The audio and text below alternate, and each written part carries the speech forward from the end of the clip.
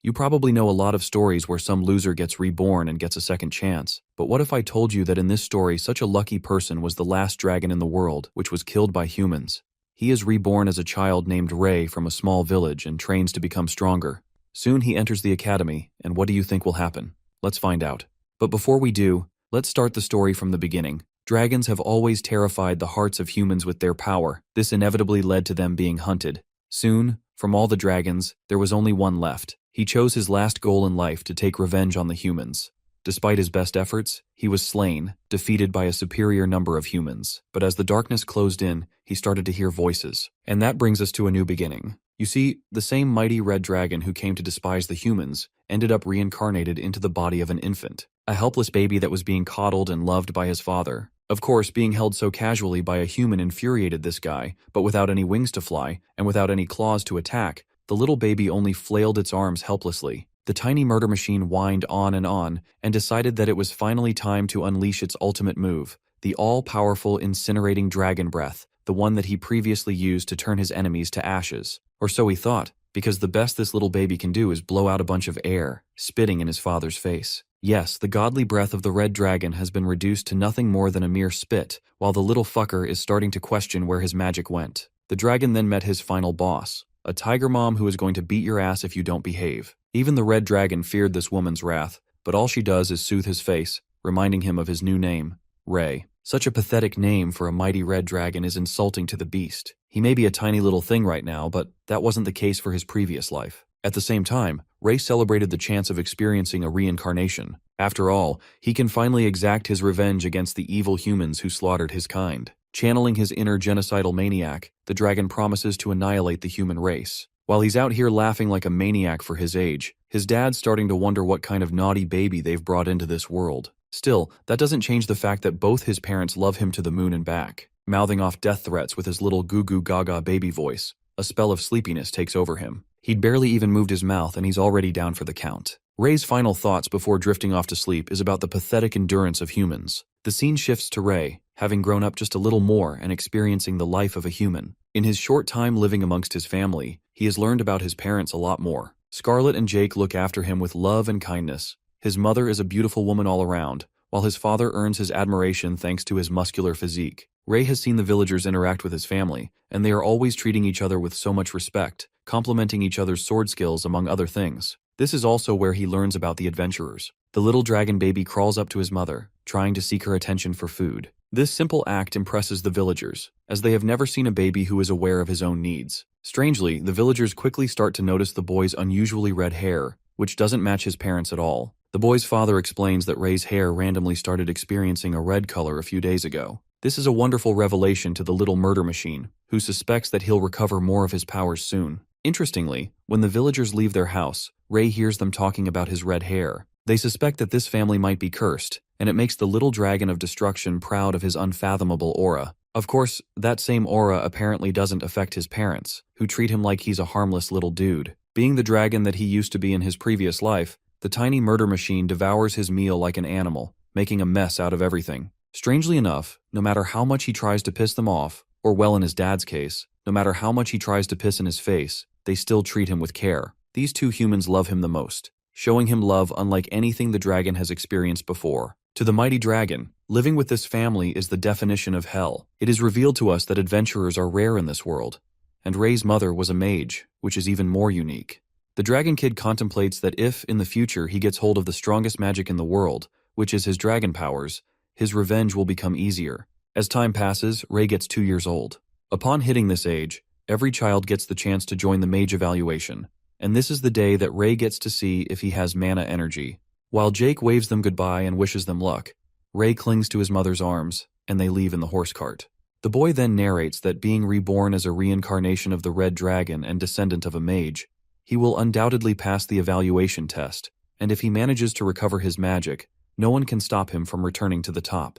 Later, they arrive in the town, and the red-haired kid stretches himself after a nap, pondering that he only has one thing to worry about, which is this weak human body. As Scarlett carries him around the bustling central marketplace, Ray observes the things happening around where the adventurers appear to be selling high-quality beast crystals.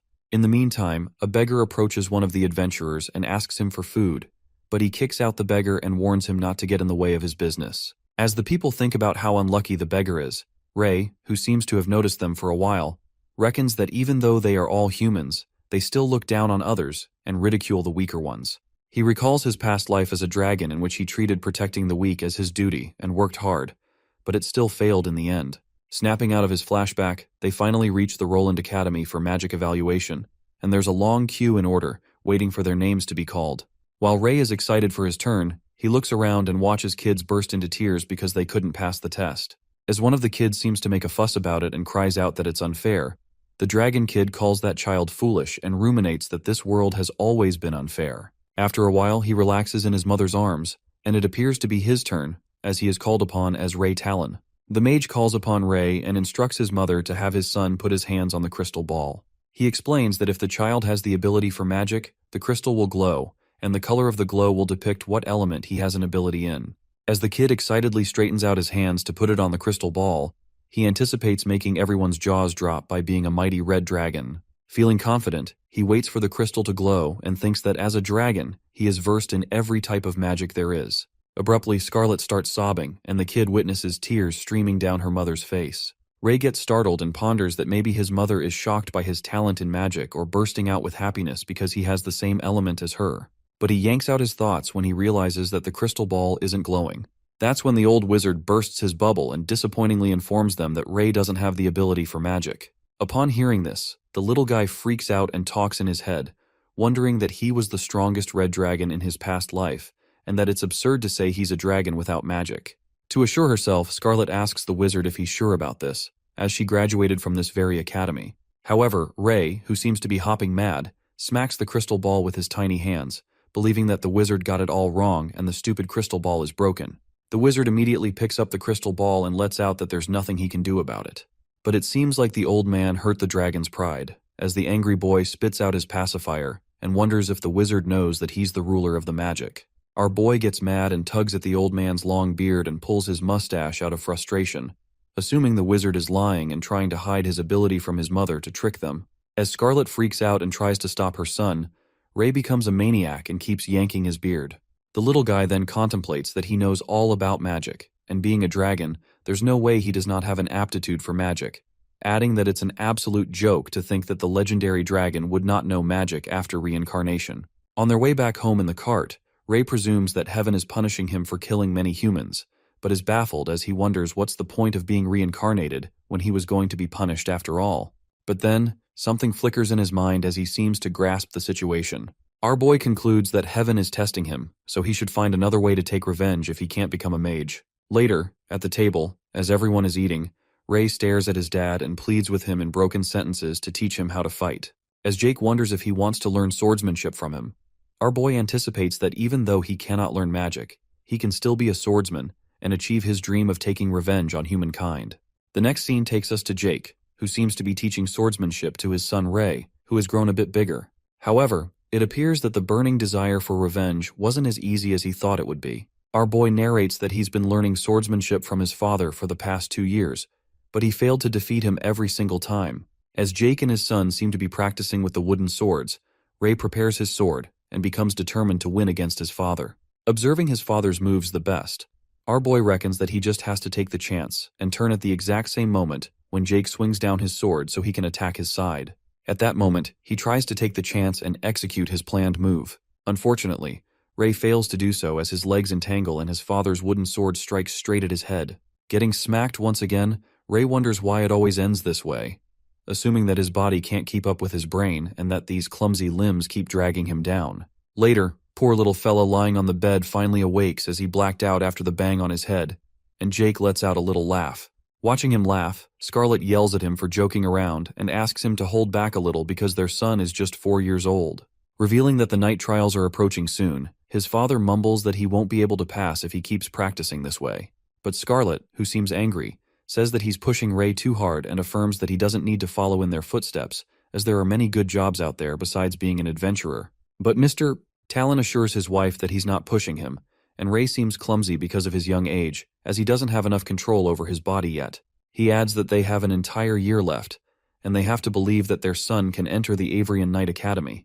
Upon hearing this, our boy reckons he still has a year left till the night trials and doubts whether he can do it. Speculating that he's a reincarnation of a red dragon so he wouldn't be as weak as a human, Ray gets high-spirited and assures his parents that he can do it, uttering that he will be the strongest person anyone has ever seen. To take their practice to the next level, Jake gives his son a present, and it turns out to be a real sword from which they will practice from now on.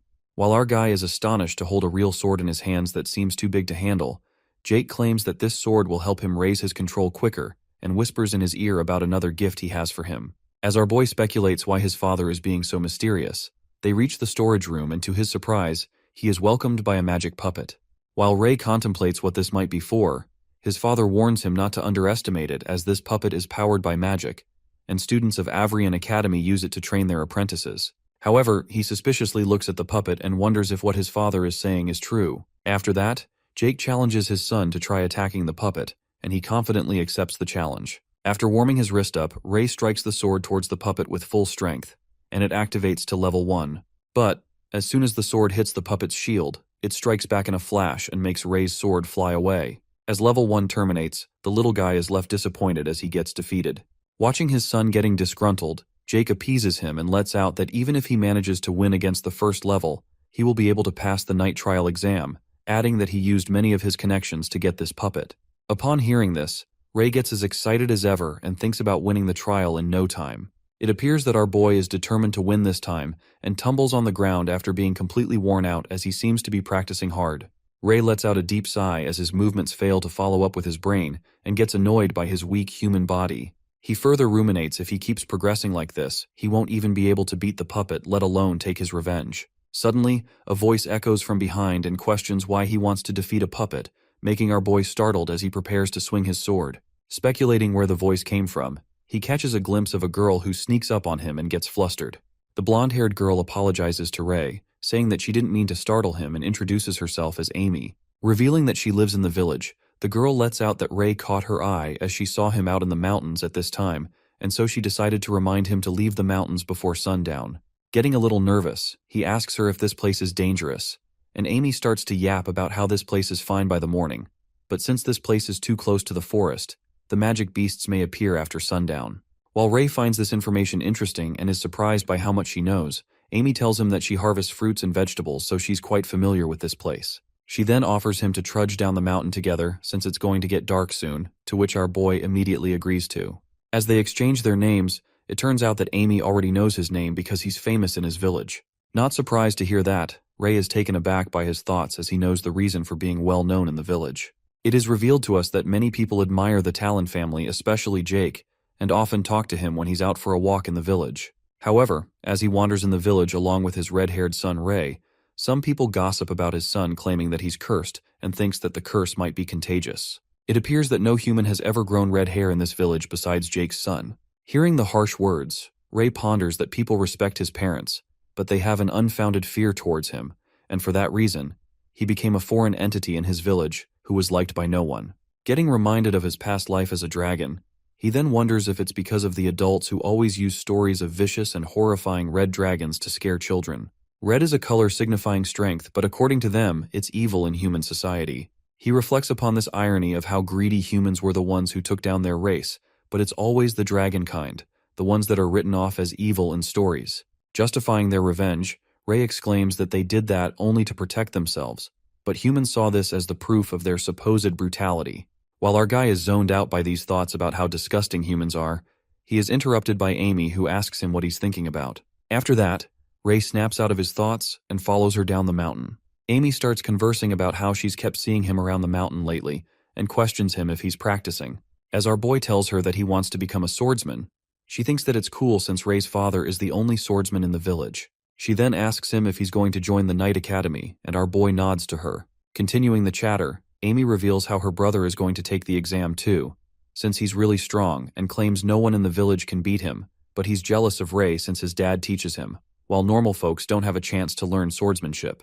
As Ray asks her if she has a brother, the blonde-haired girl gets excited and implores him if he wants to be friends with her brother, so then they will be able to practice with each other. At that moment, they both get interrupted by the sound of footsteps, and it turns out it's Gary, Amy's brother, who rudely orders our red-haired boy to leave his sister alone. Seeing her brother, Amy blocks Ray's side in a protective way and justifies to her brother that he hasn't done anything to her. Gary steps forwards and interrogates his sister about being together with the red-haired boy, and further reminds her that he's cursed and it's contagious. He then touches her hair to make sure her hair hasn't turned red due to the curse. While she gets annoyed by her brother's rude behavior, two boys who are with Gary walk towards Ray and humiliate him for walking with Amy, calling him shameless. The two of them bully the red-haired guy and mock him by saying that his parents would have a hard time raising a cursing child like him. They warn Ray to move away from the village with his family, mumbling that they're common people, so they don't want to be involved with the curse. One of them adds that these high and mighty adventures have no reason to sympathize with the lowly civilians. As soon as they utter these words, Ray clenches his fist out of anger and lands a powerful punch in the bully's face. Done being silent, he aims to punch Gary, but one of his punks comes forward and takes the hit. But with his punch being so forceful, he also blows Gary away. While our boy makes it clear that he just wants to beat the one who insulted his parents, Gary calls him out as Ray Talon, asserting that he knows both his parents are adventurers and his father is a swordsman. Assuming that he was trained, Gary challenges him to a fight and informs him that he won't be using weapons as he doesn't want to kill him. As both of them throw away their swords, Ray lets out that he can attack all at once because it doesn't give a shit. Their fight continues as they both strike punches at each other. However, it emerges that our boy sustains severe injuries due to his weak human body, and flings away as Gary whacks a final blow at him, smashing him on the ground. The poor fella collapses on the ground as he bleeds, and Gary asks him if he has admitted defeat. But it seems like Ray hasn't given up yet as he somehow gets back up. Meanwhile, Gary makes some colorful remarks about him, blabbering that he's disappointed because Ray's father, a great swordsman, trained him, but he still seems useless. The bully flatters himself, asserting that his father is a regular merchant. But still, he's a good swordsman. To make him low-spirited, the callous boy utters that he should give up on being a swordsman and do something he's good at. Listening to this, the piercing words echo in Ray's mind, and he hopelessly lies on the ground. Getting back to their home, Amy scolds her rude brother, saying that he overreacted. But Gary justifies his act by saying that Ray deserved it and warns his sister to stay away from that boy in the future, as many fear the cursed red-haired boy. He clarifies that Ray's parents are adventurers and their parents are ordinary people. Upon hearing this, Amy yells angrily and tells him to get his own food, muttering that she hates him. As his sister storms away furiously, Gary witnesses something on his hand. He looks at the indent and speculates that if he hadn't had his protective gear, his arm would have broken on the very first blow, and Ray would have won the fight. In the next scene, it is revealed to us that Ray returns home with wounds and scars all across his face, with his clothes all covered in mud. His mom, who was busy cooking dinner, turns towards him. She questions his late arrival and notices her injured and exhausted son, and one look was enough to let her know that he got into a fight. The boy assures his mother that he just got hurt during his practice, but she knew he was lying and ponders if the kids bullied him. However, our stubborn boy denies it while Scarlet inspects the wounds. Ray has always been the one to act strong, and it appears that he was doing the same here as he claims that he's a man now. Meanwhile, Jake hears his son's wise words and appreciates him for working hard on practice. As it's almost dinner time, our boy yet once again decides to practice, and as his parents try to stop him, he manages to convince them by informing them it won't take long. In the storage room, we see Ray activating the puppet to level 1, and he easily dodges the attacks since he's already used to the way this puppet attacks. As he looks for an opening, he positions his sword, and as soon as he strikes, the sword gets stuck in the wooden pillar, startling Ray. The sword cracks as he tries to pull it out, and while he is busy with it, the puppet smacks him from behind and the poor boy screams in pain. The next day, Ray walks up to the mountain and his eyes land on Amy as he spots her standing at a distance. She looks embarrassed and greets Ray when our boy asks her if she was waiting for him. Meanwhile, she apologizes to him on behalf of her brother.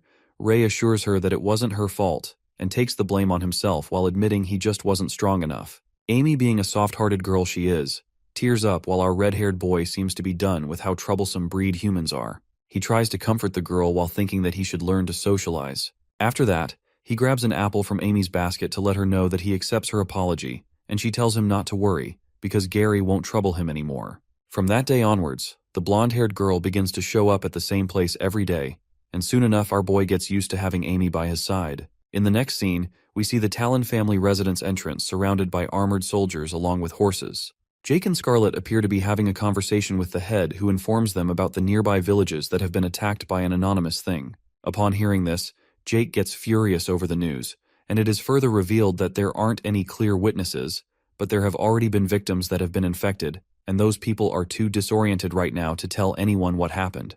For that reason, the head decides to reach out to the adventurers. Scarlet, who seems to be worried, is a bit confused about those things appearing where humans do because they don't usually do that. She finds the situation abnormal and insists on going along with her husband.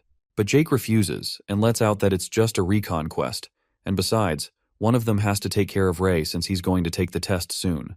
While Scarlet doesn't seem satisfied, Jake comforts her by letting her know that he will be back before she knows it. She finally understands and instructs her husband to be careful. In the next scene, Ray appears to be panting as he tries to catch breath while practicing. He still isn't convinced with his moves as he is unable to coordinate his human body well. He looks behind and the sight of Amy, who seems to be reading a book, makes his heart rate increase. As soon as he realizes it, he smacks himself in the face to snap out of it. After that, he walks towards the blonde-haired girl and informs her to stop here today since it's almost time to go home. Meanwhile, Amy, who was so invested in her book, doesn't realize how late it got and they both trudge down the mountain. On the way, Ray questions her if she gets bullied in the village because of him since people always say that he's cursed because of his red hair. Listening to this, the girl tells him all about what her friends said about Ray and lets out that it's their problem if they think like that, because according to her opinion, she thinks red hair looks cool rather than scary. She then calls out his name and acknowledges him as a special person regardless of his red hair and finishes off by telling him to be himself. The last sentence makes him realize something, and he gets a flashback of what Gary said to him about doing something he's good at. He smiles after realizing it and excitedly thanks Amy before waving her goodbye. As soon as he gets home, he goes to the storage room and activates the puppet to level 1. He positions himself as he places his hands on the wooden floor while he holds the sword in his mouth. Being himself, our boy starts moving like that. He's more agile and moves with all his limbs, making his movements quicker. After spotting an opening, he strikes the sword with full strength, and just like that, he passes level 1. He gets so pumped on his success, but he decides to test his limits, although he'd be able to pass the Knight Academy exam since he's passed level 1 and activates level 2. It seems to be early in the morning where we see Jake getting ready to leave for the quest. Ray, who just woke up, watches his dad getting ready to leave and wonders where he is going. His dad apologizes to him and informs him that he will be leaving the home for a while, but he will be back home by the time he takes the test. Jake advises his son to practice on the puppet as much as he can while he's not around. He brightly smiles towards Ray and believes that he can beat the puppet. As the red-haired boy was about to let his dad know about his little victory, the people who are waiting for Jake outside his house call him out to leave for the mission. As he leaves, Jake tells his wife to take care of herself and lets her know that he will miss her. Meanwhile, Ray stands there and smiles as he ponders that it's all right since he just defeated a puppet and it's not a big deal. He decides to surprise Pops with a big shock once he comes back home and leaves to practice on the mountains. On his way, he wonders how Jake is going to react when he sees him win. He thinks it will be interesting to see his dad's reaction, and realizes that it is all thanks to the tip Amy gave him that he found a way to solve his issues. While our boy seems excited and feels grateful, he notices that he's becoming more like a human. Ray reminds himself that humans are terrible, but his parents and Amy are exceptions, so he won't take revenge on them. As he continues climbing up the mountain, he wonders if Amy is not coming today. But then he comes to realize that he's being so impatient for her. He pretends not to care and assures himself that now no one can disturb his training. Our guy reminds himself that he's a mighty red dragon, so he can't let himself be corroded by his human emotions. In the next scene, it appears that Ray has fallen asleep and is snoring when he suddenly opens his eyes. Ray wakes up realizing that it's late and he's going to get nagged if he doesn't get home soon. While running down the mountain, he presumes that he hasn't thanked Amy and decides to thank her tomorrow. Upon returning to the village, as it was already getting dark, he witnesses people gathered around and discussing about searching up in the west. It turns out to be Gary and Amy's father who interrogates the blacksmith who claims to have seen the kids. The blacksmith reveals that those 4 kids came to buy new weapons in his shop this morning, and he heard the blonde-haired boy telling the others that they were going to the forest to hunt magic beasts. While Amy and Gary's parents are left in absolute fright as they are scared to lose their kids, the mother of the other 2 kids, Bob and Cale, grabs the blacksmith by his clothes and blames him for letting the kids go to the forest on their own. Freaked out, the poor guy tries to calm down the lady and explains that he didn't know they were going to go into the forest for real. After that, the father of the 2 blonde-haired kids instructs the blacksmith to call the guards to search together with them since it's too dangerous in the forest at night. While the old guy does what he's ordered to do, the red-haired boy who was walking to his house wonders about Gary's little gang that went missing. He thinks that it's karma that they got what's coming for them. He wonders if they got killed by the magic beasts, so it would be less of a chore for him, and remains unbothered until he remembers Amy. Trying hard not to think about the girl, Ray tries to shrug it off while he recalls how she treated him pretty decently, and he doesn't want to take revenge on her, but she has a foolish brother. On the other hand, the people collect torches and materials to leave for the forest. As our boy decides to walk away, as he ponders how short human lifespans are, and it's just a matter of time before they get killed. But at that moment, a glimpse of Amy appears in his mind. He reminds himself that he has his own path to walk on, and wonders what's this feeling that's making him rethink his decision. Without another thought, he turns around and believes that Amy is innocent, and he still hasn't thanked her for defeating the puppet yet. The scene switches to the forest, where we see two of the magic beasts bruised badly, whereas Kaylee and Bob are lying unconscious on the grass. Gary tries to protect his sister from the magic beast as she sobs out of fear. He instructs Amy not to move and prepares to fight the beast with the sword in his hand. Ray runs towards the forest, and as he sniffs, he recognizes the smell of blood. Just as he thought that Amy was in danger, he finds a dead young demonic wolf and inspects the incision from a blade on its stomach, which was still warm. As this gives him an idea that they are nearby, he gets confused because the footsteps and markings around there are all mixed up. Baffled, he thinks of which he should go, and that's when he hears a scream. It seems to be Amy's scream. Fighting the beast, Gary is thrown onto a tree by an adult demonic wolf and falls on the ground. Meanwhile, the demonic wolf approaches to attack Amy, who covers her head and closes her eyes, hoping someone would come to help. Just then, she hears the sound of a blade striking and opens her eyes only to witness Ray fighting the wolf and hitting the sword in the wolf's mouth. While he checks on Amy to see if she's all right, but Gary and the others are not in good condition. At that moment, the girl alerts Ray to watch out, but it gets too late, therefore the wolf scratches his arm. Witnessing the boy getting hurt, Amy gets terrified as she yells out his name, but Ray assures her that he's all right and won't die that easily. With that, he decides to lure the wolf away from Amy and jumps onto a tree branch. But he immediately falls off as the wolf bites the tree branch. Worried, our boy thinks that this body is far too weak and he won't be able to hold up with an adult wolf. It appears that Ray is struggling to fight the adult wolf on his own, and realizes that his speed is nothing and he can't lure him away at all. In the past, the demonic wolf was nothing for him, but now he can't even manage to injure it. He threatens the demon wolf that these humans belong to him and he isn't allowed to touch them. Our boy gets ready for the attack since he can't hold on much longer and aims for the wolf's weakness. Ray holds the sword with his mouth, and with full strength he strikes the sword, wounding on its eye, but he still gets disappointed in himself for doing less damage. He then wonders about his past, and how he would have been able to tear it apart with a single blow, but now he has to rely on a human weapon. The demonic wolf attacks yet once again, and this time our dragon boy waits and looks for an opening. He strikes the sword and manages to cut one of its legs off, and the wolf crashes to the ground. Just when Ray diverts his attention to Amy, the wolf attacks out of nowhere, and our boy dodges the sneak attack. Holding the sword with his mouth once again, he strikes the wolf with all he's got, and finally kills it off. Eventually, he collapses on the ground, and just before getting unconscious, a screen appears and notifies him that he has a new ability unlocked, and he has obtained an intermediate-grade beast crystal. Gravely injured, he wonders what this useless information is written on the screen, and looks over at the siblings, who are lying unconscious, pondering that he has to save them, or else their blood is going to attract more magic beasts. Trembling with pain, he walks towards them and carries Gary on his shoulders and Amy in his arms. When Gary catches a glimpse of the red-haired boy carrying him and passes out, our boy presumes that he can only save 2 people as it is his limit, leaving the 2 kids, Bob and Kale, who lie unconscious in the middle of the forest, and reckons that he did everything he could, but the rest is out of his control. Panting heavily, he walks out of the dark forest. While the villagers hold fire torches and weapons to look for the kids who went into the forest, they spot them coming out. As they quickly inform the kids' parents, one of the villagers recognizes that it's the red-haired boy from Talon's family. Ray, whose blood keeps dripping along the way, immediately asks the villagers to help Gary and Amy, who are blacked out at the moment, and tells them that they might need healing. As our boy collapses on the ground, the villagers start muttering about the red-haired boy who came out of the forest with 2 other kids. They speculate why the kids went inside the forest at night, as it is filled with magic beasts. As they continue gossiping, a mother runs towards them and freaks out when she witnesses 2 of her kids, Bob and Kale, are missing.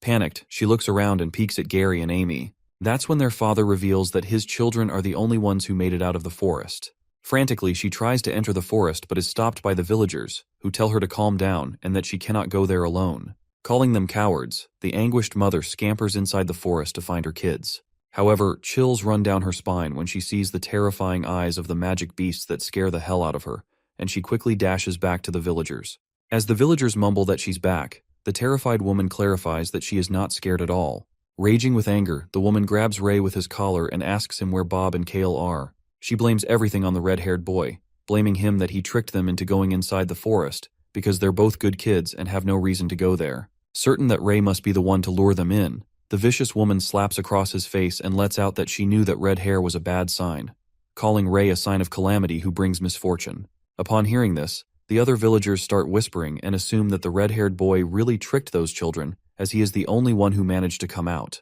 As the villagers blame Ray for all this, they force the poor kid to speak up and start asking where he led their children. The mother, who seems to be hopping mad, keeps smacking Ray across his face and asks him why he only brought Gary and Amy back with him and where her children are. Barely having the energy to say something, our poor boy informs her that her kids are in the forest. Calling him a cold-blooded monster, the woman throws him away and mumbles they are just children, so how could he leave them there to die? Saying she won't forgive Ray for what he did, the mother pleads with other villagers to go with her inside the forest, but they refuse by making excuses and mutters that their children are waiting at home. Meanwhile, our boy, who seems to be in bad shape, contemplates if they have forgotten that he's a child too, or if these people don't consider him a human just because of his red hair, adding that these vicious humans think that he's not a child but a monster. As the woman snatches the fire torch from one of them, she moves toward Ray and says that she will never forgive him, concluding that this red-haired monster should die. Watching these humans, Ray ponders that these people are more terrifying than any beast could ever be, and they are the true monsters. His life flashes before him as the woman raises the fire torch to kill him, but our guy puts on a gentle smile and reckons that he's going to die by a fire torch, thinking that it's humiliating being a red dragon. Contemplating his last moments, the woman strikes the torch at Ray. However, at that moment, someone leaps in front of him. It turns out to be Gary, who halts the attack with his protective gear. Witnessing the blonde-haired guy save Ray, the villagers assert that he must have gone mad for saving the monsters, as it managed to charm Gary too. As they shout to kill the monster who the blonde boy shields, Gary gives them a deadly stare and says that they are the ones who've gone mad and want to kill him just based on assumptions. Protecting the red-haired guy, Gary stands guard in front of him and warns the villagers not to touch him, as Ray is his savior. After that horrible incident, our boy has a nightmare about the woman who blames him for everything and smacks him, calling him a star of calamity. He also gets reminded of his past as the mages leap toward him to kill him, asking him to sacrifice his life. As he dreams of the humans who want him dead, Ray wakes up out of fear and looks at his mother. While he peeks at her mother, who holds his hand and cries for him in her sleep, our boy ponders how humans are beautiful, yet cruel. As soon as he sits up, Scarlet wakes up and bursts in happiness after seeing Ray waking up. Wondering if it's a dream, his mother grasps him in a hug and feels grateful, as she thought Ray would never wake up again. As she hugs him tightly, Ray screams in pain, and Scarlet lets out that he is still in pain, adding that it serves him right for acting rashly. Curious, our boy asks her how long he has been asleep, to which his mother reveals that he has been sleeping for an entire week. Scarlet cries out of joy, saying she doesn't know how she would have explained things to his father if he hadn't woken up. Upon hearing this, Ray questions her about the people in the forest, and his mother informs him that the two children he saved are lightly wounded but fine. However, Bob and Kale are both still missing, and she assumes that they were killed by the beasts.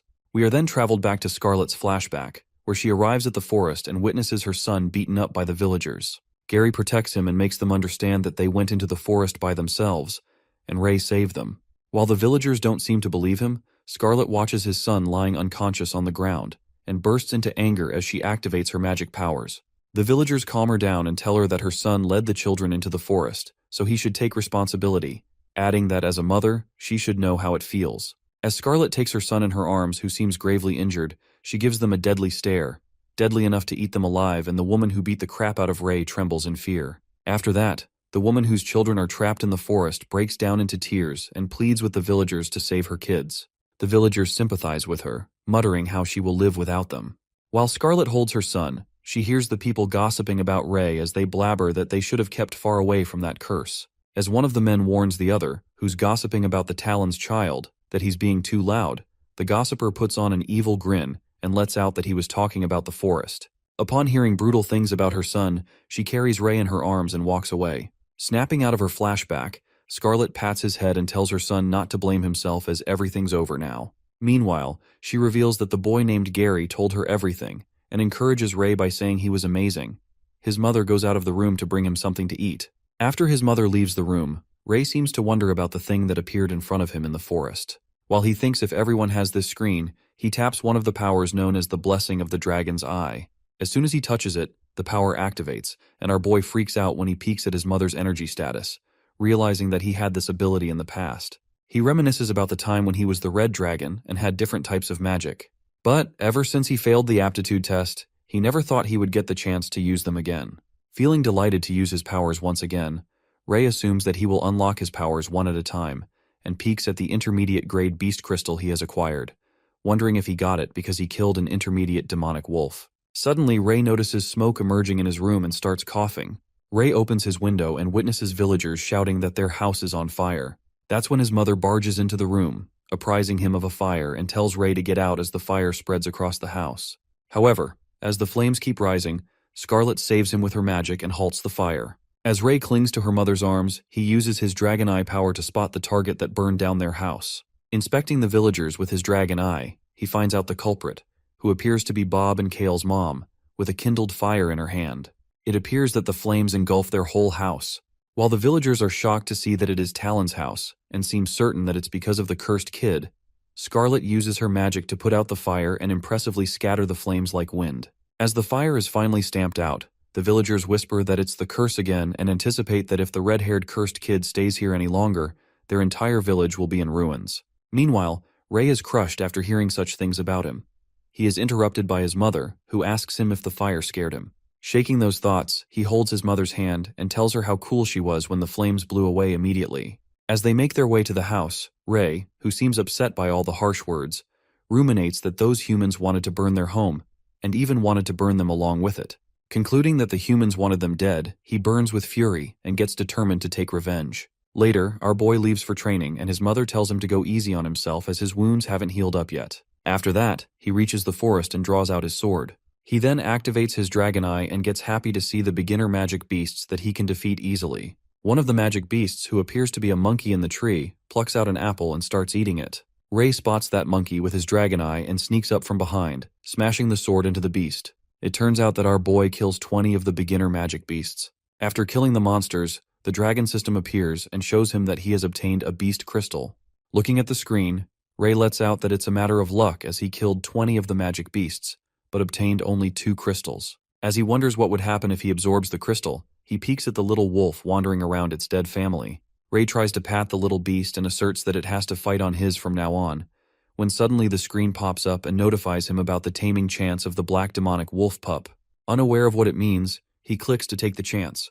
He gets excited after seeing that it worked, and the black wolf pup has been tamed. However, our boy freaks out when he gets to know that the tamed magic beast goes inside his body. Shocked, he asks the dragon system if there are no side effects and he can summon it. While Ray annoyingly looks at the little dragon and lets out that he's going to kill him if it doesn't work, the dreadful dragon system nods its head. At that moment, he unlocks another skill, but he decides to stall it later as he has another business to do. He searches for the 2 lost kids with his dragon eye ability and finds them as he locates them above a hill. He reaches the place which somewhat looks like a cave and witnesses plenty of dead bodies and skulls lying around. Ray then spots 2 dead bodies similar to Bob and Kale, and it appears that the beasts have ripped out their organs, devoured them completely. Not leaving anything on their body but clothes and bones, our guy takes their clothes off as a mark of identity and puts them in a basket. Later at night, Scarlet keeps nagging Ray for not pushing the training much since he hasn't healed it. Telling her to stop being such a nag, his mother lets out that he's being rebellious and goes on scolding him as he also got his clothes dirty. While Ray informs her that he will be practicing tomorrow, Scarlet seems to be done with him and reveals that his dad is coming home in a couple of days so he can train with him. As our guy jumps out of happiness and gets impatient to show Pops his training results, his mother roars with anger, instructing him to put on his blanket properly and go to sleep. Frightening the life out of him, he gets to know that instinctual fear from the human bloodline is real. After that, at midnight, Ray opens his eyes and lies awake. He goes into the storage room and picks up the bucket of clothes he fetched from the forest and another bucket full of blood. On the other hand, someone knocks at Bob and Kale's house, and the mother descends down the stairs, wondering who it could be at such a time. As she opens the door, hoping to see her children and calls out their names to see if they have returned. However, her eyes land on something lying in front of the house, and she recognizes at once that it's her son Kale's clothes. The woman picks up the clothes and notices footprints that seem to be taking her somewhere. To find her kids, she follows the footsteps and shouts that she's coming to get them. However, the footprints lead her deep into the forest. Realizing that it's too dark, she holds her lantern and decides not to go any further in the forest. That's when she spots her son Bob's clothes hanging on the tree and calls out their names as she runs to find them. Panicked, as the woman comes near the tree where Ray seems to be hiding, he lets go of the rope, and a bucket full of blood drops right onto her. Drenched in blood, the woman shouts madly and asks who did this. That's when our guy jumps off the tree and reveals himself. Uttering that she knew it would be the cursed red-haired monster, the mother bursts into anger and asks him to give her children back, calling him the bringer of misfortune. Standing in the forest, they are surrounded by the dangerous magic beasts. While Ray stands in the dark, unaffected by the monsters, he steps back, and the woman is snared by the forest beasts. As he keeps stepping back with a deadly serious expression on his face, he watches the women getting annihilated by the beasts as the blood splatters all over the place. The next day, in the town, the people gossip about the curse being real and decide not to get on the bad side of the Talon family. Ray, with his training sword, appears from behind and stares murderously at the villagers as they gossip. Scared for their lives, the villagers try their best to act nice and greet him with a good morning, telling him that he works hard at training. While the villagers take a sigh of relief as he leaves, our boy speculates that there are new rumors about him, and this time, he likes them. Upon reaching home, Ray notices many horses outside his house and gets pumped up, thinking that his father is home. However, as he enters the house, he witnesses his mother crying. Thinking that something has happened to his father, he runs to her and asks his mother what's wrong. Sobbing, Scarlet informs Ray that his dad is sick but will recover soon. Watching his father gravely ill, he activates his dragon eye and reckons that he has never seen any living being have such a high status, even when he was a dragon. Suddenly, Jake tries to speak something and mumbles that the shadows will kill everyone. That's when the mages reveal that Jake was inflicted with a plague of shadows and was attacked by a shadow beast while trying to protect a villager during their quest. Upon hearing this, our boy presumes that he has seen anything like that before. He is left baffled as he wonders when these beasts appeared and what happened to the world after he died as a red dragon. While his mother thanks the mages for bringing Jake back home, the mage apologizes as they couldn't protect him. Ray peeks at the dragon system and reckons that maybe he will be able to help his father with a spell. After that, Ray thinks about one of the high-tier spells he used to know which had the ability to dispel all forms of curses and black magic. But he's unaware of how to unlock that spell again, and wonders if he were to unlock that spell as a reward for killing magic beasts, then it would most probably be a high-ranked magic beast. He learns the fact that he's weak right now and can't take on a magic beast. The red-haired boy then turns towards his mother and questions her if he joins the Avrian Knight Academy, will he be able to get stronger. Scarlet, who seems to be crying, lets him know that this is the place where his father studied in the past, so he will become a strong warrior just like him. Upon hearing this, our boy gets all enthusiastic and decides to ace the test and become a student of Avrian Academy to find a way to save Jake. His mother with a heavy heart hugs him and confesses that she believes in him, so he can do this. In the next scene, we see what appears to be a church where we see the people wearing hooded cloaks who seem to be priests. Among the priests, the Master Elder informs others that the prophecy has been foretold and a great change will befall this world. While the others wonder what change could it be, the prophecy turns out to be about Ray, as Master Elder wonders whether the boy will bring redemption or calamity. The future is yet to be determined. Just after that, the Elder orders to notify the knights to find the boy as soon as possible, so that if he brings redemption, they shall lead his way, but if he brings calamity, they should destroy him. The next scene takes us to the examination day of Avrian Knight Academy, where everyone is excitedly lined up as they look forward to seeing the knights. As the knights arrive, everyone cheers on them, and they see Knight Delbert, who is very charming, and people are gossiping about how he's just as the rumors said. The girls go crazy over him and find him handsome as they only get to see the knights once a year and it's on the examination day. With more cheers and applause, the knights reach the place where the competition will take place, and Winford introduces himself as the Knight of Avrian Academy and welcomes the kids. After introducing the well-known Sir Delbert and Sir Bernardo, Winford announces that they will act as proctors of the examination and makes it clear that if they want to join the academy, then they gotta show their best skills. After the sword puppet is placed into position, Winford orders the candidates to step up one by one. Just then, the first test begins and a kid comes up. He underestimates the wooden puppet and confidently walks up to defeat it with pure strength while his parents cheer for him. Just as he attacks the puppet, he smashes away as the puppet smacks him hard, and the boy fails the test in less than a second. The parents who were cheering for their son a few minutes ago grow hushed as they are unable to process the shock. While the second candidate gets called upon, Ray seems to be immersed in his thoughts about how Jake told him exactly how the puppet works, and he has to defeat level 1 wooden puppet. The red-haired boy looks up at the puppet, noticing how it doesn't move but the speed at which it defends and counterattacks is on par with adults. But our guy yanks out his thoughts as he is interrupted by the voices of Delbert and Winford. It turns out that he's able to hear their conversation from a far distance, which is probably because of obtaining more beast crystals that his senses are becoming sharper. The knights seem to be chattering about how it is a waste of time to come here, but they have to follow the orders of the Elder. Knight Delbers utters his opinion that the knight should come from noble blood, as he doesn't understand why they're wasting time on these filthy commoners. Listening to this, Winford, who seems like a nicer guy than Delbert, thinks that he's being harsh and has said a bit too much. Delbert, who is already fed up, gets more disheartened when there is not a single successful candidate after several rounds. Just then, Gary shows up and passes the examination test as he flashes a smile to everyone. As Sir Bernardo announces his success, the villagers begin to gossip about how he has potential in him. Meanwhile, Ray gets embarrassed on Gary's behalf, thinking, what the hell is he doing? Our boy becomes the center of attention as he's the next candidate to step up on the stage. Winford and Delbert both divert their attention towards Ray, knowing that he's the child their elder was talking about. On the other hand, the villagers start to gossip about how he's the cursed child and think what happened to Jake is because of his curse. They think that his hair is red as blood and it's terrifying to them. The villagers continue to blabber, muttering that Ray is a monster who can only bring misfortune and can't become a knight, and think it's a joke. But our guy doesn't seem to give a shit about it and takes his hood off as he moves up to the stage. At that moment, Bernardo informs the candidate to be prepared as the test starts in a minute. That's when Delbert approaches Bernardo and confesses that he doesn't believe in prophecies, as according to him, if the prophecies are true, then the red hair would be able to pass the test at any cost. To test that boy, the knight activates the level 3 of the puppet while Bernardo objects. With a whirl, the puppet starts moving with a lightning speed and moves towards Ray. To alert Ray, Bernardo and Winford yell at him to move out the way or he can get killed, but before he could say anything more, in a flash, Ray slashes the puppet's head off with his sword. As it happens, a deafening silence takes over the place while the wooden puppet head falls on the ground, making the knight's jaw drop. While Bernardo seems to be stunned to speak, Winford proudly tells him to announce the results.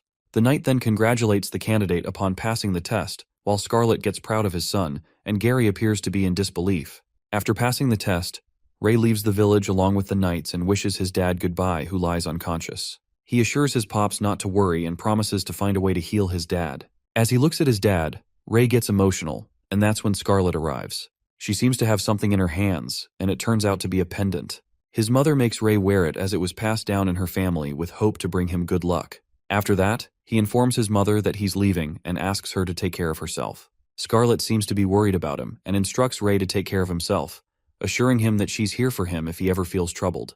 Our boy reassures his mother and declares that he's a man now. Just then he leaves while Scarlet sheds tears. As he arrives at the place, he is asked to be seated in the cart with the other boy waiting for him inside. Wondering who it might be, our guy realizes that it's Gary. Looking at each other, they both look embarrassed, while Ray ponders if they are the only ones to pass, and it's extremely awkward between them as they depart.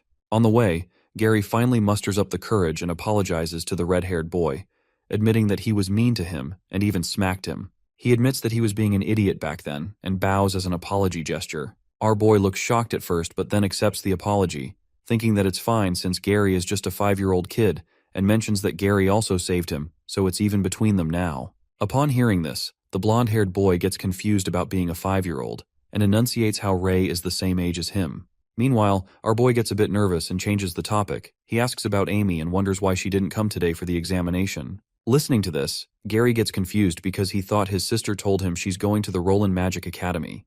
It seems that Ray hears this name for the first time and wonders why Amy didn't tell him that she had the aptitude for magic. While they're on their way to the Knight Academy, suddenly they hear one of the knights shout to stop the cart, and it halts. Both of them peek outside from the curtains and witness dense fog, wondering what's going on. Winford calls out that they're the knights from the Avrian Academy and orders them to tell them who they are at once. A girl emerges from the fog who appears to be in bad condition, and she calls out for help, introducing herself as Anne Woodwork, an adventurer from the Traceless Guild. While Bernardo asks her the matter, the girl collapses in his arms. To their surprise, she informs the knight that her team was attacked by shadow beasts. Upon hearing this, Bernardo gets baffled and wonders why the shadow beasts would appear here when they didn't even come across a single magic beast on their way here. While Delbert, being overconfident, thinks it's probably because they know how strong they are, Winford informs the girl that they're heading to Rennie, so if that's on the way, they can take her. As Anne thanks the knight and agrees with him, Gary wonders why they're headed to Rennie instead of the Knight Academy. Delbert, standing there, hears him and responds to the blonde-haired guy not to be stupid because there's no use sending kids to the front line. Meanwhile, they both get baffled as they wonder what he meant by the front line. Knight Delbert explains that the Avrian Knight Academy is placed at the border, so it may be attacked at any moment. That's when Winford interrupts that they need to train for a decade in Rennie until they grasp the basics of battle before continuing their studies in the Avrian Knight Academy. Upon listening to the word decade, Ray is left speechless and ponders that for a dragon it's a very short time, but not for a human, and wonders if Pops can wait for such a long time. On the other hand, Gary seems to be anxious about the huntress being the only survivor, and Ray's father being attacked by the shadow beasts too. He thinks that even the knights were shocked to hear that it was done by shadow beasts and wonders what will they do if they encounter them. Just then, they hear a crack sound, which makes our boy alert, while Winford announces everyone to be prepared because something big is approaching their way. It turns out to be Drop Bear King, the one that became a shadow beast too. As all the three knights prepare for the battle, the Drop Bear shadow beast approaches them from behind the bushes. While the shadow beast is about to attack Knight Bernardo, who can't seem to dodge the attack in time, Ray shows up at the right time and kills the beast, saving the knight. Bernardo then instructs the kids to protect themselves, while Winford wonders why the Drop Bear King isn't moving and is bothered because he thinks it's waiting for something. Meanwhile, Gary is struggling to fight the shadow beasts and gets scratched by one of them, and that's when the Dragon Boy saves him by slashing his sword on the beast's back and warns the blonde-haired boy to be careful since these drop bears are much stronger than the demonic beasts. As the Drop Bear King roars, the voice reverberates and the effect is so powerful that the knight flies away while the others struggle to stand firm on their feet. Witnessing this sight, Gary wonders what that thing is, but Ray seems to have an idea that the monster over there is far too strong for them to fight with. The knight speculates that the Drop Bear King is standing in one place and not attacking them. Suddenly, that big shadow beast points toward Winford and begins to speak, uttering that they will never defeat the shadows and that the shadows will take control over the entire continent. While the other knights fighting the monsters are startled by the talking beast, the shadow monster asserts that he is destined to fail and that those around him are destined to die. Upon hearing this, Ray is left flabbergasted, and the knights are utterly baffled as they seem to understand what the monster was trying to warn them about, assuming that it's threatening them. In the meantime, the giant shadow monster rumbles and leaps into the air, escaping away. Concluding that the monster left, Winford lets out that they should be grateful as the shadow beast didn't choose to fight. Otherwise, they wouldn't be able to leave this place in one piece. As Ray's dragon system appears as he obtains a crystal, our boy is lost in the thought of the shadow beast as he feels like it was talking to him. After that, Winford appreciates Ray and Gary for how they reacted to the situation and anticipates that they will become good knights. At that moment, Ray asks the knight if beasts usually talk like that, to which Winford responds that shadow beasts have never appeared on the border till now, and it's the first time he has encountered a monster that could talk. Peeking at the red-haired boy's cold expression, the knight ponders that Ray seems so calm, as someone his age wouldn't react like this at all. While they are talking, we see Delbert giving the red-haired boy a deadly stare as he seems disgusted by him. Later, as they arrive at Rennie Town on horses, they are welcomed by a troop of guards. As there seem to be more guards posted than usual, Winford gets concerned and interrogates one of the guards, asking him why more guards are posted. While the huntress thanks the knights for escorting her all the way, the guard reveals to Winford that the Allure Kingdom has issued an amber alert. Every town and city is now under heavy surveillance. Listening to this, the knight presumes that things have gotten severe as the kingdom has issued an amber alert, and this continent is on the verge of crisis. Then, he looks over at Ray and ponders if he will be the child of prophecy who will save them all. Meanwhile, our boy, who seems to be with Gary, thinks about his father and believes that he will certainly become a knight. He adds that everything has just begun, and Pops has to wait for him till he becomes a knight. We are then taken 10 years later to Rennie Town. As the class seems to be going on at the academy, the professor questions the students about what the command over another ability is called when most knights don't know how to use magic.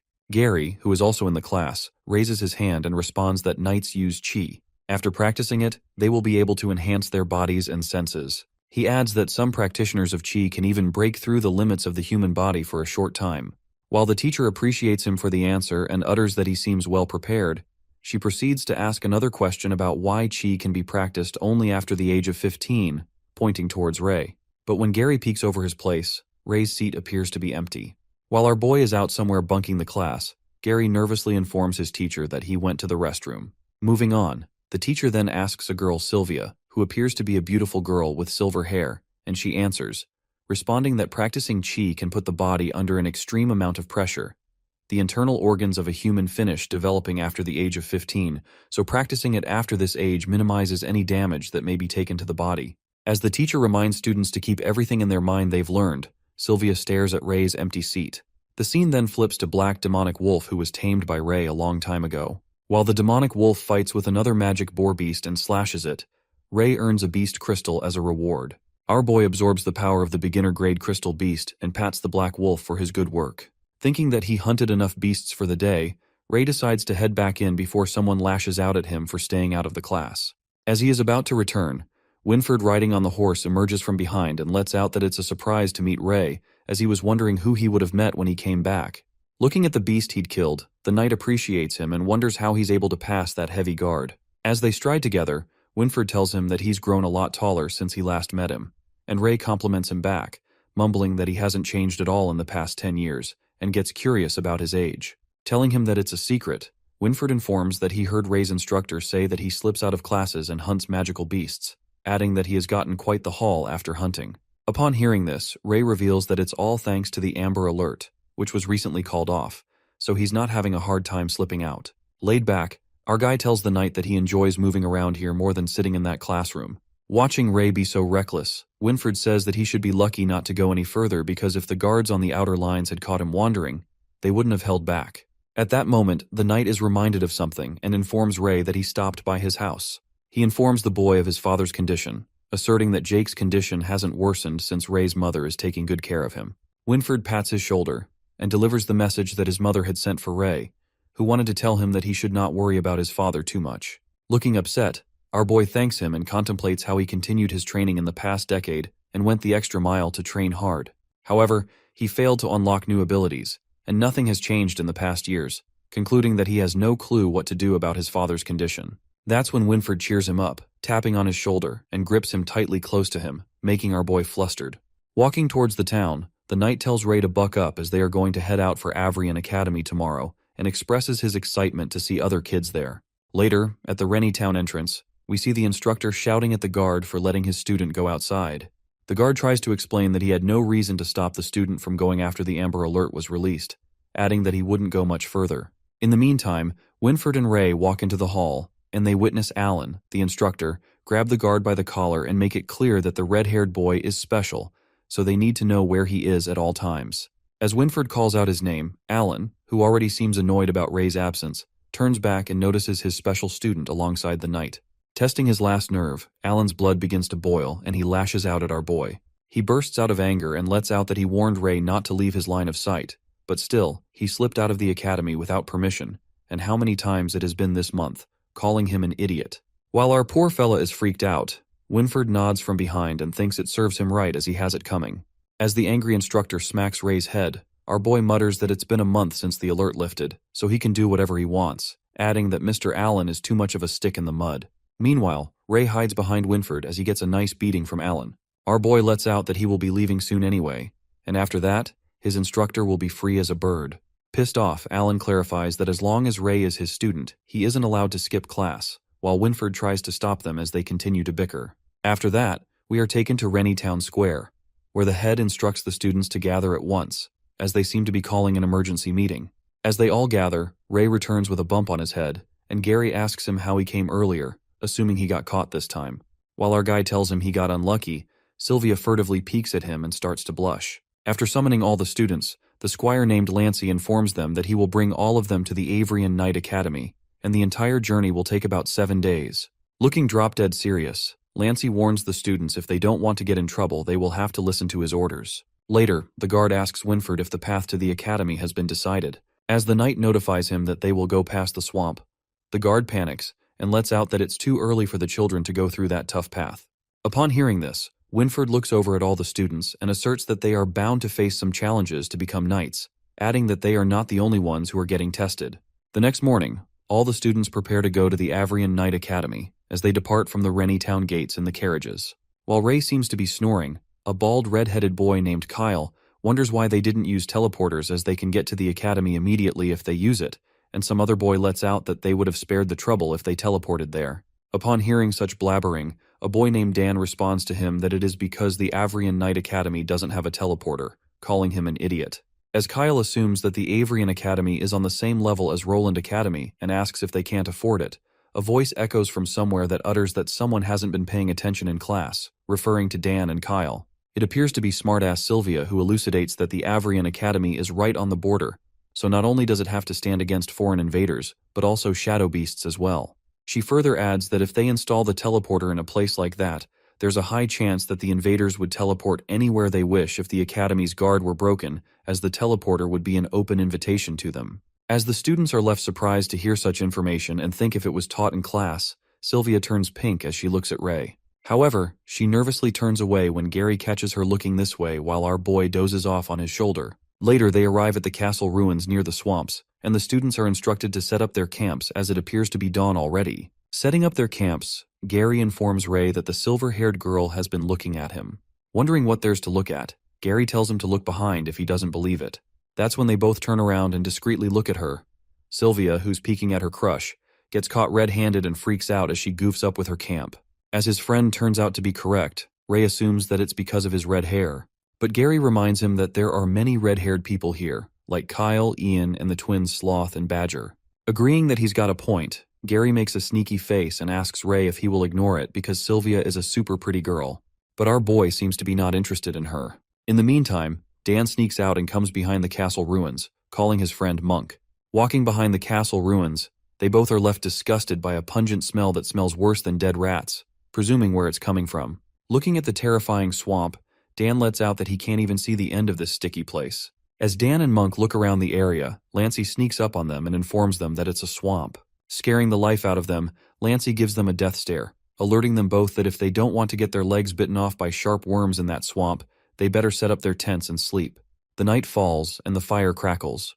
Ray sneaks out of the castle without the guards noticing and wonders that he did some scouting during the dinner time, concluding that he can slip away without having to deal with the guards. As Ray is about to leave, someone grabs his hand. It turns out to be Sylvia, who asks him where he is headed at this time of night. Telling her the truth, our boy responds that he's going to hunt magical beasts. Concerned, Sylvia utters if he has gone mad and reminds him that this isn't around Rennie anymore. She continues to warn him that he can even encounter an intermediate rank beast, adding that the knights won't even have time to save him. Jerking her hand away, Ray tells her that he's going to be fine, and he can deal with the intermediate rank beast as it's not a problem for him. Watching him act this way, Sylvia gets sad and he leaves for hunting. The next day the sun rises. The knights wake everyone up as they jerk the curtain away, calling them lazy bones. Announcing whoever wakes up last will be punished. Gary wakes up and freaks out when he sees Ray lying with his red eyes wide open. Scaring the hell out of him, Gary asks him if he didn't sleep the whole night. Our boy, who just lied down after an entire night, assures him that he slept well. Mumbling that he's not dumb, Gary realizes that he didn't sleep the whole night and heads outside as he doesn't want to be punished in front of all the people. Meanwhile, Ray looks at this dragon system with a smile and reckons that if he keeps hunting at this rate, he can get to the maximum amount of beginner beast crystals by the time they reach Avrian Knight Academy, and after that, he will be able to absorb the intermediate ones. Later, they continue their journey towards the academy, and all the carriages follow the knights who seem to be leading the way. As they pass through what looks like an eerie forest, Winford stops as he senses something ahead. Sensing danger, Winford nods to Lancey to leave the area, as now the students will face a challenge on their own. Suddenly, something starts popping out of the ground, making the carriages out of balance. While Gary wonders that it's too quiet outside and Ray nods off, the horse screams as it is attacked by something. It emerges that the sharp worms have halted their way as they barge into the carriage. While the sneak attack of the worms frightens the life out of some of them, Gary and Ray prepare for the battle as they pull out their swords and start slashing the monsters. As the worm creeps towards to attack a girl, Gary leaps in front of her and rips the monster with his sword. Witnessing so much blood pouring out of the worms, some of them tremble with fear. While Gary speculates that sharp worms appear in swarms, so there's going to be more of them, he instructs others to not let their guard down and get off the cart. As the other students join in to help him, Gary commands them to fight in an open area and to make a team of 3, staying back to back so that there aren't any holes in the defenses. Meanwhile, Kyle, who seems supercharged to kill the worms, Ray presumes that they are getting a little too excited and activates his dragon eye. Watching all of them immersed in the fight, our boy reckons that all the sharp worms are beginner-rank magical beasts, so he has nothing to worry about. As he thinks, his eyes land on the top of the cliff, where he notices the 6 knights who left the group earlier. Our boy, who seems to be going to sleep in the carriage, is spotted by Dan, who asks him where he's going and tells him not to break the formation. Letting out a big fat yawn, Ray says that those are beginner-rank monsters, so they won't need his help, and with him gone, the numbers will be just right. While the knights observe the students from above the cliff, they assume that Ray is scared of the monsters, and he will only get a red belt. The other knight points at Gary, who seems to be doing pretty well, and explains that he attacks with no hesitation and kills with a single swing, adding that he consciously controls his body so that he moves a little without wasting any moment. Anticipating that Gary will get a white belt, Winfred points at Sylvia and concludes that she doesn't attack proactively, but is extraordinarily observant. As the other knight compliments that her stance is perfect, Sylvia impressively dodges a sharp worm and slashes it with her sword. Observing her moves, Winfred lets out that she's steady, and once she finds an opening, it's over for the enemy. Lancey, who seems impressed by Sylvia's attacks, says that even her clothes are spotless. That's when something explodes from underground, and it appears to be a giant sharp bug that has emerged from the ground. All the students are terrified of the colossal worm and assume that they have merged to become a big one. Trembling in fear, the worm leans toward one of the kids, who goes weak and trips to the ground. As the worm is about to attack him, Ian, the red-haired guy, leaps in front of him and rips the worm's tentacles with his strong muscles. In the meantime, Ian tears apart the monster out of anger as he shouts that no one is allowed to hurt his comrades. While the twins, Sloth and Badger, join him and slash through the giant worms like pros, Kyle, who seems to be counting how many worms he has killed, pierces through the monster with his sword, concluding that he has killed 45 in total. The knights, noticing them from above, are left surprised as they do not need to do anything to help them. The red-haired kids seem to have done a pretty good job of killing the monster except Ray, and they almost seem to be done. After the red-haired kids are done killing the worm, Ian asks his teammate if he's okay, and they are all relieved that the monsters are finally dead. Keenly observing the students, Winfred speculates that Ian is not only physically strong, but also knows how to care for his teammates, and he's a gem. On the other hand, there's Ray, who's dozing off on the carriage and doesn't care about anything. After that, they all get inside the carriage, and Gary asks Ray why he didn't join them in the battle. He informs him that it's dangerous here, and if anything happened, no one would have been able to save him. Stretching himself, our guy tells him he was too sleepy and the knights were watching over them anyway.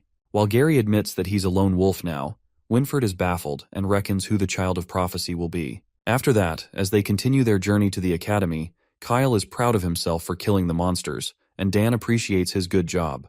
Assuming that they will become actual knights before they know it, Dan dreams of getting a white belt if they are lucky. Shocked, Gary, who doesn't seem to know what a white belt is, asks him about it. That's when Dan reveals that all the knights are ranked differently, and the ones following them are the White Tassel Protectors, who are high-ranked knights. He adds that these knights have gotten white belts at one point, which means that their skills have been recognized through tests and trials. Dan then discloses that there are green and black belts that symbolize different skills.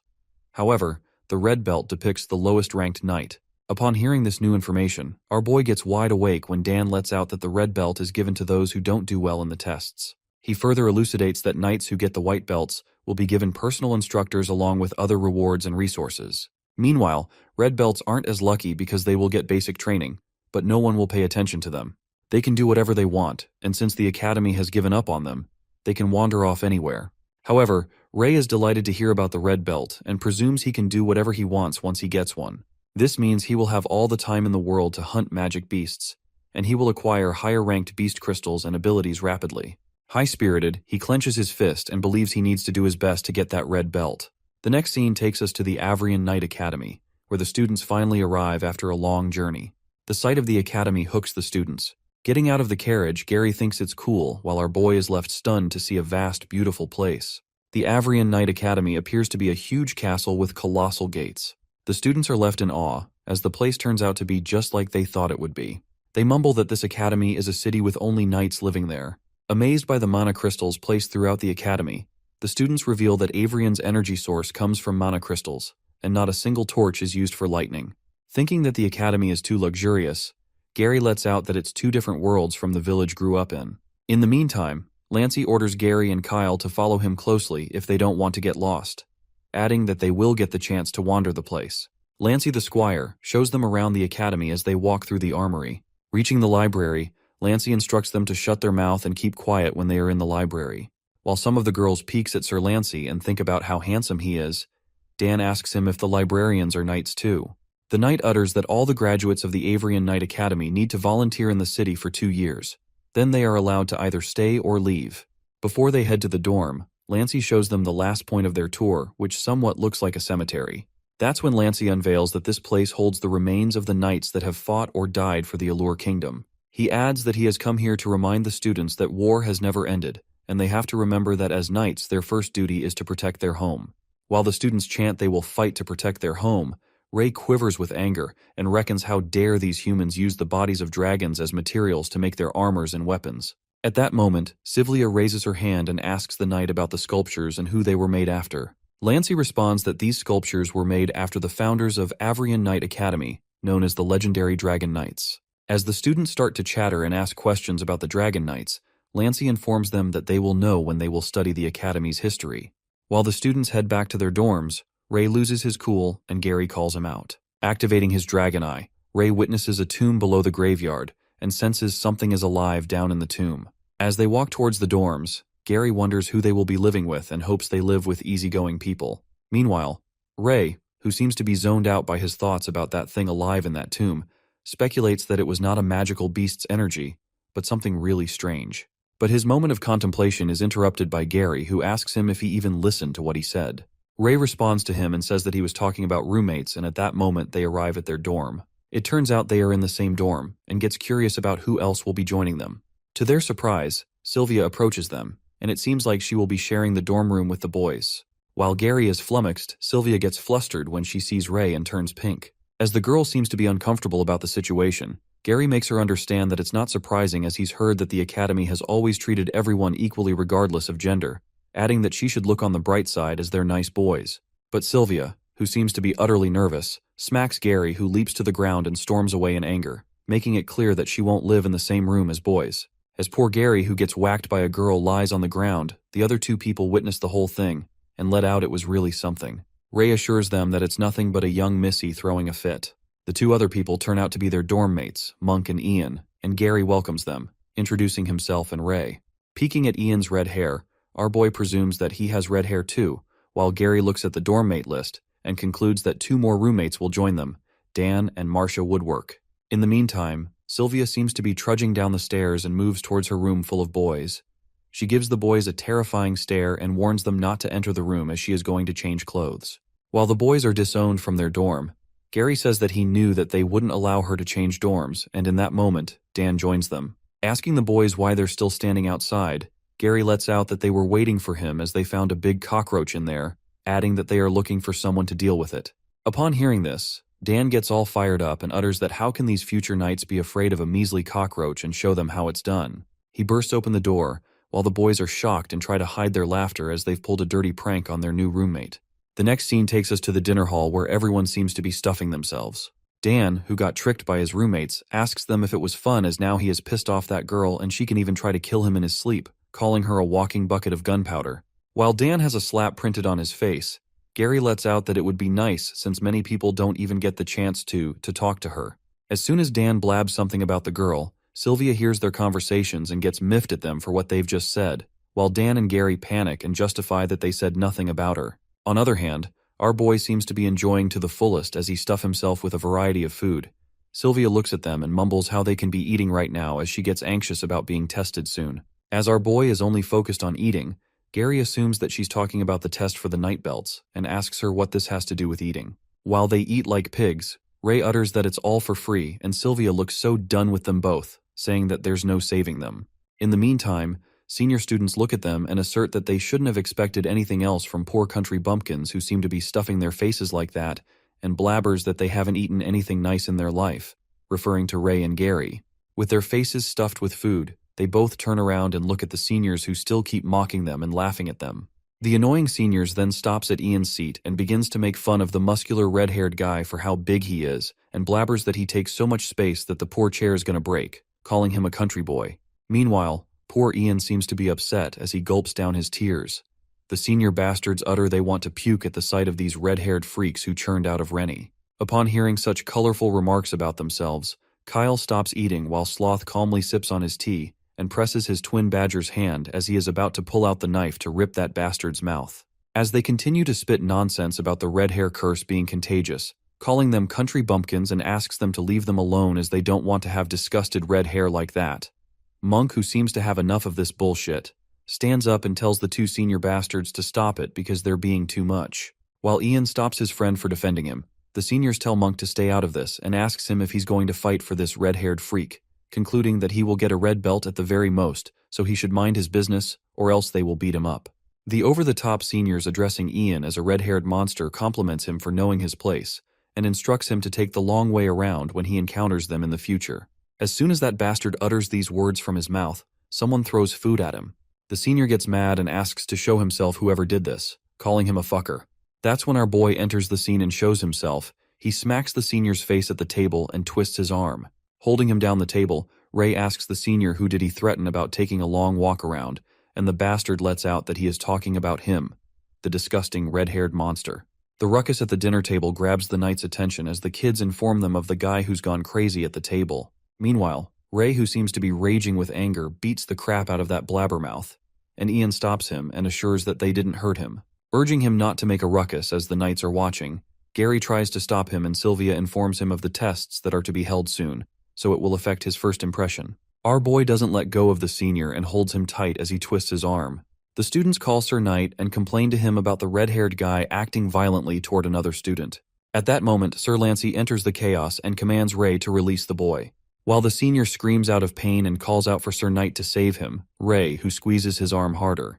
As Lancey again commands Ray Talon to stop, our guy confesses to Ian that this is something he learned growing up, that when someone wants to take advantage of him or treats him like shit, it's important to show them the consequences of their actions. It seems like Ray has broken his arm, and the students are left in shock at the scary sight of the red-haired guy. Finally releasing the boy, our boy points at the senior and tells Ian that people only learn when they teach them a lesson. On the other hand, Lancey, their supervisor, glances furiously and asks Ray why he didn't listen to his orders. With a sneaky smirk, our guy apologizes to him and responds that he thought out of all people his teacher would understand what it would be like to hear problems that only he wants to hear, just like him. Without a flinch, Ray holds Gary's hand and says to continue eating because they don't want their appetite to be affected by those pieces of trash. Meanwhile, Knight Lancey is pissed off at Ray's bold move. The whispers begin to initiate about the seniors starting the fight first, and adds that they've always been bullying people, so it was about time that they got humbled and got their butt handed to those red-haired fellows. After that, the three commanders arrive at the academy, and the students assume they are preparing for the test. Winford commands everyone to keep quiet as he welcomes the head of their academy, the 6 elders. The 6 heads of the academy emerge in the hall, wearing cloaks and hiding their faces with masks. Watching the heads, the students start to get nervous and wonder if this test is that much of a big deal as they've heard of the 6 elders watching the test before. As Ray witnesses the 6 elders as their footsteps rumble, he ponders if these 6 people are way too strong, just like the humans who killed him and his dragon kind. While he snaps out of it, Winford continues to elucidate that these 6 elders as witnesses will be testing their new knights-to-be, and according to the test results, they will be given belts of different color that showcases their abilities. He adds that if the students don't do well, they will get a red belt, which means more like they've failed in a sense. But Winford encourages the students with a pleasant smile and urges them that even if they get a red belt, they will still have a chance to stand where he stands today. Stirring up their spirits, Winford utters that every single one of them standing has shown their talent from the day they were picked at the age of 5. He motivates them not to give up as their future training will help them hone the talents they have. Our boy peeks at Winford and ruminates that he's encouraging and positive as ever, and gets a little anxious as he thinks how would he react when he sees him get the red belt. Later, Winford finishes up his speech and leaves the rest to Lancey. While Lancey assures him that he will do his best in the duties, he looks over at Ray and gives him a deathly glare.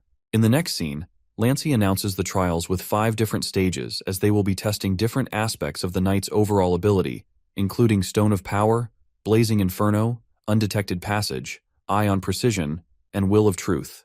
In the first stage, the Stone of Power, Lancey explains to the students that they just need to push the big rock, and once it reaches the goal position, they will be done with this stage. Everyone has 2 chances, and if they fail their first try, they can use the pair of magic gloves on their second try. It will increase their strength and aid in passing this stage, although using it will also affect their evaluation, so they have to keep that in mind. Gary whispers to Ray that the test looks pretty easy, and the red-haired boy thinks it's a piece of cake for him. But our boy mumbles that he thinks someone doesn't want him to pass the test, which leaves Gary to wonder what he means. At that moment, Lancey makes an announcement just before the test begins, asserting that as the proctor of this test, he rejects Ray Talon's participation. Meanwhile, Ray doesn't seem to be affected by this and confidently crosses his hands over his chest.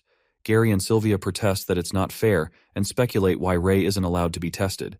Just then, Lancey lets everyone know that it's just to warn all the knights-to-be that they must follow any orders given to them by their superiors. He adds that if anyone objects to his decision, they can report this to his superiors, and if they tell him to retract it, then he will agree without any objections. After that, He calls out the first student to be tested, and Gary whispers to Ray about being on Lancey's bad side, while Sylvia advises him to report this to higher-ups because he can't treat him like that.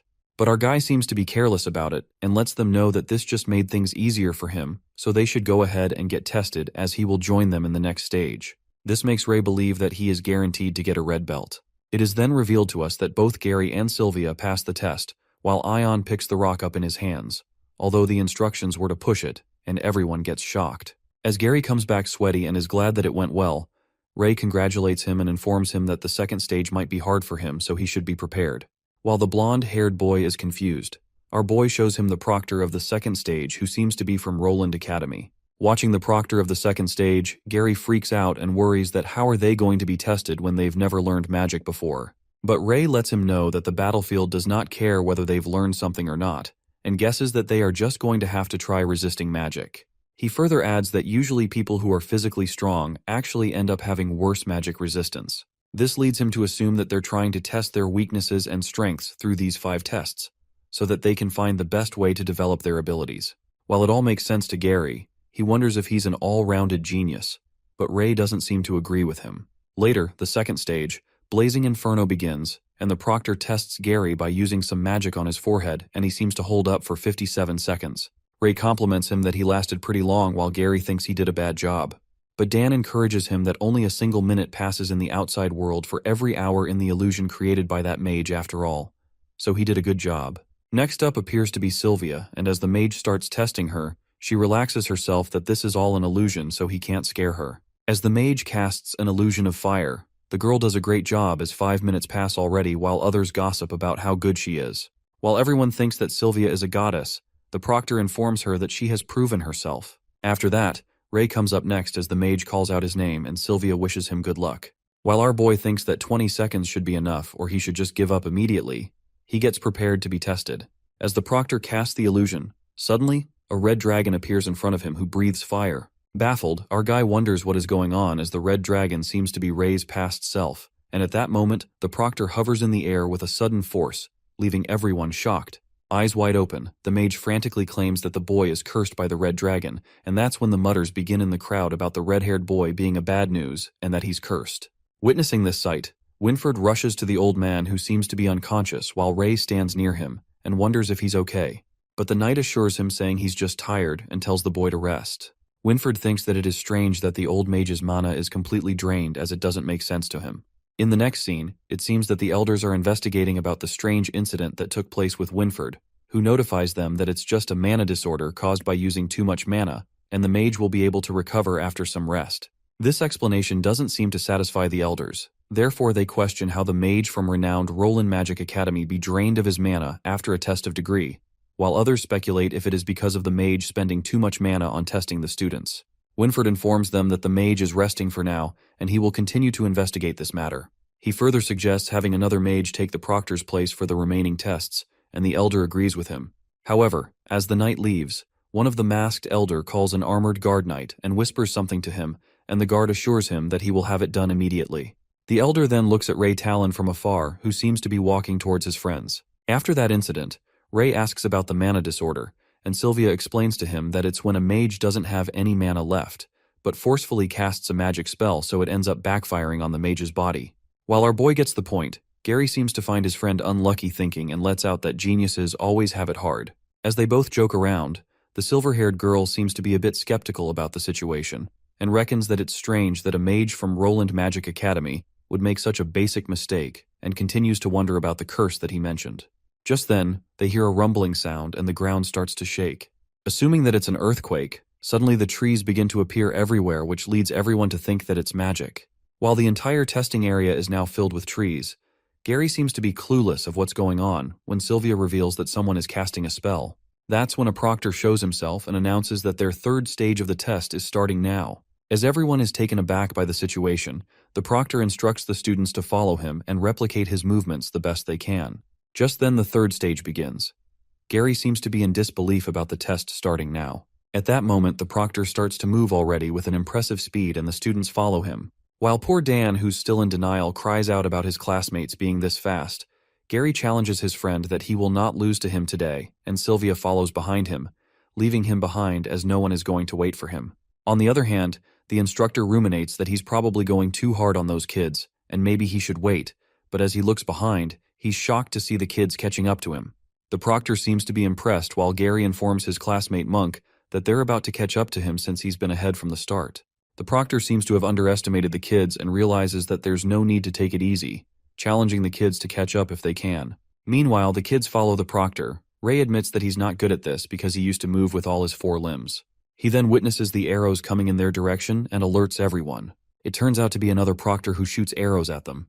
The girl proctor lets out that the 3rd stage proctor didn't have to hold back that much since there are too many kids, but he assures her that kids are pretty good and she'll see. The girl proctor then orders the kids to keep following him, or else they lose him, reminding everyone to grab a bow. As they all wonder about the bow, they come to realize that they're being tested for the 4th stage as well. While Gary wonders if they're testing them on the accuracy with their bow, Sylvia agrees with him, and they all move ahead. The proctor of the 4th stage announces that the targets have been set up in the forest ahead, and they will pass after hitting 3 targets under her interference. That's when the 4th stage, Eyes of Precision, commences, and our guy thinks he's fine with getting a red belt, but he doesn't want to come in last either. Therefore, he decides to show off a little as he activates his dragon eye. As soon as he activates it, in a flash, an arrow with magic moves towards Gary's direction and Ray immediately senses it, pushing his friend out the way. Ray realizes that he can't dodge the attack in time, but luckily another arrow hits the one that was attacking them. Our boy senses danger and ponders that this arrow is too strong for a single test, as it was a close shot. Just then, one of their classmates, Marcia, saves them and questions them if they're okay, while Gary thanks her and compliments her that she's good. Marcia mumbles that she is glad that she was close to them, or else she isn't quite sure if she could have done it. After that, Ray senses more arrows coming and warns everyone to be careful. All of them dodge the attack. Meanwhile, our boy grasps the situation and senses that something isn't right, because the arrows that came at them were enveloped in chi and are completely different from the arrows the proctor has shot at them. He realizes that someone wants to kill them, or maybe wants to kill him only. Suddenly, another arrow is shot in the student's direction, but Ray watches it and aims his arrow to halt the attack. On the other hand, the 4th stage proctor also senses danger, while our guy, who's just about to release the arrow, breaks his bow into pieces, leaving his classmates stunned. Feeling that something isn't right, the proctor tries to follow the imposter after she releases an all-out attack, but is shocked at the speed and the fact that the imposter was able to dodge her attack without leaving behind a single trace. She wonders who in the world wants to attack their students and tosses the arrow out of the tree. The proctor then assures the students that her arrow accidentally went astray and instructs them to continue the test. Ray realizes that the proctor clearly didn't shoot the arrow and that she's just trying to reassure them.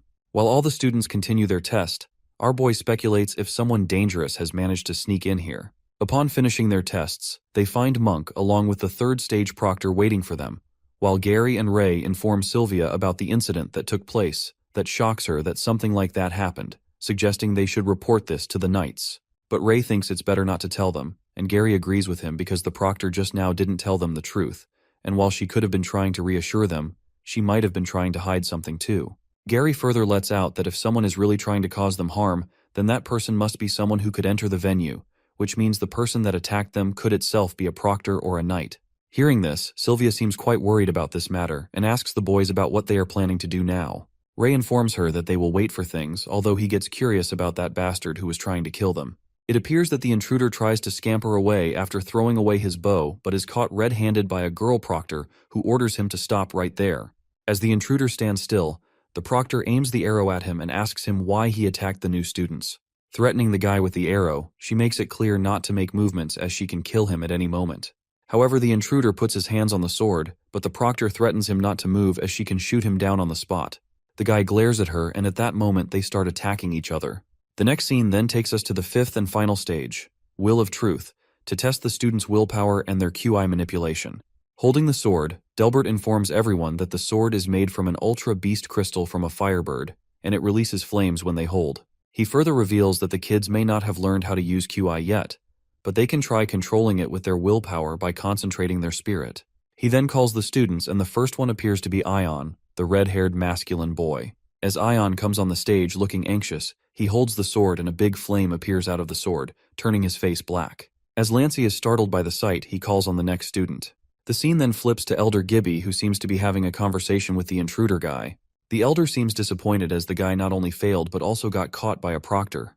While the guy apologizes, Gibby confesses that he never expected to solve this issue immediately. He then wears his mask, with which the user is able to change their appearance, and mumbles that he's glad that at least it has sent a signal to their followers that the Pureblood Guild has never disappeared. On the other hand, Gary goes up on the stage and flawlessly controls the flames as he holds the sword. Meanwhile, our boy goes on next. Sylvia asks Gary if Ray is actually strong. Listening to this, Gary thinks for a while and reveals that Ray is extremely strong. But the others don't seem to believe him since his first 4 test results were terrible. That's when the blonde-haired guy lets out that he remembers the last time he fought with Ray. He won easily, but 10 years ago, when he was attacked by an intermediate-ranked demonic wolf, Ray was the one who saved him and defeated it. While the other classmates seem to think of it as a joke since they were just 5 back then, and assume that it must have been a big wolf instead of an intermediate beast, Sylvia wonders if Ray is actually strong, and why does he hide his abilities. After that, the test is about to begin when our boy grabs the sword, and suddenly the dragon system appears, notifying him if he wants to absorb the ultra-grade beast crystal. It looks like no flame comes out of the sword, and the gossip initiates among the students as they mutter that accidents always happen with this guy. They are surprised to see that the sword is not even glowing anymore. While our boy swings the sword left and right, wondering if it's broken, Delbert is left in disbelief and snatches the sword right out his hands. Witnessing no flames coming out the sword, Delbert seems to be frightened as he cries out that this weapon is created from Ultra Beast Crystal and is a treasure of the Allure Kingdom. He grabs the red-haired boy by his collar and blames him that he did something to the sword. But Ray, who seems to be clueless about the situation, justifies what possibly he could do to the sword, since this is a weapon made from Ultra Beast Crystal. He also mentions how Delbert has been staring at him like crazy, so he wouldn't dare to do anything. As the knight rages with anger, and before he could say something, the armored knight interrupts him as he indicates to him about an urgent report. He whispers something in his ear and Delbert is flabbergasted after hearing the news. He then immediately announces that all the tests have ended, and the kids can return to their dorms now. The kids take a breath of relief, and it is mentioned to the kids to appear at dinner time as their belts will be given to them. As the students get excited about what belt they will be given, Ray hopes on getting the red belt. However, something else seems to bother him as he manages to hear the conversation between the knights about the proctor of the 4th stage being found to be killed. Furthermore, Winfred, who's present on the crime scene, is informed by the armored knights that when they found her, she was already dead. But what shocks them even more is knowing that her body is still warm, which depicts that it hasn't been very long since she was killed, which leaves him to wonder who can do such a thing. The knight then announces to inform the elders immediately. The next scene takes us to the elders' meeting room, where the armored knights inform them about the dead body. They reveal that the proctor seemed to have been killed with a single attack, which means the perpetrator must have been fairly skilled. The guard lets out that they noted something strange, which is that none of the alarms set for intruders were triggered, to which one of the elders responds that it seems like an internal case, since there have always been rumors about certain groups after all. The elder wonders if it is the Pureblood Guild or the Dark Guild, while the other think it's outrageous as the captain of the Green-Belted Knights was killed in an exam, so they should get to the bottom of this matter. Waiting for the head elder of what he thinks of their decision, the head warns them that not a word of this incident should spread outside these doors and orders the knight captains to continue investigating to find the culprit. As it is dinner time, all the students are gathered to receive their belts, and everyone gets nervous. Meanwhile, Gary and Sylvia seem to be talking to a girl named Marcia Woodwork, and the silver-haired girl gets happy to finally get a female roommate. Concerned about her surname, the blonde-haired boy asks Marshall if she happens to know Anne Woodwork, and it turns out that she's her daughter. On the other hand, Ray is immersed in his thoughts about the proctor who was killed, and assumes that it's definitely not done by someone common, but one of the higher-ups. Thinking that it could be the commanders or the elders, our guy snaps out of his thoughts when Gary interrupts him and asks him if remembers the adventurer they came across on their way to Rennie all those years ago. He goes on to tell him about the woman they met turns out to be Martha's mother, and wonders what a coincidence this is. But Ray doesn't seem to listen to anything he has said to him, which makes Gary mad at him and notices that he has been zoning out lately. Meanwhile, Sylvia reckons if he was still thinking about the person who shot the arrow, Gary pinches his cheeks as hard as he can, and that's when Ray mutters that he was thinking why that sword on the 5th test didn't respond to him. Our boy refrains from informing them that the proctor was killed, as it would only become more dangerous. While Gary pinches his cheeks, the silver-haired girl seems to find it strange and utters how unlucky Ray is. As she is about to say something about what happened to him at the 2nd test, the knight commanders arrive at the spot. Winfred announces that they are going to hand out to them their knight belts, so he orders the students to come up when their names are called. The first one to be called upon is Gary Blueblood, and as he confidently walks through the hall, the students whisper how he was the best among them all, predicting that he will get a white belt. While some say the one who did best is their goddess Miss Sylvia, and others think they both will get a white belt. While some of them root for goddess Sylvia, they conclude that they both will get white belts. However, after the consideration, Winford declares that Gary will be given a black belt. As he receives his belt, the blonde guy seems to be disappointed, and the whispers begin to circulate about him. After that, Ian and Sylvia receive white belts, and some of the students freak out as they see the red-haired guy get a white belt. As Ray Talon gets called upon, everyone seems certain that he will receive a red belt. However, to their surprise, our guy gets the black belt, which leaves him more shocked than ever. While Dan cries out because he's the only one with a red belt, as his friend Monk got a black belt and even the one who did worst got a black belt, the other student gives him a reality check and states that he can't change the results. On the other hand, our boy is confused as he gets a black belt after a low score on his tests, and he speculates if there's a conspiracy behind it. Lastly, the Knight Commander announces that from now on, they will be undertaking training from different knights, according to the color of their belts. As Gary wonders what the black belt is for, a guy who appears to be Black Belt's instructor smokes on a cigarette and holds the list of the names of his students. Peeking at the two redheads in his group, he hopes that they better not get him in trouble and calls them future Dragon Knights. The next day, at the training grounds, all the students appear to return to their dorms. However, the Black Belt Knights seem to be waiting for their instructor while Ray takes a nap, and Kyle makes a fuss about their instructor, hoping that he is at least normal. While the red-haired fella hopes for the best, their instructor sneaks up on them and asks if they are talking about him. As Kyle freaks out, the instructor, who appears to be a cool guy, smokes a cigarette and instructs his students to follow him. Meanwhile, Ray, Kyle, Gary, and Monk walk in awkward silence. Kyle asks them if the instructor has mentioned his name at all. Assuming that he didn't mention his name, Gary tells him to ask the instructor himself. Without any reluctance, Kyle enthusiastically asks the instructor how they should address him, and our boy peeks with astonishment at how straightforward he is. The instructor, walking ahead of him, waves his hand and tells his students to call him K. Upon hearing this, Ray wonders about his weird name, and Kyle assumes it is not his real name. Going on their way, they encounter Delbert, who seems to be approaching him and greets Sir K. Already being pissed at our red-haired boy, Delbert pities the Black Belt's instructor for getting two red-haired kids and mocks at Ray Talon, uttering that he must be over the moon for getting a black belt. The knight further adds if he were allowed to make decisions, he wouldn't have someone like Ray to enter in this academy in the first place. But our boy doesn't hold back and responds to Delbert, saying that it's a bummer as he isn't allowed to make the decisions. Testing his last nerve, Delbert, who seems to be hopping mad, instructs Ray to stay within his limits, reminding him that he will be keeping an eye on him. As Knight Delbert is about to smack him, Kay interrupts him with his sword and reminds him that Ray Talon is now a member of the Black Belted Knights, so it wouldn't be good if they let discrimination cause bad blood between them. While the sword holds back Delbert, he smirks and presumes that everyone will find out that their prophecy about Ray is wrong sooner or later. After that, Delbert, who seems to be pissed off, wishes him luck while the students are left baffled and start gossiping about the prophecy thing that the knight mentioned, wondering if they have ever heard about it. While Kay infuriatingly stares at Delbert as he leaves, the instructor asks the student knights to follow him and takes them to a place within the castle, informing them that this is where they will have their special training from now on. As they arrive at the chamber, it emerges to be a pitch-dark place, and the students are startled when they witness an ominous wind blowing towards them as they struggle to open their eyes. Noticing the ramshackle and the dark place, the eerie silence scares the pants off Monk and Kyle, who wonder where Sir Kay went, adding that they didn't notice him as he disappeared out of the blue. While the others panic, Ray activates his dragon eye and speculates that the instructor is gone, as he can't even find him with his dragon eye. Unable to see him, Gary asks Ray if he can see their teacher, but our boy informs him that he can't spot him at all. That's when Kay furtively creeps up on them and scares the life out of the two of them as he holds them from behind. Holding the candle, the instructor reveals that they will be training in complete darkness to improve their abilities further and polish their senses. He adds that they will train here until they become one with darkness and turn it into their sharpest weapon. Upon hearing this, Gary, who seems a little worried, asserts that he has heard that black-belted knights will be consigned for assassination missions in the future, asking Kay if it's true.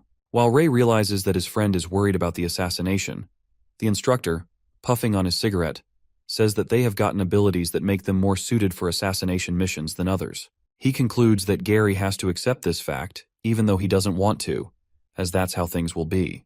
Looking disgruntled, Gary questions why they can't fight fair and square like the others. That's when the instructor steps forward and makes him understand that they were chosen because they have special qualities that others don't. He pats Gary's shoulder and lets out that if he wants to fight fair and square, he certainly could, so he doesn't have to worry. After tossing them the black belts, Kay commands them that they can fight however they'd like from today on. The next day, Ray looks at his watch, which shows his rank as 300, and he presumes that this watch depicts the current rankings. Lying down on the bed, he ruminates that, according to Sir Kay, the rankings would be renewed every day after practice. Meanwhile, students of the same grade can challenge each other at will, and if the lower-ranked students win, they will take the place of the higher-ranked students, which means the higher the rank, the more resources they will get. Our boy then gets up and asks Gary about the number of students in their grade, to which he responds that there are 300 or more students. While Ray disappointedly thinks he's close to last in the rankings, Dan glances at Gary's watch and freaks out when he finds out that he has achieved first place, saying that they were guessing who would take first place. Overjoyed, Dan feels nice about being in the same dorm room as the first and third ranked and laughs hysterically, mumbling that he can do whatever he wants. While Gary is pissed at him for flaunting others' ranks, Sylvia, the third-ranked knight, seems to be chattering with Marcia, looks over at Dan being so overly excited, and lets out that boys are foolish. After that, Ian asks Monk why he looks so happy. Monk stares at his watch as he is ranked 65th and gets low-key thrilled. High-spirited, he believes he will continue to work and tells Ian that it's nothing. 10 days later, Ray appears to be walking through the hallway and contemplates that he's so close to 100 points for beginner beast crystals, but he didn't get too much from hunting. Reaching his dorm room, he snaps out of his thoughts when he listens to someone arguing inside as the noise echoes out of the room. It turns out Monk frantically argues with Gary as he utters that he can only go up in rankings because of his special training. On the other hand, Gary quarrels with him to prove his points and tells him that he thinks training stuff is a little deceptive as it's useless to him. While Monk angrily explains that special training is not useless, instead, he's just bad at it, Gary fires back, muttering that he can keep his ranking without it anyway. Watching them argue, our boy gets confused at what's happening, and Dan lets out that he has never seen Monk so agitated. He adds that they're arguing about whether special training for the black belts is helpful and asks Ray what training they guys did.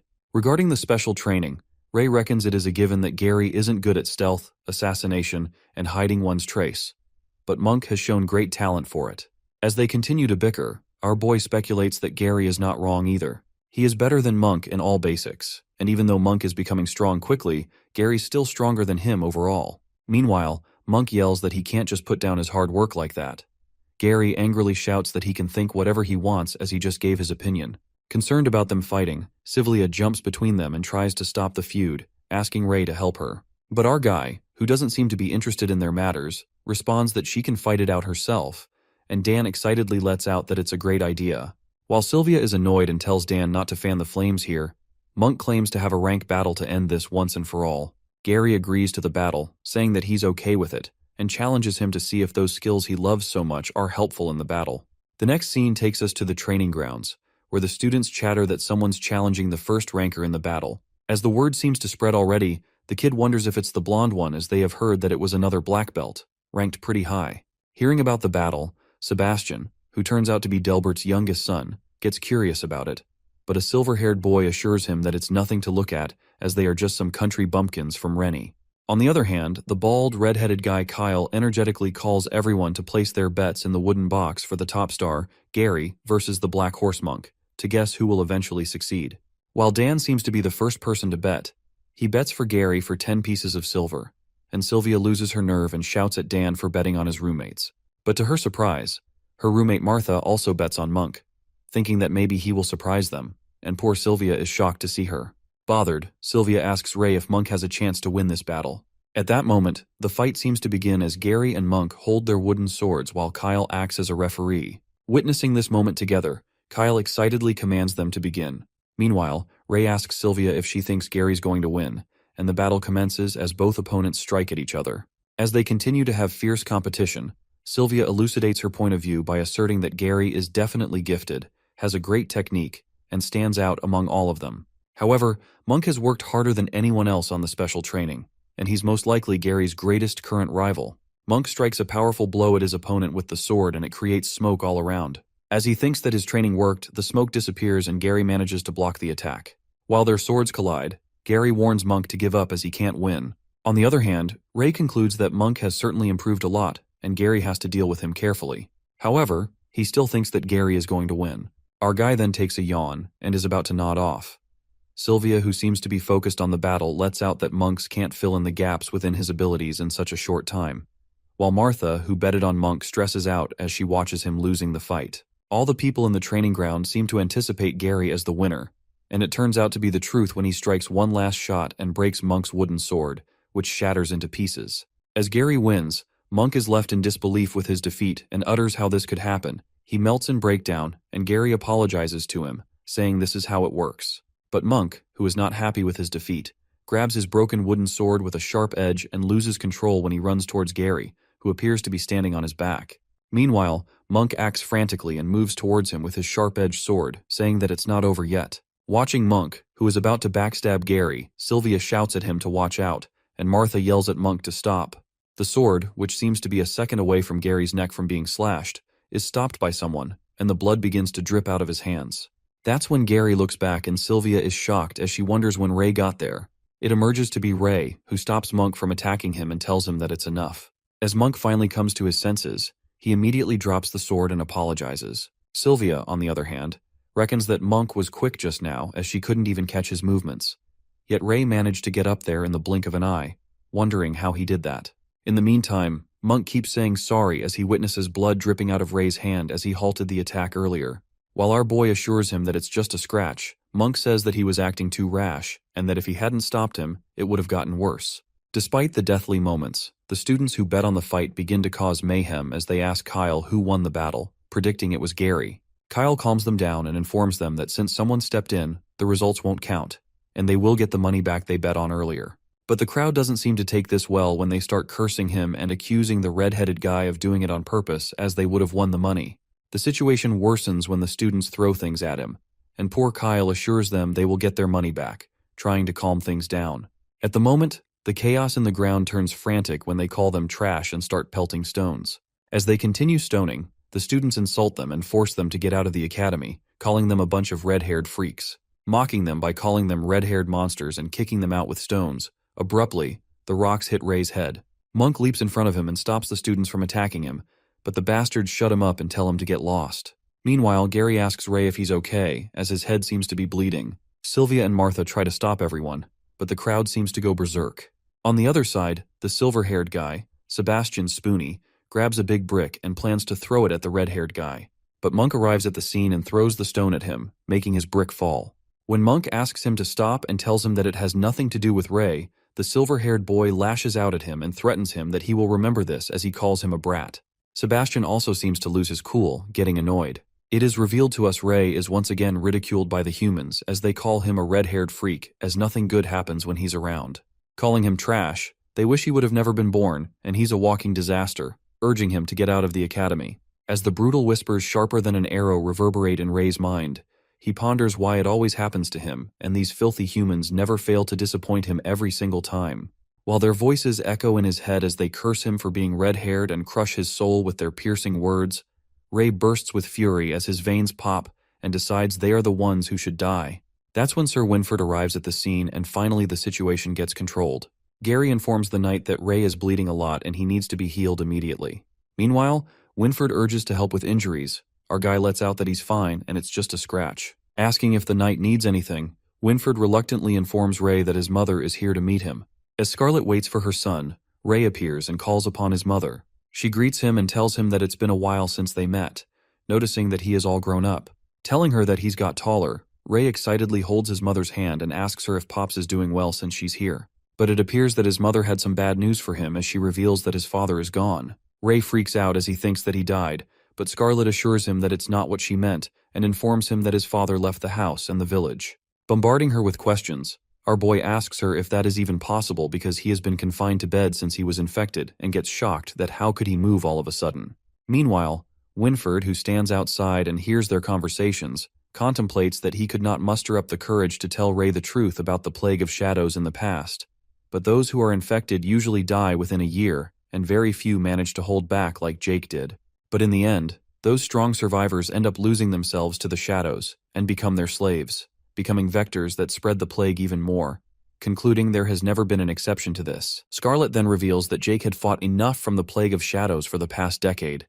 She narrates that one night she heard a noise and saw Jake sitting on the chair. She realizes that he's awake and is able to move. While she hugs him, Jake, who seems to be turning black, mutters that he cannot hold it much longer and pleads with Scarlet to kill him. As soon as she hears, Scarlet bursts into tears and tells Jake that she can't do it. Suddenly, his condition gets worse as the plague takes over him, and Jake bursts into flames. As he keeps asking Scarlet to kill him, she witnesses him turning into a black shadow. Coming to the present, Ray's mother tells him that she couldn't kill Jake and pulls out a letter, uttering that his father left him this letter. Ray opens up the letter in which his dad apologizes to him for not growing up with him and tells him that he's proud of him for entering the academy. He thanks Ray for being his son and signs off by telling him that he loves him. After reading the heartfelt letter, our boy starts sobbing, thinking that his father wrote this letter as if it were his last words, and gets determined to find a way to save him. Left in the lurch, Ray becomes distraught and lays on his bed while he recalls his conversations with his mother, who informed him that she is going to find his father no matter what. However, when he forces to go with her, Scarlet refuses and tells him to take his own path, assuring him that his father would want this too. Clasping him into a hug, she feels glad to see her son again, and affirms to him not to worry about them as he should be doing what he should. Lying on his bed, our guy reflects upon the fact that it's been a decade, and he hasn't found anything. He feels hopeless as he hasn't improved in the slightest, just like a human, couldn't even take his revenge for his dragon kind, nor could he protect who he holds dear. Thinking that everything just sucks, Gary enters the room and asks Ray if he met his mother and what she told him about his father's condition. But our boy, who seems to be falling apart inside, assures him that his father is fine and walks out of the room, while Gary assumes that something doesn't feel right. While Ray walks out, he leaves a paper behind and it grabs Gary's attention. Thinking what this is, as soon as he picks it up, Dan sneaks up on him and snatches the paper, thinking that it is a love letter from a fangirl as he was looking at it so intently.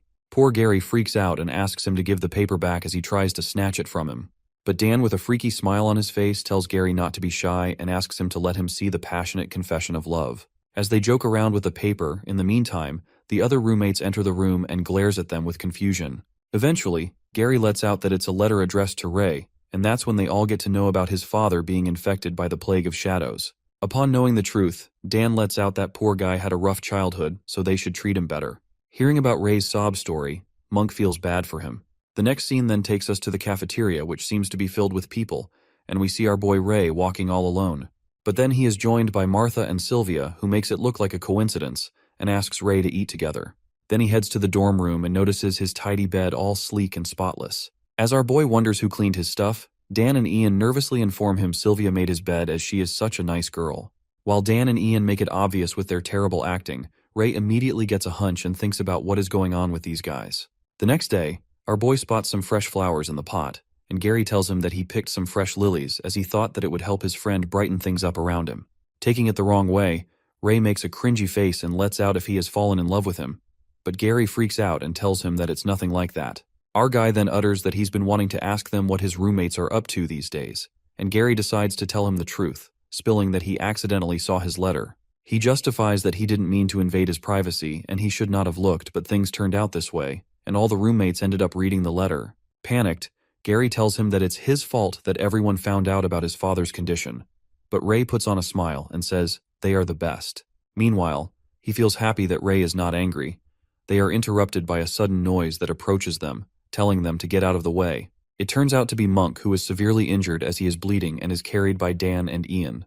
Witnessing Monk in such a bad state, Gary immediately asks what happened, and Dan exposes that Sebastian beat the crap out him, adding that he was the one who provoked Monk into getting into a rank battle with him. Assuming that a rank battle ends immediately once one party surrenders, our boy inquires how he got hurt so badly. That's when Dan reveals Monk already passed out during the battle and didn't even have a chance to surrender himself. However, Sebastian didn't stop and kept on beating him, concluding that he did it on purpose.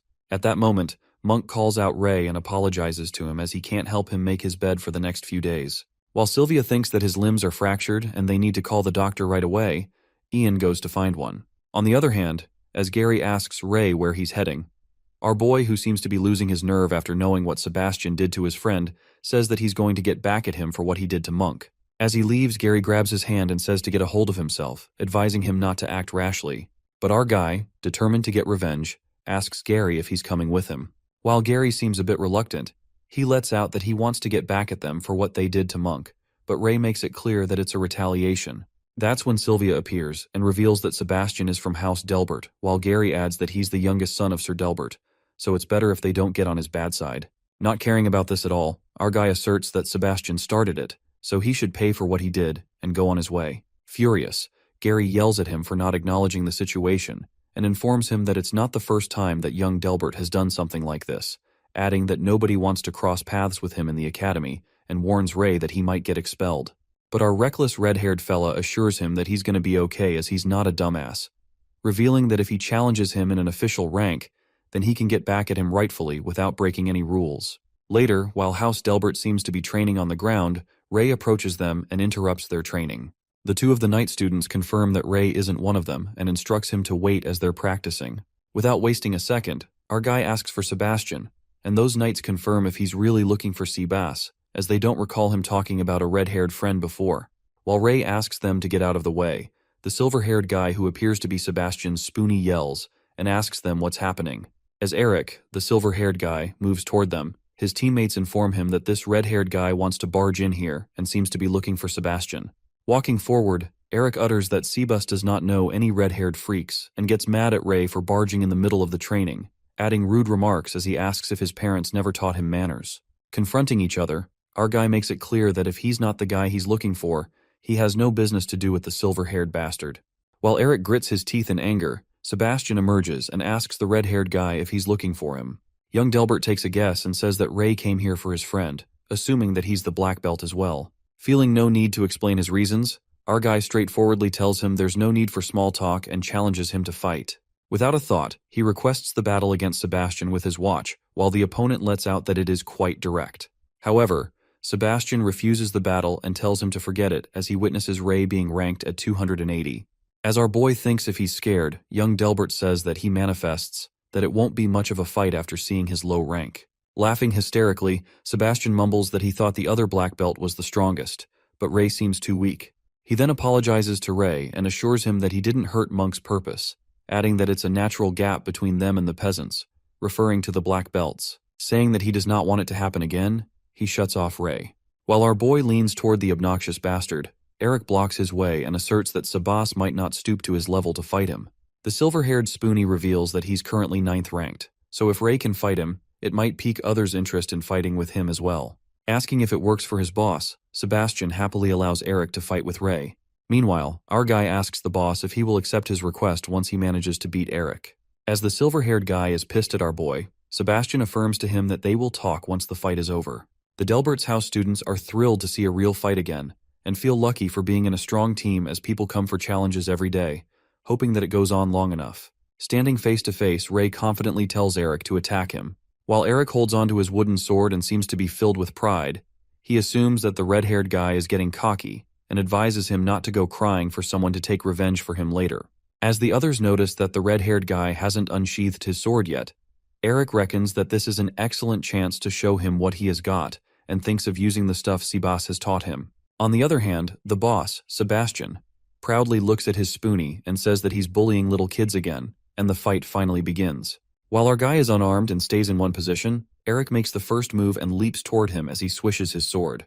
He forcefully stabs the sword to hurt Ray. However, to his surprise, Ray dodges the attack like a walk in the park.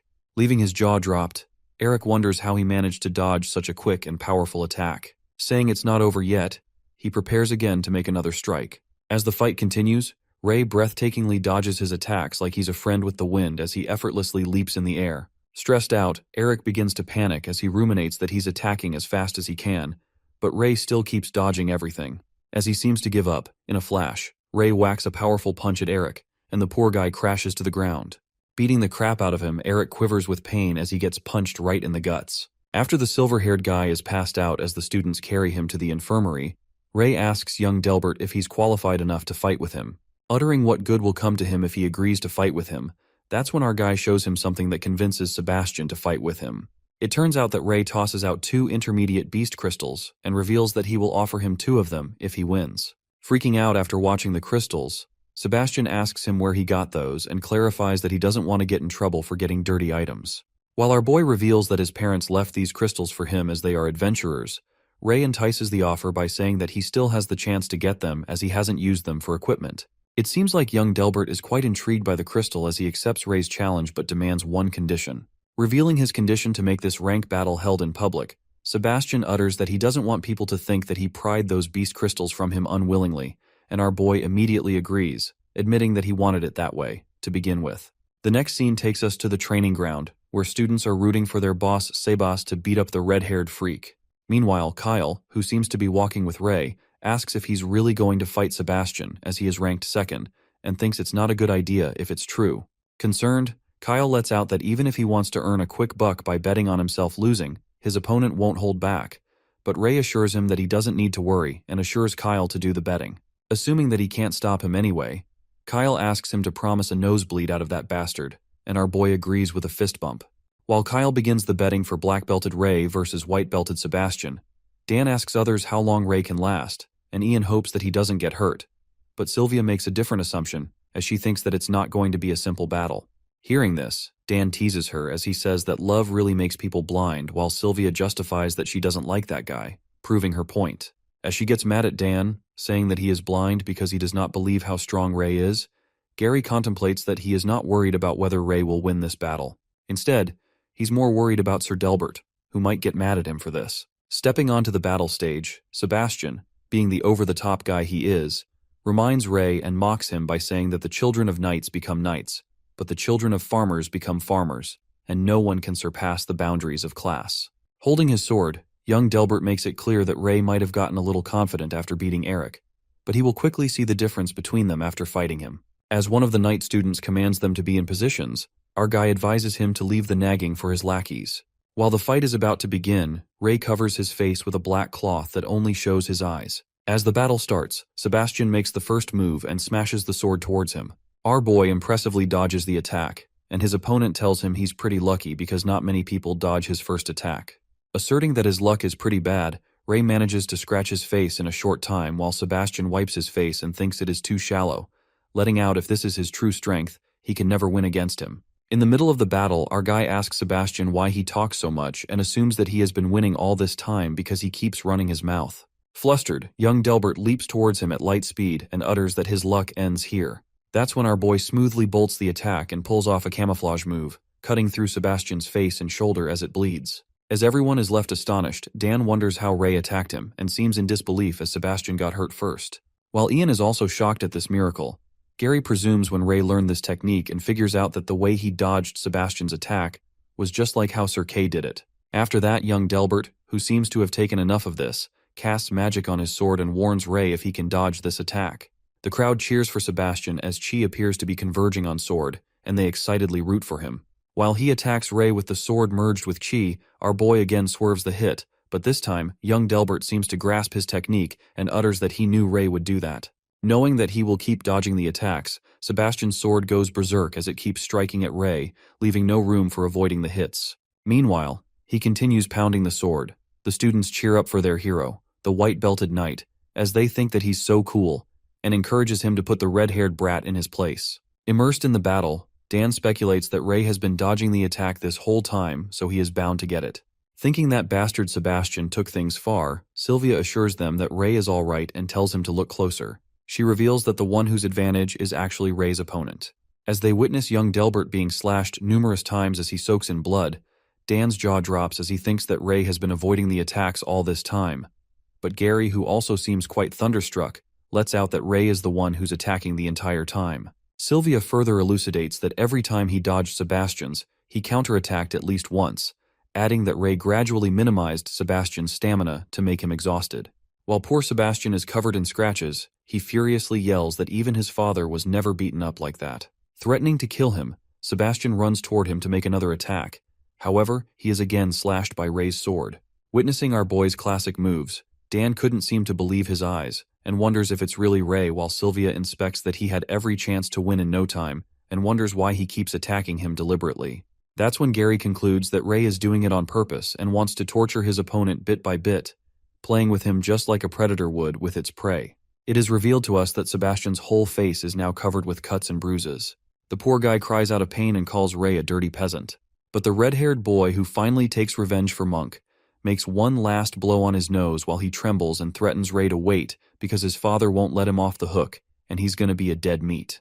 Our boy raises his sword once again and thinks that talking to someone like him is a waste of his time and energy. Sebastian, who is about to give up, tells Ray that he will forfeit. However, as he is about to say something, our boy smacks him again with the sword, hitting him just like Sebastian kept on hurting Monk.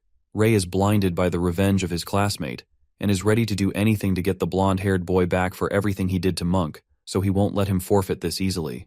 Meanwhile, Sylvia and Gary analyze the situation as bad, and if this goes on, Sebastian might die. That's when they hear someone calling out to stop. It happens to Monk and tries to stop Ray, who wonders what he's here. In the meantime, the badly injured competitor gives up, and the match ends with Ray as the winner. At that moment, the students rush towards Sebastian to take him to the infirmary while Gary runs to his friend. The bruised white belt boy seems to be throwing tantrums and orders everyone to get out of his way, challenging the red-haired boy about who will have the last laugh.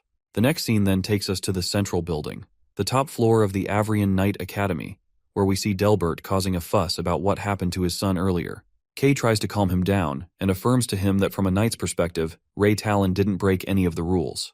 The black belt instructor reminds Delbert not to ignore the rules, but he isn't ready to hear anything as he smacks his hand on the table. Raging with anger, the knight lets out that if he ignored the rules, he would have killed the red-haired brat on the spot, and tells Kay that he should take a good look at his son because he is disfigured.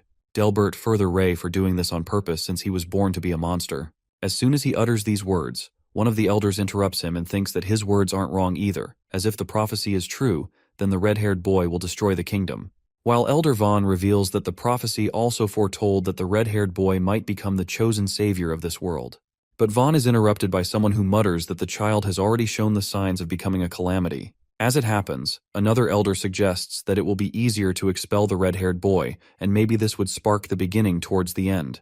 But the head elder objects and thinks that this debate is meaningless. He suggests that if everyone has different opinions, then they should vote on it, and asks to raise their hand if they agree on Ray Talon's expulsion.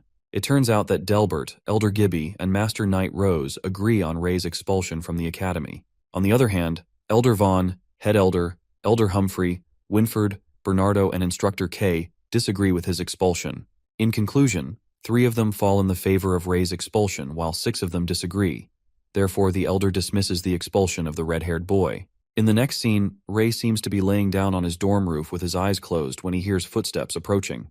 As he wonders who it might be, it occurs to be Sylvia, who didn't see him in the dorm, so she decided to look on the roof. While our guy lets her know that he wants to be alone for a while, she asks him if he's thinking about Monk. Upon hearing this, he is rather surprised, as if Sylvia reads his mind. After that, she confesses to Ray that he might be different from regular people, and he's not good at talking, nor understanding people's emotions. But our boy interrupted her by saying that he doesn't care. Flustered, Sylvia tries to justify herself by telling him that's not what she meant. Sylvia clarifies that she knows he's not a bad person, and every time she sees him confused or mad, she keeps wishing that she could help somehow, and hopes that he trusts them a little more because they're friends after all. Wondering if they're friends, Ray pushes her against the wall, leaving her shocked. Activating his dragon eye, he raises his head and asks her if she's afraid of him. Being honest, she reveals to him that sometimes she does get scared, but she doesn't think he's a bad person. At that moment, Sylvia smiles and compliments his dragon eye, saying it really suits him, advising him not to treat himself like a monster. As soon as he hears this, Ray's eyes turn back to normal. He turns around and ponders that every time he feels like he has seen how humanity truly is, things change immediately, and it seems like he still has a long way to go until he really understands humans. On the other side, Delbert furiously walks out of the building and decides to kill the red-haired monster someday since he doesn't care about prophecies. Just then, he's approached by Elder Gibby, who grabs the knight's attention by telling him that he knows that Delbert thinks the knights should only come from noble blood, which is an interesting point of view, adding that this caught his attention. Meanwhile, Sylvia walks down the stairs. She's approached by a blonde-haired boy who is also a white belt. The guy then asks her about Ray Talon's whereabouts, and she informs him that Ray is upstairs. He thanks the beautiful lady and heads upstairs, while Sylvia wonders if she ever came across someone like him in their year. While Ray is still on the roof, he hears someone coming in again and thinks that it is Sylvia, asking why she came back.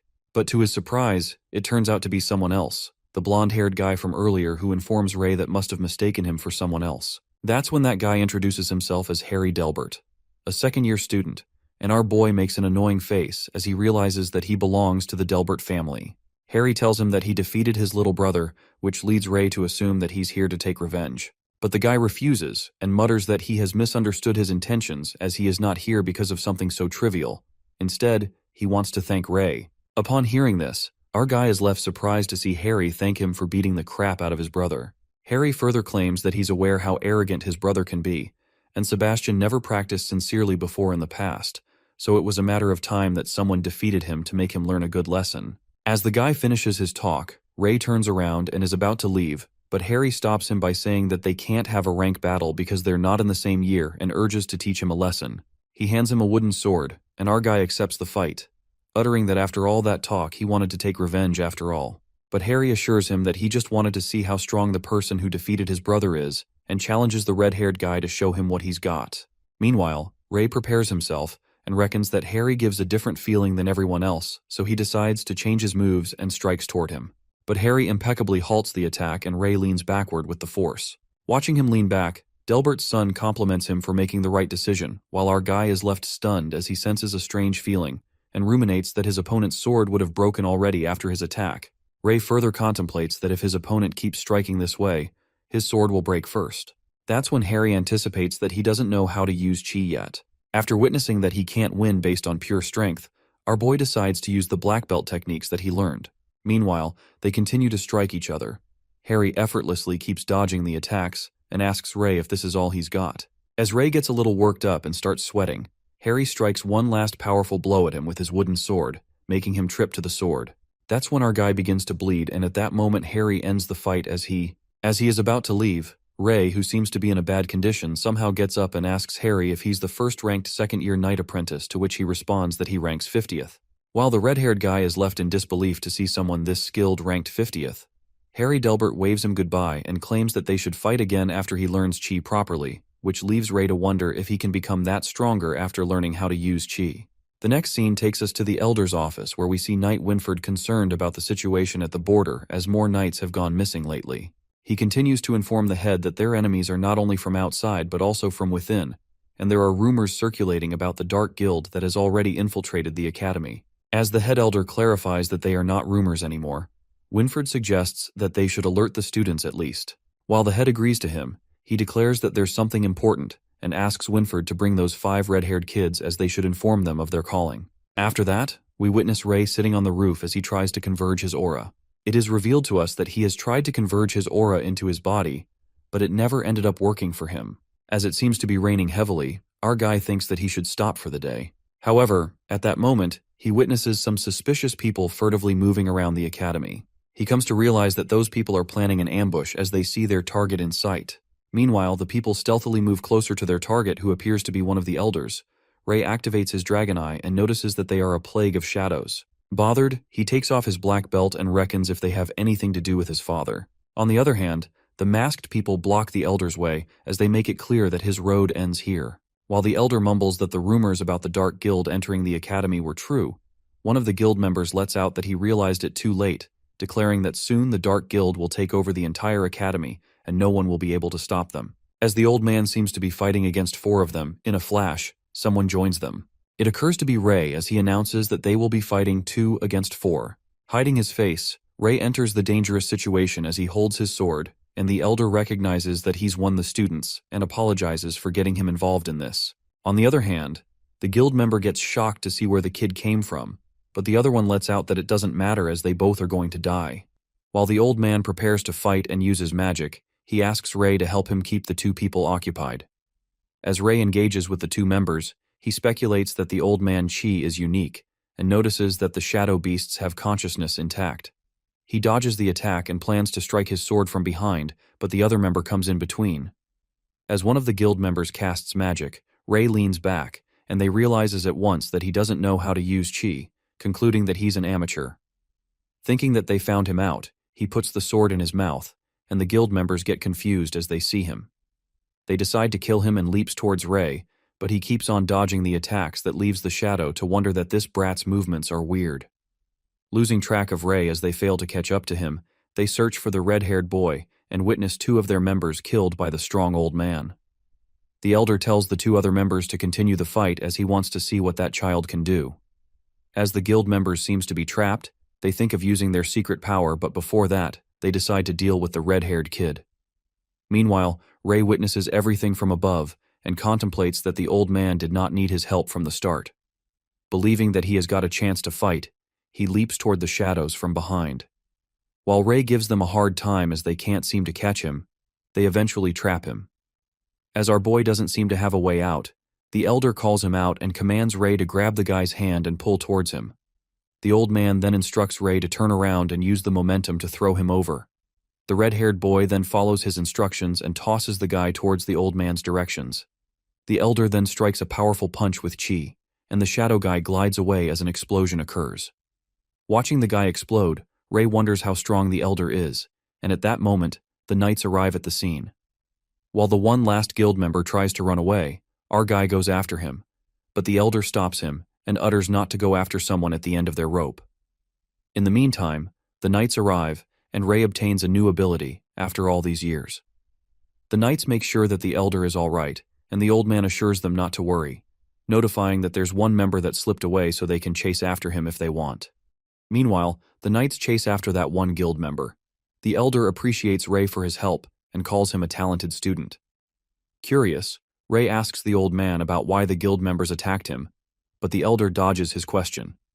At that moment, the old man taps his shoulder and asks him if he doesn't know how to use chi yet, and suggests Ray to join the martial arts club once he becomes a second year. After that, as the elder leaves using chi and disappears like the wind, our guy is left surprised and thinks that he's a strange old man. The next scene takes us to the head elder's office, where Winford seems to be waiting for Ray. As Ray arrives, Winford informs about the head elder summoning him, which leaves our guy to wonder if he had been caught this quickly. It appears that Winford summons all the red-haired kids, including Ian, Kyle, Sloth, Badger, and Ray. While the kids seem to be impatient and speculate that the elder have a special mission for them, the head elder gets straight to the point and reveals the reason for summoning them is because of the prophecy. The old man discloses that 10 years ago, there was a prophecy was heavens that predicted that their land will be saved by a red-haired boy from the brink of destruction.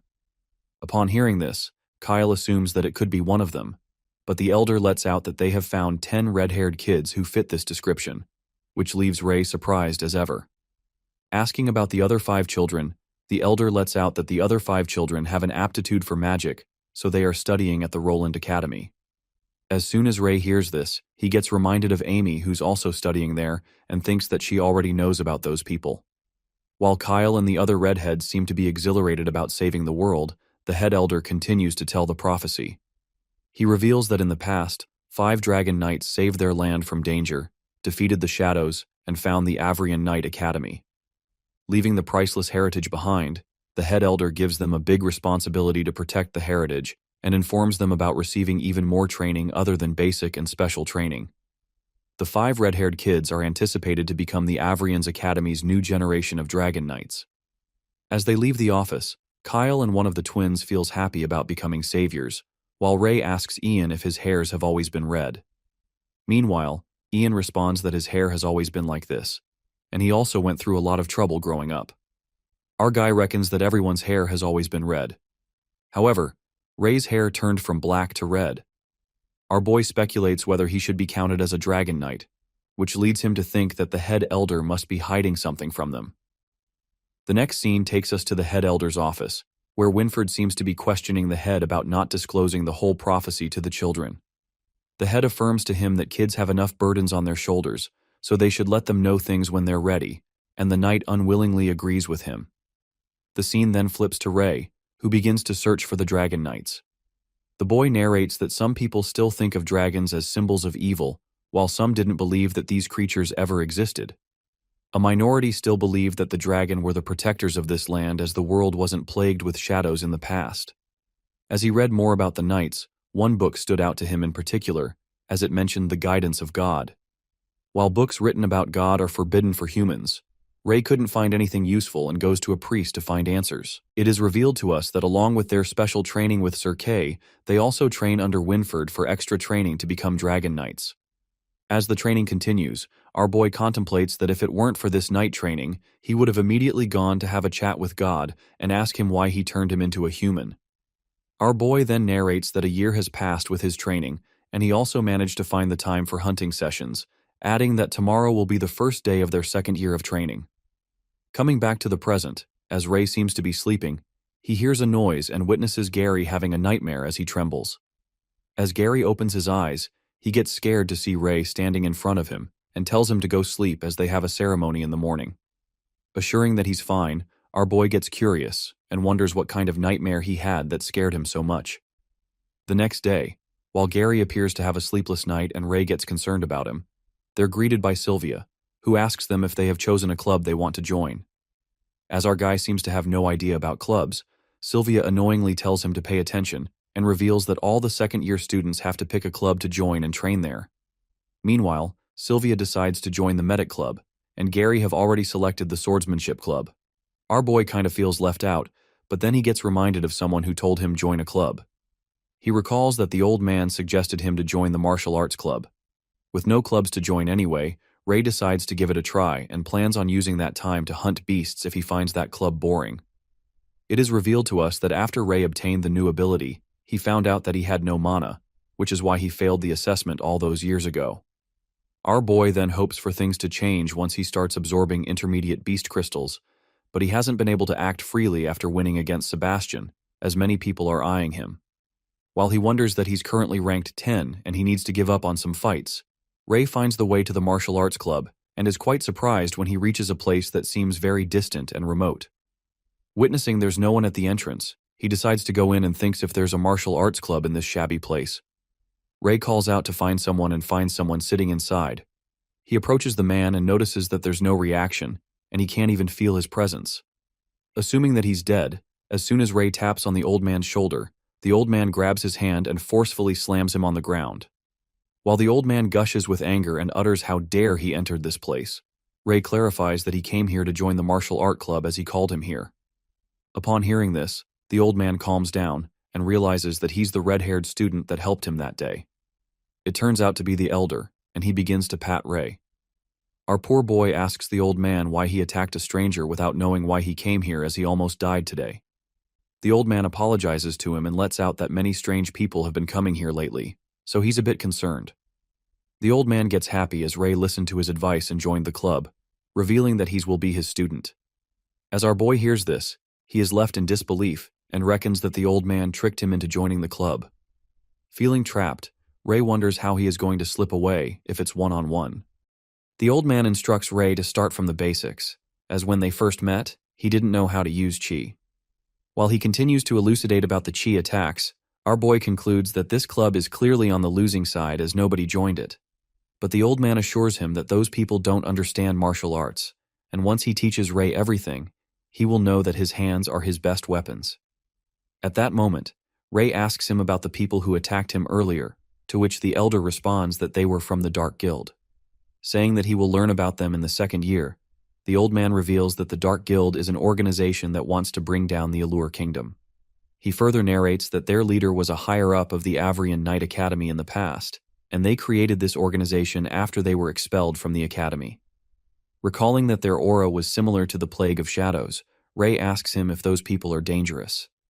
The old man decides to tell him the truth since he owes him a favor, and confesses that those guild members wanted him to die because he's one of the 6 elders of the academy.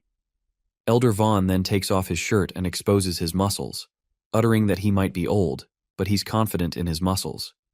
Supposing that he knows about Ray's prophecy, our boy decides to show his full strength when Vaughn commands him to show what he's got. That's when our boy punches the old man with full strength. As his hands hit his masculine body, Ray reckons that it's hard, just like hitting a metal board. While our boy's hand gets nearly crushed, Vaughn asks him if he used chi in that attack. Blowing his hand, Ray refuses, and the old man excitedly tells him that he's stronger than a bull and that once he gets the hang of chi, he will soar in the heavens. Listening to this flattery, our boy wonders if this old man is even reliable. Vaughn proudly pats his shoulder, uttering that they should begin. Saying that he did not agree to join yet, Ray freaks out and thinks that there's no going back. The next scene takes us to the training, where Vaughn seems to be teaching Ray about Chi Elder. Vaughn lets out that Chi can be produced just by breathing and transfers some Chi into his body. The old man transfers the energy and instructs Ray to feel it through his body. While our boy thinks that it's so warm and is surprised to see Chi flow like this, suddenly, Vaughn falls unconscious.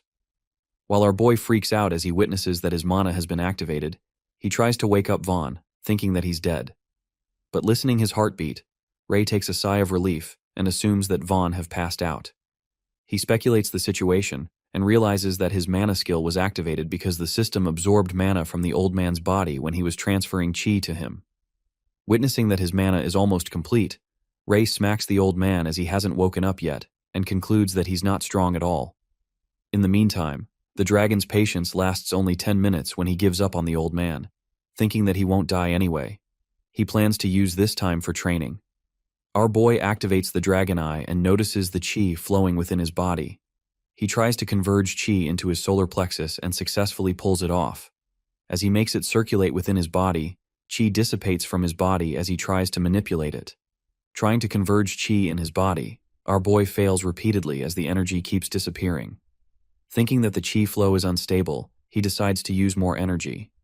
As Ray uses more chi, it begins to hurt his body. Starting to get out of control, the old man finally wakes up and witnesses Ray emerging great amount of energy as he seems to lose control. Shocked, Elder Vaughn then commands him not to move and pulls the energy out of him. As he pushes out the energy, it destroys the place. And that's when the Elder unveils that Ray almost killed himself after witnessing the amount of destructive power he sucked out of his body. Before our boy could grasp the situation, he collapses on the ground. It appears that Ray ends up in a hospital as he opens his eyes after hearing noises. It emerges to be Sylvia and Kyle who speculate that it might be mana deficiency that made him pass out. The silver-haired girl informs him that an old man rushed him here and only calmed down after the dean told him that Ray would be fine and he was recovering rapidly. Meanwhile, Kyle gets suspicious and thinks about who that old man is as he even got the hospital's dean to check on Ray himself. Our boy gets flustered by Kyle's high-pitched voice and ponders if the elder has to be so ostentatious. To make things clear, our guy lets out that the old man is the instructor of the martial arts club. In the meantime, Ray asks Kyle what he's doing at the hospital, to which he responds that he joined the medic club too, as he always have been interested in medicine. At that moment, Gary peeks through the curtain like a ghost, uttering that he's glad that Ray woke up as he was going to die from all the noise. Looking at Gary next to his bed, our boy thinks that they've moved their dorm here, and Gary, who seems to in a bad shape, mutters that he haven't been sleeping well lately, so he ran out of stamina during training and came to the hospital to get some rest. While Gary argues with Kyle for nagging him to get some rest, Ray wonders what kind of nightmare he's been having. After getting discharged, our boy goes back to the martial arts club, and Elder Vaughn yells at him for coming back here, calling him a fool. As our boy freaks out, the old man grumbles and clarifies that if he hadn't been there, Ray could have died, and in the worst situation, he wouldn't have been able to use chi anymore. After that, Vaughn unwillingly praises him and reveals that he was able to accumulate that much chi on his first day, which is quite impressive. While our boy thinks that he's talented, the elder tells him not to get cocky and teaches him to control his chi, which can only be the size of his fist. Learning how to control chi, our boy narrates that after he practiced the basics, as the old man said, he was able to use chi to strengthen any part of his body after 5 days. It is revealed to us that for the next few days, Ray trained to manipulate the chi to where it was needed at the fastest speed possible, which was difficult, but he got to learn a lot of things. The next scene takes us to the southern gates of Avrian City, where Lancey informs them that it will be their first time hunting after becoming second year. Commanding them to listen carefully, Lancey reveals that there are 3 safe hunting grounds where they can obtain beast crystals, and suggests they don't stray off the path if they want to make it out alive. He further informs that each of the 3 teams will head towards one of those hunting grounds so that they can become familiar with different magical beasts. As they walk towards the hunting ground, Martha's team seems to be heading to the insect forest. While Kyle doesn't seem to like bugs, Ray speculates that something is off with Gary as he doesn't look okay. At that moment, as the bug emerges, Sylvia tells everyone to be careful, and Dan assures them that they are regular bugs, so they don't need to freak out. However, a strike of terror runs through Dan and Kyle as they notice that the bug's size of someone's head, scaring their pants off. As Martha begins to slash the bugs with her arrows, Sylvia warns them to be prepared as bugs might be weak, but they appear in swarms. Just then, the swarm of bees attacks them, and all of them come into action. Meanwhile, Kyle fights off the disgusting bugs, and Dan finds the bugs agile. Sylvia alerts Ray to watch out. That's when our guy activates chi and strikes his classic moves as he kills the bugs without any weapons. As Kyle seems proud of him for learning chi, Ray decides to test the results of his training, but Dan tells him to stop showing off and use a weapon. Suddenly, Monk and Ray hear a noise, and it turns out that a bug attacked Gary's arm, and he starts bleeding. While Ian kills the bug and asks Gary if he's okay, Sylvia inspects the wound and lets out that it is not deep. She asks Ian to help her remove the armor to perform first aid. As all of this happens, our boy gets concerned about Gary being off lately, and even got hurt by a beginner magical beast, planning to ask him when they get back. After that, Sylvia performs chi on Gary's arm, and Dan is impressed as the wound heals a lot, asking if she learned it from the medic club. Kyle agrees and elucidates that chi can help cells recover faster, so it can be used for simple first aid.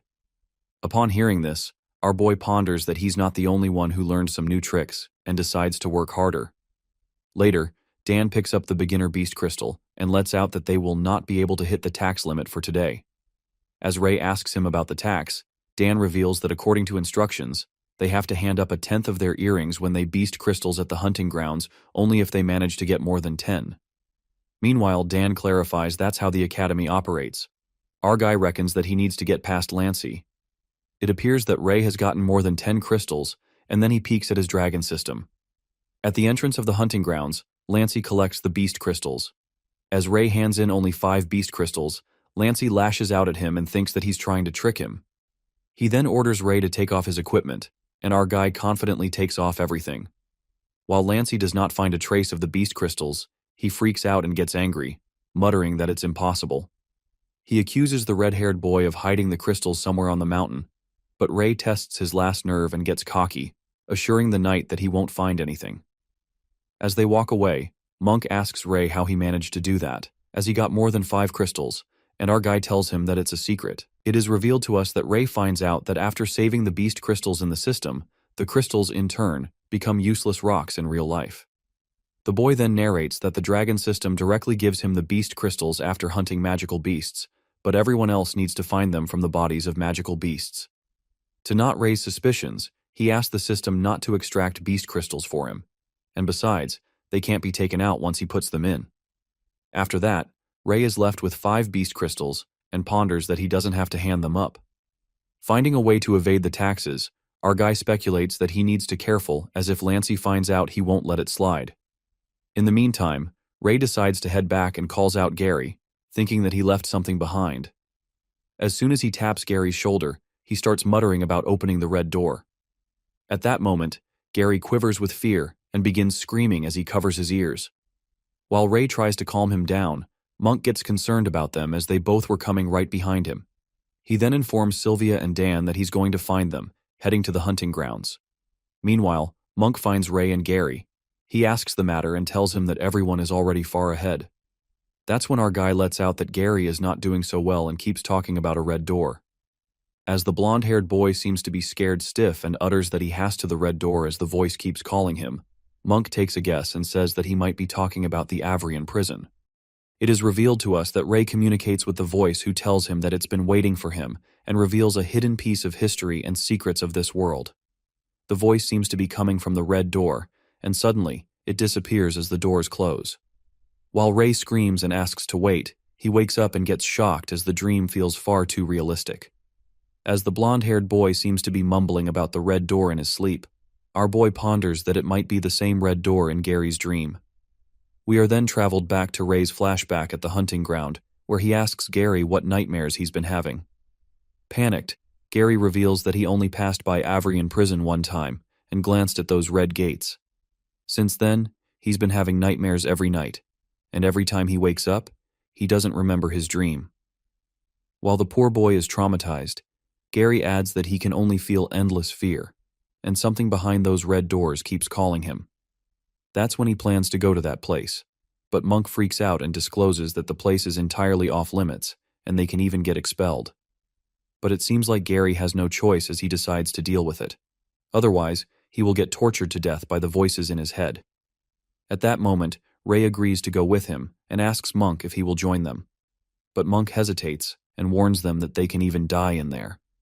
Our guy, who seems determined, lets out that the skills they learned will work in the cover of night, so they should give it a try. Watching Monk refusing to go, Gary feels bad for dragging him into this and asks Ray not to give him a hard time as he already thankful that someone is going with him. However, our guy insists and utters that Monk is better at stealth than them, so he'd be of great help. With no other choice left, Monk agrees to go with them and tells Ray that he's repaying him for what he did for him at the duel. Later at night, our boy ponders if the red gates of Avrian prison are the source of Gary's nightmare, as even he dreamt of it. He wonders if the secrets of this world are really hidden in the Academy's prison. The next scene takes us to the Avrian prison, where the knights seem to be guarding the doors. As it's late at night, the three of them sneak inside that area and hide under the bushes. While Monk confirms if they won't caught, Gary assures him and reveals that he's been observing this place and found out that those black armored knights exchange shifts with regular white-belted knights every Tuesday. Asking why the guards exchange shifts at this time every week, Gary assumes that it might be a weekly gathering. In the meantime, Ray activates his dragon eye to inspect the prison and notices that something's off, as everything is pitch black.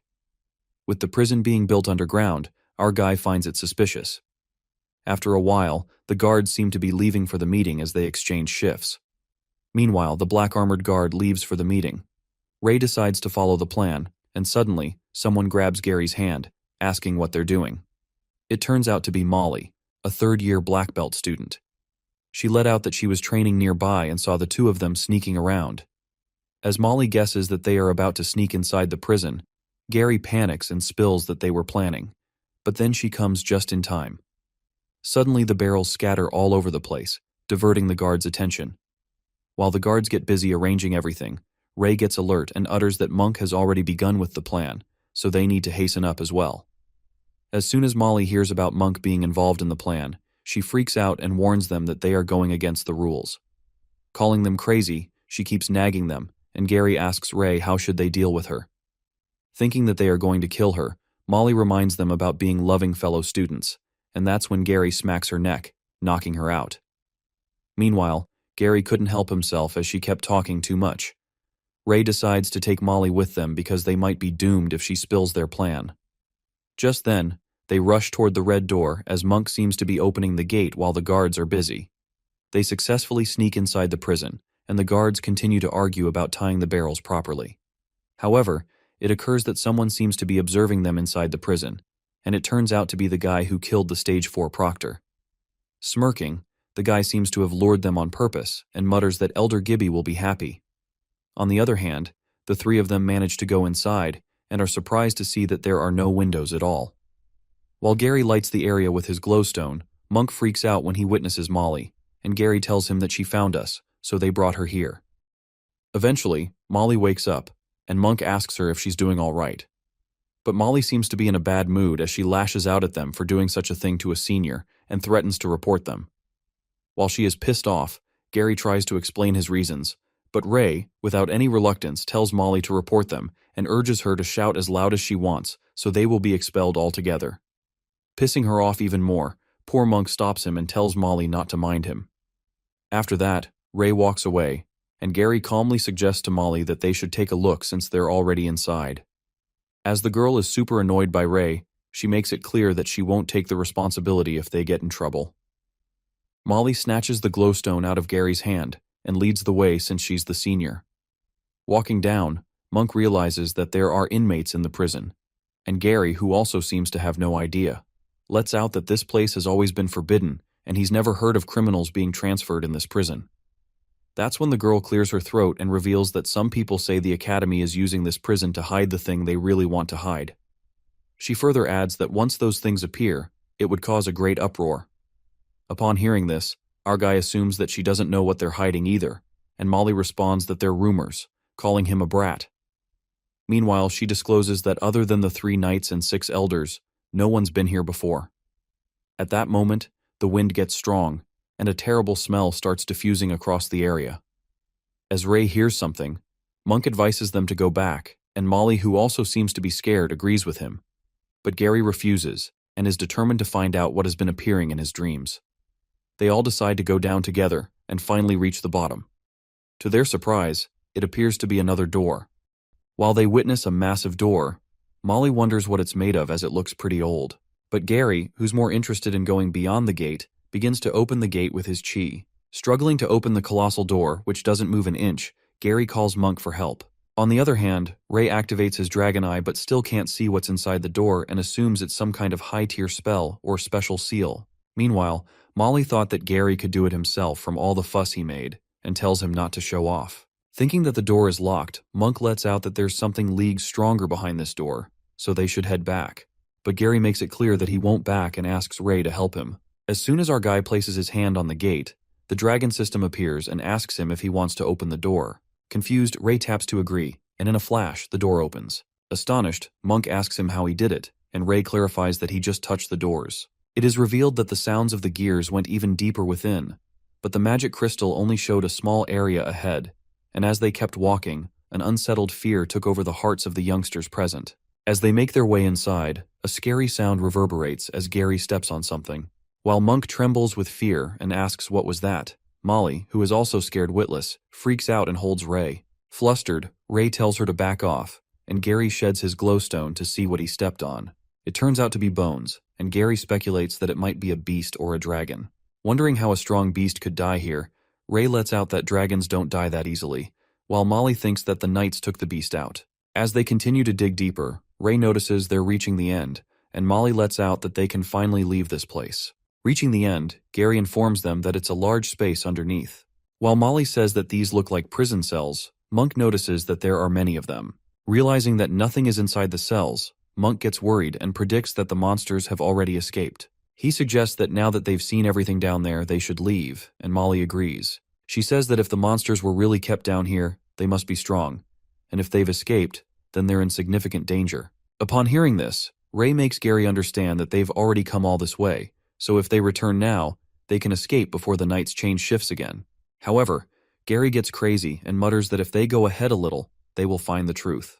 As the blonde-haired guy keeps moving forward, Ray alerts him not to go further. But Gary, who seems to lose his senses, continues to go inside the prison cell as he hears the voices calling him inside. Watching him walk towards the dead end, Ray tries to stop, and at that moment, a powerful wind takes over the place. While Gary falls into some kind of pit, our boy comes to realize that this presence is dangerous. He stands guard as he holds the sword and witnesses a giant beast with big horns rumbling out of the prison. Watching the beast coming towards them, Molly quivers with fear as it turns out to be the monarch-rank magical beast, the Minotaurus. That's when the Minotaur lets out a powerful roar, making everyone smash to the ground. At that moment, Molly twists her ankle, and not being able to run away, the beast grasps her into its claw. But Monk comes to her rescue and slashes the beast's arm with his sword, making Molly crash on the ground. After slightly attacking the beast, Monk runs to Molly and asks if she can stand. As he makes her stand abruptly, the Minotaurus prepares to strike again. But this time, it seems to be a forceful magical attack, and Monk freaks out, telling Molly that if she doesn't get up, they are all going to die here. Just after that, the beast strikes the magical attack, and a strike of terror runs through Monk as he looks back. The next scene takes us to Gary, who comes crashing down in a pit, gets concerned about Monk and the others, and wonders if it really was a monster that he just saw. On the other hand, Ray halts the beast's attack with his sword, and his tame wolf backs him up as it protects Monk and Molly. Watching the watch protecting them, Monk gets baffled and asks why the magical beast is helping them. While our guy struggles to stop the beast for too long and has no time to explain, he makes it clear to Monk that the wolf is on their side, so they don't need to worry. After that, Ray orders his wolf Noir to take Molly somewhere safe, while Monk is left stunned to see the wolf following orders. As the wolf takes Molly away, Ray instructs Monk to hide his presence and kill the Minotaurus in a single blow once he holds it down. But the black-haired boy informs him that it's very risky as the beast is way too strong to be killed in a single attack. Carrying his plan, our guy assures him to trust him and begins to gather chi. Meanwhile, Monk hides, and Ray attracts the beast towards him. Somehow, the beast wields his sword away, and with no weapons, our boy grabs the beast by its horn and tries to hold it down. Realizing that it's too strong, the beast drags and bumps him against the wall, but Ray doesn't let go of its horn and holds it with full strength. That's when our boy commands Monk to attack the Minotaurus, and he immediately strikes the beast from behind, holding two swords. While Monk stabs the swords with strength, he is shocked when he witnesses that they are penetrating as the beast's skin is as tough as a metal board. In a while, Gary arrives at the scene and yells at Monk to dodge, striking the sword towards the magical beast. To his surprise, the sword shatters, and Gary flings away as the beast strikes a magical attack while Ray, with the help of Chi, tries his best to hold it down. Not letting it escape, Ray activates his new mana skill and finally lets go of the beast's horn. Absorbing the mana, he gathers all Chi and attacks with full force. Attacking with his hands, he manages to slash the Minotaurus back. Feeling happy that the old man's training worked after all, Gary alerts him to watch out. But by that time, the beast knocks Ray out, making him smash into the ground. Coughing, our guy reckons that he absorbed too much mana, so his body can't gather it immediately, and he realizes that his body is still too weak. As the beast approaches him, Ray tries to think of a way to deal with it, but then he spots someone. It turns out to be their instructor, Sir K, and just like always, he puffs on the cigarette, uttering that they pissed off something real big. While he instructs the brats to get out of the way, Monk gets happy to see him and thinks that they're saved. Sir K clarifies that they don't need to butter him up as he will deal with it later and goes on to attack the beast. Aiming for the horn, he impressively breaks one of the Minotaurus horns in one attempt. As Sir K goes for another attack, the beast grabs his leg, but he counterattacks and cuts through the fingers of the beast. As the Minotaurus roars out of anger and runs towards him, the beast halts and looks around as Sir K seems to disappear. Just like shadows, he appears to be on the Minotaurus's back, and just like that, he cuts through its head, killing it on the spot. While Monk carries Gary and thinks how strong Sir K is as he deals with a strong beast effortlessly, Ray instructs his wolf Noir to go back. As Noir nods, our guy earns a new ability and wonders if it's because of absorbing the lightning attack. After that, the instructor carries Molly, who seems to be unconscious, and lets out that the monarch beast didn't have much mana left, or else he would have had a hard time getting off in one piece. He then instructs his students to follow him before anything more dangerous comes along. As they walk, Sir K asks for an explanation from the three of them while Molly plays dead to save herself from the trouble. Worried, Monk asks him if they are going to get expelled, but K responds that they should be thankful they still have a chance to be expelled, inspecting that they sneaked in here like that. Believing that it's a miracle they are alive, Monk and Gary apologize to him. But then Sir K turns out and winks at his students, muttering that it would be a shame if they get expelled students who could fight the monarch beast and live to tell the tale. He lets it slide only if they promise to keep this a secret that he didn't see any of them. And a spark of joy hits the three of them when they hear these reassuring words from Sir K. Arriving at the door, Sir K gets curious and asks them how they managed to open the door. Lying, Ray informs him that the doors were open when they came here, and Gary agrees with him. As the instructor finds it strange that the door was open, suddenly Ray hears a voice that says that it will wait for him here and tells him to come back when he's stronger. Panicked, our guy gets reminded that it's the same voice he heard before in dreams, and the door eventually closes. Later at night, in the Academy's hospital, Sir K seems to be getting treated for his wounds, while the dean is surprised to see that he got hurt this bad, assuming that training 4 students at once is pushing it. While the dean scolds the instructor, the three of them also seem to be at the hospital, and Ray thinks about Sir K being scary when he's acting coy. Our guy then gets up from the bed and questions Gary why he kept going further into the cave when they tried to stop him, to which he responds that he felt an intense need to go deeper and couldn't control his body or thoughts. Upon hearing this, Monk confesses that after reading the book, he found out that other than having the ability to control the element of lightning, the Minotaurus has an ability called the Labyrinth of the Heart. It is revealed to us that according to legend, this monster was given birth to by a queen and a white bull that was meant to be sacrificed. However, the king got furious after finding this out and ordered to build a giant maze at the end of the earth, putting it under heavy supervision. The monster was held in the maze. However, it was gifted with the strength of the gods. As the monster grew, its obsession with escaping the maze turned into an ability to bewitch the hearts of those around it. Those who are influenced begin to lose control of their thoughts and end up becoming controlled by strong emotions. Meanwhile, Ray ponders that it's a ridiculous legend to think that a human and a bull had a child. Gary asks the end of the story, but there's no end of it in the book as Monk assumes that the monster escaped. Otherwise, they wouldn't have seen it in the prison. Finding the root of his nightmares, the blonde-haired guy thinks that the story makes sense, as the beast must have ended up producing an offspring. On the other hand, Ray speculates about the voice he heard in the prison and wonders if the monster really caused Gary's nightmares. At that moment, Sir K enters the room and tells him to stay here and rest up for the next few days. Thinking that he was getting scolded just now, Ray calls him out, and the instructor feels that they are worried about him, so he assures them that it's nothing, just a couple of broken ribs. But his expectations are short-lived when Ray says he just wanted to ask if he got a monarch beast crystal and if they all will get a share of it. Upon hearing this, Sir K loses his cool and makes it clear that they won't get anything as these are his labor fees, and he didn't get hurt to give a share after all. While our guy seems to be done with all the ranting, Sir K is about to leave and informs them that they'll do a more thorough checkup in the morning. Curious, Ray seems to have another question and asks him how he knew they were in the prison. Gary reveals that they should be the only ones who knew, even though Molly wanted to report them, but she didn't get the chance. Calling them brats, Sir Kay mumbles that they want to know too many secrets and reveals that the lurkers told him. As soon as they hear this, our boy ruminates that they've been under watch this whole time. In the meantime, Monk talks about this rumor in which they say that some people in this academy hide within the students and common people, protecting the students from harm. While Gary sums it up that those people leak secrets, the instructor clarifies that he won't disclose who it was and tells them to worry more about the things they should worry about. As he leaves, Ray is lost in thought, pondering that the more things unfold, the more he realizes that the academy isn't as simple as it first looked. After going to bed, our boy thinks about the ability he has, which can absorb the magic of the target and enhance spells of the same elements. Thinking that the ability is not helpful for him, Ray looks at Gary, who seems to be asleep, and remembers that he has asked them to keep his wolf noir a secret. Speculating that Sir Kay didn't find out about this either, he reckons that Gary doesn't seem to be having nightmares anymore, and gets uncertain if it really was because of the beast. The next scene takes us to a martial arts club. Ray appears to be training with Elder Vaughn, who compliments him about his attacking style as he fights, holding the sword in his mouth. Looking a bit skeptical, our guy utters that he feels like his sword becomes more of a defensive measure, and attacking purely with his fists isn't strong enough. While Vaughn agrees and says that it makes sense, he excitedly informs Ray that he has something for him.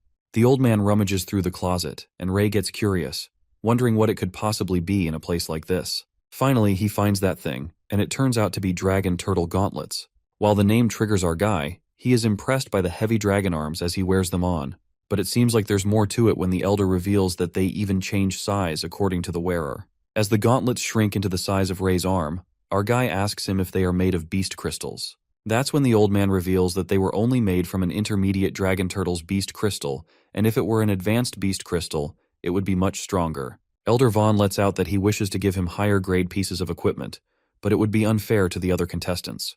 Getting confused after hearing this, Vaughn asks Ray if he's not been in class, and elucidates that every student in the second year and above has joined the annual academy tournament. By having the one-on-one fight, they will find the 5 strongest contestants in the academy. He adds that these 5 will go on to become representatives of the academy in the World Combat Tournament and fight against strong rivals from all around the world. Vaughn proudly hands the gauntlets to Ray and requests him to get the 10th place for him, saying that if he uses them to get a good ranking, he will let him keep them. As the old man gets his expectations high, our guy excitedly takes them and thanks him in advance. Now that he has weapons, Vaughn advises Ray to get something defensive like breastplates or shields, which are pretty useful on missions. After that, our guy goes to the weapon shop to buy defensive equipment and freaks out after watching the expensive prices. The vendor claims that the prices are fixed and lets out that forging defensive gear from an intermediate beast crystal requires a payment of 10 beginner beast crystals or $1,000. The sly vendor asks for 10 extra beast crystals and tells him to consider it hush money, as he's not interested in where he got these crystals from anyway. While Ray seems to be pissed off, he reckons that if he gives him the beast crystal, the academy won't be able to find proof that he hid the beast crystals. Thinking if the academy has its eyes on him, he won't be able to hunt alone anymore, our guy agrees and throws the pouch of crystals. Letting out a smile, the vendor assures him that their work is top-notch and grabs the pouch. Meanwhile, Ray annoyingly looks at the vendor and ponders, humans really are sly no matter what they work as. At that moment, Sylvia approaches him and is happy to see Ray, who asks her if she here's to buy equipment as well. While Sylvia agrees and says there aren't classes today, our guy leans closer and confides with her about the fraud vendor and how he took extra crystals from him. After hearing this, Sylvia angrily rushes towards the owner and says that she's here to make a commission request. As the vendor seems to know the silver-haired girl and welcomes the young lady from the Hart family, Sylvia asks the price of the defensive piece of equipment on behalf of her friend. Our guy notices that the vendor calls her a young lady, which leads him to wonder if Sylvia is from a famous family. After a while, the girl hands him the extra beast crystals the owner took from him, and Ray thanks her. However, he can't seem to ignore how humans get treated differently despite being the same. He then gets reminded of the disgusting guy, Sebastian Delbert, who uttered that the children of knights become knights, and children of farmers become farmers. Ray then concludes that what he said might just be the truth of the world. Snapping out of his thoughts, Ray decides to repay her kindness and pulls out a Wallabear intermediate crystal. But Sylvia refuses and says that it's much more expensive than 10 beginner beast crystals. Our guy forces her to take the intermediate crystal and assures her that it's not much of use to him now that he's got a weapon and defensive gear. As he leaves and waves her goodbye, Sylvia starts to blush and affectionately holds the crystal Ray had given to her. After that, as Ray keeps buying equipment from the same vendor, the vendor apologizes to him as he didn't know he was friends with the young lady of the heart before. On the other hand, Our boy seems to be happy as he sees some progress in his chi practice and gets excited to hunt even higher ranked monsters now that he's armor along with the gauntlets the old man gave him. The next scene takes us to Elder Gibby, who seems annoyed after knowing that the kids were lucky enough to escape alive from the prison. The guy from earlier reports to him that the lurkers informed Sir Kay about this, and he was the one who saved the students. As Gibby didn't expect Kay to be of some use, the guy lets out that the students have the 3 knights with them, and with Kay being troublesome, it would be difficult to attack. He then suggests to test out Knight Delbert, but Elder Gibby tells him not to rush as Delbert is a suitable candidate. The Elder further says that he still has to test Delbert's loyalty as he is one of the knights and commands the guy to let go of him. He then suggests someone else and instructs the guy to tell him that if he succeeds, the Pure Guild will give him a new position. The next scene takes us to the mountain forest hunting grounds, where everyone seems to be enthusiastic, and Gary suggests that they need to earn more to get equipment. Meanwhile, Monk thanks Ray, and Ian does the same, saying that he will pay him back with something better. But our boy seems to be confused and asks them if they're talking to him, and Dan grabs him behind, uttering that he knows that Ray very shy, but they're really thankful. At that moment, Ray asks Sylvia if this has something to do with her, and Martha immediately stops being a third wheel and leaves them alone. That's when Sylvia explains to him that the Woolly Bear intermediate crystal Ray gave to her, she exchanged them for gold, and gave them to their teammates under his name. With already having a good shield, she tells him that it wasn't useful for her and apologizes him for not discussing it with him. As Sylvia assumes that he's angry abruptly, Ray happily taps her shoulders and compliments her that she can become a good leader. Asking why he got serious all of a sudden, this unexpected move freaks her out as she starts to blush hard and pushes him away. Surprisingly, Monk, Dan, and Martha seem to be watching them discreetly. Later, Gary asks Ray if something happened between him and Sylvia, but our slow-witted boy doesn't have a clue what he's talking about. Gary then lets out a sigh and asks Ray to promise him that he won't treat Amy like this. Later, at the hunting grounds, the bugs glide toward them, and they all prepare to fight. Ray activates his dragon eye and analyzes that they all are beginner rank monsters, so they should be fine. After that, Dan effortlessly fights the bugs and thinks if there's a more challenging thing around here. While Gary concludes that he's just become better at fighting, Monk impressively slashes the bugs. At that moment, Ray alerts him to watch out and reveals that it's a Hercules beetle. Monk immediately gets out of the way and is shocked to see that it's an intermediate rank monster that attacks him. Thinking that it's a bug after all, Dan confidently strikes the big beetle. However, he realizes its defenses are pretty tough. As Ray alerts them that there are beetles more incoming, they're surrounded by a bunch of them. Just then, Gary attacks the beetle with his sword, but he is also left shocked after knowing how hard its knuckles are. While they all seem to struggle, Martha can't seem to shoot through their shells with her arrows, and Sylvia's shield hardly halts the beetle's attack as she bounces off. On the other hand, Monk, Ian, and Dan are surrounded by the beetles as they can't seem to fight them. Suddenly they witness a giant beetle that comes crashing down. It comes about that Ray fights them off with his classic gauntlets along with Chi. He smoothly pierces through the Hercules beetles like a pro, and the teammates are left astonished as they see our boy killing them impressively. Witnessing him getting so strong, Dan couldn't help but notice his new weapon and swoon over the crazy strong gauntlets. While Monk informs that his advisor of the martial arts club lent it to him, poor Dan cries out as he regrets and feels like he joined the wrong club.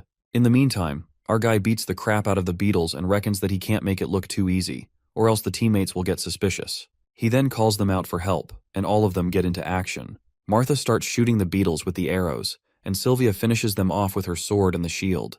Meanwhile, Monk, Dan, and Ian incredibly whack the beetles with their weapons. After killing all the beetles, Dan excitedly announces that they're rich as they will get the intermediate beast crystals after finishing off the intermediate rank monsters, and Monk even finds one. While Ray is about to absorb the beast crystals, suddenly, the birds begin to fly away from the forest. He activates his dragon eye and witnesses a fire in the forest. As our guy alerts the teammates about the forest fire, Martha jumps on the tree branch and lets out that Ray is right as she can see the flames.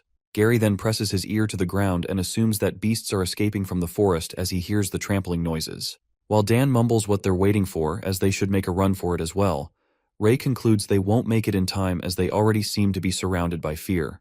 Panicked, Martha asks Sylvia to send the signal through the rescue crystal, but she informs them that the crystal isn't working as she tried sending a signal earlier. As Dan seems to be in disbelief, Ray spots someone approaching them. He shouts to ask who they are and witnesses 3 masked people who look like assassins. Meanwhile, Monk anticipates that they are here to save them, but our guy clarifies that it's probably not the case with these guys, and Gary yells at them, asking if they set the fire. At that moment, one of the masked guys signals the other 2 to attack the kids. As the 2 of them attack Monk and Gary, Ray is also attacked by the red-armored guy.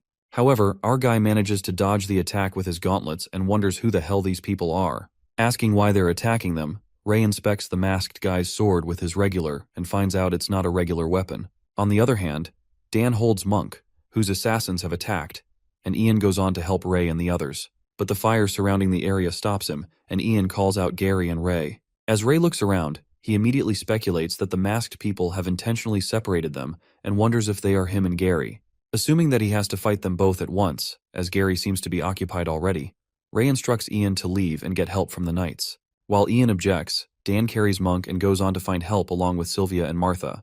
In the meantime, Ray asks Gary if he can keep up, and the blonde-haired guy assures him that he can handle one of them.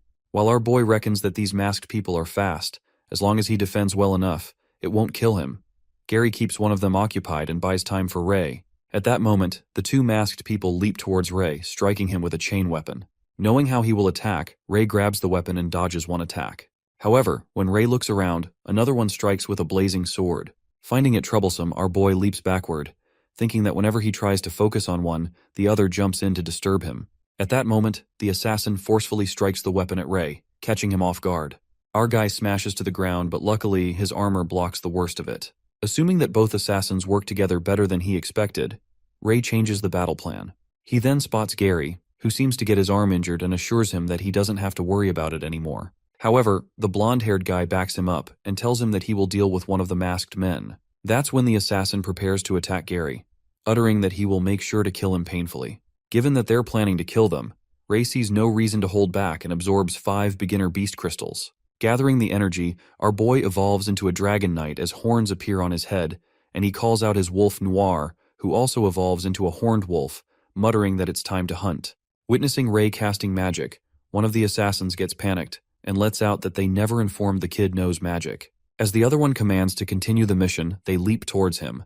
Noticing it's the same move from earlier, Ray makes sure not to fall for it again and grabs the sickle weapon. He then commands Noir to run and traps the two of the assassins with the chain. Thinking that he can trap them, they effortlessly break free from the sickle. While Ray doesn't seem so surprised, he instructs the wolf to take care of the guy with the sickle and jump towards to deal with the other one. As our boy fights with one of them, another one dashes towards him, but Noir arrives just in time and attacks him. Saying that he kills beasts like him for breakfast, the assassin dodges Noir's attack with the weapon. On the contrary, our guy keeps dodging the attack and is baffled when he realizes that it's the same move again. He inspects that the sword is troublesome and decides to restrain it. Ray speculates that the masked guy is avoiding combat when the chain is not with him and wonders why he is doing that. To try it out, he abruptly attacks the assassin, leaving him shocked, and according to Ray's assumption, the masked guy doesn't engage with him and leans backward. While our boy finds out his weakness, he peeks at Gary, who seems to be giving a hard time to the masked guy. Gary declares that they are students of Avrian and stabs the assassin with his sword, asking why he attacked him. As the blonde-haired boy holds him down with the sword, Ray warns him to watch out as the other strikes a fire blow at him. However, the attack hits the assassin, who was stabbed by Gary and burns in the fire, screaming for help. Appalled by this sight, Gary ruminates that they're willing to kill their allies and walks towards Ray to help him. Meanwhile, Gary quivers with pain and trips to the ground. Our boy tells him to rest and assures him that he will tear these bastards to pieces. Ray holds the sword in his mouth and lets out that a scum like him doesn't deserve to be part of this world, and to think that he even threw the lives of his comrades away, it's unforgivable. Just after that, he lands a powerful attack on the masked guy, but he survives it. Witnessing that he dodged the attack, Ray concludes that they've come well prepared as they're equipped with special equipment and weapons. As his gauntlets seem to crack, he thinks of finding an opportunity as if this continues. His equipment is not going to hold for long enough. To buy some time, Ray summons his wolf Noir and it immediately attacks the masked guy. While the assassin thought that Noir would be strong, but it turns out to be an intermediate rank, he affirms that the wolf is going to die before his master does. As the wolf tries his best to confuse him and rapidly moves in circle, the masked guy grasps the chain and utters to stop looking down on him. At that moment, the assassin captures the wolf with the chain, and Gary, who witnesses Noir being in trouble, plans to do something. Without wasting a moment, the assassin aims the weapon towards the wolf to kill it, but at that moment, Gary steps in and stops the attack. Thinking that he wishes to die for a monster, the assassin strikes Gary, who is barely hanging on, and he smashes on the ground, making his sword slip away.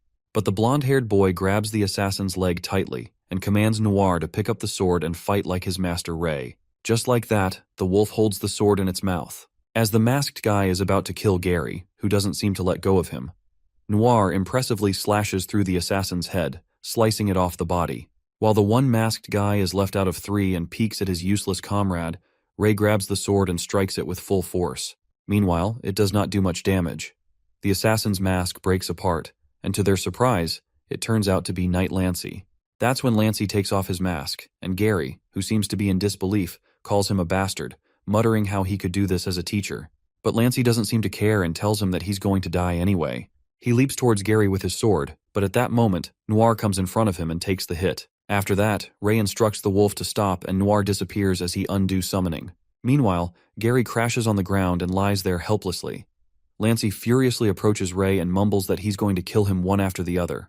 As Lancey moves with his sword covered in fire, our boy contemplates how trash humans like him exist, who like creating pain and targeting him. He decides to make him pay the price and grasps the swords with his gauntlets. Thinking that he's wasting all the energy to hold the sword, Lancey puts on an evil smirk and tells Ray to enjoy getting burned to death.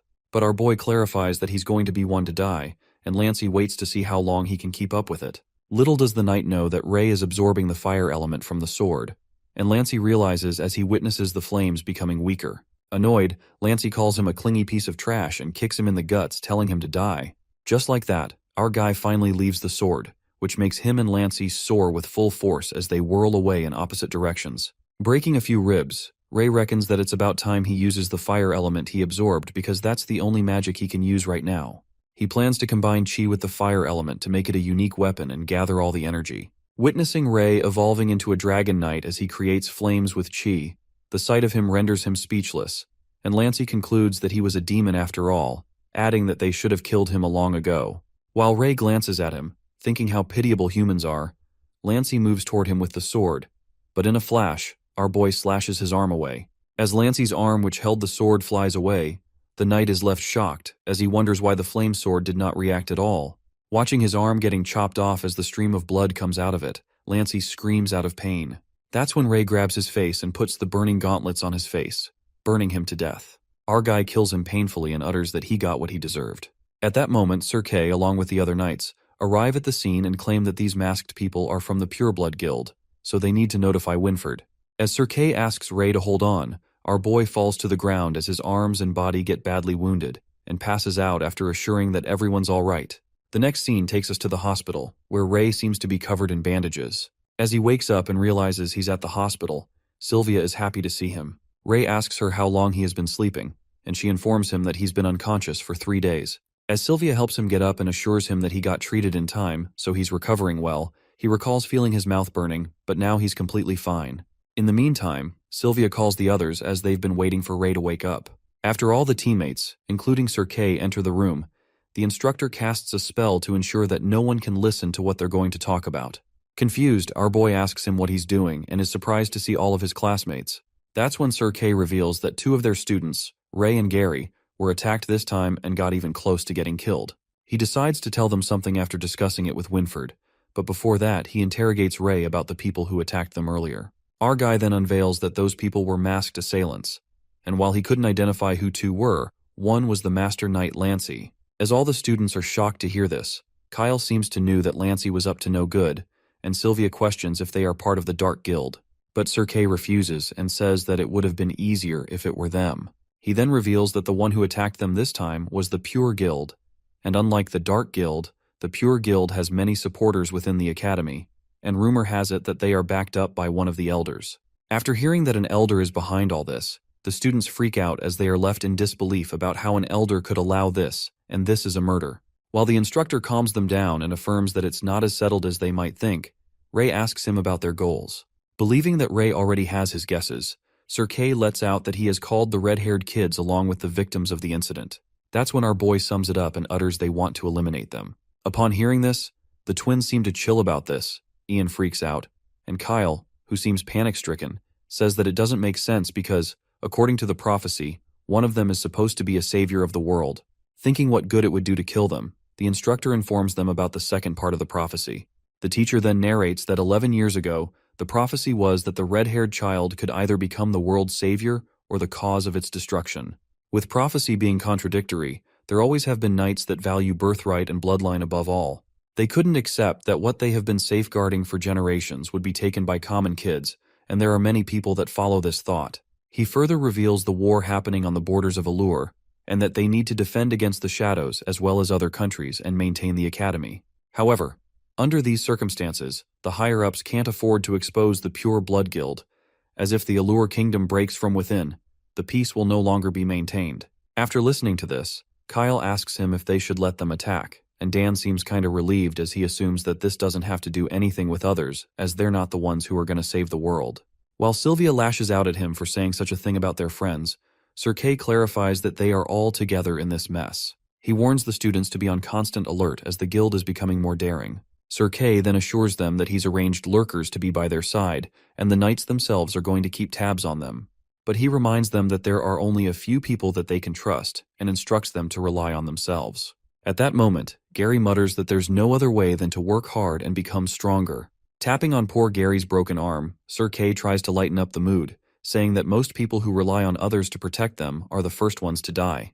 While the students think he is trying to comfort them, the instructor seems to have enough of the talk and instructs them to leave as he has to talk with Ray. 1 week later, Ray leaves the infirmary and feels happy as he almost got mad in the hospital.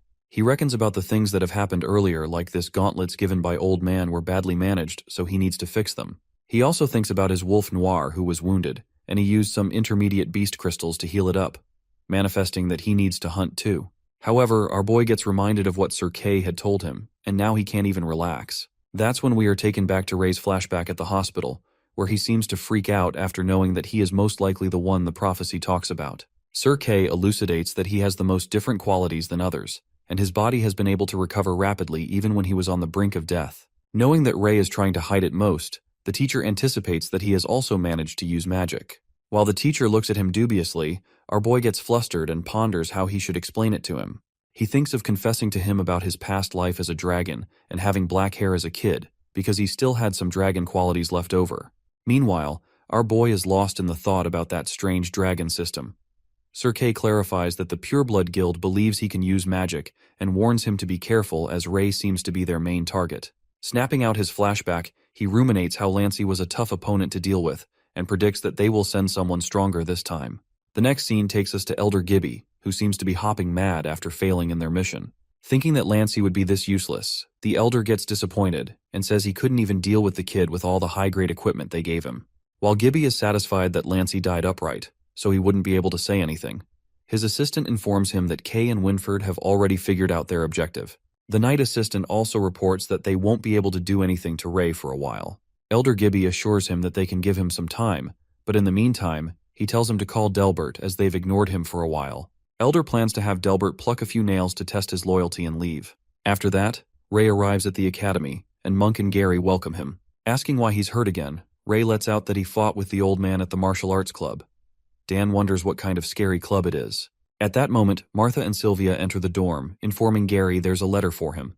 While Sylvia gets happy to see him, and Martha suggests that he should probably groom his hair, Dan suggests that he should shave off half of his just like him. As our boy gets annoyed as he doesn't want to look like Dan, Kyle jumps in and advises him to go bald like him. Seeing Kyle in their dorm, Ray asks him why he is here, and Monk tells him that Kyle always wanted to come here, and they also had an empty space, so Sir Kay agreed to this, as he thought it would be better to take care of each other.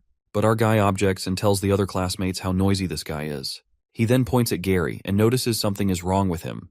At that moment, Gary storms out of the room, and Sylvia assumes it might be because of the letter. While Dan jokes around and guesses that he must have gotten dumped by someone, Ray anxiously runs after him. He activates his dragon eye and finds that Gary is headed to the roof. Our boy immediately runs to the roof and witnesses Gary sitting there. As our boy asks him the matter, Gary confesses that the letter he got just now was about her sister Amy. Worried, Ray asks him what happened to her, and that's when Gary reveals that she died. The next scene flashes to Ray's memories with Amy, and he realizes he never had the chance to thank her. Realizing that now he has lost her, our boy melts in the breakdown as tears start to stream down his face. Just then, Gary reveals that he could never escape his mind from the nightmare, because he dreamt that Amy was ripped to shreds by the monsters at the Roland Magic Academy. He adds that she was lying there helplessly with no way to save herself under the gazes of countless aristocrats.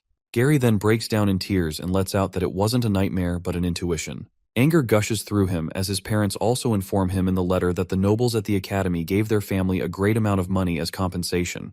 Hopping mad, Gary breaks the boundary and mutters that in their sight, his sister was just a trivial child from the countryside to them.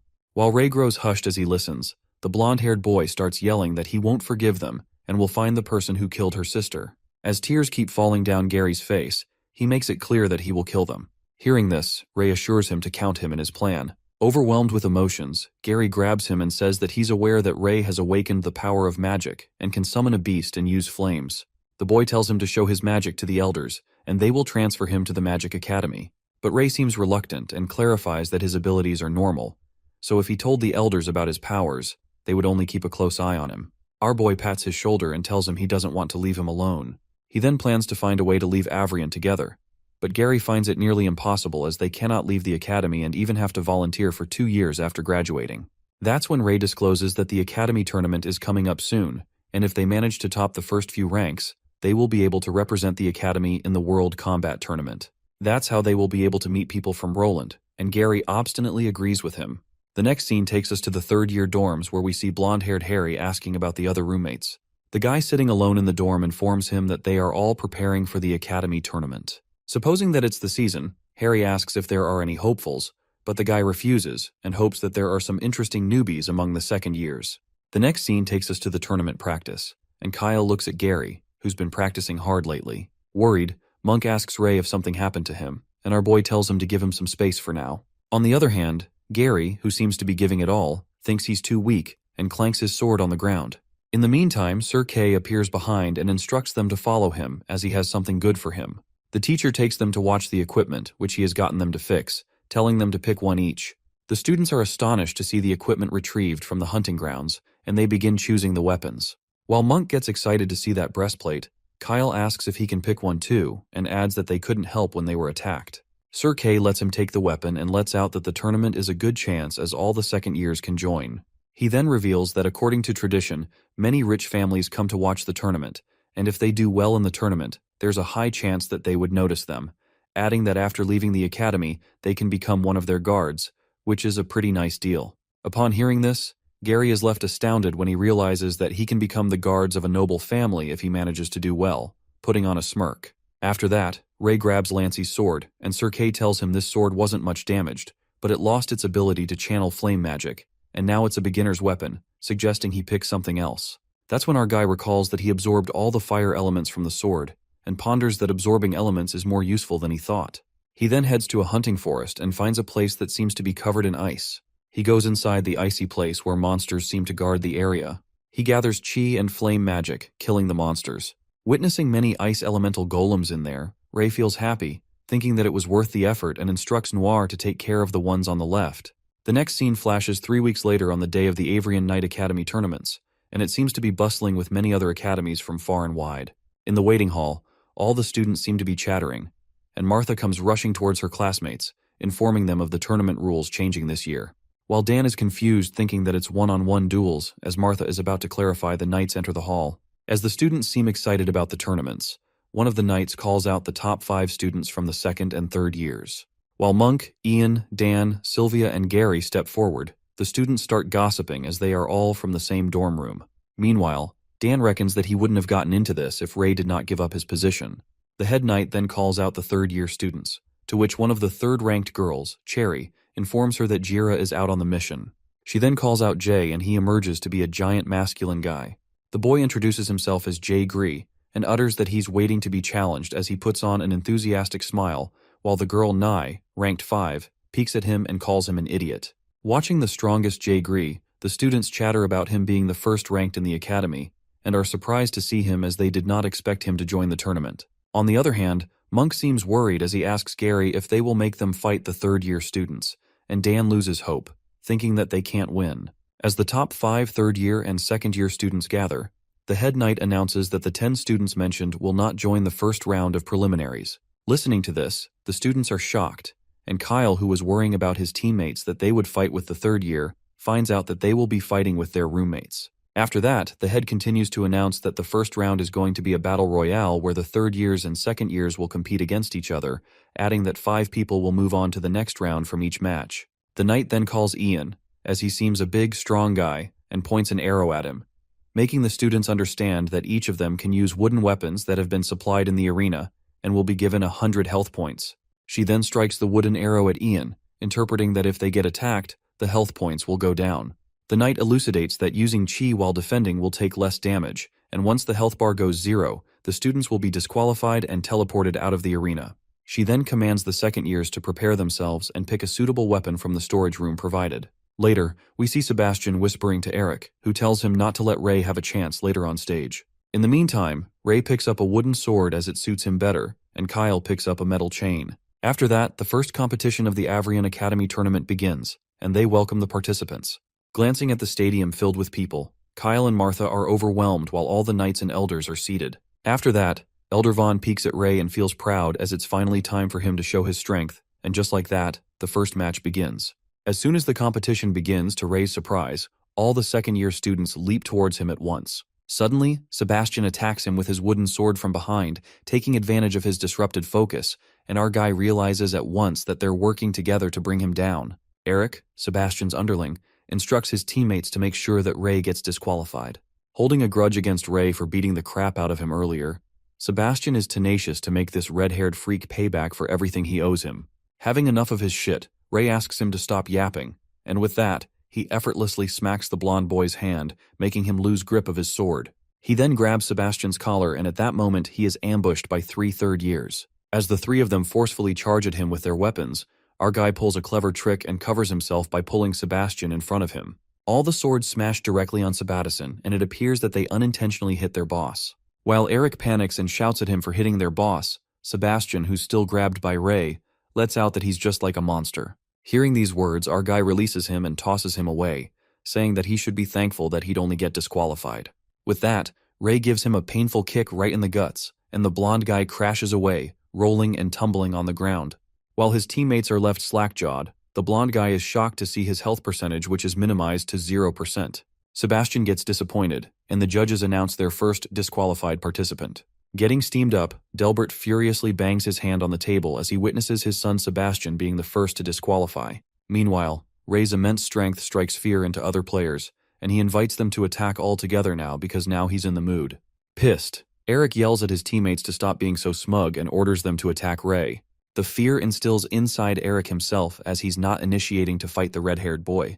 However, Ray himself jumps towards him to deal with him. Scared to death, Eric shouts at him to stay away from him as he's bawling his eyes out of fear, while our guy twists his arm, which makes his sword topple to the ground and cracks his feet. Witnessing Ray beating the crap out of the players, third-year student Jay Gree is quite impressed by the red-haired kid's power, but Nye thinks that he's pretty ruthless. Nye further lets out that this competition was held to observe the techniques of the students, but it ended up giving Ray a chance to be ruthless. Well, they don't seem to know that the second years schemed to gang up on our main character to bring him down, but now he's fighting fairly and beating the hell out of them. Nye notices that every time that red-haired kid attacks the players, it only reduces about 20 health points from the enemy, believing that if this goes on, someone might lose their life. On the other hand, Sylvia and Ian are concerned as the players are hurt, but Gary, crossing his arms, utters that it serves them right. Thinking that could gang up on Ray, Gary, with an intense gaze, ascertains that there's no way they could win against him by pulling his pathetic plan. Meanwhile, Ray continues to smack the players and crack their arms, which reduces their health points by 20. As it seems like our guy is inevitable, Dan is staggered and wonders if none of the players know how to use chi. Sylvia tells him that they're using chi, but Ray is far too strong that he's unaffected by it. In the crowd, the people begin to gossip about Ray and wonder why he's being so ruthless, and blabbering that he's so uncultured and doesn't look like a knight at all. One of them suggests that they wouldn't have allowed someone like him to participate in the first place. As soon as they utter this bullshit stuff about the red-haired kid, Ray's eyes get fixed on them as he gives them a deadly stare, deadly enough to eat them alive. With his stare fixated on them, the people who blabbered about him could sense the killing intent in his gaze, and found it impossible to think that he could hear him, Loki supposing that he was a monster. On the contrary, one of the elders suggests that they should stop the red-haired kid, but Elder Vaughn interrupts and finds no valid reason to stop Ray, affirming that no one stopped them when they started ganging up on him. Well, at least someone used their brain for once. The elder gets concerned that Ray might kill other students, but Elder Vaughn seems pretty confident and thinks that based on his opinion, the red-haired kid is making a smart choice to ensure that they don't gang up on him again. Revealing that Ray is his student, Vaughn also decides to take responsibility if anything happens. Listening to this, the elders are left quite speechless. However, deep down, Vaughn is worried about Ray getting a bit out of control. In the third-year audience, third-ranked Knight Cherry assumes that the top 5 have already been confirmed. She then kinda mocks Harry Delbury, saying that's a shame that his brother was the first one to get disqualified. Laughing it off, Harry lets out that it's a good thing, covering it up by saying that his father dotes on his younger brother too much. On the other hand, the roommate gang, the second year including Martha, Kyle, the twins, and Ray, seems to be taking the lead in the competition as they incredibly disarm the enemy. While the players are screaming out of pain, Eric, the underling, calls Ray a dirty mongrel and asks him to wait until he kills him. Pissed, Eric warns the red-haired boy that he should better watch out because if he gets the chance, he'll get both him and his parents. Mentioning his parents, the guy knew that he fucked up the moment he badmouthed Ray's parents. At that moment, Ray loses his nerves as he angrily approaches him, while the broken and helpless Eric asks him to stop right there as he can't even escape with his broken limbs. With that, our guy grabs his head, and the elder is now certain that he'll definitely kill the silver-haired boy. Glaring at him with dagger eyes, Ray deciphers not to even think to become a knight, and with that, he activates his mana. It appears that our guy is absorbing Eric's mana as the guy eventually gets drained. Meanwhile, Eric is freaking out as his mana is completely exhausted, and just then, Ray strikes a powerful punch at him, making his health point reduced to 0. As poor Eric is lifelessly lying on the ground after getting a good smacking, the elders are convinced that Elder Vaughn was right about Ray, as he didn't continue to hurt other students. At that moment, Elder Vaughn takes a sigh of relief as he was worried sick about Ray and his violent moments. Nonetheless, he laughs it off and is assured that our boy at least stopped breaking their limbs. In a flash of a moment, an arrow glides towards Ray when he dodges it without flinching, and it appears to be a girl knight who warns him to let go of the boy as he's grabbed by Ray. While he smacks the boy and tosses him on the ground, the girl keeps shooting arrows at him. However, Ray keeps on dodging them like it's a breeze and remains unfazed. This makes the girl low-key panicked as she finds it impossible that the red-haired guy dodges all her attacks. Eventually, she runs out of arrows and our guy takes the chance, grabbing hold of her by the neck. As he drains her mana, someone from the crowd shrieks at him to stop it. Calling him a monster, the man asks him to get his hands off his daughter, while the others try to make him understand that he goes up now and Sarah is going to get disqualified.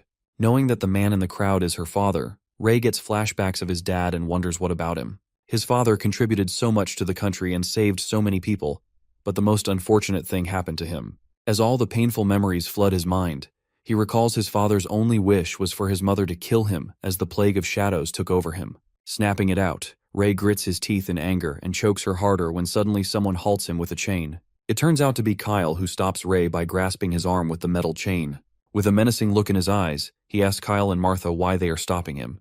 With their health points decreasing, Kyle tries to reason with him that Sarah is an innocent girl, so he doesn't need to be harsh, and Martha lets out that she didn't hurt anyone. Meanwhile, the twins, Sloth and Badger, step in to save the girl and tell Ray that he's crossing the line here, asserting that those bastards have been punished who were trying to gang up on him.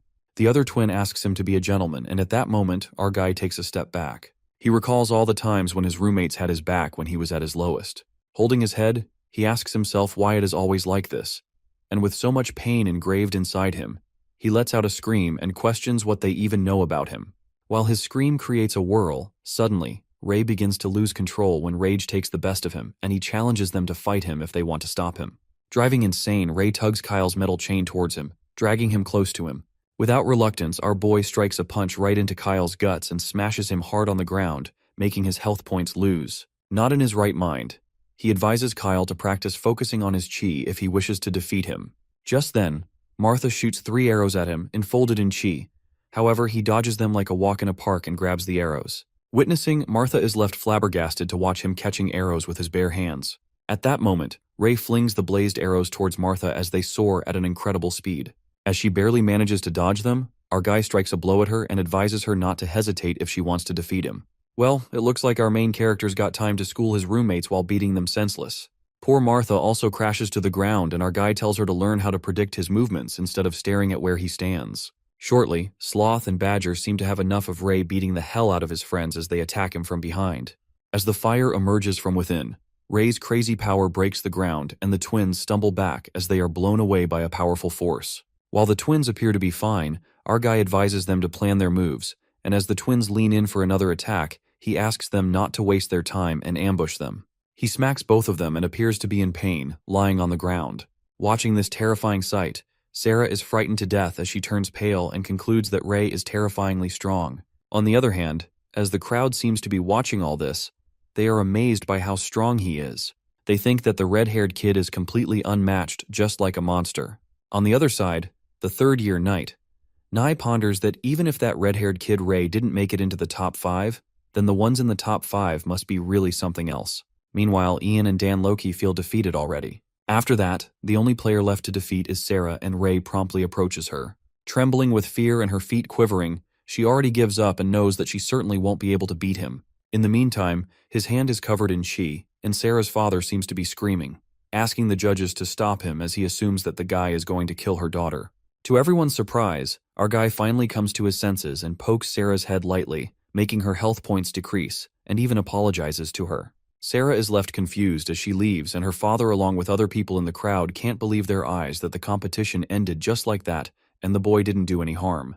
After that, the results of the competition are announced with 5 qualifying students being the winners, including Martha, Ray, Sloth, Badger, and Kyle. Moments later, our boy leaves the arena, and the judges announce to everyone to get rest, as they will continue the battle royale for the 3rd years later in the afternoon. The elders are impressed by Ray's performance, and one of them believes that if he were to go on a rampage someday, not many people will be able to stop that kid.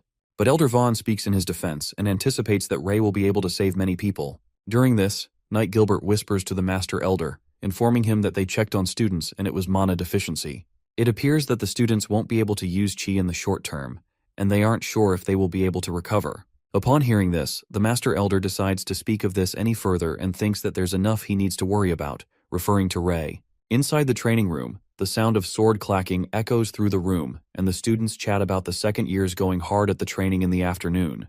It appears to be Gary who's fiercely fighting with the puppet, and after numerous hits, he manages to pass the 12 level and defeats the puppet. Catching his breath, Gary is not satisfied with his training as he needs to reach the level to get as strong as Ray. He then gets reminded of Sir Kay, who told them about the affluent families that come to watch the tournament, and if they do in the tournament, they will notice the knight students. And once they leave the academy, the knights can become one of their guards, and it will be a pretty nice deal. Thinking about this, Gary decides to step up as this isn't enough of what he wants. Watching the blonde kid fighting with such fierce determination, Cherry recognizes Gary as he's the first place among the 2nd years and asks Harry what he thinks of him. Harry lets out that the other one suits him better, referring to the puppet, while Cherry obsesses over Gary, saying that the boy has a good face though and reminds her of Harry. While she corroborates with Harry that the boy can do better, Harry strides towards the puppet and with a bright smile on his face, he activates level 12.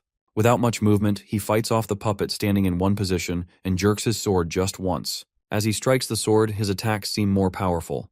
While Harry impressively defeats the puppet and passes level 12, Gary notices that he copied all his movements. After that, Harry lets out that it doesn't look that hard, and Gary grasps that he wants to fight. Cherry gets excited to have a show on their hands, and the students are surprised to see a cross-grade fighting. At that moment, Sylvia rushes in to find Gary and asks to get a good place since the competition is about to begin, dragging him by the hand.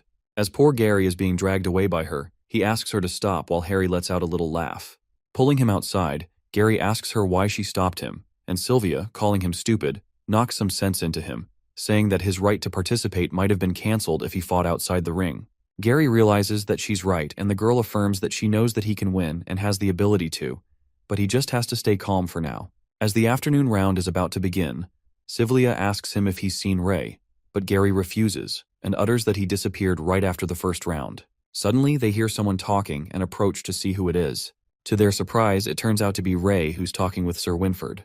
Meanwhile, Gary wonders what they are doing together. At that moment, our guy confesses that he doesn't want to compete any longer, leaving his friends shocked.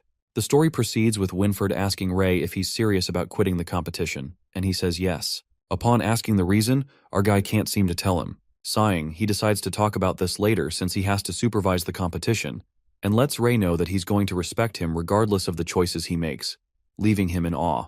Walking down the stairs, Ray encounters Sylvia and Gary, and they both explain themselves that they didn't mean to eavesdrop. He asks them if they heard everything, and Sylvia says just a little bit. Gary interrupts, spilling the truth that they heard everything. They accept the truth while our guy assures them it's nothing important. As he's leaving, Gary stops him, asking if he's going to break their promise and if his sister's death going to be covered up as if it's not important. This makes Sylvia understand why Gary has been stressed out lately. Ray responds he can never forget that since she was a human and his first friend, adding that he does really want to take revenge for her. Sylvia affirms that she knows that Ray might feel afraid, and that he's hurting. His heart is filled with rage towards the people who ganged up against him, and he must feel bad for attacking their friends and innocent people. Consoling him, she lets him know that none of this is his fault. They just want to let him know that no one is upset with him, and then she remembers how Kyle, Martha, and everyone else look up to him as an example of someone who's strong and how they were arguing about beating him next time. Gary agrees with her and reassures him that he knows Ray wasn't treated fairly in the past, but now he isn't alone. He has them and they will always be his family. The blonde-haired guy is sure of his friend and won't leave him here all alone by himself. With that, they all proceed to the ground where Martha tells him that the competitors are almost here, and it took them long enough to come. Watching Ray and Sylvia come together, Dan blabbers they would rather want to be with each other than watch the competition, but then he spots Gary third-wheeling in the back, who's not that happy about it either. Sylvia asks Martha if there's someone of note, and she replies that the 3 years are all pretty strong and have their own strength. Harry, who's an elegant fighter and the only one who hasn't got hurt the entire time. Then there's Gio. He's a big guy who's strong and explosive, and he can compete with the first-place Jay. Sumir and Mizuiro are experts at using fans and have nice coordination with each other to defect and attack, and she feels even Sloth and Badger do not have that high level of coordination with each other. As they were looking for the other player, Ray found Molly practicing, and he seemed to be impressed by her skills since she was in the top 5. With that, the judges congratulate the 5 winners of the third-year bracket. The main events start now. Winford announces the results after 2 rounds of the competition, which shortens the players up to the final 20. While announcing the second year's performance, which had been much better than expected, he glances at Ray, wondering if he will participate, and he nods his head, which makes him smile. And he lets everyone know about the new rules that have been implemented for the competition. On the screen, everyone's new matchups are displayed. The second years are up against third years, which makes them think it's unfair to them, because no matter how strong they are, they've been trained for 1 year less. It is shown that Gary is up against Harry, and he finds it to his liking, while Sylvia is up against the strongest in the academy, Jay Gree, making her wonder if she's capable enough. But Jay thinks it's a shame he's not up against Ray, and Harry also expresses that he wants to fight him ever since he has grown more, assuring Jay that he'll get a chance to fight the red-haired boy. Sylvia's brothers are seeing everything from above and find it a shame that they won't be able to see the youngest sister's performance today. The other one says they don't come to Avrion often, so they should let the sister bring them around. But Marsh, the older brother, suggests going later since he has to meet up with the elder. After that, Winford lets everyone know that the finals will be held a day later, and they should be prepared because the contestants should not be limited on their weapons and equipment. The second years know that they have to compete in equipment with the third years too, and Dan mumbles that it's going to be skewed in their favor, so it's easy for him to say while Ian thinks that they should treat it like one of their special trainings. Looking stressed, Monk is concerned about the fact that he has to go up against Molly in order to improve, although she's his senior in black belt. Our guy is up against Jira, who has not shown up yet, and he thinks it's fine since he will be able to relax more fighting against someone who's not a second year. As the sun is about to set, Ray asks Gary and the others if he's not going back, but Gary lets him know that they're going to do some more training. Watching him training with alacrity, our guy knows this fight is the one he can't lose since Harry's very strong, so he hopes for his friend to win. The story proceeds with a flashback of a conversation between Ray and Winford, who is glad that he changed his mind and is relieved. He says it's nothing, and it's just because his friends were nagging him for it. Then he asks Winford if he needs to know something else. To which, the knight says he can't tell him much, but briefly opens up that the top 10 winners will have the right to represent Avrion in the World Combat Tournament. This leaves the red-haired boy in shock as he recalls there are only 5 winners, but Winford's fears are realized when he tells him that this has to do with the Pureblood Guild, and that the elders will announce this after the competition. He doesn't want Ray to let go of this chance at least, and our guy gets the point. Coming back to the present, our guy didn't think this competition would cause this much trouble, wondering what the Pureblood Guild would do next when abruptly he stumbles upon a slip that read, "Meet me at the arena at 9. As he reads it, dubiety lingers in his mind, feeling that it's a trap. He remembers that Sir Kay and Winford told him not to take any action by himself, but this is the only way he can use his abilities freely. Looking around, our boy presumes that he knows nothing about the Pureblood Guild, or Dark Guild. Therefore he needs to find information so he can find clues about his father. Using the Dragon Eye, he decides to catch whoever it is, even if it's a trap. That's when we see Jay Gree approaching him from behind, who finds it a coincidence to see Ray, and finally has the chance to talk to him since the people in the morning were really ugly to look at. It emerges to be the strongest third year, Jay Gree, and Ray asks him if he's from the Pureblood Guild. Appearing confused, Jay reveals his true intentions, and says that he just wants to fight with him since they don't have a chance to fight in the competition. While Jay insists that they should combat right now, Our guy respectfully passes as he doesn't feel like fighting, making Jay pissed. Disappointed, Ray thought that he had a clue and in bounds, but it turns out to be a buffoon with too much time on his hands, referring to Jay. Our guy standing in the opposite direction is suddenly attacked by Jay, who slams his big-ass sword with a clang. However, to his surprise, Ray halts the attack as he grabs the weapon with the help of his dragon turtle gauntlets. Freaked out by the sudden ambush, he asks Jay if he's mad and clarifies that he doesn't want to fight. That's when Jay realizes that his suspicions are correct and Ray's strength is nothing to laugh at. As Jay excitedly lets out that no one could take this attack from him like that, and our boy doesn't seem to give a damn about it. However, Jay strikes the sword for the second time, which makes Ray crash away with force. Our guy clings to the ground as his gauntlets brush against it and he is taken aback, thinking that Jay is as strong as a Minotaurus. While it looks like Ray has no other choice but to fight him, as he's not going to let him go unless he defeats him, suddenly, his eyes catch a hold of someone standing behind Jay. Meanwhile, Jay insists on coming at him. Our guy instantly realizes that the guy with a mask is from the Pureblood Guild. As soon as the realization dawns on him, a spark of rage runs through Ray, and with his glare fixated on him, he abruptly uses chi and throws Jay out of the way as he strikes a punch at him. After that, Ray leaps towards the masked man and blows a blazing attack on him. However, his attack vanishes as soon as it clashes with the masked guy's lance. Seeing his attack disappearing in thin air, our boy speculates that there's something with that lance. Shortly, they are interrupted by the big guy Jay, who is pissed and asks the masked man where he'd come from, teaching him not to step in on a spar. Thinking that this big guy is such a nuisance, Jay proves to be one as he challenges the masked man to fight, and at that moment, the guy signals as he waves his hand, making his other henchman enter the scene. The masked henchman surrounds Ray while Jay fights off with the leader and thinks that it's quite unprofessional to bring buddies, but he likes it.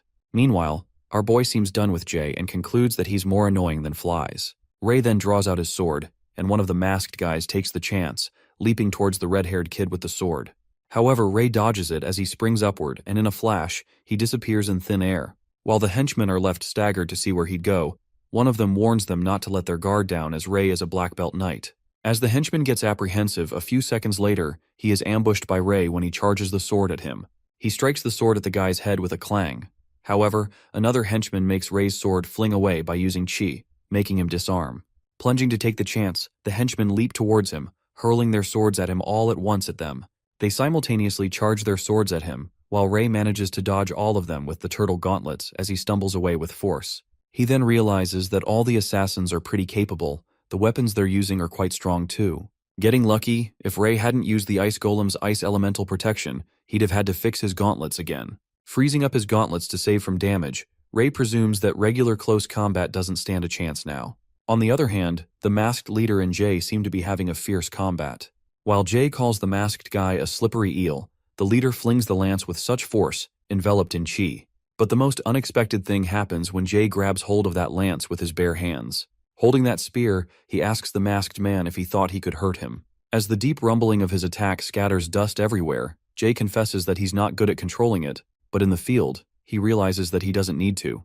Holding his sword, the big guy proudly claims that he has several times more chi than the regular person, and to them, it might be poison. But to him, it's fine wine. With a menacing sneer on his face, Jay leaps towards him with his sword set ablaze and binds his chi. Going berserk, he slams the sword with unmatched strength while the masked guy barely manages to hold it with his chi. Just then, Jay finally gets hold of his mask and whacks a fierce blow, making that guy fling in midair as he crashes away with force. At that moment, the after effects of that mind-blowing attack results in a big explosion that even Ray is quite shocked to see, wondering if that is really a power humans can have. Meanwhile, Jay, holding the guy's mask, lets out that his weapon is pretty good that it was able to take an attack from him. Throwing away the mask, Jay mocks the guy for not being strong enough, while the guy who got his ass beaten by him is still able to stand up. To his surprise, the guy turns out to be Gira. Laughing, Jay doesn't seem much surprised to see his classmate Gira, who's also a third year, and taunts him that he's been hiding many things these years. Gira looks quite pissed at him, and now that he's exposed, the anger boils in him as he leaps towards Jay to attack him. However, the big guy blocks it with his sword with a clang. On the other hand, our guy seems to be struggling to fight the 5 henchmen who are annoying enough to deal with, but he feels reassured that at least Jay is helping him keep the leader occupied, thinking that he owes him one for this. While he freezes one of the enemy's arms, another one leans in to attack him. However, Ray disappears once again. Hiding, our guy needs to drag out time for his mana to recover so that he can easily deal with him and climb to the top so that no one can spot him. The henchmen warn each other not to let Ray ambush them, and they call him out, saying that they know he can't hold on anymore, so if he comes out now, they can make things quick and painless for them. On the other hand, Jay again strikes a blow with immense strength, but Jira dodges it as he leans back. After that, Jay asks him how much longer he's going to hide, and at that moment, Jira tosses something out of his armor which seems like a potion bottle. As he pops it open, Jay Gree is confused to see what he's doing, and Ray, watching this all from above, realizes what it is as his eyes are left wide open. It appears to be a plague of shadows, and Jira gulps down that purple potion and a peculiar purple aura surrounds him. Jay could sense that there was something wrong with his chi, and a tense moment unfolded when a purple aura emerges from within and Jira lost control, transforming into a terrifying monster. Suddenly Ray screams and warns Jay to watch out. Getting unexpectedly strong, Jira, who's now turned into a plague of shadows, leaps toward Jay Gree, charging the spear at him. Noticing that he's oddly strong, Jay Loki freaks out and feels the need to dodge. However, before he can take action, Jira stabs the lance in his chest. Bleeding, Jay is left flabbergasted as he presumes that his speed and damage are at least 10 times stronger than he was just now. He realizes that if he doesn't dodge another attack from Jira, things are going to get messy. Concerned, Ray senses the trouble down there and reckons if he doesn't deal with these henchmen soon, the tables are going to turn. During this, one of the henchmen spots the red-haired brat and springs towards him to kill him. However, our guy makes it clear that he doesn't have time to play with him anymore and beats the crap out of him as he strikes him with his blazing gauntlets. Meanwhile, Jira constantly keeps attacking Jay and mocks him by saying that he's not as strong as everyone says he is. As he gets hit, Jay gets a hold of himself, and he clings his sword to the ground to stop himself from crashing away. Quivering, Jay lets out that he's not used to being on the defensive side and still has some strength left in him. Jira concludes that this is where his story ends. Telling him to die, the shadow monster soars towards him with his spear charged at him. Feeling helpless, Jay's body gets stiff as he's unable to dodge or even move. While it looks like it's the end of the big guy, Jira slams the lance with immense power. However, Ray appears at the right time as he grabs the spear with his frozen gauntlets that halt it. Thinking how's this possible, Jira peeks over at his henchmen and witnesses that they are knocked out, which makes him even more stunned that the red-haired kid dealt with 5 elites all by himself. Taking the chance, Ray tries to freeze the fear by using flash freeze. However, Jira releases his lance and jumps back. Just then, Jay Gree, who's severely injured and bleeding, thanks Ray for saving him while our boy assures him to leave the rest to him. Jay then warns him to be careful of his weapon, which is made from the carapace of a crab spider demon, adding that it's not only tough and reflects damage, but also has neurotoxin which can paralyze him once he gets hurt from it. Taking this into account, Ray thinks of dealing with Jira quickly, and with that, he releases chi, which sets him ablaze. The fight continues and our boy keeps dodging his rapid attacks. In a flash of a moment, Jira finally gets Ray, and it appears that his weapon tilts a bit, slashing the spear at him and smashing him away. Being thrown with force, Jira seems very powerful to fight with as Ray decides that his weapon can even change form, plus his chest plate has shattered too, and his gauntlets had enough blocking attacks that they can't do anything now. Panting, he thinks that he needs to go on the passive once he gets hit again as he needs to pick his sword back up. That's when Jay Gree calls him out, and knowing that he's looking for a weapon, he hurls his sword at Ray, permitting him to use his baby, referring to his weapon. As soon as our guy grabs the hold of the big-ass sword, he low-key freaks out because of how heavy it is. Not being able to bear the weight, Ray begins to sweat as the sword topples to the ground. While our boy is astonished by its weight, Jay admits that it sure is heavy and advises him to swing it.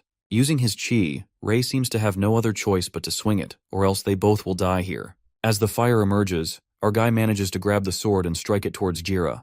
The sword clashes with his spear and Jira mutters that it's useless, revealing that his spear is naturally strong against heavy weapons like this. At that moment, the air between them seems to crackle and fizz with tension when Ray uses ice powers and the sword begins to freeze. Meanwhile, it scares the hell out of Jira as to what is even happening with the sword as the edge of the spear begins to freeze. Using the ice elemental powers, Jira's spear that is gripped against the sword also freezes that it shatters to pieces. Panic bubbles with him as he witnesses his weapon breaking to pieces, but the worst is yet to come when Ray slashes the sword last time and stabs him as the blood splatters. While Jira reaches his unfortunate end, Jay appreciates Ray for his impressive attack. After that, the sword edge covered with ice crashes as our boy bangs it on the ground. Feeling fortunate, he pants heavily, and surmises that almost used all his strength in this one hit, and if it didn't work, he would have lost the fight. With that, Ray uses mana siphoning to absorb Jira's mana. However, the system informs him that he can't absorb it since the target is infected. That's when it hits him that Jira is infected with the Plague of Shadows. More like he infected himself on purpose after he drank from the vial, and his chi became purplish-black. Suspicion flickers in his mind as Ray contemplates that it's just like people from the Dark Guild. Knowing that the Pureblood Guild and Dark Guild are different organizations, he speculates that the Pureblood managed to get that suspicious potion, making him wonder if they are related in some way. Nonetheless, the dragon system notifies him about the new ability Ray has unlocked known as Glamour. Thinking it over, our guy always unlocks abilities when he gets into life or death situations and thinks of obtaining a new skill. Anyway, he first decides to deal with the corpses and searches Jira to find something suspicious. Our guy gets his hands on the purple potion bottle, and at that moment, his suspicions turn into a fact when he ascertains that they did not obtain this potion accidentally. Instead, someone's creating these as a group. Grasping that potion bottle, Ray gets the feeling that there's danger and trouble everywhere in the academy. Even though he can trust Winford and Sir Kay, he needs to walk with caution and not trust those around them. He assumes that this potion might have been created in the academy as well, which itself is fraught with peril. The shadows seem to have infiltrated the academy, yet the students don't have the slightest clue that it could put their lives at risk. As he burns Jira's body to remove the evidence, Ray leads to suspect that this can only be that the higher-ups are hiding it on purpose. It could be head knights or even the 6 elders. After that, Ray approaches Jay and thanks him for landing the sword, asking if he's doing okay. Assuring that he's fine, Jay lets out that his baby, the sword, suits Ray well and asks if he's actually a mage. Our guy admits that he knows some magic while Jay Gree compliments him and thinks that it's freaking awesome as he's never seen a mage that could fight like he does. Ray then hopes that he can keep his strength a secret and promises to explain it to him when he gets the chance. Jay assures him that he will after all. Ray saved his life. With determination in his eyes, the big guy attributes his life to him and asks the red-haired kid to say the word whenever he needs help, affirming that he will jump into the pits of hell for him.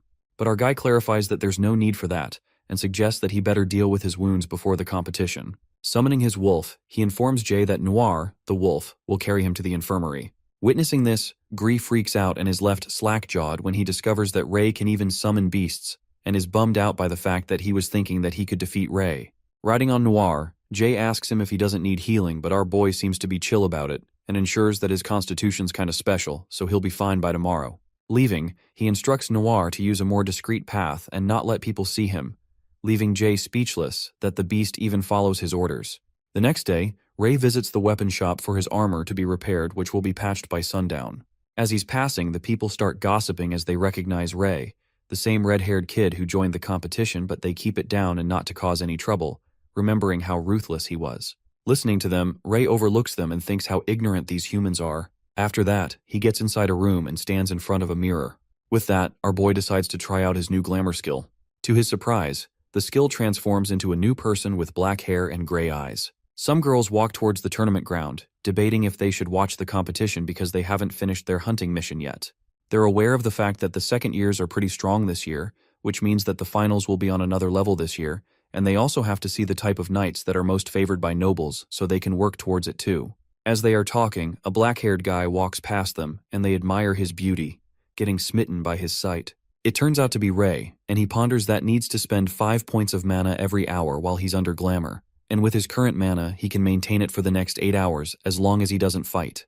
People walk past him, admiring him while he thinks about how easy it's going to be as he's working solo. With that being said, he remembers how someone was offering him a healing potion for fewer silver coins since he's an adventurer, while the other was offering him an inn with splendid view of the tournament at a fair price. Being this handsome, our boy realizes that it's not as simple as he thought it would be, and thinks it's absurd how people are treating him differently just because he changed his appearance. In his perspective, this world has a sadly pathetic mentality.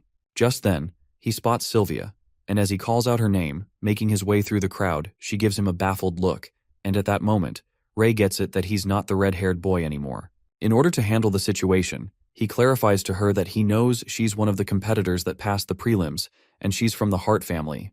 He's glad to meet her here, and is looking forward to her competition tomorrow. Trying not to sound rude, Sylvia asks him his name since he knows her family. That's when Ray travels back to his past as a red dragon, remembering how people used to be so terrified of him and hide wherever he came. Back then he was called Sen. Immersed in this contemplation, he snaps out of it when he sees Sylvia waving her hand in front of him, and he apologizes, introducing himself as Ness. With that, he asks her where she's headed, and Sylvia informs him that she has to change the weight of her single-handed sword at the blacksmith. The thought then crosses his mind that he wouldn't stand out if he went with her since he was going to go there anyway. so he asks her if he can come along since he was thinking of buying a new breastplate. He asks her if her sword is crafted with advanced beast crystals, and the silver-haired states that it's from the beast crystal of Finn Tiger, and her family sent it to her last night for the competition. While she admires the sword, deep down Rei realizes what it's like for nobles and children from normal families would only be able to get something like that after years of hard work. Knowing that he's an adventurer, Sylvia then questions if he goes to dangerous places often, and Ness responds that he does go to places near the border for missions, which makes her wonder if her family would ever allow that because it's too dangerous. Knowing that she'll hardly get the chance to get out, Sylvia lets out that she will have to go back to her family as soon as she leaves the academy, so she feels envious of the freedom adventurers. But these words force Rei to get reminded of a painful memory where his father, who was an adventurer, lies lifelessly after risking his life. Disappointingly, he tells her no one has complete freedom here. With that, they hear an explosion and get concerned about what has happened as people run past them, shouting that there's fire, and they both rush inside. At the place where the explosion occurred, the man whose building is burning down in flames is left devastated. Our guy disguised as Nez and Sylvia gets through the crowd when they get to know that a merchant's carriage stopped close to the inn earlier, and it seemed to be carrying beast crystals. Adding up, a few moments later the explosion happened. While Rei asks the civilian if the merchant is fine, the guy informs him that he's been sent to the infirmary. In the meantime, a woman standing near the fire cries her eyes out as her 2 children are trapped inside the building. Worried about the kids, Sylvia hurries to save them. However, Rei grabs her hand and lets out that she can't go in. Sighing, our boy decides to go instead, and Sylvia lets out her concern, saying that he would get burned. But our guy assures her that he knows ice magic, and with that, Rei casts Frostvine to cool the fire. While Sylvia is surprised to see that he's a mage, the fire gets berserk, and Rei makes his way inside the building as he protects himself with a layer of ice. Running out of time, he presumes that he needs to do it faster as he's going to run out of his mana at this point with the continuous use of ice powers, and his real identity will be exposed. He immediately activates the Dragon Eye and spots the kids on the top floor, hoping they won't run away. Meanwhile, the fire spreads at crazy speed outside as the rocks begin to topple over the people standing nearby. As that rock is about to tumble right on a guy's head, at that very moment, someone casts a water snake to put out the fire. Just then, Sylvia notices that it's her big brother in a soldier uniform and she is delighted to see him. Using his water powers, he lets out that it's been a while. Controlling the fire to such an extent, Rei safely rescues the children and manages to come out of the building. The mother rushes to her children and Sylvia asks Rei if he's alright, addressing him as Nez. Our guy made sure that there was no one left inside. After that, Sylvia's big brother calls out the others and asks if they aren't going to help. To her surprise, it turns out to be 3 more brothers, and one of them asks their bro to stop nagging as they're not as fast as him. The 3 of them then greet their little sister, and surprisingly, those 3 brothers also seem to have water attributes, as they use different skills to put out the rest of the fire. After that, the knight who arrives there thanks Sylvia's brother for helping in controlling the fire before it caused any harm, but he ensures that it's nothing much, and he should thank that other mage who risked his life to rescue the kids. However, Rei suddenly disappears and the big bro asks Sylvia where he is as he was just right here seconds ago. It appears that our boy had to escape instantly because his mana points were about to be depleted, and he changed back to his real face. Panting heavily, Rei thinks it was a close call, but he scampered at the right time. Nonetheless, he gets to know one thing and corroborates it when the system shows him 2 new skills he obtains, concluding that he gets new abilities by putting his life in danger. His new skill. Endless Void is a spell that allows him to create space, where he can store and retrieve items. Rei plans to use this skill when he's not disguised as Nez, so he can place all the equipment related to him in there. As for another spell, the Mana Sharing, our guy reminisces about the time as a dragon when he used to save multiple comrades who were on the brink of death, but he had limitless mana back then. Admitting that this spell won't be able to help out much now, our guy is certain that it will be invaluable in the future. Striding, Rei ponders that no matter what future the prophecy leads to, he feels the need to have an army of his own to change this world, and Mana Sharing spell will become a catalyst for his troops to become stronger. He anticipates that if he has enough mana, everyone who follows him will get stronger. Nonetheless, now that he saved those 2 children from the fire, Rei comes to realize that the system doesn't give him abilities after he defeats strong enemies, but when he saves lives. Strangely enough, the fact that he obtained 2 new skills this time makes him wonder if it's because he saved 2 people. He then remembers back then when he fought the Minotaurus and multiple people were in danger, yet he ended up getting only 1. Getting baffled, he thinks of the determining factor of how many spells get unlocked. With that, he reaches the Academy Hall and lost in thought, he speculates if he needs to save people on the brink of death for it to count, and decides to test this theory when he gets the chance. Spotting so many people in the hall, our guy wonders what is with the crowd. It appears that the families have come to see their kids. Meanwhile, Ian watches others meeting with their families. Kyle nudges him with the elbow and tries to make him the big guy feel better by saying that they're family too. As they laugh it off, Gary seems to be standing in a corner and sadly is not visited by any of his family. On the other hand, Sylvia meets up with her brothers and complains why they didn't tell her in advance that even Max has grown this tall, and the big bro lets out that they wanted to surprise her. Feeling shy, Max thinks that it's been 2 years since they last met after all, so it'd be boring to just say hello. Suddenly, Sylvia starts blushing as her eyes are fixated on someone, and her big bro asks if she spotted a friend. She then calls out Ray. Peeking at the red-haired boy, the big brother recognizes that it's the reckless boy from the first round. Meanwhile, Max is elated to see Ray and confirms if he's the one his sister talks about every other sentence, so he was wondering who that lucky guy was. As poor Sylvia kind of freaks out for getting casually exposed that she has a crush on Ray, Max, being friendly as ever, meets with him and thanks him for taking care of his little sister, insisting on doing some bonding. While our guy appears kinda pissed, Sylvia apologizes to him on her brother's behalf and embarrassingly lets out that Max can be a little rough sometimes and reveals that they're her big brothers. On the other hand, the big brother deep down didn't like how Ray acted, but he shakes that feeling off as he's the person his little sister cares about, so he better be polite. Just then, the big brother introduces himself as Marsh and asks the red-haired boy to take care of his sister from now on. Turning red, Sylvia interrupts that she can take care of herself. Shaking hands with Marsh, our boy could sense how strong he is, and that mana he has is almost endless. Ray compliments Sylvia that she's a natural leader and has been taking care of them most of the time, which makes his 2 other big brothers giggle. That's when she introduces her 2 big brothers, Johan and Jekyll, adding they both are in the military just like Marsh. She then reveals that her brother Max studies at Roland Magic Academy, and Max delightedly informs Ray they'd be able to meet at the World Combat Tournaments if he wins. But our guy's reaction is totally unexpected when he corroborates with him in disbelief that he goes to Roland. Asking what's wrong, Max questions if he has a friend who studies at Roland, and Ray gets impatient, frantically asking him if he knows a girl named Amy. Upon hearing the name, Max tries to recall, but he's not quite sure since Roland is a large city just like Avrion. Sounding desperate, Ray elaborates that her full name is Amy Blueblood, and she passed away recently due to an accident, asking if he knows anything about her. However, Max is unable to remember someone named Amy, and affirms that he'll ask around once he goes back and let Sylvia know if he finds out anything. Listening to this, Ray's face breaks into disappointment, and appreciates Max for his efforts. At that moment, a peculiar vibe lingers in the air, and Marsh immediately informs his brothers that there's not much time left, and the head knight still needs their help. He asks Ray and Sylvia to get some rest, and Sylvia waves them goodbye, adding that she'll show them around the academy once the tournament ends. As the 2 walk away, Marsh gazes at them intently and asks Max if he just lied now. Appearing apprehensive, Max confesses that he lied to Ray about Amy, and says that he doesn't know what to do regarding that girl, asking him what he thinks.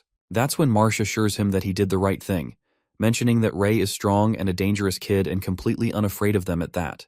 Moreover, he can't tell what's going on inside his head. After that, Max asks his brother if they should avoid getting involved with Ray, to which Marsh affirms that they should keep their distance for now and notice how things go. The scene then takes us to the finals, where the contestants seem to be in the waiting room. While Kyle and Monk are kinda nervous, Sylvia is freaked out as he's going up against Jay in the first match. Being constantly on tenterhooks, Sylvia feels really nervous and asks Ray if it shows on her face. But our guy calms her down and tells her to fight as she usually does, advising her not to worry about the results too much. That's when Sylvia expresses that she really wants to join the World Combat Tournament. Being born in a family of mages, she's the only one who is not gifted with magic, unlike all her brothers. Having a sense of trepidation, she couldn't forget how embarrassed her parents were. Peeking at her with concern, Ray asks her if she really wants to win, and she immediately agrees, as she needs to prove her worth. Feeling like she's truly at the end of her tether, the determination in her eyes is apparent, and she adds that she wants to prove that she can be as excellent as her brothers even as a knight. At that moment, our guy holds her hand and takes her somewhere. Meanwhile, Kyle informs them that the match is about to begin, and Dan blabbers that they're getting lovey-dovey before the match. Going somewhere secretive, Ray offers to lend his strength to her temporarily. With fire emerging from his hand, Sylvia looks at his glowing hand. Helping a friend in need, our guy hopes that she can lend him her strength when he needs it too, and Sylvia, blushing, affirms that she wants to become his strength. Just then, our guy uses his new spell, Mana Sharing, and transfers his mana to her. He tells her to use his chi when she needs it, but warns that it should be utmost for 10 minutes, or else if she goes past this time, it will damage her body. Meanwhile, the flares emerge from Sylvia with the help of Ray's chi. With her eyes snapped open in shock, she presumes that Ray can absorb people's strength and absorb it too. Come to think of it, she'd never seen anyone use a technique like this before, or even heard of this spell before. Feeling dubious, Sylvia wonders how many secrets he has that keep unraveling one by one. On the other hand, the final competition is about to begin. The people are exhilarated as the first one to come up is Jay Gree, and wonder if he's going to hold back as his opponent is a second-year girl. Just then, the match between Sylvia and Jay begins. They are allowed to use any equipment, and 2 Master Knights will judge the competition. The commentator further informs if any side has been hit with a fatal attack, they will do their best to stop the match and announce the results as soon as possible.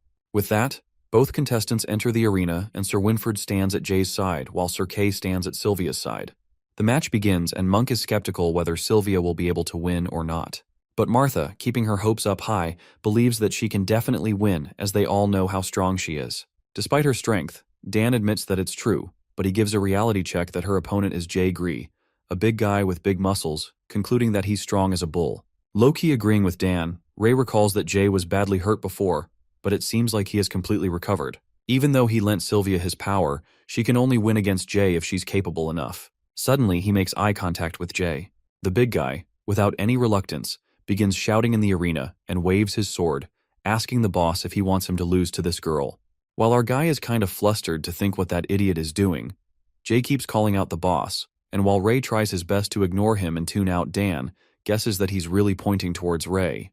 The people in the crowd are confused about who Jay is even talking to and wonder why he's calling a second year his boss. That's when the moment of truth unravels when the big guy screams out Ray's name and our boy, feeling utterly embarrassed, lashes out at him to stop shouting and fighting already. As Dan realizes that he was right, Jay assures his boss that he'll do his best, and pointing his sword towards Sylvia, he justifies that he mistook her as the boss's girlfriend, so he was thinking of going easy on her. Making her jaw drop, Sylvia turns red and clarifies that she's not Ray's girlfriend, rather they're just good friends, and tells him to bring it on as she doesn't need her opponent to go easy on her. With that, Jay, without wasting a second, leaps for an attack and slashes the sword. But Sylvia dodges the deadly sword attack as it slams into the ground, causing it to break. Realizing that it was such a heavy hit, she deduces that she wouldn't be able to block it with her shield, and if she took that hit, her arm would break. While Jay moves in for the second attack, Sylvia springs up, dodging the strike. She agrees that the guy does have a lot of strength, but he also has a lot of openings. Planning to give it a try, she emerges from behind and stabs her sword in his back. To her surprise, her Fin Tiger sword doesn't pierce the big guy's skin, which truly exudes that his muscles are no joke. As Sylvia fails miserably to even scratch him, Jay clangs his sword and she blocks it with her shield, barely holding on against his immense strength. Just then, Sylvia decides to use Ray's power that he had lent him. She bounces when her shield breaks to pieces, unable to withstand Jay's sword strike. Stumbling, she grabs a hold of herself, clinging her feet to the ground, and at that moment, she uses Ray's power. She decides to make it quick within 10 minutes. As fire emerges from within her, Jay is quite surprised to see her aura that is completely different and gets thrilled as things start to spice up. Tossing her shield away, Sylvia's strength seems to rise in a flash, and she leaps towards Jay at such a crazy speed that even the guy is unable to catch up with her. However, Jay underestimates and thinks that her speed is not enough to land a hit. Abruptly, he loses focus as Sylvia seems to be moving too fast, and his excitement is short-lived when she emerges from behind and manages to stab her sword in his stomach, making it bleed. Flabbergasted, his eyes snap open in shock and he wonders what's going on lately, muttering about his lucky streak as he's getting surprised one after another. On the contrary, Jay's classmate Cherry is also stunned to see that Sylvia managed to hurt the big guy, and Harry Delbert, who didn't expect her to be this strong, believed that Ray was the only second year who could do it, but it seems like he underestimated them. Meanwhile, the people in the crowd are going crazy over Sylvia after witnessing her iconic fighting moves and even claiming that she's a goddess. Her brothers, who are also in the crowd, watch her proudly while Max, being funky as always, shouts to her to beat that guy up. His brothers, Johan and Jekyll, tell him not to get excited as the match has just begun and Sylvia's opponent hasn't gone all out yet. But Marsh peeks at her with pride and affirms that his sister is performing better than he'd expected. Plus, with her fighting style being so clean and efficient, he anticipates that she's really suited to be a knight. Well, they all seem too proud of her without knowing that she's using Ray's power at the moment, and that's not even her real strength, which is a shame. On the other hand, her classmate Dan comments that it was such a beautiful hit, but it only scratched Jay, and Kyle nervously lets out that his body must be made of metal. Still using Ray's chi, Sylvia thinks it over and conjectures that Jay's body is strong enough that she can barely hurt him with Ray's chi. That being said, she observes that the big guy is overly reliant on his natural constitution, so he isn't good at concentrating his chi to defend his weak spots, and concludes that there are many openings that she can take advantage of. She plans to continue to hit him at the same spot that might give her a chance to win. Following her plan, Sylvia with her fast movements slashes her sword at Jay's wounded spot, making him hurt again. In the meantime, Jay slams his sword and breaks the ground while Sylvia bounces to dodge. Dashing towards Gree, she certainly thinks of targeting the wound on his lower abdomen, but suddenly she feels her energy dissipating. Her luck leaves at the crucial moment when Ray realizes that she's sadly run out of time. Trembling, Sylvia holds onto her hold and thinks of holding on a little bit more. As she's zoned out, in a flash, Jay strikes, making her sword tumble and leaving her disarmed. Taking the chance, he fiercely slashes the sword at her while her classmates are freaking out as she's going to get hurt. At that time, Winford casually halts the sword and says that it's enough while Sir Kay grabs Sylvia into his arms. Apologizing, Jay justifies that he got a bit too excited because he hadn't met a girl who could fight this well in a while. After that, the judges announce the winner, Jay Gree, while the crowd applauds for him. After the match, Monk is surprised to see that Sylvia became so strong before they even knew it, and thinks that it's a shame that she lost to Jay. Even though she lost, Martha believes that she'll be able to surpass Jay by the time their third year. Nonetheless, the match proceeds between Ray and Jira. His friends wish him luck, and our guy walking to his position is aware that Jira won't come since he burned him to death, but he needs to go there to keep up appearances. Encountering Ray, Jay praises his friend Sylvia that she's pretty strong, addressing him as boss while our guy thinks the same. While Ray stands in his position, the commentators call out for Jira to step into the arena immediately. It creates a buzz in the crowd as people begin to wonder if Jira slept in or what, guessing that maybe chickened out and called it an embarrassment. Jira's classmate Cherry asks Harry if he has seen him lately because she didn't happen to see him since the tournament started, but Harry also refuses, saying that he didn't see him either. Well, it looks like Jira had disappeared in thin air, but in reality, he has met his unfateful end at the hands of our main character. Meanwhile, the head knights seem to be discussing the absence of Jira. The crowd seems to be going berserk over it, thinking who the hell Jira is that everyone is waiting for him. Just then, the announcements notify that seeing Jira not showing up at the competition, he has been disqualified, making Ray the winner by default. Listening to this, the crowd is left in disappointment and assumes that it's all rigged. On the other hand, Marsh also seems to have his hopes dashed, knowing they won't be able to watch Ray fight while Max, letting out a sigh of disappointment, is bored to death as he really wanted to see him fight, since they might go up against each other in the future. After that, the next contestants, Badger and Samir, are called up for the match. However, Badger doesn't seem to feel much confidence without his twin Sloth, as he's fought separately without him before. They've always been together, and the fact they use the same toothbrush shows how strongly bonded they are. While Dan, who is trying to comfort Badger, is disgusted by him, Ray lets out that he's going to check on Sylvia. Taking it the wrong way, Martha asks him to wish her well from her side, and Kyle is jealous of him, saying that bro is winning at life and he want to fall in love too. Heading to the infirmary, our guy ponders that Sylvia wasn't hurt badly and also has to take his chi back. Asking if she's okay, Sylvia hides her face in the blanket and apologizes to Ray for losing, even though she had his power. He assures her that she did her best, but Sylvia, looking crestfallen, utters that she is too useless, and tears start streaming down her face. Our guy tries to make her feel better and convinces her that Jay is just a monster with all those muscles. Disgruntled, Sylvia knows that he's trying to comfort her, but she expresses that it's not an excuse for her loss and predicts if they meet a strong beast in the wild, there's no point if she fails to protect everyone. Hearing this, inside his mind, a vision unfolds when Ray recalls his life as a dragon and how he failed to protect his own kind.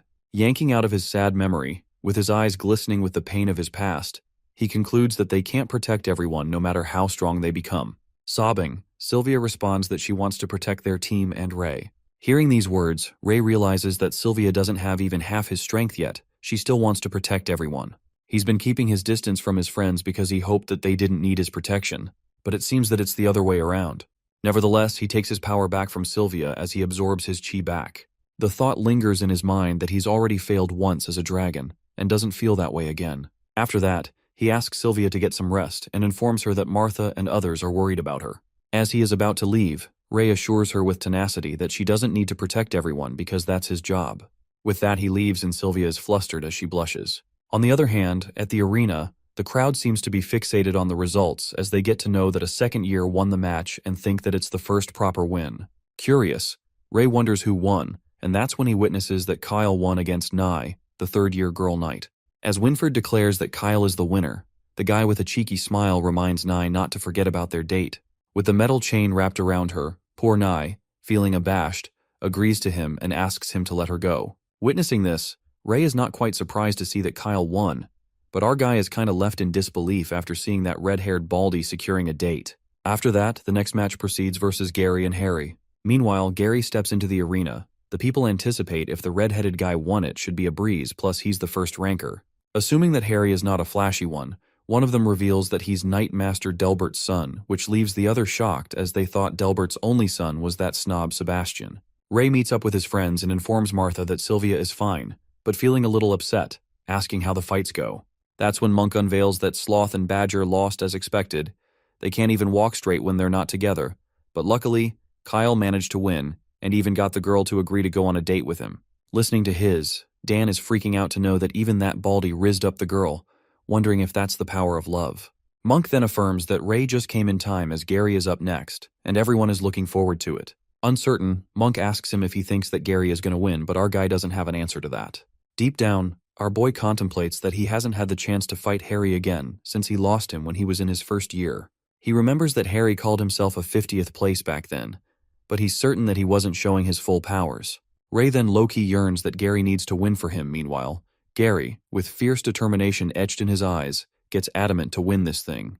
With that, the battle begins and they both scamper at a crazy speed. Their swords clang against each other as they clash, and Harry chuckles, mocking Gary by asking if he's using any of his strength as he can't feel it at all. Pissed, Gary gulps down his anger and clarifies that he won't hold back. With that, he goes berserk as he goes in for a continuous attack, giving a little hard time to Harry. While Dan is quite impressed to see Harry as it appears to him that he is keeping that third year on the ropes, Monk doesn't seem so positive about it. Watching them combat, Ray comments that Harry hasn't even got started yet, and his assumption turns out to be true when Harry hits his sword with a clang, making it fly far away. As Gary's eyes snap open in shock, Harry provokes him as he utters that the fight is boring, asking if this is all he's got. Low-key panicking, Gary presumes that it feels like none of his attacks are connecting well, as his attack definitely hit his sword. With that, he leaps in for an attack at a fast speed, however. In a flash, Harry parries the thrust of his sword like it's a breeze. Dodging the attack, Harry pisses him off, uttering if he's really the strongest in his year and believes the silver-haired girl is stronger than him.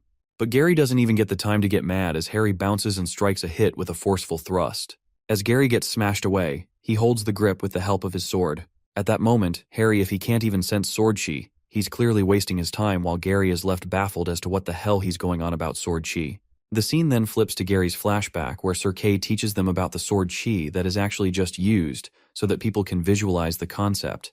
It's more of a feeling.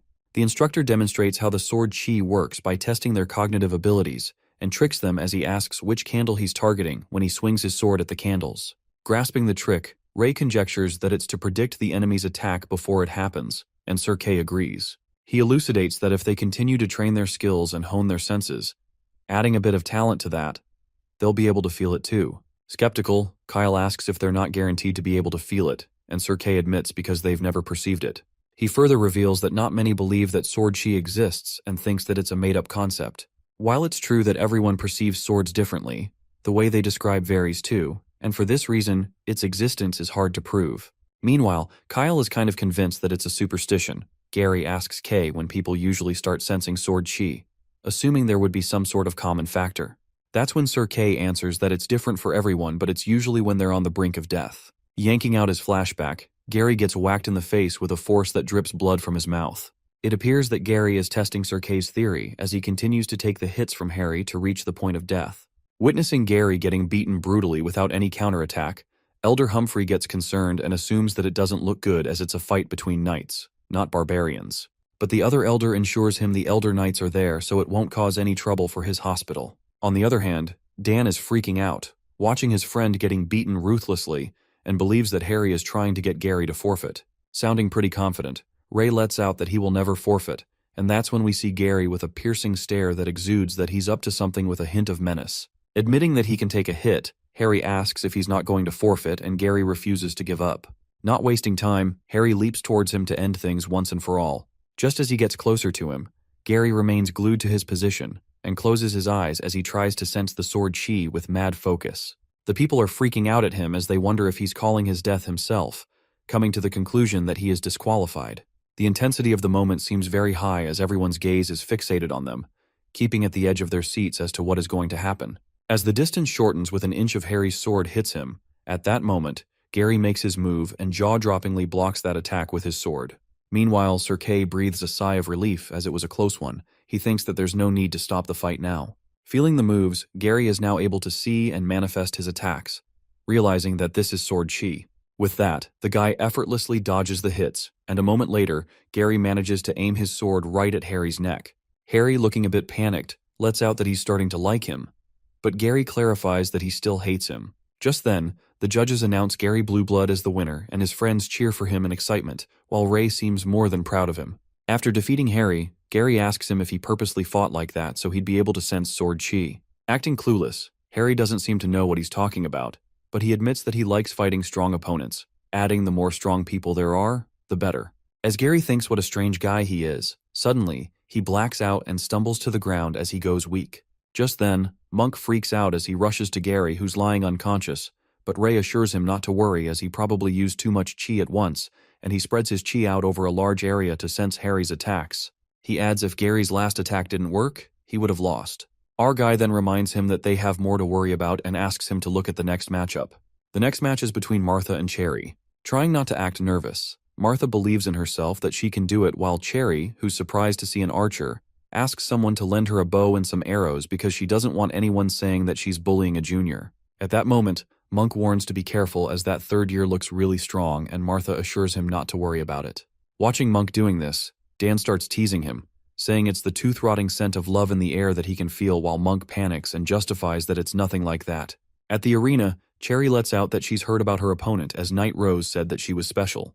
While Martha is baffled to see Cherry using the bow and arrow even though she's a white belt, she doesn't feel flattered. Rather, she responds that she feels she's just a dime a dozen. Having had enough of the chit-chat, the fight begins, and Martha strikes first as she shoots an arrow to test things real quick. Not amused at all, Cherry notices that it's a simple trick and she shoots an arrow with great strength that soars towards Martha's arrow, breaking it rapidly. Witnessing this, Martha did expect this from her, who's among the top 5 of the third years, given that she dealt with it easily. The people are amazed at Cherry's shot as she managed to hit that arrow while it was flying and think that it's common for people of their level. But they debate about Cherry, who doesn't seem to be an archer, and she's not a green belt either. They assume that she just got lucky. Nonetheless, Martha shoots 2 arrows at once for size, but Cherry catches them with her bare hands and utters that she's really nothing special, disgruntled that Night Rose raised her expectations for nothing. Pissed at the big woman, Martha then shoots a large arrow to see if she can strike this one down. Thinking that Martha's underestimating her, Cherry shoots the arrow with a thrust. Ablaze, the arrow clashes with hers, making it break again. Thunderstruck, Martha's eyes snap open in shock as she tries to process that her arrow got shot through. Zoned out, Cherry's arrow is about to hit her while the knight screams at Martha to dodge the attack. Snapping out of it, Martha immediately bounces to save herself, and fortunately, the arrow hits the wall with a bang, creating cracks in it. Realizing it was a close call, she gets lucky to get past that deadly attack that was an inch close to hitting her. Meanwhile, Dan is freaking out as he is terrified of Cherry's power, thinking that it's a cannon rather than an arrow, believing that if they get shot by something like that, they would certainly drop dead. Noticing that he almost couldn't keep up with the path of the arrow because of its crazy speed, Monk concerningly asks Ray about his opinion, asking if he thinks the Master Knight can block an arrow like that. Our guy couldn't really answer that and expressed his opinion that Martha should forfeit, because if she doesn't, she's going to get hurt. Upon hearing this, Monk seems to be aware deep down that Martha won't give up until the very last second. On the contrary, Martha tries to get her act together, thinking that she needs to clear her head and focus. That's when Martha executes her ultimate plan, and she keeps running in circles while continuously striking the arrows at her and keeps dodging arrows that Cherry hits at her. While Cherry thinks that she's a nimble one, Martha finds her perfect blind spot as she aims the arrow at her from behind.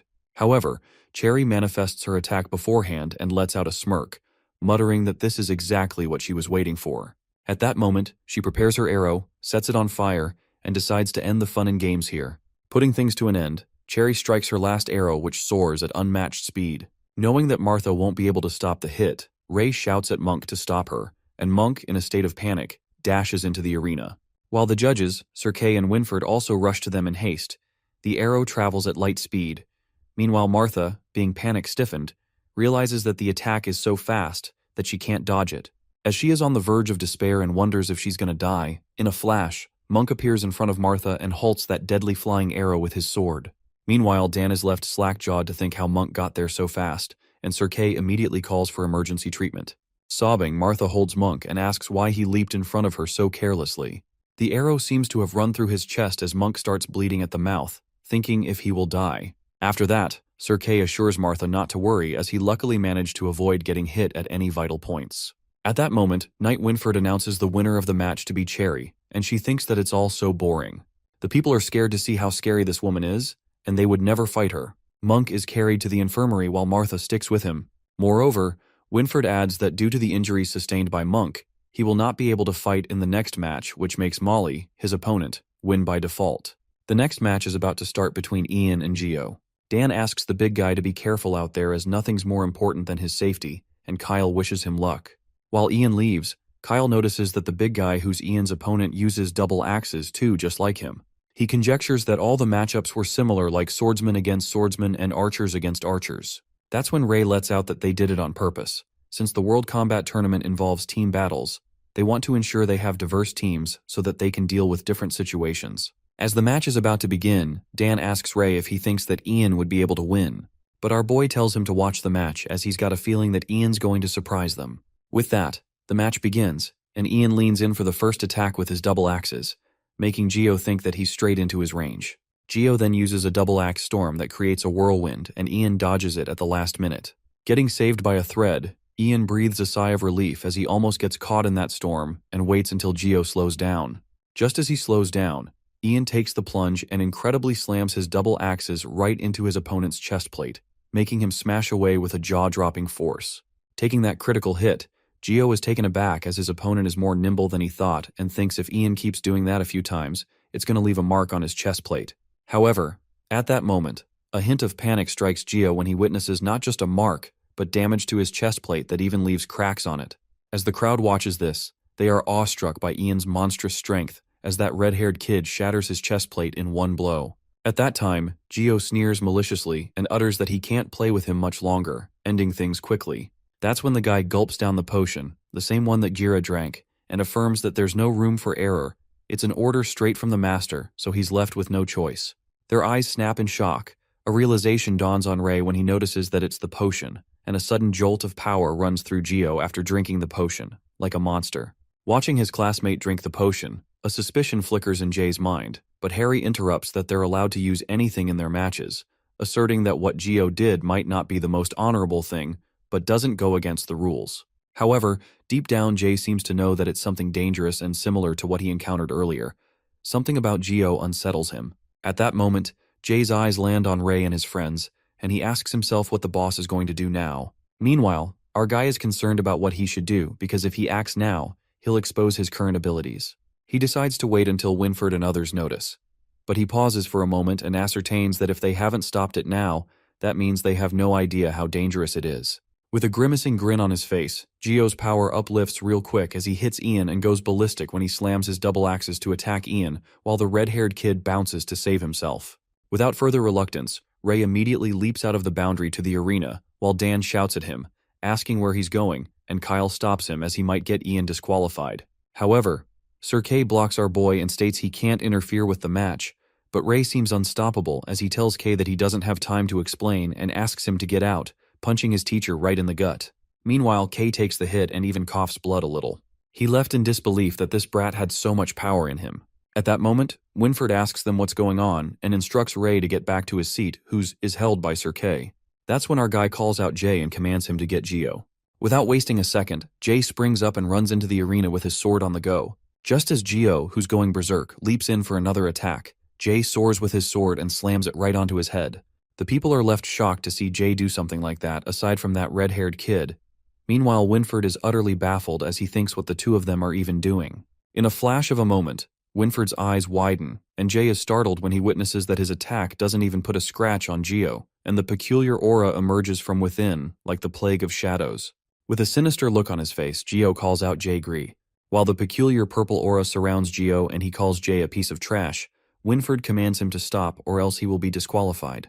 In a flash of a moment, Winford witnesses something terrifying when Gio's face transforms like that of a monster, and he immediately grasps that it's the Plague of Shadows. Suddenly, the Plague of Shadows begins spreading only among the third-year participants, and it causes an uproar amongst the crowd as they panic. Sir Kay is left flabbergasted to see that the plague is infecting so many people, and Ray, appearing shocked, suspects that it was a premeditated operation.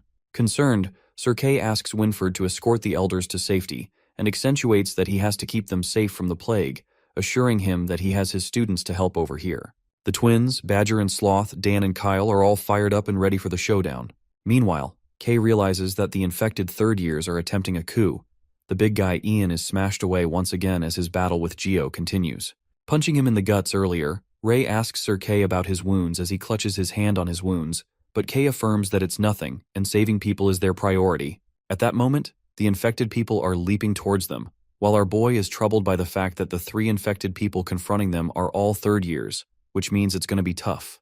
With that, the twins ask him to go and help Ian defeat Gio, while Dan also assures him to leave the 3 third years to them because his match isn't happening, so he's planning to hash it out here. Counting on his friends, Ray leaves and Asher, one of the infected third years, flings her sword towards Ray, but Dan emerges with his spear, asking where are her manners when her opponent is right in front of her. On the other hand, the 2 infected twins confront Sloth and Badger, calling them losers. However, this time Sloth and Badger are amenable to fighting them because they were separated back then, but it's different now that they're together.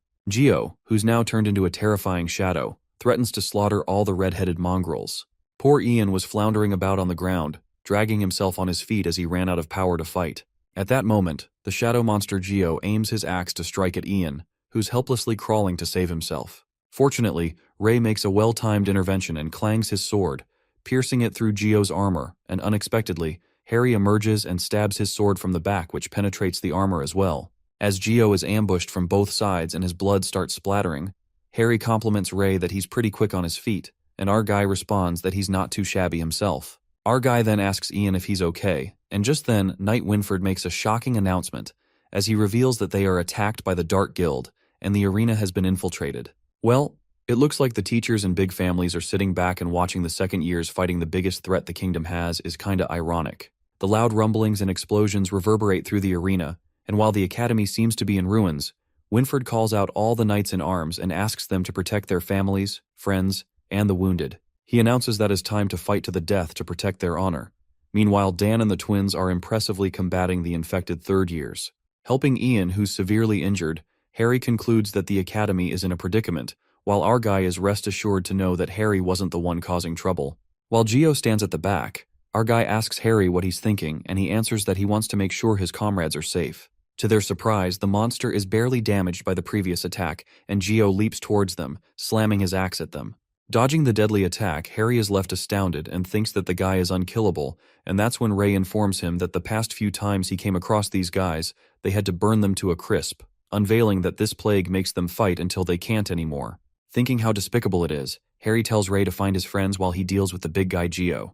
While exhausted, Ian is resting against the wall. Our guy leaves Harry in charge to wipe out Gio, and Jay shouts at his boss to take him along. But our boy tells Jay to go and help Sir Kay because he needs more help, and with that, Ray leaves. Climbing to the top to observe the situation, Ray activates his dragon eye and witnesses the critical situation as the people are fighting off the Dark Guild enemies. He witnesses the infirmary being surrounded by the enemy and notices that there are so many people with the Plague of Shadows there.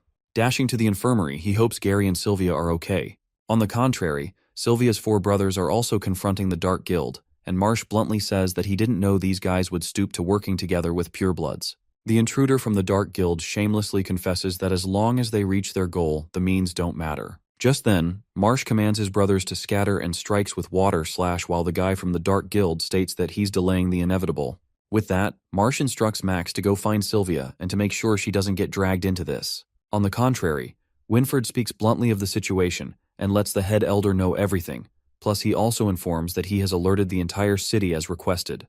The elder, without showing much concern, asks Winford to leave. However, it appears that Knight Winford has so much to say, and he is trying to get it off his chest. Taking it all in, the knight chooses silence and takes the leave.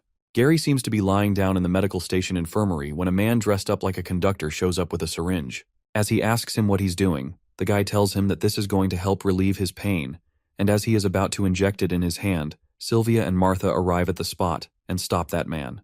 While Martha attacks the guy, he dodges it and shows his real self, as he turns out to be infected by the shadows. Sylvia rushes to the boy who has just been injected by the potion, asking him if he's okay, but it's of no use since it's too late. That's when numerous infected people emerge, and one of them gives them a choice to become one of them or die. But Gary decides to go with the third option, which is to fight them. Sylvia tries to stop Gary, telling him that these people could still be saved, and warns him not to kill them. Gary kicks one of them on the leg, while the shadows manipulate Gary and trick his emotion by reminding him that these are his comrades and he can't kill them. One of the infected people offers him to join them, and moments later, Martha shoots that guy with her arrow, letting him know that others might be their comrades, but he isn't. While Sylvia compliments Martha, they notice that the infected people have started to lose control, and Gary suggests not to care about hurting them right now. But Sylvia tells him to restrict their movements without causing lethal damage to them, but to break their bones if he has to. Struggling to fight them, Gary asks about the matter and Martha doesn't seem to know either, besides that they have started to go berserk. Sylvia suspects that maybe someone is trying to cause a scene, therefore they should just get out of there. Worried, Martha stresses that they should find Monk since he's in the operating room, and as they reach there, they see the window splattered with blood. Rushing inside, they witness Monk, holding something sharp in his hands, and looking traumatized, he admits that he has killed people and taken lives. But Martha consoles him, assuring him that it's not his fault, while Gary and Sylvia are having trouble keeping the doors closed as the infected ones are trying to barge in. They can't seem to keep up much longer, and Gary freaks out, interrupting Martha's and Monk's romantic moment, telling them to hurry it up. It seems like many people had been infected by the plague, and Nye suspects that the Third Years did this on purpose to betray them. Knowing the fact that they've got an obsession with bloodlines, she didn't imagine that they stoop this low and become pawns of the Dark Guild, which didn't feel right. Suddenly a shadow appears behind her, but Nye gets saved by Kyle as he strikes a blow at him. Kyle asks her if she needs help, calling her a charming lady, when suddenly he's attacked by another shadow, and this time Nye protects him by smacking the zombie, leaving him astonished. With that, she tells Kyle to take care of himself before anyone else, and he feels the urge to protect her even more now. The red-headed guy taunts the Third Years by saying that they're just making things more difficult, and Nye says she doesn't know if they were forced or did this voluntarily, but this is a pre-planned operation. As they are cornered by their fellows, a water splash emerges, removing all the shadow warriors, while Kyle thanks Max, who helped them, and Nye wonders what a mage from outside is doing here. Max then lets out that he's looking for his sister and asks them if they know where the medical room, to which Kyle asks him to follow him since he's going to look for his friends too. Meanwhile, Sylvia and the others are struggling to get out of the infirmary, being surrounded by so many shadows. Martha wonders why it is getting more crowded, and Sylvia replies that it's because they're targeting the uninfected. As they're about to reach the exit, they hear Kyle, and strangely, Sylvia hears his brother's Max voice. They let them know their location, waiting for them to arrive. They find them, and Kyle seems to be intimidated by the amount of people inside the medical station, but Nye tells him not to just stand there and move. Following the plan, Kyle and Nye throw their chain and dart rope towards Gary and Monk, telling them to grab it. Holding onto the ropes, they use it to kick the zombies aside while Max uses the Sylph's wall of water to clear the path, and everybody rushes through it since he can't hold it much longer. As everyone is running, Sylvia asks his brother about others, and Max informs her that they're at the arena. The academy is attacked by the Dark Guild, and many of their goons are there, so he has to go and help them now. While she insists on going along with her brother, Martha asks about the condition of others from Kyle, to which he says that everyone was fine until he left except for the big guy Ian, who was hurt really badly. Gary asks him about Ray, and Kyle informs him that he is coming here too, anticipating that Ray would be here before him. This leaves Gary to wonder if something happened to him. In the castle, we see Winfred trying to convince the head elder that the students need to be rescued immediately, and the elder tells him to calm down since the attack on the arena might just be a trap. Sending their forces there might be dangerous for the safety of the castle. He then asks for permission to let him go there on his own since Sir Delbert and Bernardo are here, but the elder interrupts him, reminding him of the importance of guarding the palace. He terrifyingly admits the amount of people that will be sacrificed, and the elder thinks that as a knight he should know better that sometimes it's better to sacrifice the minority to save the majority. Ray, who has been listening to the whole conversation outside the castle, is left shaken over the fact that they're throwing students to death. The head elder makes himself clear about the mission, and Winfred agrees to him. Our boy, who seems to be eavesdropping on their conversation, gets ticked off when he hears this. Enraged, he ponders that to them, the lives of the students are nothing compared to the secret of the academy, and concludes that it's a foolish decision made by foolish humans. Well, it looks like our guy is playing his cards right when he uses his glamour power and transforms himself, as now he will fight his own way. On the other hand, Harry is still fighting off the enemies and asks Jay Gree if the reinforcements are here yet. However, big guy Jay, with a bright smile on his face, lets out that they don't need any reinforcements, and he usually doesn't get the chance to fight to my heart's content like this, adding that he feels like beating up 10 at once. Meanwhile, Sir Kay is backed up by Marsh, and guessing from his uniform, he states that Marsh must be a general from the Allure Kingdom's army. Agreeing that Kay is right, Marsh bluntly lets out that they better make this quick, as it would become more difficult for them once they progress to the second stage of the plague. Slashing the enemy, Kay seems to have the same thought. The scene then switches to Asher, who's infected by the plague and fights Dan, calling him weak. While Dan struggles as he's attacked by Asher, Dan accentuates that this is as far as she can go by boosting her strength with power that is not her own. At that moment, someone straightly shoots an arrow that pierces through Asher's neck, and she screams in agony. It turns out to be Cherry who shoots her and apologizes for killing her classmate, while Dan compliments her that it was a good shot. But Cherry thanks him for distracting her so that she could shoot the arrow. The scene then takes us to the infected twin third years who are defeated by Sloth and Badger. They are left in disbelief as they both were so weak in the competition. The twin boys say that they were separated back then, so there was nothing they could do, but once they fight together, they never lose. After that, Sylvia and the others come rushing outside and find her brother Marsh. While Marsh is delighted to see his sister is safe, Dan is glad to see that Monk and Gary are okay. Suddenly, they are again attacked by the infected enemy. The large number of infected people come rushing their way, and Dan freaks out as they just managed to beat all of them, but now they're back. Marsh commands everyone who's hurt to stand back, and Sir Kay instructs his students to get in a row and not let the enemy get past them. Overwhelmed with concern, Sylvia frantically lets out not to kill them as they're all infected students, and they can still be saved. That's when a suspicion flickers in Sir Kay's mind as he contemplates that it might be a plan of the Dark Guild all along. With so many people here, they wouldn't be able to avoid accidentally hurting some of them. Nonetheless, Marsh takes the lead and asks his twin brothers to use water pulsing, telling them to hand the control of their power to him. Using the water pulse, Marsh converges the power and the water pulse hits every infected person, making the potion inside them dissipate. It appears that the potion they were injected with is being extracted from them with Marsh's powers. While most of the infected people stop moving, Marsh holds on a bit longer to extract the potion from the remaining students. Just then, Marsh stumbles on the ground as he goes weak, and while all these siblings rush to him, Sir Kay is amazed by Marsh's strength, as having a lot of mana is not enough to be able to perform such precise operations on so many people at once, concluding that he's terrifyingly strong. Meanwhile, Sylvia holds her big brother. Marsh affirms that he's fine. It's just that he used too much mana at once, assuring he will be fine after a few days of rest. After that, Sir Kay commands Kyle and Monk to lead a team and gather the wounded, while he asks Gary to check on those who were infected and see how they're recovering. Deep down, Kay feels grateful for these mages that the casualties are within acceptable amounts, and thinks that once everything settles down, the Academy will have to thank them properly. When things are finally settling down, suddenly, black clouds form, and a strike of lightning occurs, which frightens everyone to death as their eyes snap open in shock. It appears that something forceful bangs on the ground, creating a rumbling crash. While everyone gapes with bewilderment to see what it is, to their surprise, someone emerges from the dust and makes quite a destructive entry draped in full armor. Eyes widened, Gary asks Kay if he knows who this is, and that's when the powerful armor guy calls out Kay by his real name, Caden, as it is delightful to see him after a long time. Enraged, Kay clarifies that he has no right to call him by that name, while Marsh recognizes Mothram and is surprised as he didn't know he'd come personally. Well, it appears that he's the previous elder of the Avrian Knight Academy and the leader of the Dark Guild, Mothram.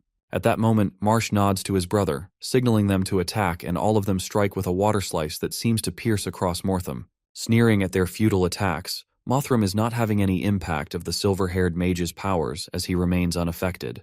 Meanwhile, Marsh is appalled to see that his powers went unnoticed. Mortham threatens them, saying if this is how they want to play, then it's the end. Using magic, Mothram emerges, lighting from his hands as it forms into a ball of lighting, and ruthlessly strikes the lighting at the silver-haired twins, Johann and Jekyll, as they scream in pain. Left in disbelief, Marsh is shocked to see that the armor elder can use the power of the lighting while his two brothers lie unconscious on the ground after getting hit by the jolt of lighting. A chilling thought crosses Caden's mind when he presumes that they've never seen a human using lighting magic before, as it's a strong element that only legendary monsters can use. Even back then, he never heard of him having an ability like this. While Kay tries to figure out the situation, Mortham apologizes for not being here sooner, but he believes that none of the elders are willing to appear, not even if he kills everyone here. Just then, Cherry steps in and shoots the arrow at the armor guy with unmatched force, but Mortham thinks that it's too slow and breaks her arrow like a flying bee. Jae-Gree then ambushes Mothram from behind and is about to slam the sword on his face, but the armor guy, mocking his futile attempt, calls him a foolish child and strikes lightning at Jae, smashing him away with a force that he bangs in the wall. After that, Mothram seems to have a personal beef with Caden, and he asks him if students call him K. Exasperated, K cuts to the chase and asks what he wants. That's when the armor guy states that he will give K a chance to make a choice. Baffled, Caden wonders what choice this is going to be, and then a tense moment unfolds when Mortham utters that he will let him leave to seek aid from the elders.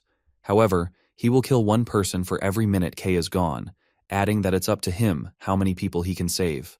Putting him in a life-or-death situation, Caden asks what's the other option while signaling Gary, Kyle, and Monk to attack. While Mortham reveals the other option, which is to watch him kill all one by one, Kyle and Monk furtively prepare for an ambush. In a second, K, Monk, and Kyle leap toward him, aiming their weapons at him. Watching himself getting surrounded, Mothram realizes that this is Caden's choice. As they all attack him, in a flash, Mothram disappears like a bolt of lightning, leaving everyone to wonder where he'd go. A few moments later, K spots him as the dust settles, and the armor guy seems to be choking Cherry as she appears in pain, struggling to release herself.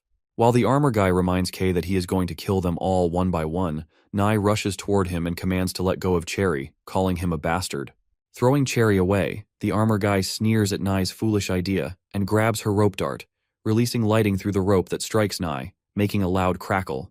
In the meantime, Caden arrives and cuts off the rope, saving Nai from being electrocuted. Fortunately, Monk catches her and asks if she's okay, and Nai seems to be fine. As this happens, Kyle takes advantage of his distraction and wraps the armor guy with his metal chain. Tugging hard, after wrapping the chain around the big guy, Kyle pulls back and smacks the tip of his chain into the ground as it crashes, calling out to Gary for the next move. At that moment, Gary and Harry appear and they pierce that metal chain, confining it inside the ground with their swords. Hopping mad, Mothram seems done with them as these brats seem to be getting on his nerves so that he's trapped. Loud rumbling echoes when Mothram gears up for an iconic lighting attack. Sylvia interferes at the right time and shoves Gary and Harry away to protect them from the deadly lightning attack. Watching this, Mortham is taken aback as Sylvia predicts his attack, which triggers him a bit. Taking the only chance she has, Martha aims her arrow and hopes that the big woman's technique works, referring to Cherry. As she releases the arrow, it soars to hit Mortham. However, the armor guy disappears once again and unshackles himself like it's a breeze. Tripping to the ground, Martha is left in a state of fright as she realizes that they can't keep him in one place when abruptly Sylvia shouts her name, alerting her about the incoming attack. While Martha is saved by a thread, Mortham corroborates that Sylvia can predict his attacks, which means it wasn't a fluke. Dealing with her first, the armor guy dashes towards her, but he is halted by Marsh and Max, who cast water slash at him while the rumble of attacks grows louder. At that moment, Dan scampers with his spear and frantically leaps toward Mothram, striking his spear at him. Witnessing the armor guy didn't even get a scratch, slack-jawed, Dan is left in disbelief as put almost all of his power into that one hit. Sneering, Mothram mumbles that he's grown bored of this fight, and now it's time for him to die, emerging a big orb of lighting with his magic with such force that it makes the ground crack. Getting frantic, Mothram surrounds the atmosphere with terrifying lighting that seems inevitable and powerful enough to destroy the whole academy. While his power emerges as the lighting is produced, in a flash of a moment, Gary takes the leap and hits his sword on the armor guy's shoulder with immense power. Remaining unscathed, Mothram is impressed that the Avrian Academy has still managed to produce a few special students, but he thinks that it's a shame because they're going to die here anyways. With that, he casts his lighting to hit Gary, who crashes away, and the armor guy surrounds himself with lighting that keeps emitting, creating such a force that could fling anyone away. Kay, who's barely standing his ground, tries to move closer to Mortham and wonders how he became so terrifyingly strong, surmising that now only the 6 elders can stop him. He manages to walk closer to the armor guy, clutching his chest because it's nearly impossible to move through. Confronting him, Mothram lets out that it seems like his plan didn't work, confessing that the elders are willing to sacrifice all of them just to keep those things buried deep underground. Sweating, Caden realizes that's what this guy wants and clarifies that he will accomplish this in his dreams, calling Mortham a madman. As soon as Kay erupts these words out of his mouth, the armor guy points his finger at him, charged with lighting, and stating he has his ways. He stresses that he can't go home empty-handed today. Just as he's about to bid Caden farewell, something screeches in the back, and someone strikes a powerful blow at Mortham that he somehow dodges. Looking at who it is, it turns out to be Jay Gree, who smacks him with his big-ass sword. Smirking, Jay asks the armor guy if he thought he could kill him just like that, so he's sorely mistaken while Kay asks if he's alright.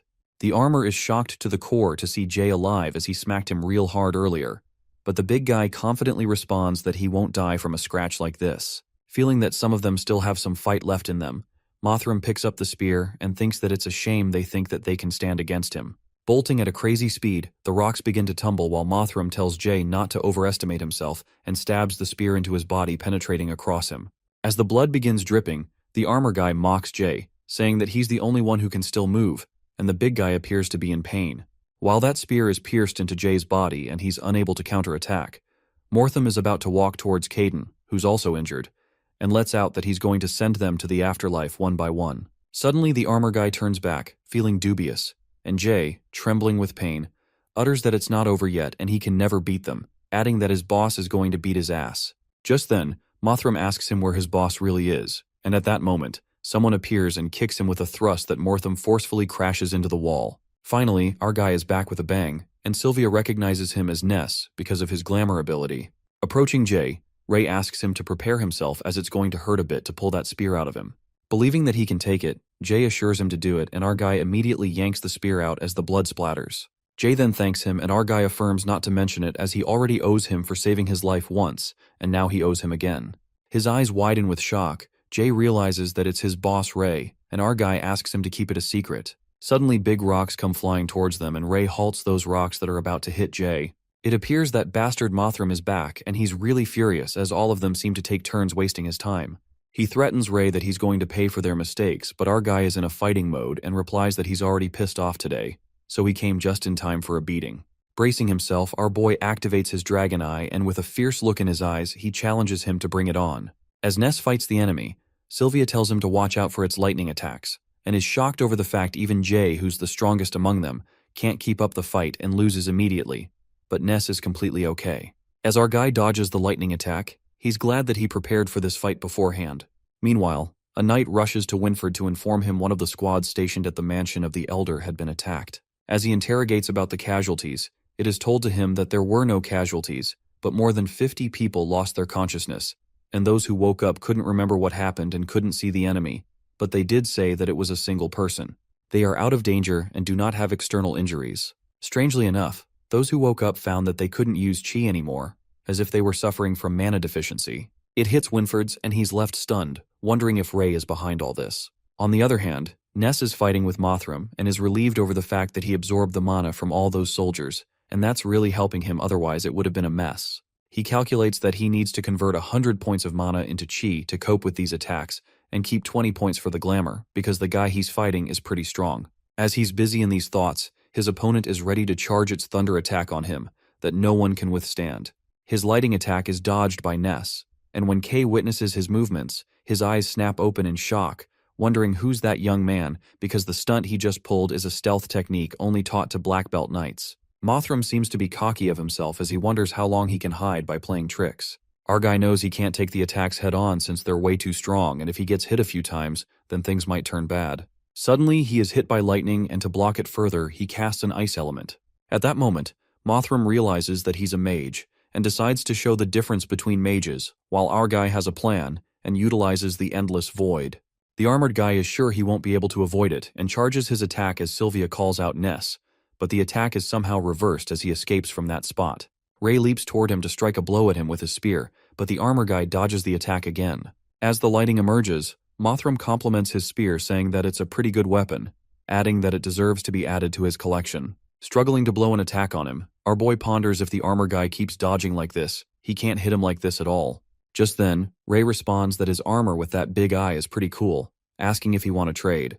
At that moment, the armor guy moves again like a bolt of lightning that even Ray fails to catch up to him. And that's when our boy grasps that there's definitely some trick to it, determining that he can't just use it without any drawbacks. While he's lost in thought, Sylvia shouts at Ray to watch behind him, alerting him about the incoming lighting attack, and our boy escapes the precarious position and dodges by an inch. It occurs that our guy uses the technique the way black belt knights perform stealth by becoming one with an environment, coupled with a special footwork that allows them to slip between blind spots in the enemy's vision. He further deduces that if Mothram uses magic, It must operate similarly, and he might be able to find a blind spot to attack him. Knowing that Sylvia's senses are the best among all of them, he thinks if she could tell where the armor guy is coming from, it would be easier. With that, he watches the enemy with his dragon eyes and looks for some sort of sign to detect where he's attacking from. Our guy then decides to try to attack that way while Mothram casts lighting attacks at him. Pulling a classic move, Ray reverses his opponent's attack and finally hits the armor guy. Using this strategy, our guy figures out his moving power and comes to a conclusion that Mothram uses lighting to transport his body, and even though it's quick, it's not completely unperceivable. Just like animals can sense when lightning is about to strike because the charge on the ground becomes unstable, in the same way, weak currents will be produced whenever he chooses to stop. Triggered, the armor guy furiously asks how dare he use his skill against him, and urgency presses upon him to get rid of Ray and Sylvia before they become obstacles in his way. Feeling apprehensive, our guy presumes that Mothram's magic is pretty difficult to deal with, so even if he can catch the tells, it's still arduous to perceive the current and react within that short frame of time. That's when the armor guy bursts out a large string of lighting and affirms that he can't stop him just because he realized how his skill works, catching Ray off guard as he detects his weakness. Realizing that he got busted, our guy doesn't seem to have any mana left, and while he appears weak, Sylvia signals him about the imminent danger. However, Ray can't move as his legs go weak, and Mothram takes advantage, striking a powerful blow of lighting at him, concluding that it's a checkmate. The lighting attack is so strong that it destroys the area while our poor boy crashes away with savage force to the point that he starts bleeding. Clutching his wound, Jay worriedly rushes to Ray and carries him. Our guy seems to have lost his strength and realizes that he can't block his attacks even if he uses 100 points of mana as chi. Watching him still being able to stand after that hazardous attack, deep down, Mothram thinks that that boy is a monster, and wonders who's this young man as he's never heard of someone like this in Avrian. After that, Jay explains to Ray that they've been fighting with the armor guy for so long and haven't even chipped his armor. That means the differences in their abilities are vast and add up. If this goes on, they might all die. That's when our guy asks for Jay's help and pleads with him to lend him his strength, while Jay without any reluctance agrees, saying that he'd even die for him. In the meantime, Ray absorbs the big guy's mana, and Mothram is bothered that it's been silent, wondering what they're up to. He surprises our guy with an attack. Fortunately, Ray seems to have his strength back by absorbing the strongest guy's power and asks Jay to rest as he lies unconscious on the ground. Witnessing Ray emerging chi, the armor guy is left in disbelief as he notices that something's not right, given that the boy's chi has multiplied within a split second. Set ablaze as flames emerge within him, our guy seems to be charged with immense chi and he speedily confronts the armor guy, frantically striking multiple attacks at him at light speed. Watching him attacking so incredibly, Sylvia seems proud of him while her brother Marsh is astounded to see that he can still move, and Caden gapes with utter shock, surmising that with his current power, he can rival an elder. After that, Mothram admits that this boy is really something, and angers him as things start to get frenzied. Using the skill of Endless Void, our guy blocks the lightning from hitting him. The armored guy charges a big strike of lighting, deadly enough to turn one to ashes, but our guy holds on and protects himself with the chi as the lighting strikes him. While Sylvia and Jay shout out of concern to see if he's alive, as the dust settles, Ray appears to be just fine. Surprised that the kid could persevere for such a long time, Mothram seems to have no other choice but to use his last attack as none of the elders are willing to show up. So he decides to use that power on Ray. Meanwhile, after borrowing such a large amount of chi, it starts to burden this body, and Ray plans to finish it up quickly. At that moment, the armor guy is interrupted when someone contacts him and notifies him that they have found the passage just as he ordered. Mothram then asks them to meet at their usual place, and as he's leaving, he addresses Ray as Ness and lets out that he'll remember him. He reveals that from today onwards, a bounty from the Dark Guild will be placed on him while Ray asks rhetorically if he should be honored, saying to raise the price tag a little bit. With that, Mothram bids him farewell and tells him to enjoy the fleeting days of peace he has left, disappearing in the blink of an eye. While the armor guy leaves, a wave of relief gushes through everyone and Sylvia realizes that he's gone. After that, Ray, who's completely worn out, takes a sigh of relief, presuming that he thankfully retreated and his body was almost at its limit. He then asks Jay to leave this place and the big guy supports him, helping him to leave. Sylvia still seems doubtful and wonders if it's really over. Meanwhile, Gary and Monk finally regain consciousness, left in disbelief that they're still alive. Just then, Marsh, who's also lost power, gets up and asks his sister where that young man went. Informing Marsh that he can't move yet, Sylvia grabs, and as the breeze brushes against her hair, she responds that Ness disappeared just like last time. But with a subtle hint of hope in her eyes, she seems to have a feeling that she's going to see him again somehow, giving a warm smile. It is then revealed to us that the Dark Guild's insurgents came to an abrupt end after Mothram retreated. Later on, the knights arrived to eliminate the remaining insurgents and reclaim control over Avrion. Moreover, the injured were quickly attended by medics, yet almost 30 students died that day. Among them was Ian, the red-haired fella, who was gravely injured. Of the surviving students, almost half of them were gravely injured, to the point where they would never be able to become knights. As tragic as that sounds, after that day, a morose air blanketed the academy as everyone lived in fear and anxiety, worrying they'd be the next ones to be targeted. Recalling all these traumatizing and tragic moments, Ray feels regretful if that day's aid could have come sooner, and if Sir Kay and Winford wouldn't have stopped him from stepping in, and if Ian wasn't red-haired, none of this would have happened. Dwelling on these possibilities, he couldn't have avoided the inevitable, and what was bound to happen after all. Just then, he yanks out his thoughts and realizes that it wasn't because of Ian. With a flicker of pain in his gaze, our boy becomes determined and thinks if the world and academy are twisted, he'll change it for sure. At that moment, he receives 7 abilities from his dragon system after risking his life by fighting with the armor guy, and notices a new ability known as a contract. Checking the contract, he realizes that it's time he builds his team, and the first one to join his team is Jay Gree as expected, who's as excited as ever, and guesses that the boss is planning something awesome. Our boy then informs Jay that 2 more people will be joining him, so he waits for them and asks the big guy to keep his nest look a secret, as he's the only one to know about it. Jay assures him that he'll take this secret to his grave, while our guy is relieved to have a guy like Jay, as he does whatever he asks him to. Recalling that he even dealt with Geo without even hesitating, Ray believes that he will continue being loyal. Well, the other 2 people seem to be the twins, Sloth and Badger. One of them seems to be upset about how the academy blamed everything on them just for their red hair, and protests that they're victims here, plus they saved a lot of people too, questioning why they are being discriminated against. That's when Ray expresses his motive to invite these 2 and says that he doesn't like to be discriminated against either. That's why he's joining a team that wants to change this world, hoping that the twins would join him if they have the same thoughts. Enthusiastic as always, Jay asks him to let him in the team, while Badger lets out that he always thought Ray was a lone wolf, so he didn't really expect him of all people to work with others. Hiding the fact that he's the one to form the team, Ray reveals that the leader of the team is Ness, so he's joining his team because he agrees with his ideals and believes that the Dark Guild is going to come back sooner or later. He further states that if they join Ness's team, they'll be able to obtain the power he shares and protect each other. That's when it clicks to Jay that it's the boss's team and thinks it's rad. Listening to the name, Badger assumes that Ness is the same guy who fought Mothram and drove him away, adding that if he's inviting people to join his team and doesn't seem like he's discriminating against them, the red hairs, it sounds like a good idea. While Badger asks his brother Sloth's opinion, Sloth seems to be cool with the idea, and Ray reminds them that they'll have to die if they betray them, asking if they accept. Being loyal as he's always been, Jay Gree agrees to him, and Badger assures him that he'd never betray his allies.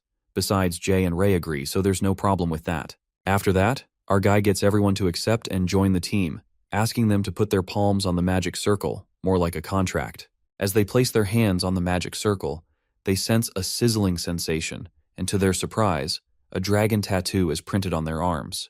Just then, Ray mentions that this is the emblem of their organization, and they'll be known as Crimson Wings, which itself is just a banger name. Being fine with the name and everything, Badger asks Ray why he only invited them and not Kyle, who's also a red hair. Our guy then justifies that Kyle is much of a loudmouth, so they need to be covert for now, putting off asking him for a bit. Given that it's true, Badger lets out that they can trust Gary, so why he didn't invite him to the team, while Sloth admits that they can trust him. Thinking about Gary, Ray contemplates that he's been down ever since he found out that the tournament is being postponed, because that means he won't be able to investigate Amy's death. It's not that he doesn't trust Gary. He's afraid about the lengths he'd go to take revenge for Amy if he had this power, and knows that he won't be able to control him. This leaves him to wonder what he's planning. 1 week later, everything seemed to be going pretty smoothly at the academy. In the meantime, Gary approaches Ray and asks him to meet him at the library after practice. Going to the library, our guy finds it unlikely for Gary to invite him to the library and asks him if he's trying to read up on something. That's when Gary reveals that he's been dreaming again lately and has been hearing voices in his dreams. Shocked, Ray asks if he remembers what the voices said, but Gary, holding a book in his hand, lets out that he doesn't remember it clearly, but remembers following the voices. He goes on to interpret that every night he'd walk endlessly in the darkness, guided by the voices. He ended up in a place filled with light, expressing that it was an amazing feeling, gentle and strong, and then he prayed for power from the light, and she promised it to him. Gary then sums it up that he met a goddess in his dreams and shows him the book named The Dragon Knight's Journey. With that, Gary mentions that he's heard legends of how the 5 dragon knights of the academy met a goddess before they had an awakening.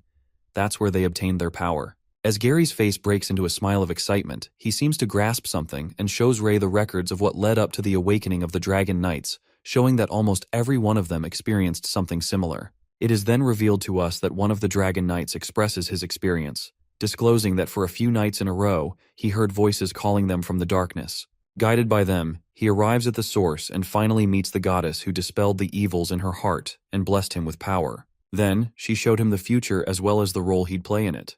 After reading it, Gary says that he's talking about the dungeon behind the red door, plus everyone says that there's a goddess at Roland, and she might actually be hidden beneath Avrian. Upon hearing this, Ray is knocked for a loop when he recalls the elder was talking about protecting something. While Gary happily grabs him as he can see a ray of hope to find the goddess and be blessed with power, Ray ponders that it's pretty suspicious. Judging from what the elder said, something important must be hidden beneath the academy. Something they'd sacrifice the students to protect, leaving him to wonder if it's really related to the divine like Gary guessed. After that, our boy notifies him about the increased surveillance in the area where the dungeon is and knows that it won't be easy to get in. Nonetheless, Gary seems to have forgotten to tell Ray something and lets out Molly came to see him a few days ago and said that she's been having a lot of strange dreams lately, which sounded pretty similar to his situation. However, what was different in her dream was that she remembered how to get there, and trying to follow the traces in her dreams, Molly ended up on a path just outside the city that leads underground. Curious, Ray asks if she met the goddess, but Gary answers that she didn't meet her. It was just like that time at the prison. Gary further reveals that Molly hadn't gotten very far before she was blocked by gates she couldn't open. Saying that he's not dumb, the blonde-haired kid grasps his shoulders with fierce determination and enunciates that's why Ray is here because he was the one who opened the gates back then. Sounding desperate, Gary asks for his help and states that he needs to come with him. Feeling the pressure, deep down, Ray seems to have a lot on his mind, and he's harboring anxieties when he contemplates that they can flee from a monarch-ranked monster since they're stronger now. But they don't know a thing about that place, and it might be dangerous than they think. Troubled in spirit, our guy presumes that if the goddess is really here in Avrian, he has a flood of questions in his mind for her, about his reincarnation, the prophecy, the Dark Knights, his father, and Amy. Willing to go with Gary, Ray accentuates that they have to be prepared, and before our guy can complete his sentence, the blonde kid thanks him and grabs his hand to take him to see Molly. Arriving at the dorm, Gary lashes out at Molly as they only agreed on telling Monk about this, asking why there are so many people here. Molly justifies that she only told Monk, and Gary, hopping mad, grabs him and asks when he became a big mouth like Kyle. While Kyle asks him to stop with the friendly fire, Monk clears himself and lets out that he couldn't do it, confessing that Martha told him that lovers should not have secrets. Upon hearing this, Ray and Gary freaks out as they get to know about them being a couple while Dan is left slack-jawed as he didn't expect Monk to just admit it like that. After that, Sylvia speaks up and mutters that they already know everything, and promises to keep it a secret, insisting to take them with him. She further lets out that things have been strange around here in the academy, and sudden pain flashes across her face when she confesses that she doesn't want to lose any more friends. Suddenly, Ray asks all of them to keep quiet as he senses that someone is outside. Discreetly stepping near the door, our guy assumes that they've been followed, wondering if the Dark Guild's goons are still in the city. Shaking it off, he immediately bursts open the door and witnesses that there's nobody. Thinking if it was just a mistake, Monk can't see anyone either, supposing it might be an animal or something. Our guy then warns everybody that it's been tense around the academy lately, so they should be careful and head inside to hear what Molly has to say so that they can curate a proper plan. The scene takes us to the academy, which has been hit with a heavy downpour. While the city is soaked in the rain, the knights seem to be guarding the big gate when suddenly a red-haired kid who turns out to be Badger comes rushing towards them to ask for help. Panicking, the red-haired kid screams for help and approaches the knights.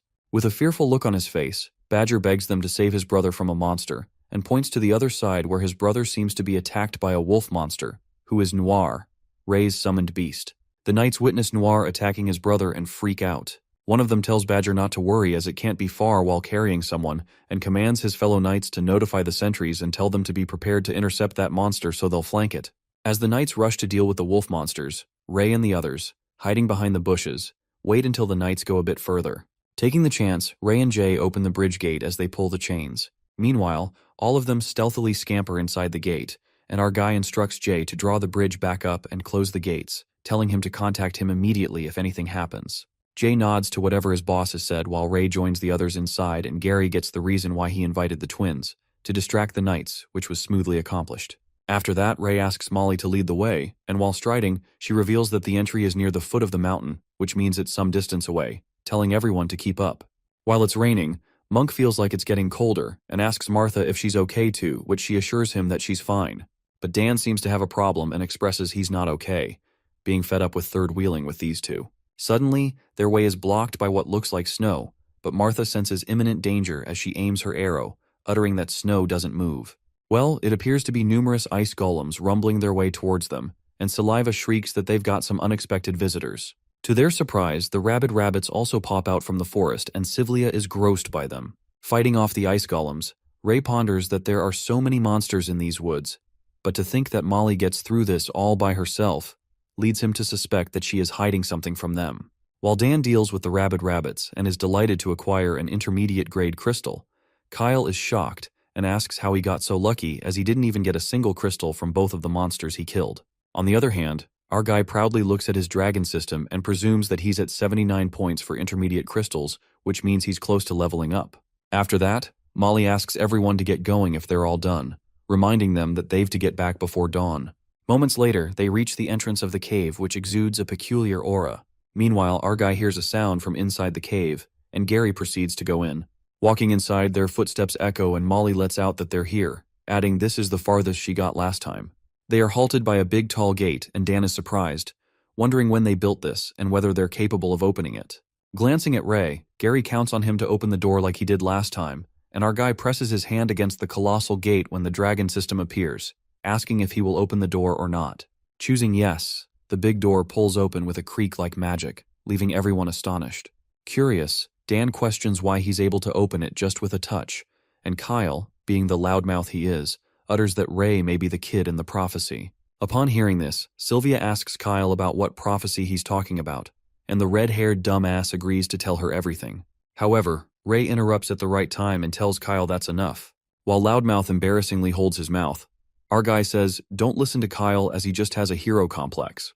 Meanwhile, Ray seems to be regretting bringing this Loudmouth along with him. Our guy then opens the door. Deep down, Sylvia feels like she's getting further away from Ray. After that, it appears that they still have a long way to go when they are welcomed by an endless staircase.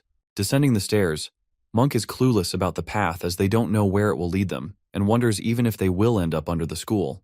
While Molly thinks that it seems possible, Kyle curiously asks what the goddess looks like, and asks everyone what they will ask her once they meet her. Martha expresses that she manifests the goddess to be gentle and beautiful, wishing she could be like that too. Hearing this, Dan sarcastically asks her if she knows that it's the goddess anyway, and justifies his statement by saying that the god not only protected the continent and eradicated the mages, but also gave the power to the knights, leading him to question how a strong and omnipotent being could be a girl.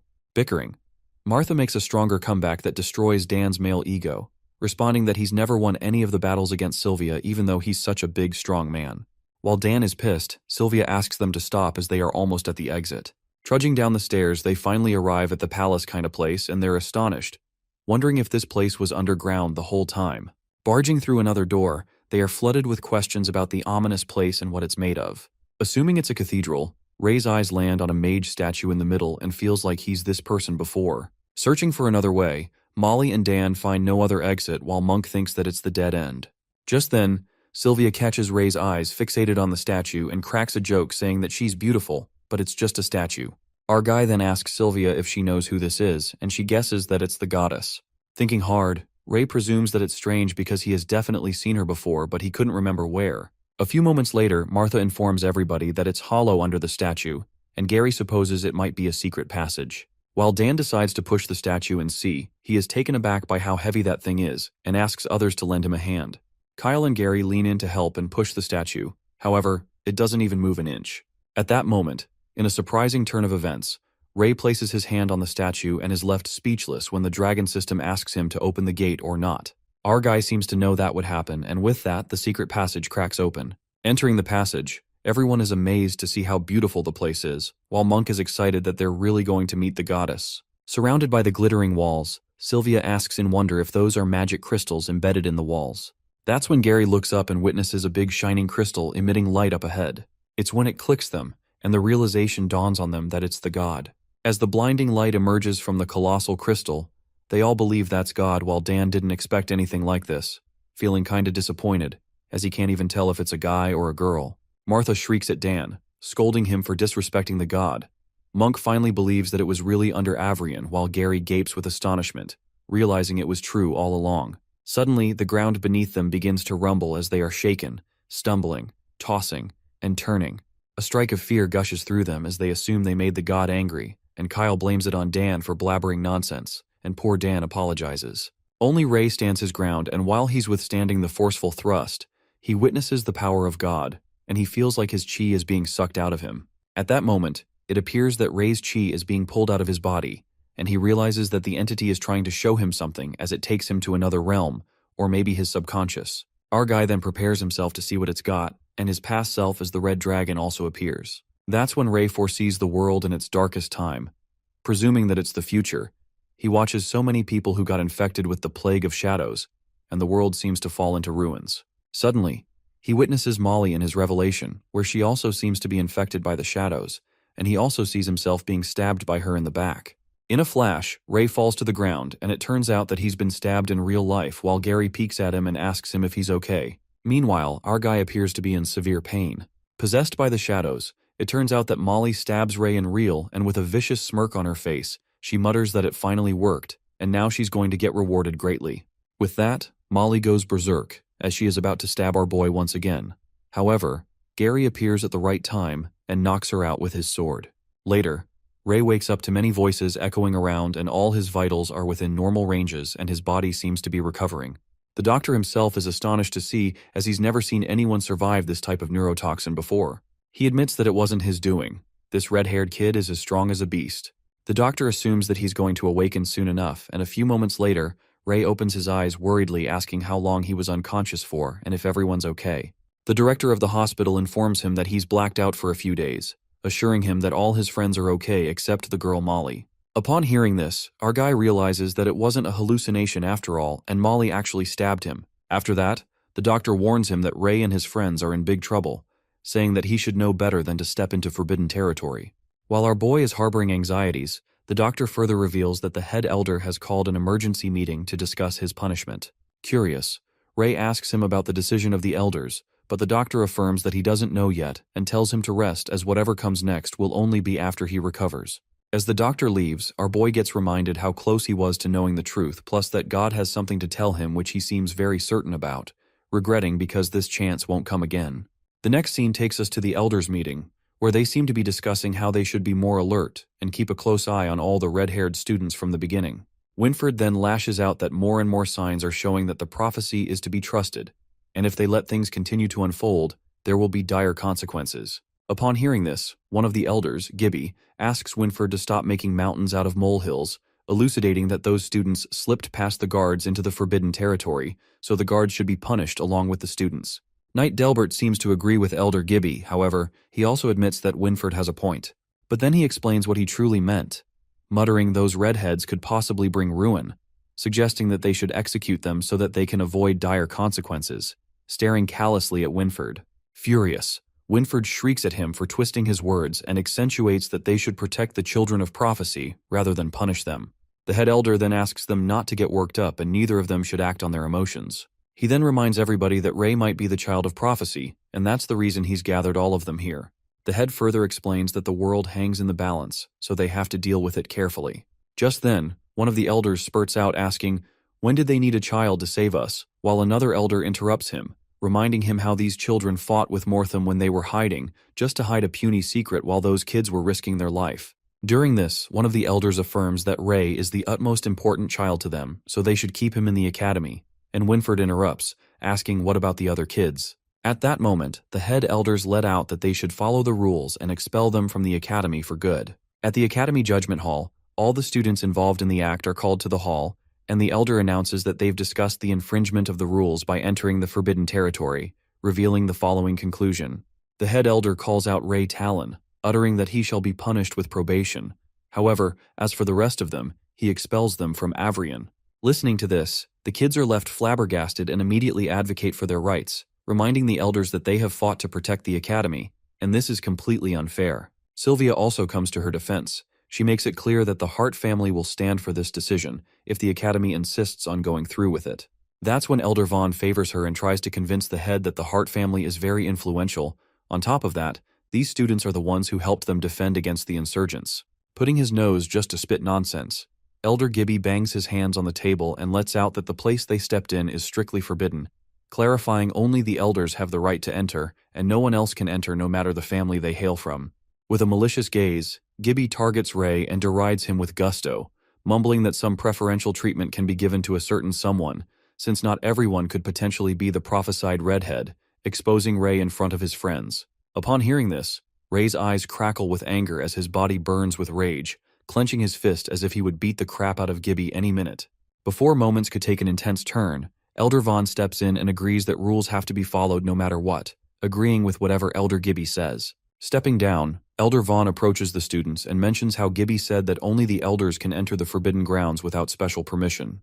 That's when Vaughn strikes an Uno reverse and a mind-blowing plot twist takes place when he announces to give up his position as an elder and pass it to the young man, Gary Blueblood. While Delbert and the others are left slack-jawed and strongly object, it looks like the blonde kid gets a lucky strike or a twist of fate, and now he will be known as Elder Gary. Gibby thinks that Vaughn has gone mad just to save a few children, and the other elders think the same, calling it madness. One of the elders states that the elders hold the secrets of the Academy for this reason. It's not a position that can be given away this easily. Just then, the head elder corroborates with Vaughn, and he stands firm, saying that according to the rules, if any of the elders wishes to pass their position to someone in the Academy, all they need is the approval of Master Knights. Vaughn then asks Gary's name and announces that he shall hand over the mantle of elder to Gary Blueblood, asking Master Knights to make their call. Eyes flaming with fury, Delbert seems to be bursting with anger and bluntly says it's preposterous, adding even if it's an elder's wish, no one would agree to this. However, Winford cuts his words and approves of Elder's Vaughn's decision. While Delbert bickers with Winford about how he could let a countryside peasant become an elder, Sir Kay adds fuel to the fire and agrees as well. Giving a death stare, Delbert doesn't take this well, and that's when the woman head knight refuses to approve this, justifying that becoming an elder is not something he can decide on a whim, apologizing to Vaughn as she can't allow it. Then, Delbert asks the last Master Knight Bernard, hoping that he would disagree, but then Winford approaches him and reminds him that these children helped them in their darkest hours. So many of their friends died in the battle, yet they could do nothing. Getting emotional, Winford says that all they need to do is repay what they owe them. A tense moment unfolds as everyone waits for Bernard to speak, and the guy finally speaks in favor of Vaughn's decision. Delbert twists his head out of frustration, blabbering that it's utter foolishness. After that, the head elder states that since Vaughn has passed down the position to Gary Blueblood, he will not be punished, but the others will. That's when Gary raises his hand and passes his elder's seat to Dan, asking the Master Knights if they agree. The three Master Knights, Caden, Winford, and Bernard, without any reluctance, agree to this, making Delbert and the woman knight grit their teeth in anger.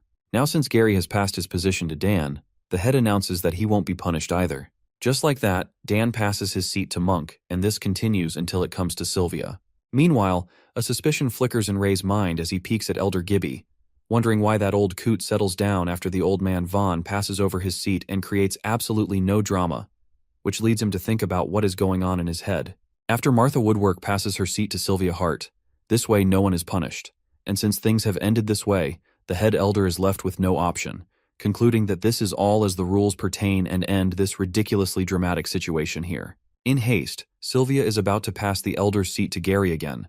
Elder Vaughn tells her to let it pass, revealing that once the seat of an elder is passed to someone else, the same person cannot obtain it once more. Hereby, the elder announces Sylvia as one of the 6 elders of the Avrian Academy, and the poor girl turns red, freaking out by the sudden yet shocking turn of events. In the dorm, everyone seems to be creating a fuss about what just happened earlier and how Elder Vob made this choice too casually. Martha argues with Dan, asking if he doesn't agree that Sylvia is a better fit for an elder and thinks she'll be just fine. But Dan responds that those old coots look 10 times older than Sylvia and continue to fight with her. That's when Sylvia comes to stop them, and Martha stands her ground, justifying that they were all exempt from expulsion, and now that Sylvia's an elder, things can go in a better direction. Objecting, Gary interrupts and expresses his opinion, saying that a single elder's seat is not bound to change that much, but he admits that if Elder Vaughn wouldn't have stood up for them, they all would have been expelled from the academy. Gary then makes them recall how Molly was infected by the plague, believing that there's something wrong with the academy, which also leads him to suspect that there even might be members of the Pureblood Guild, or the Dark Blood Guild amongst the elders. At that moment, Monk lets them know that everyone is keeping an eye on them, so he advises them not to act rashly, inferring that if things are really as Gary anticipated, then Sylvia is in the most danger. Lying in bed, Ray lets out that now that old man Vaughn is out of the picture, there aren't any elders who are partial to protesting against students. At most, they're neutral and believe that as an outsider, Sylvia is certainly going to get targeted. Meanwhile, Dan and Martha worry about this situation. Our guy turns to the other side and makes it clear that they can't do anything about today and leaves the worries for tomorrow.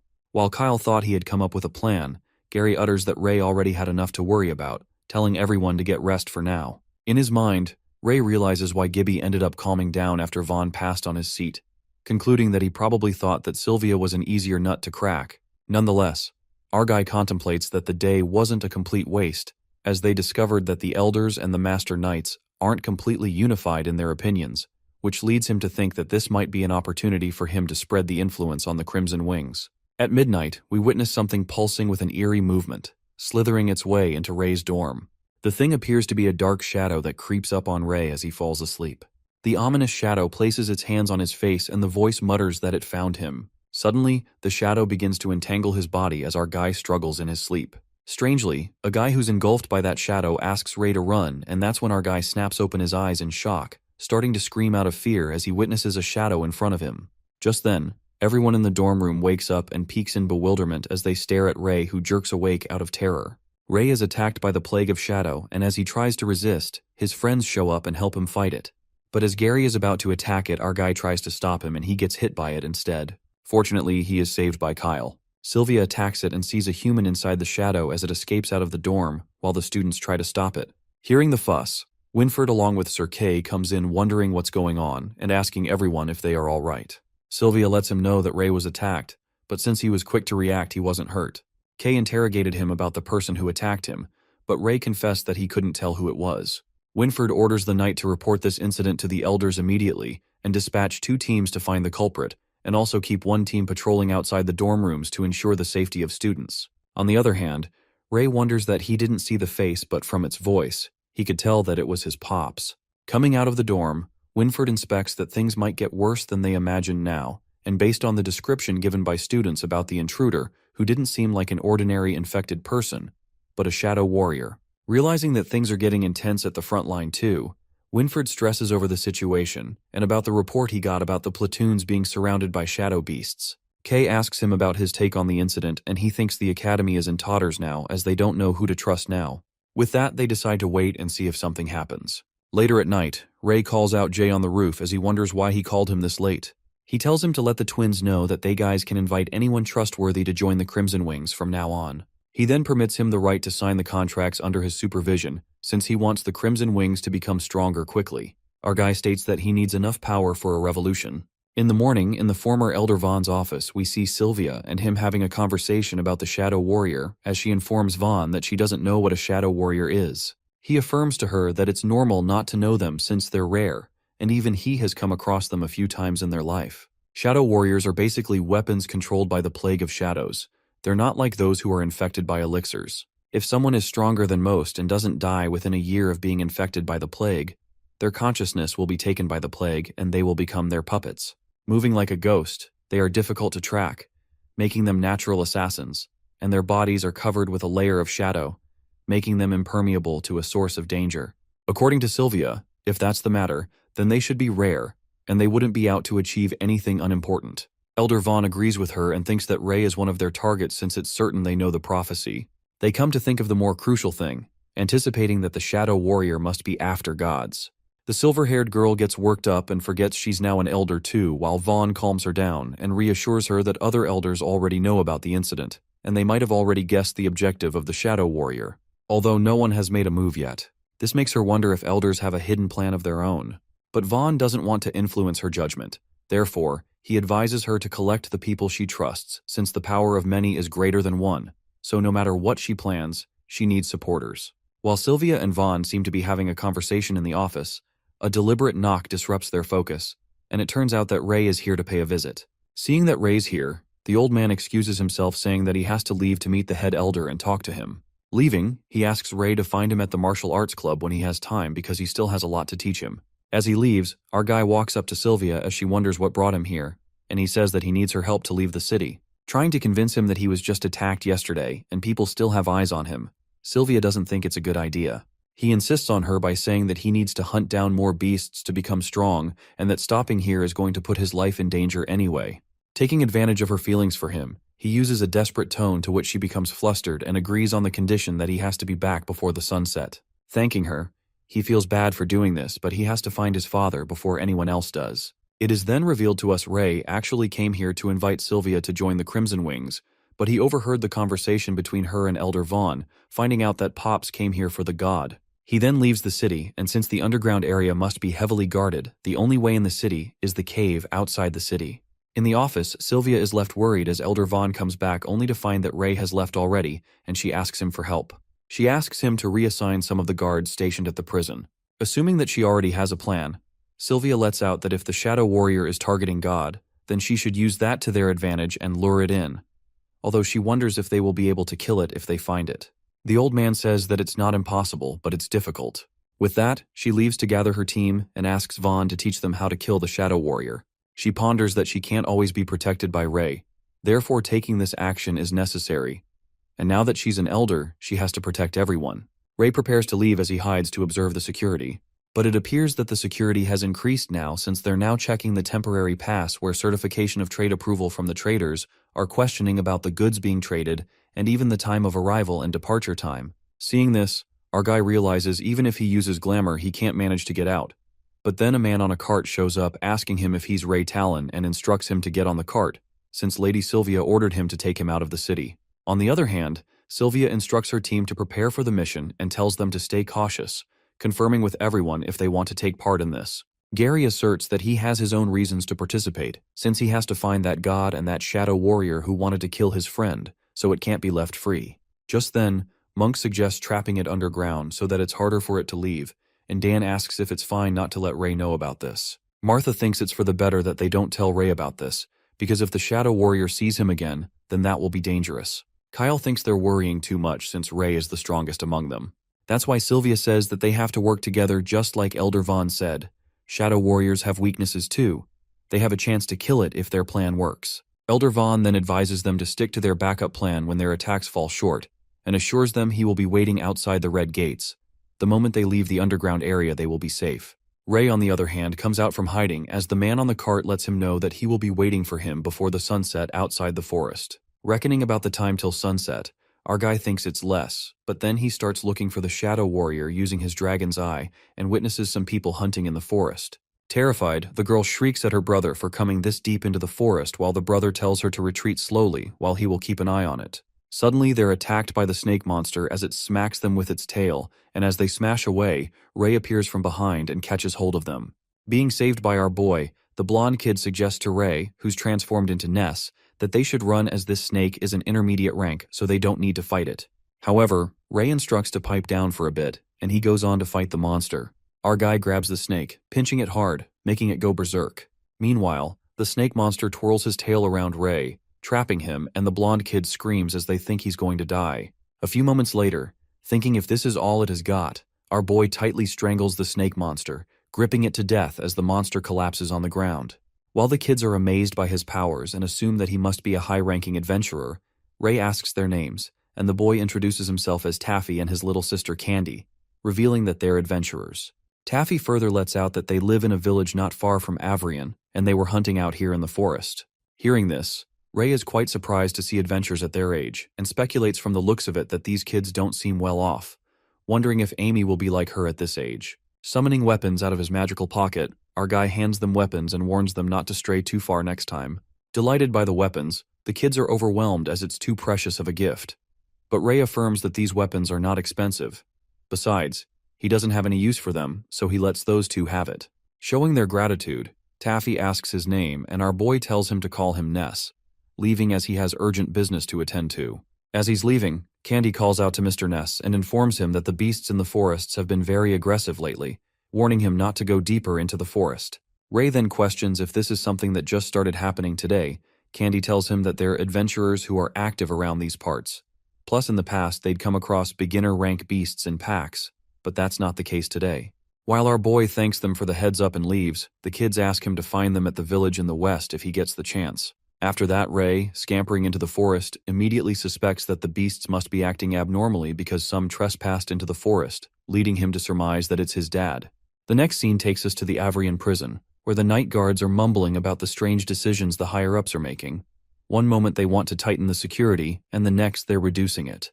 At that moment, we witness the Shadow Warrior sneaking and discreetly slithering on the walls of the prison. Meanwhile, the knight plans to do what's told. The shadow slips its way from between the crack of the door. Just then, the night guards spot Elder Vaughn coming their way, and his fellow partner reminds him the knight that he's not the elder anymore. The guard informs Sir Vaughn that they've already asked everyone to leave, to which Vaughn tells the two night guards to get some rest. While they object, Vaughn, taking off his cloak dramatically, asks them to just follow the orders and assures them that he's still got the semblance of usefulness, so if anything happens, the presence of the guards is going to drag him down. With all the guards gone, Vaughn signals to Sylvia and the others when suddenly someone sneaks up on them. It turns out to be Jay, who lets out that it's just as the boss predicted, while Sloth and Badger come along too. Jay then reveals that the boss asked to follow them since they might need their help, and Martha guesses that Ray must have sensed something. Deep down, Sylvia is touched by Ray as he's still thinking of protecting them all. Just then, Badger asks them to stop acting as strangers and tell them whenever they are going to do something like this next time. Dan seems to be delighted by their arrival, and Kyle thinks they're true bros. As Sylvia is assured to have them here as well, since they have new comrades, she redistributes their responsibilities and positions. Entering the prison, Sylvia makes everyone understand to hold on to the gems used for communication and light, assuring her team members to backtrack immediately if they get lost, as Elder Vaughn will be waiting for them here, on top of the staircase. The team trudges down the stairs while Vaughn predicts that the Shadow Warrior is close to God by now. However, he tells them not to rush, reminding them that there are still barriers set by the mages in the past, so it's hard to infiltrate in such a short time. He gives them final instructions to remember that Shadow Warriors work best in the dark, so do as they've planned and not act in urgency. Climbing down the staircase, Jay is left astounded to think that he'd been Avrian for 3 years, yet he didn't know this led to the underground area. Meanwhile, the twins sensed something strange. After that, Dan asks if they think the elders will punish them again, but Martha affirms that they got permission from Sylvia this time. Not thinking about this before, Monk gets concerned as to how they are going to open the gate without Ray, but Sylvia asks them not to worry as Vaughn has taught her how to open it. Impressed, Monk thinks that it's only right as she's an elder now. During this, Gary asks Sylvia the reason behind the god hidden under Avrian, but she doesn't seem to have an answer to that, claiming that Elder Vaughn provided her with a lot of information. She infers that she'll confirm it with the elder once she goes back. In the next moment, the most peculiar thing happens when the gate has already been opened. Freaking out, Monk assumes that Ray did it, but Sylvia knows that it can't happen since Ray already left the city, concluding that it must be someone else. Sylvia ponders that it's strange, as according to Vaughn, only elders know how to open the gates, leaving her who it could really be. That's when Gary alerts everyone to hold onto their weapons and they enter the gates. It appears to be the same place they were last time and hope they won't come across a Minotaurus or anything similar, but Gary lets out that it's not impossible. They came across lots of prison cells the last they were here, doubting if these prisons were ever used to imprison humans. While Sloth asks what would be imprisoned here, suddenly something forcefully bumps into Dan with a thrust. That's when they witness a bunch of monsters with their eyes glowing in the dark, and Gary responds to Sloth that this place might just be used to imprison creatures like these. Jay Gree comes through and strikes a powerful hit at the Clawpocket's head, and they realize that it's an advanced rank beast at that. Worried, Sylvia warns them to be careful as it looks like the dragon-like creature is infected, and from the looks of it, it's in the early stages. Meanwhile, Martha also keeps shooting arrows. Jay is still fighting off with the Clawpocket, and in one final blow, he smacks it with his sword and manages to kill it. Watching Jay's unmatched strength, Dan wonders what in the world is his upper limit. But it doesn't end here, and matters worsen when Sylvia informs them that there are too many of these beasts to deal with. On the other hand, in the city outskirts, in the cave leading to the underground area, we witness Ray walking into the cave when he suddenly watches his team member's status being changed through his dragon system. He watches Jay Gree's chi being used up rapidly, and this leads him to wonder if they've stumbled into trouble.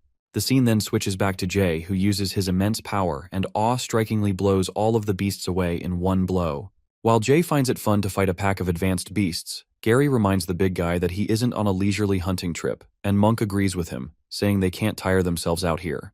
But Dan lets out that it's an easy thing for him to say, asking how else they're supposed to deal with these beasts.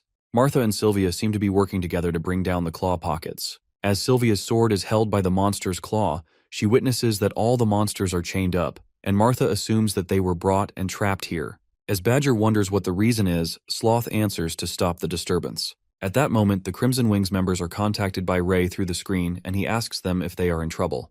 Badger is quite impressed to know that Ness detects their status while Sloth spills that they're in trouble. Without further ado, Ness lends them his strength as chi begins pouring into their bodies, and they can feel the endless power while Jay is more than delighted as he realizes that it's Ray, thanking him for looking out for them. But Ray clarifies that he's not done yet when he activates the Dragon Roar, and Monk feels that something stronger is here. As Gary slashes one of the beasts, his eyes land on Jay and he's left stunned. Firing up with power, Jay seems to be gushing with utter excitement, thinking that it's freaking awesome when he gets even more power, and fur begins to appear on his back as he soars with his sword to hit the beast. With the power pumped up in him, Jay fiercely fights off the beasts as his sword clashes with a clang, while Sylvia and Martha are left slack-jawed, seeing him fighting like a beast. Kyle suddenly feels that beasts are weaker, and Badger agrees as it's much easier to deal with them now.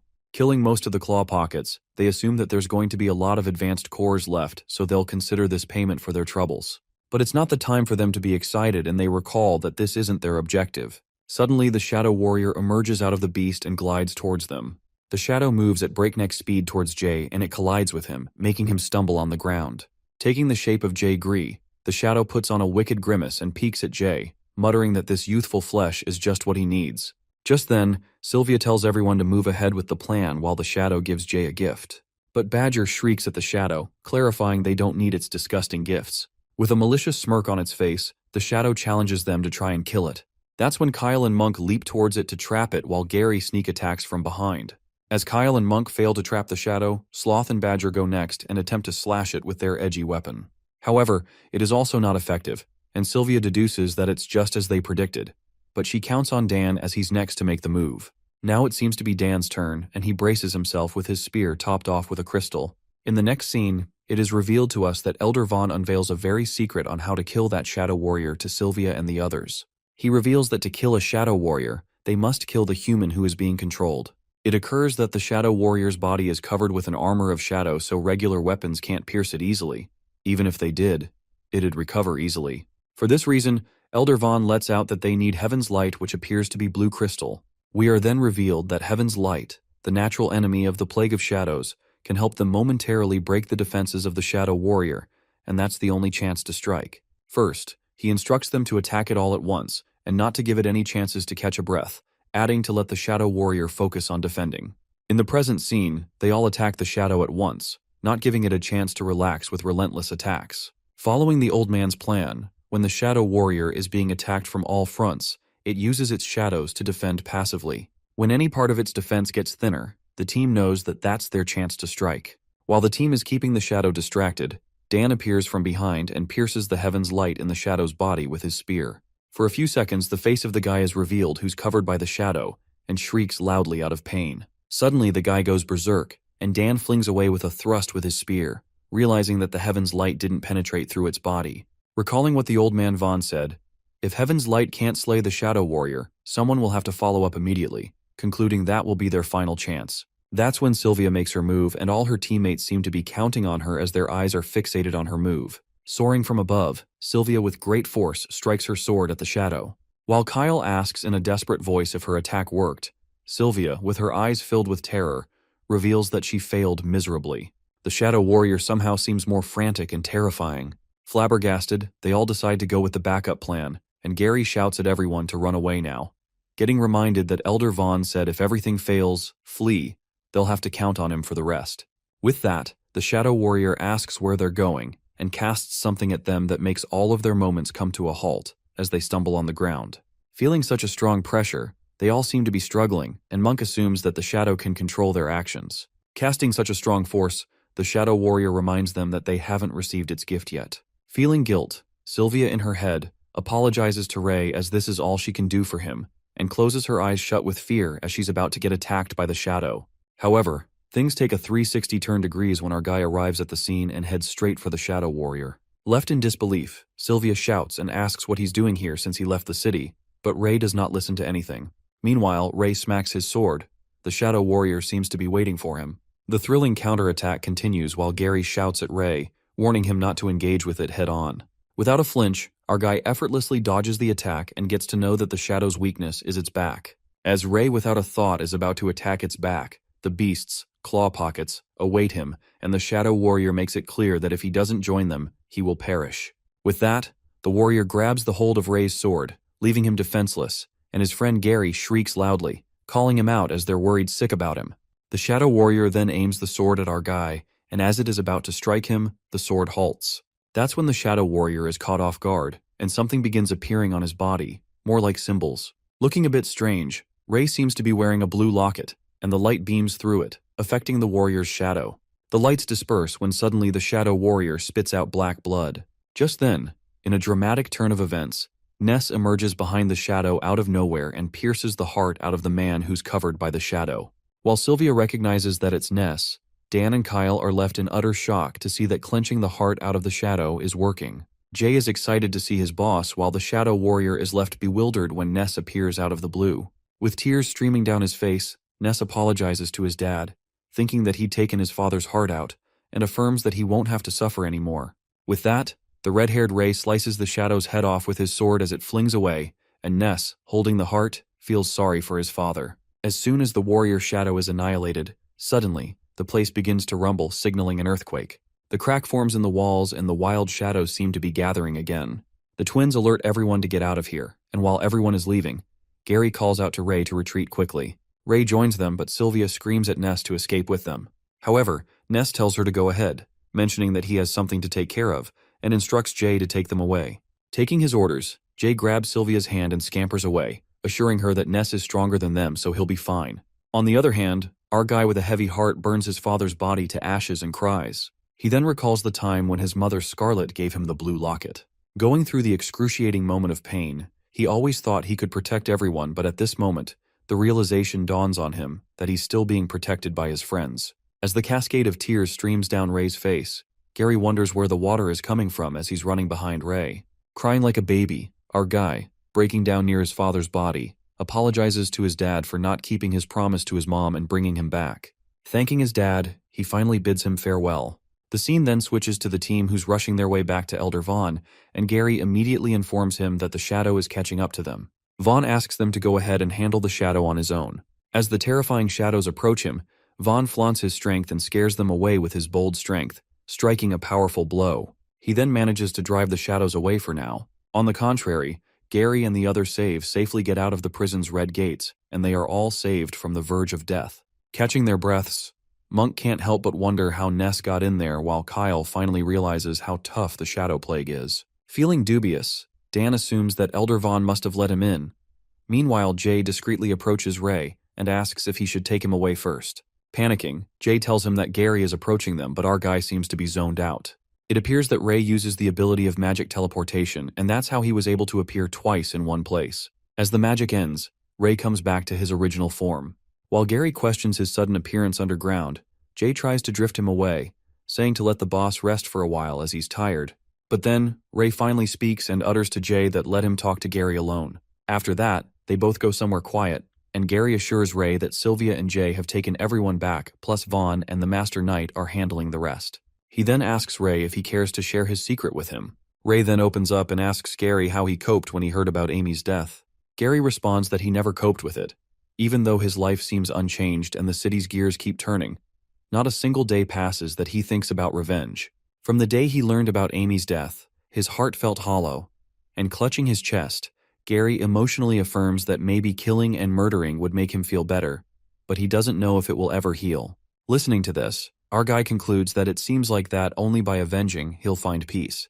While Gary gets curious and asks why he's asking this all of a sudden, Ray overlooks it and assures him that he'll have the chance to tell everything to him eventually. But before that, he invites Gary to the organization to help them defeat the shadows. Upon hearing about the organization, Gary immediately catches on that it's the same organization that Jay and the twins have already joined. Agreeing, Ray informs him that the leader is Ness. However, in a couple of seconds our boy is exposed when Gary asks him to drop his lousy lie, revealing that he's Ness, and he knows it. Freaking out, our guy bombards him with questions while Gary lets out that he wasn't sure at first, but he caught him off guard after seeing his reaction. Laying his observations, Gary then explains that the Black Belt Knight's fighting style is rare enough, let alone one who can use magic. Being the true friend, he bets that in the entire Avrian city, no one, in fact the entire Allure kingdom, there's no one like Ray. Caught him in the act, Gary throws his arms around Ray and asks him about his plans while our guy gives in and decides to tell everything to this buddy, as this time he owes him one. Well, at least our main character has a real friend like Gary who can see through his actions. The scene then takes us inside the office, where Sir Caden is left in disbelief after hearing that the Shadow Warrior was taken out while Winford confirms if Ness did this alone. That's when Elder Vaughn corroborates that from what the trainees said, Ness did defeat the Shadow, and Ray helped a bit too. Given that Ness first fought Mothram and then killed the Shadow Warrior, Caden is quite impressed by that young man, while Winford asks Vaughn if he knows Ness's background, letting out that he sent someone to investigate him before, but they found nothing. Upon hearing this, Vaughn also reveals some news he's heard that a young man named Ness has formed an organization called Crimson Wings and is recruiting now. As far as he knows, Vaughn states that many of their good students have already joined them. Like Ray and Jay, plus they seem to be getting along well for now. Kay is shocked to hear that Ray has joined the organization, and Winford gets concerned as Ray is highly respected in the academy, so it might create a fuss if the higher-ups get to know about this. Understanding his concerns, Vaughn plans to attend the next offline gathering of the Crimson Wings and wishes to have a talk with that young man Ness. While Winford finds it inappropriate as Vaughn isn't an elder anymore, Vaughn affirms that he's just an ordinary citizen now, so it's inappropriate and reminds them both to report the Shadow Warrior incident to the head elder to avoid certain people twisting the truth. The next scene takes us to the suburbs, where Bernard, the Master Knight, seems to be walking towards a house. As he creaks the door open, Bernard asks why they called him here so urgently and asks them the matter. It turns out to be Master Knight Delbert along with Knight Rose. Appearing worried, Delbert informs Bernard that they're in trouble and asks if his Knight Squad is guarding the Dragon Knight's tomb tonight. Bernard asks what's going on, and Rose reveals that they received a tip-off that the city will be attacked by Dark Guild again tonight, and Delbert adds that the Dragon Knight's tomb will be the first target. Freaking out, Bernard questions what they are waiting for and shrieks that they should alert the entire city. Trying to leave, Knight Rose blocks his way and asks Bernardo to wait, which strikes a suspicion into him. That's when Delbert lets out that their forces are scattered across the front lines, villages and passes. Plus, they don't have enough troops to fight the Dark Guild, not to mention that they still have to follow the Elder's orders, accentuating that they can't protect the entire academy due to what happened in the last attack. At that moment, Delbert exposes his true self and confesses that he's dealt with the Dark Guild. In addition, Delbert mumbles that he'll let the Dark Guild into the city and give them 2 seats on the Council of Elders, so as long as they integrate into Avrian, they won't harm anyone else. Having enough of his blabbering shit, Bernard lashes out at him and asks if he's gone crazy to make a deal with those beasts. Hopping mad, Bernard anticipates the consequences, uttering that if they get into the city, they'll slaughter them all, and once the gates open, it'll be an open bloodbath. Asking Delbert if he's blind enough to see this simple truth.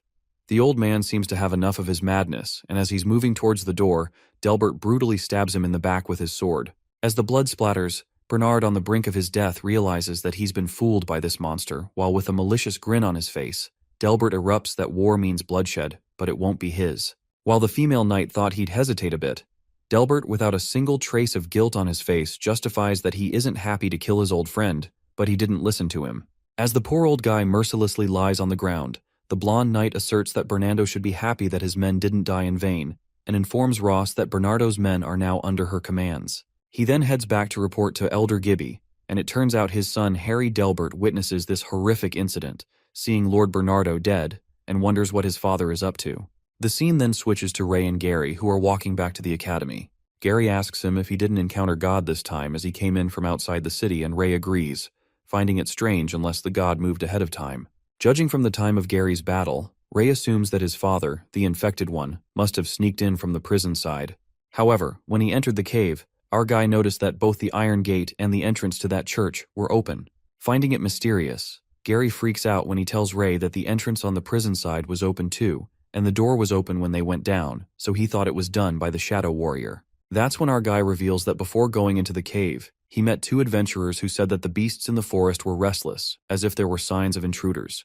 As our guy is getting onto something, Gary asks what he saw under the church this time, and our guy states that the place where the god was kept was empty, so he walked further and found countless cave entrances in that hall, guessing the god might have moved into another cave. Ray then describes that underground place as a huge ant nest that is hard to navigate without a map, disclosing that there are countless interconnected passages inside with the protection of magical barriers. He cannot even manifest where they lead. Listening to this, Gary is impressed as Ray managed to find them in the cave even in such conditions. But our guy makes it clear that he got lucky as he could sense Jay's location. Otherwise they might not have met even after wandering underground for 3 days. Suddenly they witness a lot of knights rushing somewhere and wonder what they're doing so late. Meanwhile, Ray hopes that nothing bad happens. Sensing someone, he suddenly asks that person to come out, knowing that he's there. To their surprise, it turns out to be Harry Delbert. Pulling his sword, Gary asks why he's here, and Harry justifies that he wasn't following them, but the group of the knights. But Gary doesn't seem to believe his nonsense, and Ray steps forwards, asking him why he was following them. That's when Harry reveals that something worse is coming. The scene then switches to the Dragon Knight's tomb, where the Master Knight Rose announces that they have received orders from Lord Bernardo that the Dragon Knight's tomb is under their guard tonight so they can return to camps. But the knights don't believe such orders, stating that before Lord Bernardo left, he made it clear that without his orders, they are not supposed to leave their posts.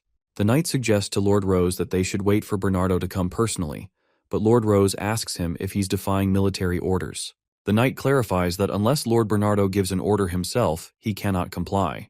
Thinking that it's a waste of Bernardo's good intentions, Rose pierces her sword through the knight's body, killing him on the spot. Witnessing their comrade's death, the other knights warn Lord Rose that Bernardo won't let this slide, and at that moment, Lord Rose's knights begin shooting arrows at them, eventually wiping out all of Bernardo's men. After that, the knight asks Lord Rose what they should do with their bodies, but Rose affirms that they don't need to bother as it will be the same by morning, commanding him to get to work. The knights then slide the colossal tomb that unravels a secret passage and a staircase. It appears that Lord Rose has just helped the Dark Guild infiltrate into the city through this passageway, and as the members emerge from the secret path, they thank Lord Rose. However, it turns out that not only does the Dark Guild appear, but they also seem to bring something terrifying with them, as they let out that dragging these big guys through the dark underground took quite an effort, and assures Rose that Lord Mothram will reward her. That's when 2 chained Minotauruses and 2 Claw Pockets beasts infected with the Plague of Shadows are dragged out of the passageway, and the Dark Guild members affirm that they will enjoy their freedom soon. The scene then flips to Gary, who kicks the door open with a burst, scaring the life out of his roommates who seem to be relaxing and ask everyone to get up.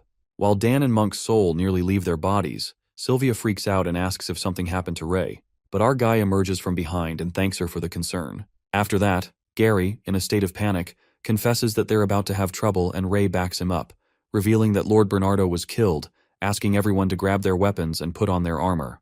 With a serious look on his face, our guy mentions that the Dark Guild is back evoking terror in everyone as this news stirs up a storm of fear into them. At dawn, the 2 knights guarding the academy are ambushed by the shadows, and it instantly annihilates them as the blood splatters all over the wall. The Dark Guild members then rush into the academy. Inside the head elder's office, the knight tries to warn the old man, but the head seems to know what's coming.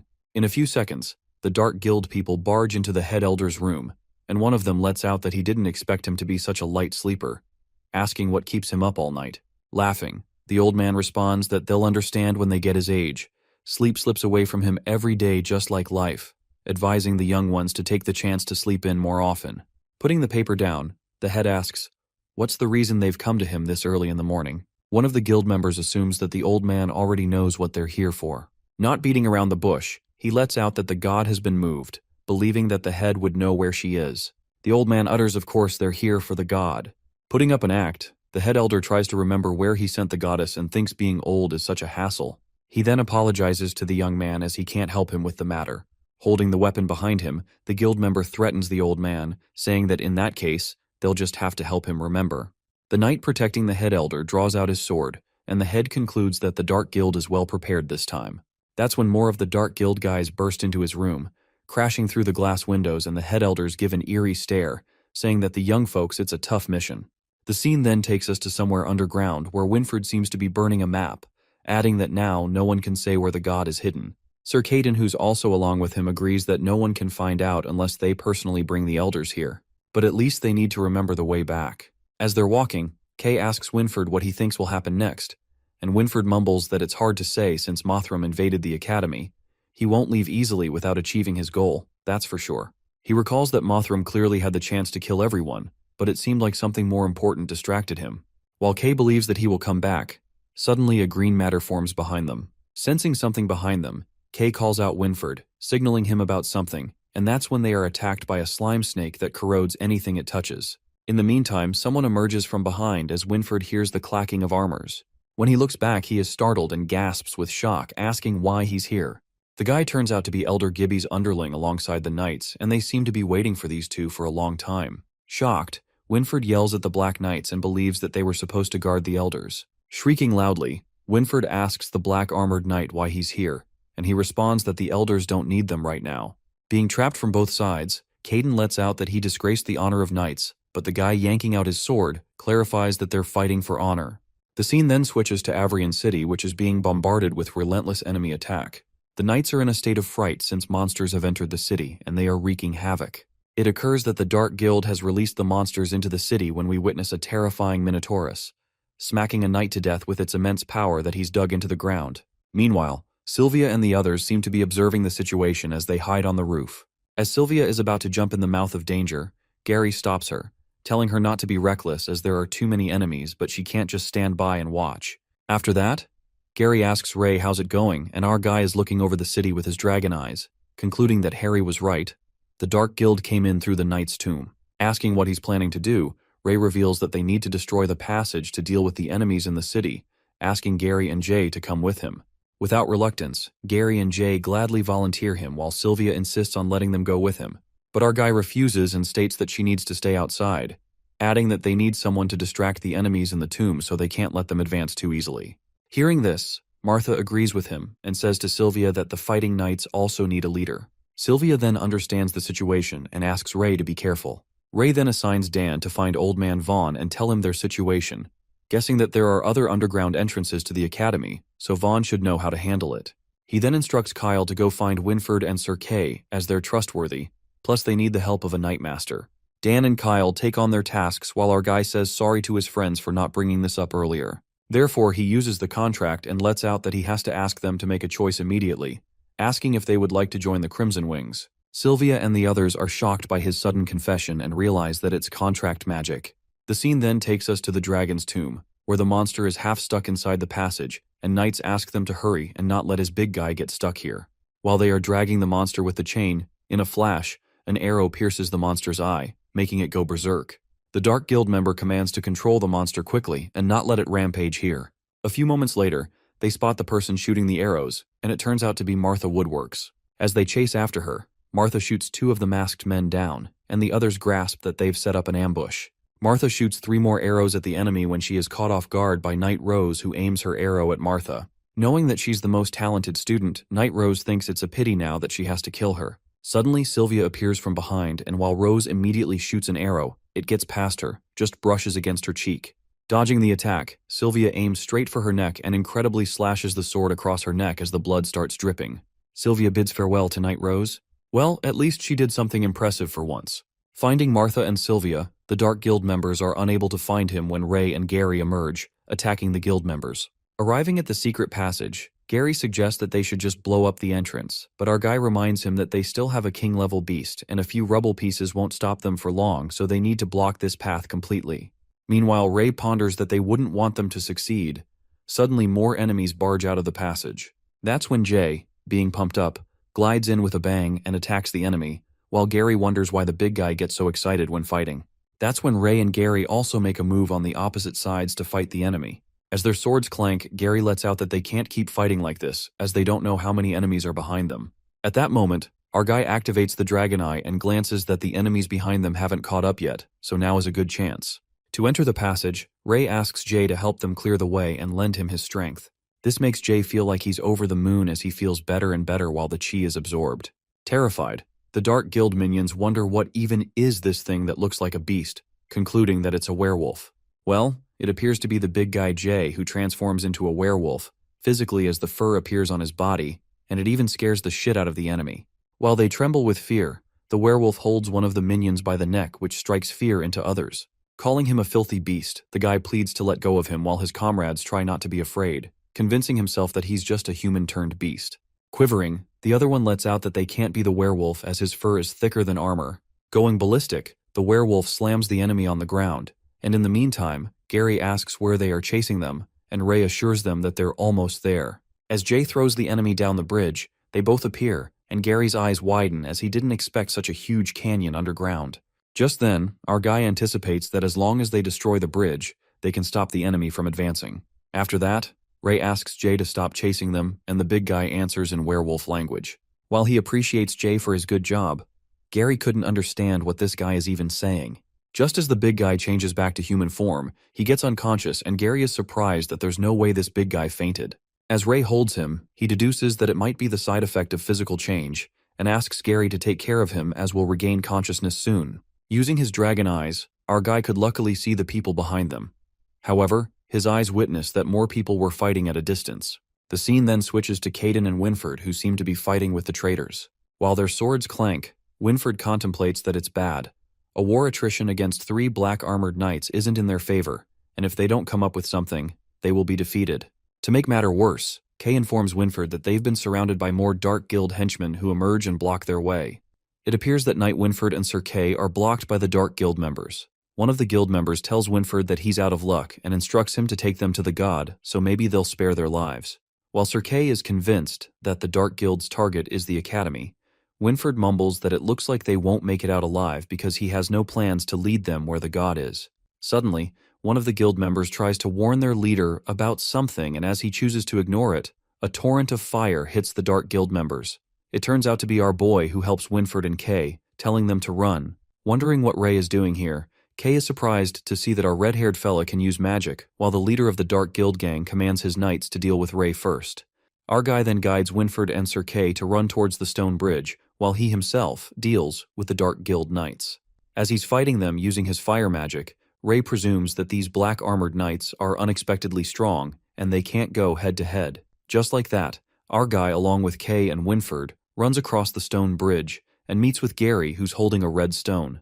After that, our guy goes back to the bridge to fight the black armored knights, while Winford insists that they should go help Ray. But Gary stops him and reveals to them that Ray has got a plan, so they better not intrude. On the other hand, our boy uses a magic substitute, and his multiple clones fight the knights at once. While Ray's instructors are left surprised to witness his substitute magic, our red-haired fella freezes the armored knight's sword with his magic frost freeze. Just as Ray strategically blocks the black armored knight with his frost magic by freezing their feet, he yells at Gary to pull out the next move. At that moment, Gary flings the red stone he was holding, and the leader of the guild notices that it's an explosive stone with his feet being choked by the frost. As soon as the stone explodes with brute force, even Ray is astonished by such strong energy that even his substitute gets blasted away. Abruptly, our guy gets caught off guard as the Dark Guild guy lands a kick, pushing Ray off the bridge as he plummets. The Dark Guild guy, who was also Lord Gibby's underling, sends his regards to Ray Talon, and just like that, he pierces his sword through our guy. Moments later, the stone bridge explodes into pieces, while the Dark Guild guy tortures Ray down there to make sure he dies as they both tumble down the bridge. Smirking, our guy apologizes as he states that he won't be able to accompany him down there, and in that split second, Ray uses his skill of teleportation that makes his real body turn into a substitute while the real body teleports. Just like that, that evil Dark Guild guy meets his destined fate as he falls into the hollow pit. The bridge crumbles due to the explosion, and the Dark Guild knights experience the fearful plummet as they scream. Fortunately, Ray is saved by Winford and Sir Kay, who interrogate him for being here underground. Our guy affirms that he needs some time to recover, while Gary informs him about the Dark Guild invading their academy once again, revealing that they are here to block their advance. Upon hearing this, Winford believes that since they're targeting the underground passage of the Dragon Knight's tomb, Bernardo will be in a tough fight. Not knowing that his friend died a brutal death, Gary, gloomily, confesses that they received news about Lord Bernardo that he was killed by Delbert. As soon as the words pound in Winford's ears, he is shaken to the core and his eyes bulge with disbelief. The scene then switches to the head elder's office, where all the Dark Guild members are annihilated. Sneaking out of the door, the head spots an elder with his face covered in blood, and his eyes reflect the horror of the moment as he reveals that Elder Zora was killed. The elder appears to be Elder Jin, who's approaching the head elder in a terrible state. While the head asks who did this to him, Elder Jin unveils that it was his Black Knight, following Gibby's orders, adding that Elder Zora was attacked by his own bodyguard, finding it unbelievable. The head elder is appalled to discover that Gibby was a traitor, as he thought he was just a supporter of bloodline theory, but he never expected him to go this far, blaming his oversight. He then tells Elder Jin to let his guards take him to a safer place while he plans to go find Gibby himself. Suddenly Jin's eyes glow strangely, and he utters that it's not necessary, while the head elder consoles Jin, saying that it's not the time to give up. Suddenly, Elder Jin's hand emerges lighting and strikes the head elder along with his guard, smashing them away. Trembling, the head elder, bleeding at the mouth, didn't expect it would him, and realizes that he's always been here. To everyone's surprise, it turns out to be Mothram as he takes off his mask, and he confesses that he came back not long after he expelled him from the academy, adding that the elder's position is a valuable asset that he'd gladly keep. Changing his face into Elder Jin's again, the head, in a state of shock, asks about Elder Jin, and Mothram tells him that the old man was quite insignificant, so he just sent him where he belonged. Traumatized by all the strange turn of events, the head elder is not in a good state as he's also gravely injured. After that, Mothram, using his lighting power, warns the old man that he's running out of time, asking him where he hid the divine artifact, and the head elder makes it clear that he will never get this information from him. Knowing that it's true, it appears that the head elder is now on the brink of his death when Mothram casts his insane lighting attack that even emerges out of the academy. The scene then switches to the secret passage, where Ray and the others are coming out of the passage again. Gary tells Jay that he woke up at the right time while the big guy apologizes, justifying that he can't control himself sometimes. While he assumes that he missed the best part of the fight, Gary assures him that he didn't. Getting out, Ray contacts Sylvia and informs her that they're out now, asking her to report the situation. That's when Sylvia answers and reveals that the situation isn't looking good. Besides the Dragon Knight's tomb, the Dark Guild also ambushes 2 other underground entrances, concluding that Avrian is about to fall. Hearing this, our guy's eyes widen, revealing a look of pure shock. Acting in a hurry, they all scamper toward the academy, and Ray asks Sylvia about her location, informing her that they're on their way. Rushing, Winfred states that the Black Knight betrayed them, so they need to check on the Elder's safety first. After that, Winfred and Caden change their path and assure Ray that they'll find a way to meet up later. Reaching at the academy's entrance, they are welcomed by more Dark Guild henchmen, and Kay asks Winfred not to get tangled up with them. Killing all the hurdles along the way, they arrive to witness something more unexpected. Kay and Winfred find Harry Delbert, who murdered his own father, as he lies on the ground, draped in blood. While Harry lets out that they're late, Winfred yells at him, asking if he killed Delbert. Appearing sad, Harry confesses that he didn't want to do this either, but his father made the wrong choice, causing irreversible consequences. We then witness the head elder along with his guard annihilated brutally by Mothram, with holes in bodies that were caused by the lightning attack.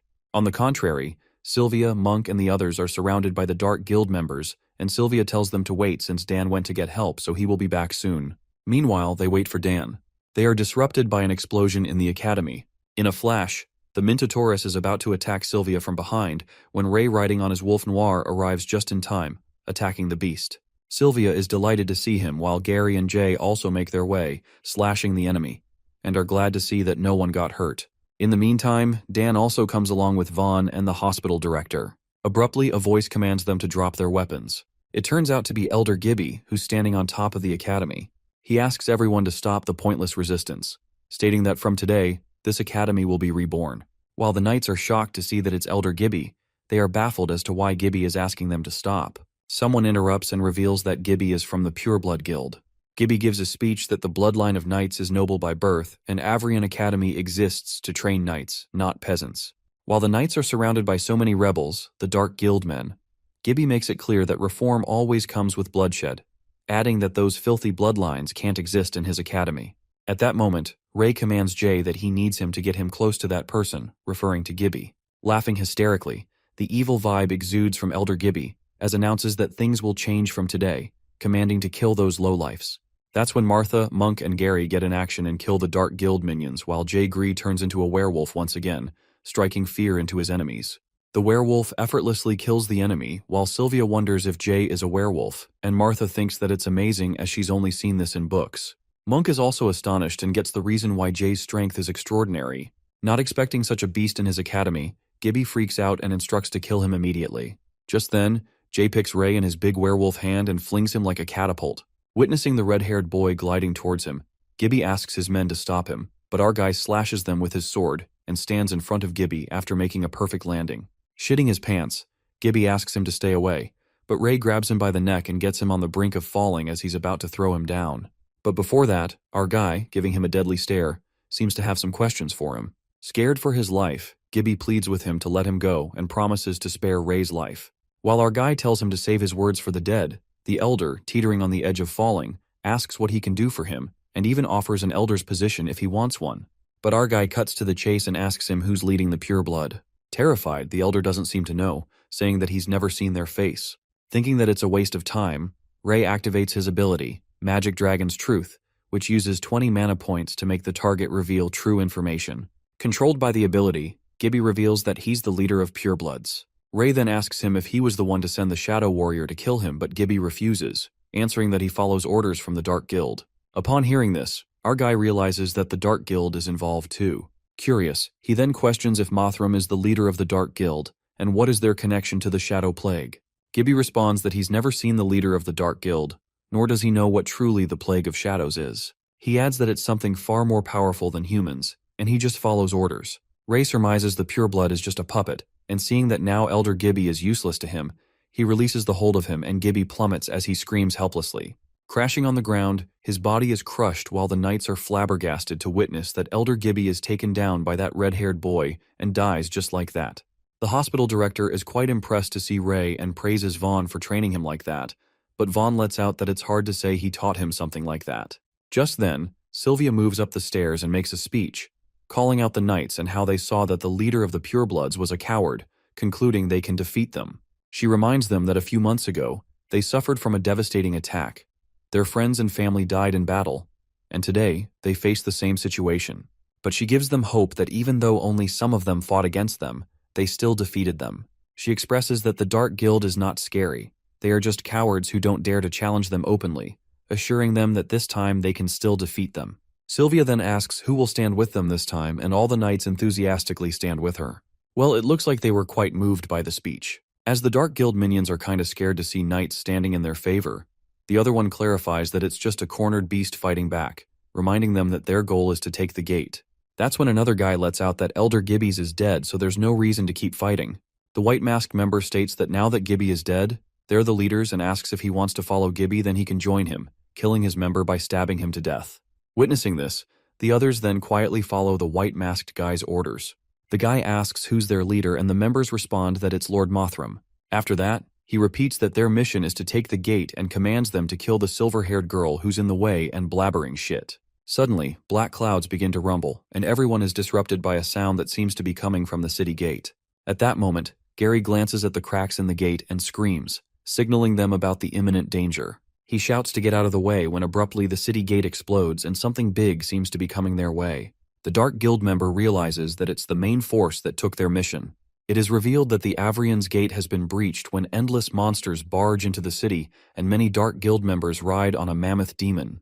Well, given the looks of their entry, it looks more like a parade than a breach. But their fancy entry is destroyed in seconds when the mammoth is provoked as someone attacks it. The elephant monster goes on a rampage when it tramples on the Dark Guild people that were riding on it. It appears that it was killing two birds with one stone. The mammoth is killed by the relentless hits as it stumbles on the ground while the director compliments Vaughn for knowing how to pick a fight. After that, Vaughn instructs the kids to leave these big guys to them and find something smaller to handle. Meanwhile, Dan and Kyle are left speechless to see Vaughn kill a colossal mammoth like that. A few moments later, the contract members, including the twins, Jay, Sylvia, Monk, and the others are charged with Ray's magic as chi is absorbed, and they feel a sudden surge of strength flowing through them. Our guy then commands them not to panic, telling everyone to spread out and take the enemy down. While Jay, being the werewolf, is tearing the beasts apart, Dan is disgusted as he deals with a slimy monster, but Kyle lets out that it's at least better than the mammoth demon. In the meantime, Ray's mana starts running low, and he immediately thinks of finding a way to replenish it. He then asks the teammates to hold on for a bit as he'll be right back, and Sylvia assures him to leave it to them. With that, our guy uses his ability, mana siphoning, absorbing the mana of the Dark Guild members, and calls them useless scum to at least do something useful. It turns out that Ray did not gather enough mana he wanted and thinks to just go for it. On the other side, the slimy beast's bodies fuse together, and the twins freak out to confront a stinking snake as they can't hurt its body. Gary then infers that they have to give up on the close combat and asks Martha to hit it. While Martha needs someone to distract it for him, our guy arrives and apologizes to keep them waiting, and Sylvia is happy to see him. There happens to be a lot of Ray's substitutes or clones, which was made possible by his magic ability. With this many red-haired substitutes, they attack the slime beast together with different magics, using Fireball and Frost Freeze. It seems that the slime monster is taking multiple hits, and Martha is also shooting arrows. Ray realizes that the magic cost is too high, so he needs to take out a few more of his substitutes. As he takes them out, Our guy notices that his substitute doesn't have any body resistance, and the beast's attack is so strong that if the substitute gets hurt, it'll shatter. Panting heavily as his energy seems to be draining out, Ray thinks of borrowing Jay's energy, but it gets too late when he is hit by the slimy monster and crashes to the ground. While Sylvia shouts to stop that snake, our guy, going weak, presumes that he shouldn't have gotten involved in this fight. It was all pointless after all. Gasping for air, he lies helplessly on the ground, and the thought crosses his mind that he might as well just leave. However, an unexpected twist takes place when Ray stares fixedly in the sky and witnesses a miracle. That's when all of them freak out when they peek at the surreal view of a blue dragon gliding in the sky as its roar reverberates. Flipping out, they are frightened to see that it's a dragon and think that it's impossible as they've been gone for hundreds of years, anticipating that it's here to take its revenge on humankind. Slack-jawed, Sylvia thought that dragons were extinct, but Monk tells her to snap out of it. Martha is exasperated, uttering that dealing with a few slime snakes was enough for them, and now there's even a dragon. While snack slimes get frantic as they sense the dragon, suddenly, a storm takes over and everyone alerts them to hold on tight and not to get blown away. As the storm creates a whirlwind, Ray, gaping with astonishment, realizes that this storm is the dragon's doing too. Unable to open their eyes, they warn everyone to lower their center of gravity, back to back, and not to get blown away by the fierce storm. That's when the dragon lets out a roar and spits ice that wipes out the snack slimes. The appearance of the dragon strikes fear into the other beasts as they begin to escape, and the Dark Guild minions call him useless beasts, asking where they are running to. At that moment, those minions are also frozen by the dragon's blue breath. The dragon seems to be wiping out all the enemies and the beasts, while Dan is awestruck as he glances that it's one breath that can wipe them all out. As Kyle suggests that they better run away, Gary hurriedly asks Dan and Kyle to follow them underground. However, Vaughn mumbles and assures the kids not to be afraid as the dragon won't hurt them. The elder then states that he didn't expect Avrian's legend to become reality. Scared to death, Dan asks the old man how he's so certain that the dragon won't go on a rampage, stating that everyone knows dragons are evil creatures. While Kyle freaks out that they should hide with Gary for now, old man Vaughn mentions that it's not a dragon they imagine, and before he can complete his sentence, Ray interrupts him and lets out that it's a wyvern, leaving the old man astounded. It is then revealed to us that a wyvern is like a close relative of dragons, and they mainly differ in two ways: size and limbs. Dragons are usually 2 to 3 times larger than wyverns, and they have separate limbs that can merge with their wings as needed. In addition, the wyvern's forelimbs are naturally connected to its wings. Our guy contemplates that when Dan shouted earlier that it was a dragon, he really thought he'd see his kin again. But unfortunately, it seems that the dragon race is truly extinct. At that moment, Vaughn states a prediction that when the Academy faces life or death, there will be a divine companion descending from the sky on a storm to protect the Academy in the place of gods. As the dragon descends its wings, settling on the ground, the old man tells them that they must pay their respects to it, kneeling to bow the dragon. Vaughn then expresses his gratitude to the wyvern and thanks it for saving them. The dragon seems to speak and introduces itself as Glack, unfolding that it's here to fulfill the promise with the gods. Glack concludes that it has completed the mission, so from today, it owes them nothing.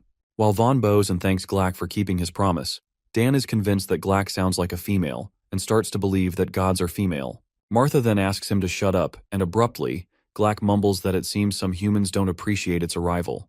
As Dan thinks that he's made Glack upset by his foolish and rude remarks, Martha, in a state of terror, thinks that they are doomed and believes if this dragon gets mad, it could send them to heaven with just a roar. Dan begs Glack to forgive him for speaking nonsense, explaining that he didn't think speaking softly would be heard. But it turns out that Dan didn't upset Glack when Gary's eyes land on Ray, who's not bowing to respect Glack and asks him what he's doing. That's when our guy utters that he's grateful for Glack that it saved his life, making it clear that he won't bow to a guy below him, leaving everyone speechless. Putting everyone on edge, Dan is low-key scared shitless, thinking Ray has gone crazy while Kyle suggests they should get ready to make a run for it. But Monk is certain that Glack won't let them escape easily, and Martha seems so done with him, asking them to keep their voices down. Just then, Glack, enraged after being disrespected, calls them arrogant humans and clarifies that if it were not for the pact with the gods, it could bite him to death in one go. But Ray remains unfazed and tells Glack that it's not his main concern, stating that he wants to know why it is protecting this city. Hopping mad, Wyvern asks Ray who he thinks he is. A mere human dares to human him, asking why it should answer him. At that moment, our guy lets out that he's too lazy to explain much and asks Glack if he can read minds, telling him to go ahead and read his memories. Glack questions him who exactly he is, and Ray tells him to look for himself and he'll know. With a suspicious look, Glack orders him to place his hand on its head and it will enter Ray's body. Placing his hand on Glack's head, it is taken to Ray's memories as a red dragon and gets to know that he was reborn as a human. Glack snaps open its eyes in shock and wonders how it's possible that Ray is a mighty red dragon. Our guy then requests Glack to keep his secret to himself, and the wyvern bows to him, telling him to be rest assured as only they can sense their conversation now. Glack asks forgiveness for earlier rudeness, addressing him as Sen, which was Ray's name as a red dragon. But our guy reveals that he doesn't go by that name anymore and asks him to call him Ray. After that, Ray asks him why he's protecting Avrian City. Glack then unveils that it was a long time ago, when the city was being built. That day it was attacked by other beasts and got severely injured.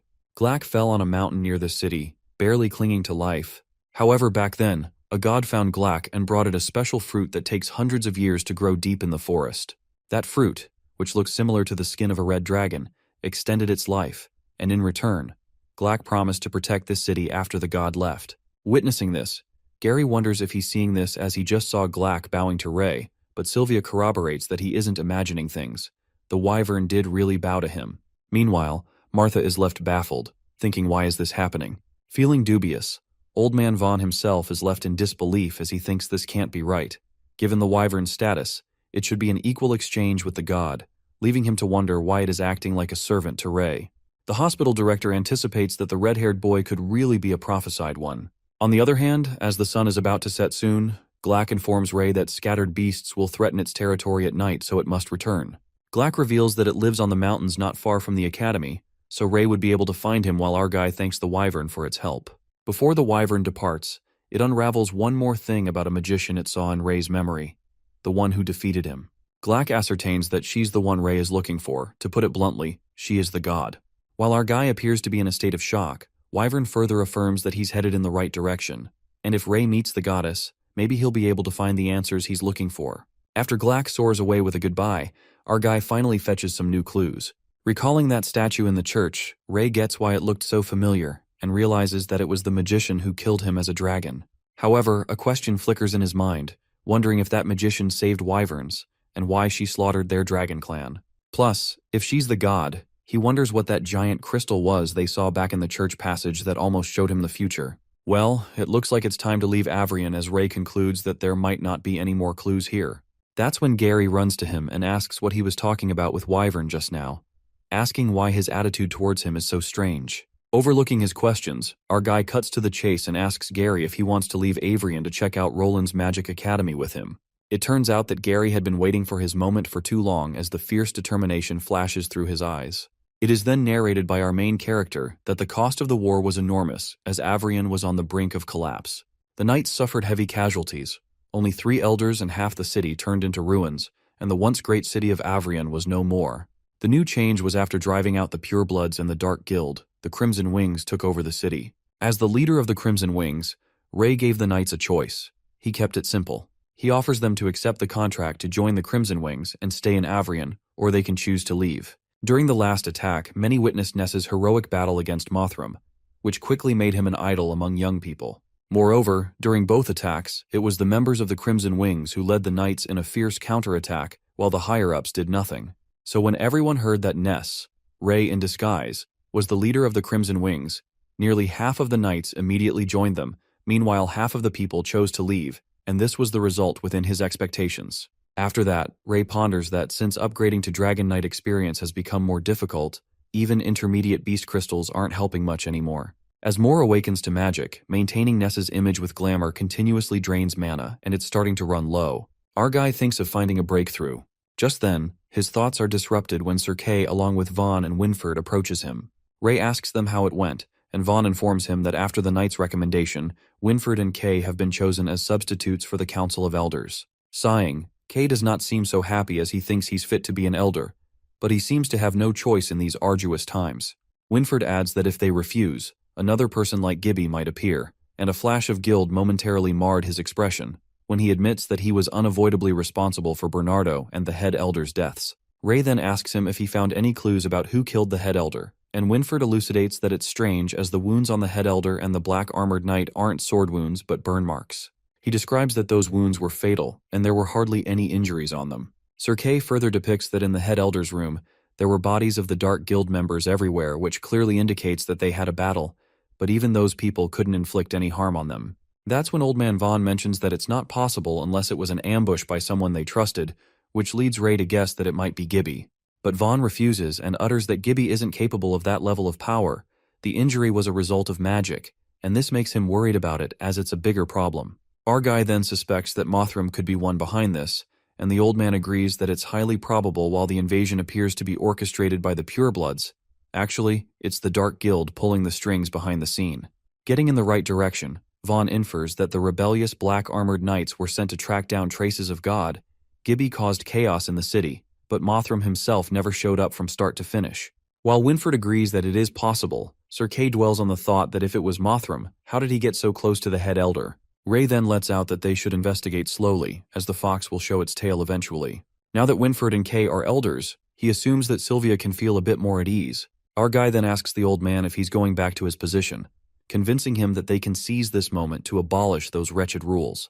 But Vaughn denies it, saying that he's had enough of being an elder, adding that he wants to do something more interesting. He then assures them that Elder Jin and Humphrey are still around. They've always been neutral. With the assistance of the 3 young elders, Vaughn thinks they should be stable for a while. What they don't know is that Elder Jin is dead, and Mothram has taken over his body, roaming as Jin in disguise. Nonetheless, since Winford, Vaughn, and Kay are the ones he trusts, Ray gets right on point with them, confessing that he hasn't told many people about him being Ness, except them. He then lets out that Avrion needs a leader like Ness, and he needs a team to follow him. Ray doesn't expect them to decide now, but he mentions that when he returns to Avrion next time, everyone in the council can voluntarily join the Crimson Wings.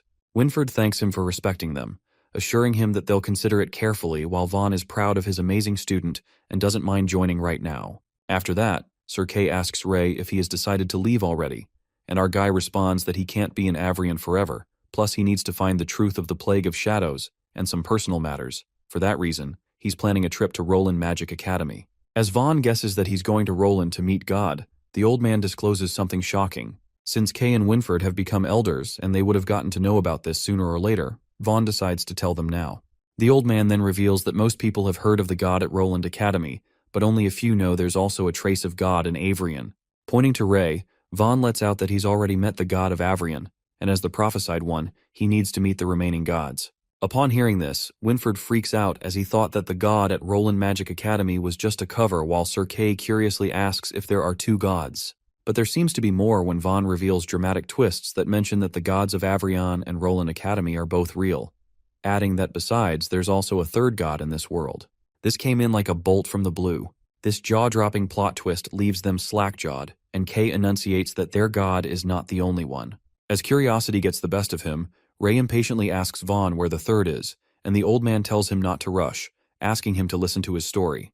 It is revealed to us that according to the records, it was after the gods led the kingdom's army to defeat the dragons. Years after the war ended, the god prophesied that a disaster would befall the future generations, and the world would be destroyed.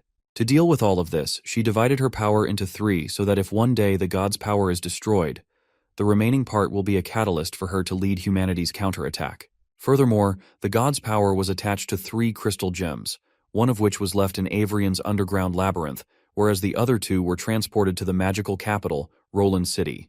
At that time, the threat of the dragons had been eliminated, human society reached its peaks, the Allure Kingdom was not divided, and the Knights of Avrion City were unstoppable.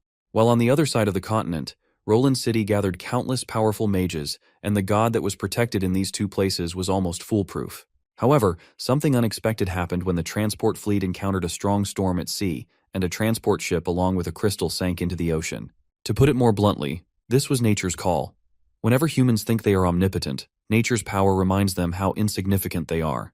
Hearing this, Winford frantically asks if the 3rd god sank into the ocean, but Old Man Vaughn lets out that it was indeed a good plan, and asks him to hold their horses as there's more to it. Vaughn tells them that's what the ruler conveyed to others back then, and reveals that hundreds of years passed, and over time, except for a few at the top, no one knew about the existence of the 3rd god. However, since it was a major issue, the head elder secretly arranged for nearby fleets to salvage it. After the salvage, to avoid suspicion, the 3rd crystal was placed nearby in a bustling trade area with abundant waterways. That's when the realization dawns on them, and Winford, in utter shock, concludes that the 3rd god is in the merchant city, Kelberg. Ray is also baffled after hearing about Kelberg. After that, Sir Kay explains that Kelberg is on the main route between major city-states, plus with developed waterways and convenient trade.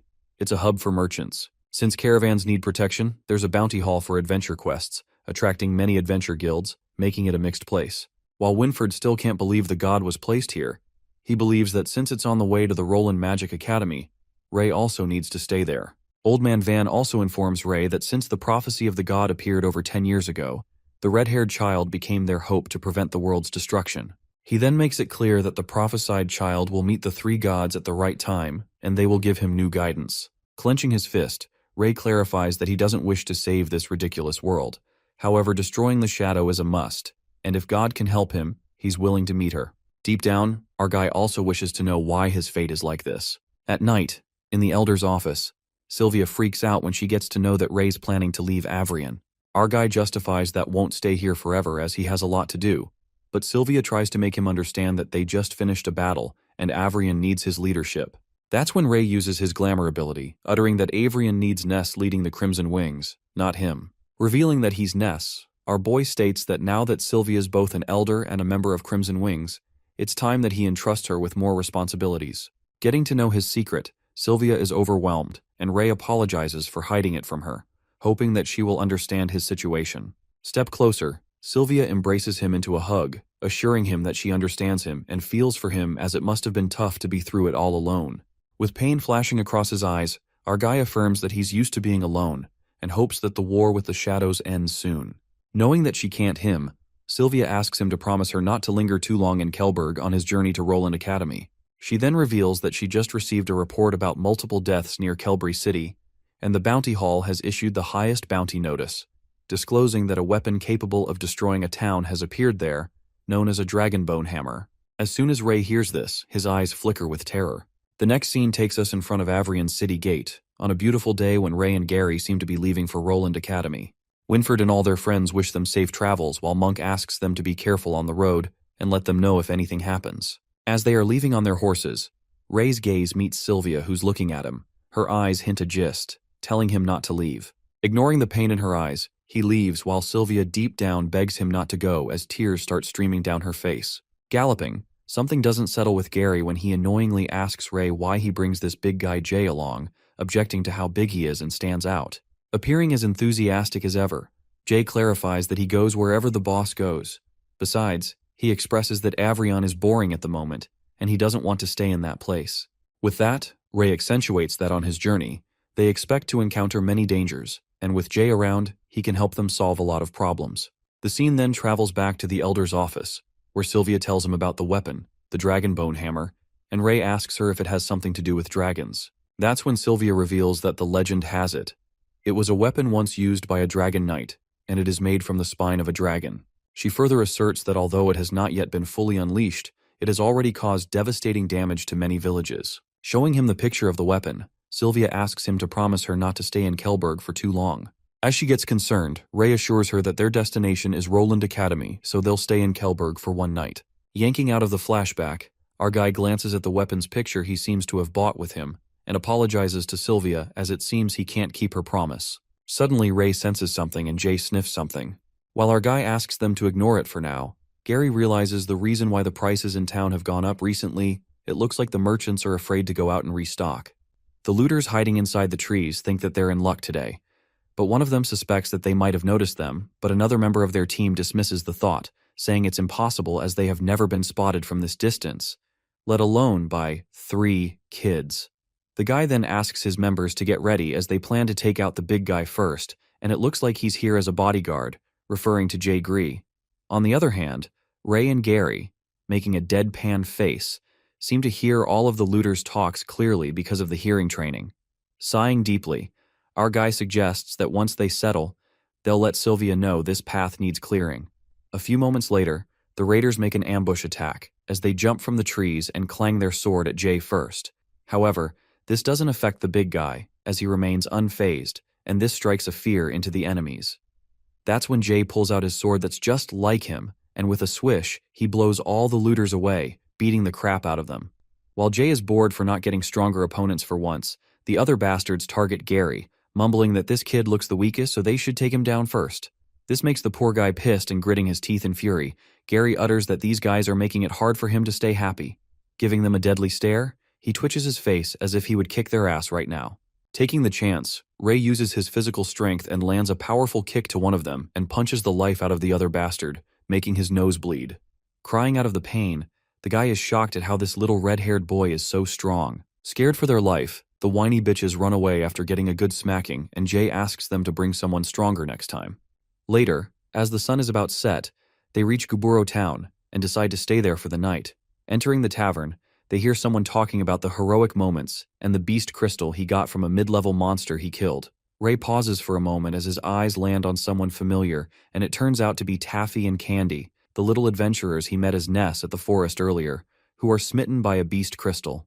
Inside the tavern, Ray asks the owner for a room, but with an unsettling gaze, the owner refuses and says that they're full so they can find somewhere else to stay. Lashing out, Gary discloses that the sign outside says that there are rooms available, but the guy makes it clear that they don't welcome redheads, and that will drive away his customers. Slamming his hand on the table, Jay furiously lets out they are being too polite, but our guy calms him down, stating that they can go somewhere else. Suddenly, a guy in the inn recognizes the mark on Jay's hand, realizing that they're from the Crimson Wings. While some of them are confused, the guy reveals that they caused chaos in Avrion before, and even accuses the leader of using black magic, and that he forces knights to sign a contract, adding if anyone disobeys, they're executed. The people are taken aback by how powerful they are, and that's when the guy concludes that the 3 elders have died because of them. Just then, Gary whispers to Ray that it looks like the escaped pureblood members spread a lot of rumors about him. Abruptly, someone spurts water on Gary's face, making his blood boil as he asks who did this.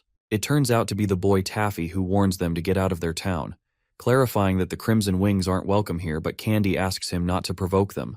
Admitting he's pretty bold, Gary threatens him that he's going to regret it. But Taffy, getting egoistical, lets out that they don't look much older than them, so there's no need to be scared of them. As Gary is very much pissed, Ray insists that they leave and tells him not to mind the kids. However, as they are about to leave, they bump into some bastards in the tavern, and the guy who recognizes Ray and his 2 friends informs his boss that they're the ones he told him about. The boss, with no front teeth, sides with the kids, saying that's a disgrace to him how his team members get beaten by 3 kids, and then comes complaining to him. On the other hand, a guy in the inn asks the customer to be cooperative who refuses to pay, claiming that he already paid yesterday. But the worker lashes out at him, reminding him it was for yesterday, and it's just a silver coin so it won't kill him to pay. The customer then tosses the coins in the bucket. After that, the boss apologizes to Ray on behalf of his men for causing him trouble. Clearing the misunderstanding, the toothless guy gets straight to the point, letting out that his protection isn't expensive, it's just 1 silver coin, and he guarantees no one will touch them in Guburo town. While the bald guy interrupts and asks if Big Brother is going to let them off like this, one of his mates asks him to shut up and to just listen to him, revealing that Big Brother is with the Crimson Wings so they have to follow the rules. The boss then gives an ugly toothless smile and decides to give youngsters a chance to make mistakes. Hearing this, Gary and Jay, after giving an incredulous gaze, burst into laughter as the guy claims that he's from Crimson Wings. Laughing hysterically, Gary suggests to Ray that they should keep the money in that barrel for travel expenses. Watching them laugh, the bald guy loses it and asks if they have a death wish, threatening them that Big Brother will notify the troops in Avrion to wipe them all out. Ray mockingly says that he's starting to feel scared. At that moment, the toothless Big Brother rolls up his sleeves and shows them the weird-ass red crimson mark on his arm with funny-looking eyes. While the guy tells the kids they better behave, our guy sneers at his foolish attempt. Ray then grabs his neck and goes starkly raving mad as he asks the leader if he's from the Crimson Wings because he hasn't seen him before. As his underlings freak out to see their Big Brother in trouble, the menace flashes across Ray's eyes as he gives a piercing stare, a stare that could kill, questioning who he just said he was going to kill. In a flash, our guy burns the leader to death, and a strike of fear gushes through his men when they peek at the red-haired monster, wondering if the rumors about Avrion are true.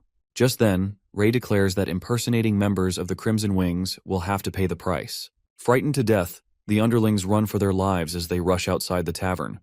However, they can't escape our guy's power, and he burns them at a distance as they scream in agony, causing a loud explosion. In the tavern, Gary tries to make the people understand that these people were just pretending to be from the Crimson Wings to cause trouble, so they don't have to be afraid.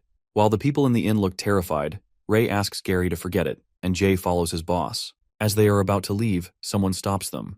It turns out to be Taffy and Candy who thank the 3 of them, and our guy smiles at them. The night falls, and with their horses tied with trees, they make a stop at the lawn on the edge of the town. As the dawn breaks, illuminating the sky, Ray wakes Jay up as it's time for them to set off.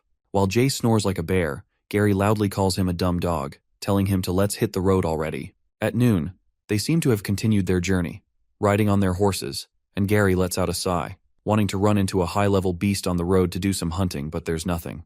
Jay thinks a few bandits would be nice too, because yesterday's fight didn't quite amuse him.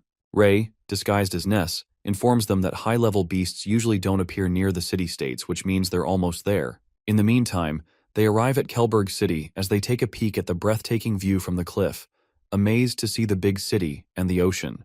They thought that Avrion was big enough, but their thoughts changed after looking at Kelberg City. Our guy excitedly admits that it's his first time seeing a bustling city, while Jay is thrilled as he's distracted by the smell of food and asks to get something to eat. But Ray tells them to go ahead and explore the city first, as he has to check out the guild registration process, handing them some coins. Hearing this, Gary asks him if he's making the Crimson Wings an official guild, and Ray agrees, reasoning that registering as an official guild makes it easier to recruit members and take on higher-level quests. But it turns out that Ray has an ulterior motive, as he thinks to himself that he'll have the chance to stop by the guild hall to check on the Dragonbone hammer. Meanwhile, Jay seems to be chanting for his mealtime. Gary, excited to see what weapons are worth picking, waves Ness goodbye and asks to meet at the city gate later. Our guy tells them to take their time as he can find them. Later, Jay at the food market grabs some meat to fill his appetite and finds it scrumptious, asking Gary if he really doesn't want to try it. But the blonde boy clarifies that he doesn't have as big an appetite as Jay and seems to be intrigued and peeking at lustrous weapons. He looks at a beautiful sword with sparkly eyes and asks the price when someone at the same time asks for the cost of the sword. It turns out to be a royal woman in a black cloak, wearing a purple crystal tiara on her head. The girl miserably ignores Gary's presence, and the poor boy is low-key pissed. The lady then asks the price for the sword, and the vendor, appreciating the lady for having a great eye, lets out that this sword just arrived yesterday and is a rare weapon. The vendor reveals that this sword is called White Falcon and is crafted from a high-level demon bird's beast. Its sword chi can cut stone and slice through iron. Revealing the price to be 1 gold coin, the woman asks the man to wrap the sword for her, while Gary immediately interrupts and agrees to pay 5 silver coins along with 1 gold coin. But then the girl offers 2 gold coins, making the blonde boy freak out, and he rushes to Jay to bring the money, shouting that he offers 2 gold coins and 5 silver coins. In haste, Gary asks Jay to borrow some gold coins, exclaiming that he saw an amazing weapon, while the big guy, still stuffing food in his mouth, gives him the money. Rushing back to the vendor, poor Gary gets to know from the vendor that the girl took the sword, paying 3 gold coins, which leaves him slack-jawed. Calling her a damn woman, his eyes land on something magical hidden under that woman's cloak and catches up to her, corroborating if she's a mage. While the woman admits that she's a mage, Gary asks her why she needs the sword when she can't use it, and the girl responds that she's giving it to her father for his collection. Besides, she clarifies that she can buy whatever she wants. Asking him to get away as she has things to do, Gary pleads with her, saying that he really needs that sword, and even claims to offer more money if she considers giving it to him. The girl then states that if he wants the sword so badly, they can have a contest. At that moment, she calls out a guy named Berg from the crowd. She introduces her follower Berg and accentuates that if Gary manages to beat Berg, the sword will be his. As the blonde kid is kind of startled to see the big guy, he asks the woman about how they're going to compete to, which she replies that it's arm wrestling and 1 round decides the winner. In addition, the woman states if Gary loses, he has to give 3 gold coins, and the blonde boy agrees, but he insists on finding a helper since she found one too. Well, we all know which big guy Gary's going to find. Inside the tavern, the people are gossiping about Berg, who's arm wrestling with some random kid who turns out to be Jay Gree. Most of the people in the inn bet on Berg, but one of them bets a silver coin on the kid Jay. As everyone is rooting for Gerg, as that big guy has never lost here, the wrestling contest begins, and within a few seconds, Jay, being the beast, wrestles his opponent to the ground, even smashing the table, earning a takedown. While everyone is left stunned, Gary, feeling over the moon, wins the sword. Left in disbelief, the woman asks Berg if he forgot to use his breath, but the big guy justifies that he used all his strength, low-key thinking that Jay's a monster. Leaving the tavern, Jay lets out that his opponent wasn't even that strong, as he almost broke his bone, while Gary couldn't help but admit that the big guy has skills, praising that he's the second strongest he's ever seen besides Ray. Suddenly the woman, guessing that they're not from this city, questions which guild he is from.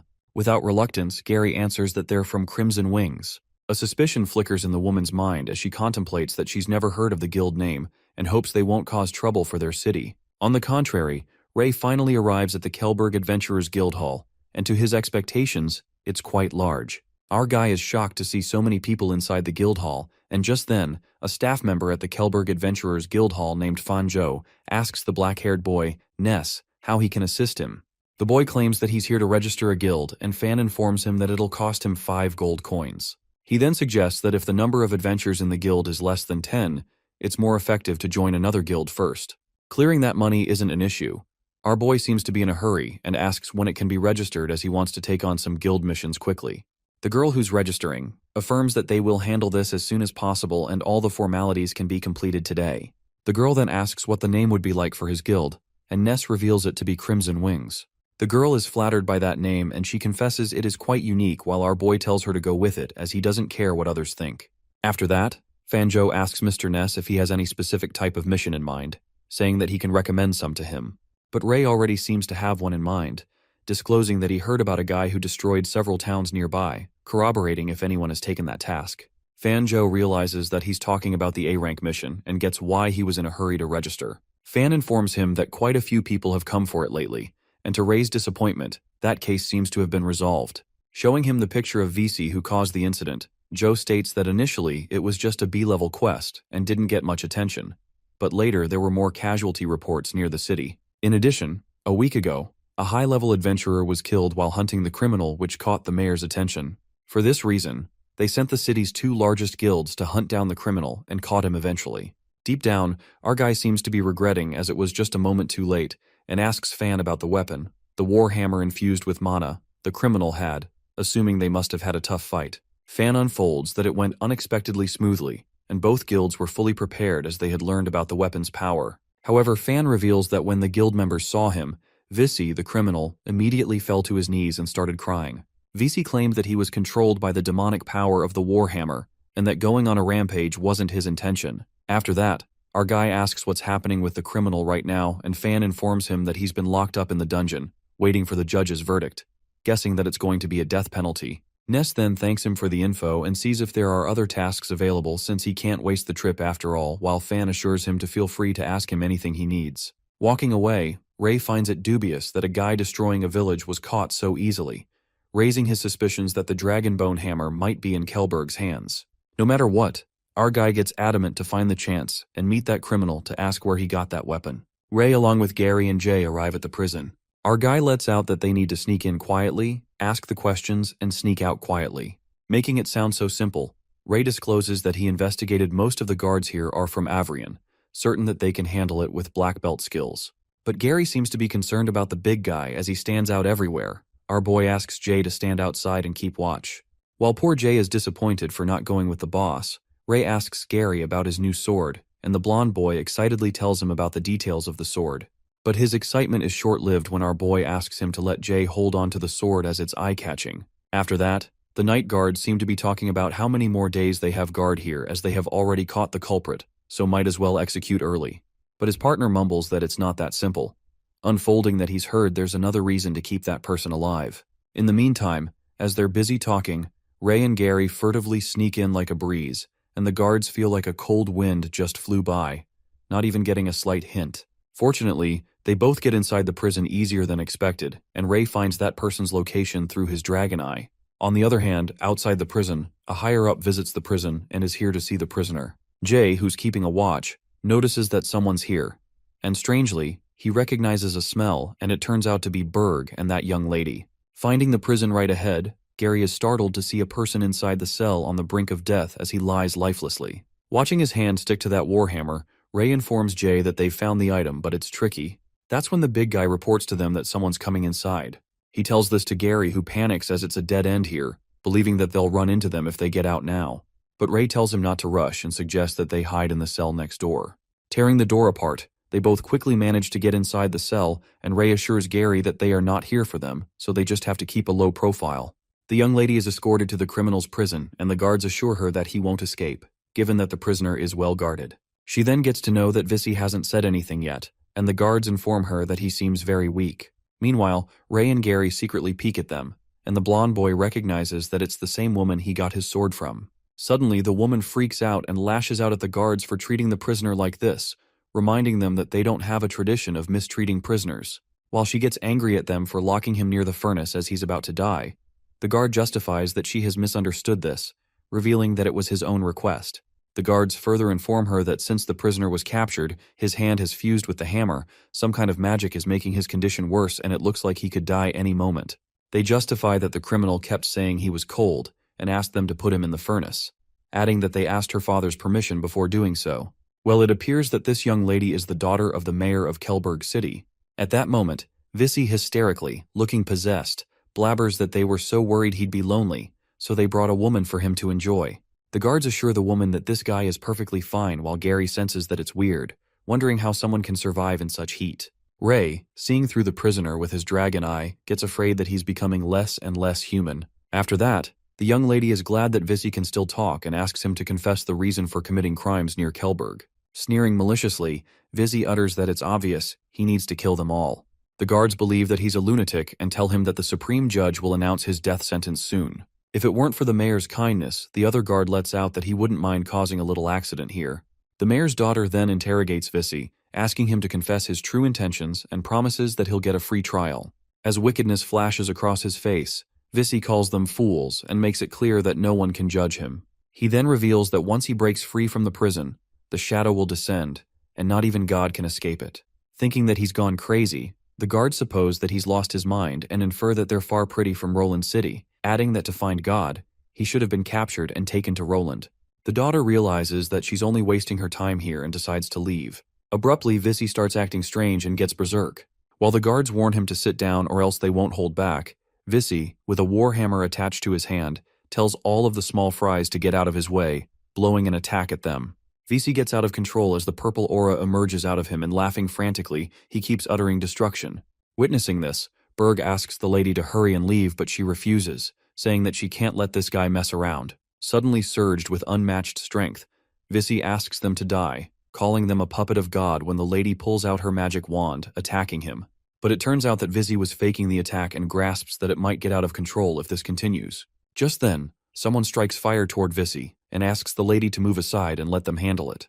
As the fireball hits right at Visi, he furiously asks who goes there, and that's when Ray and Gary, hiding their faces, show themselves up with their swords, muttering they're from the Crimson Wings.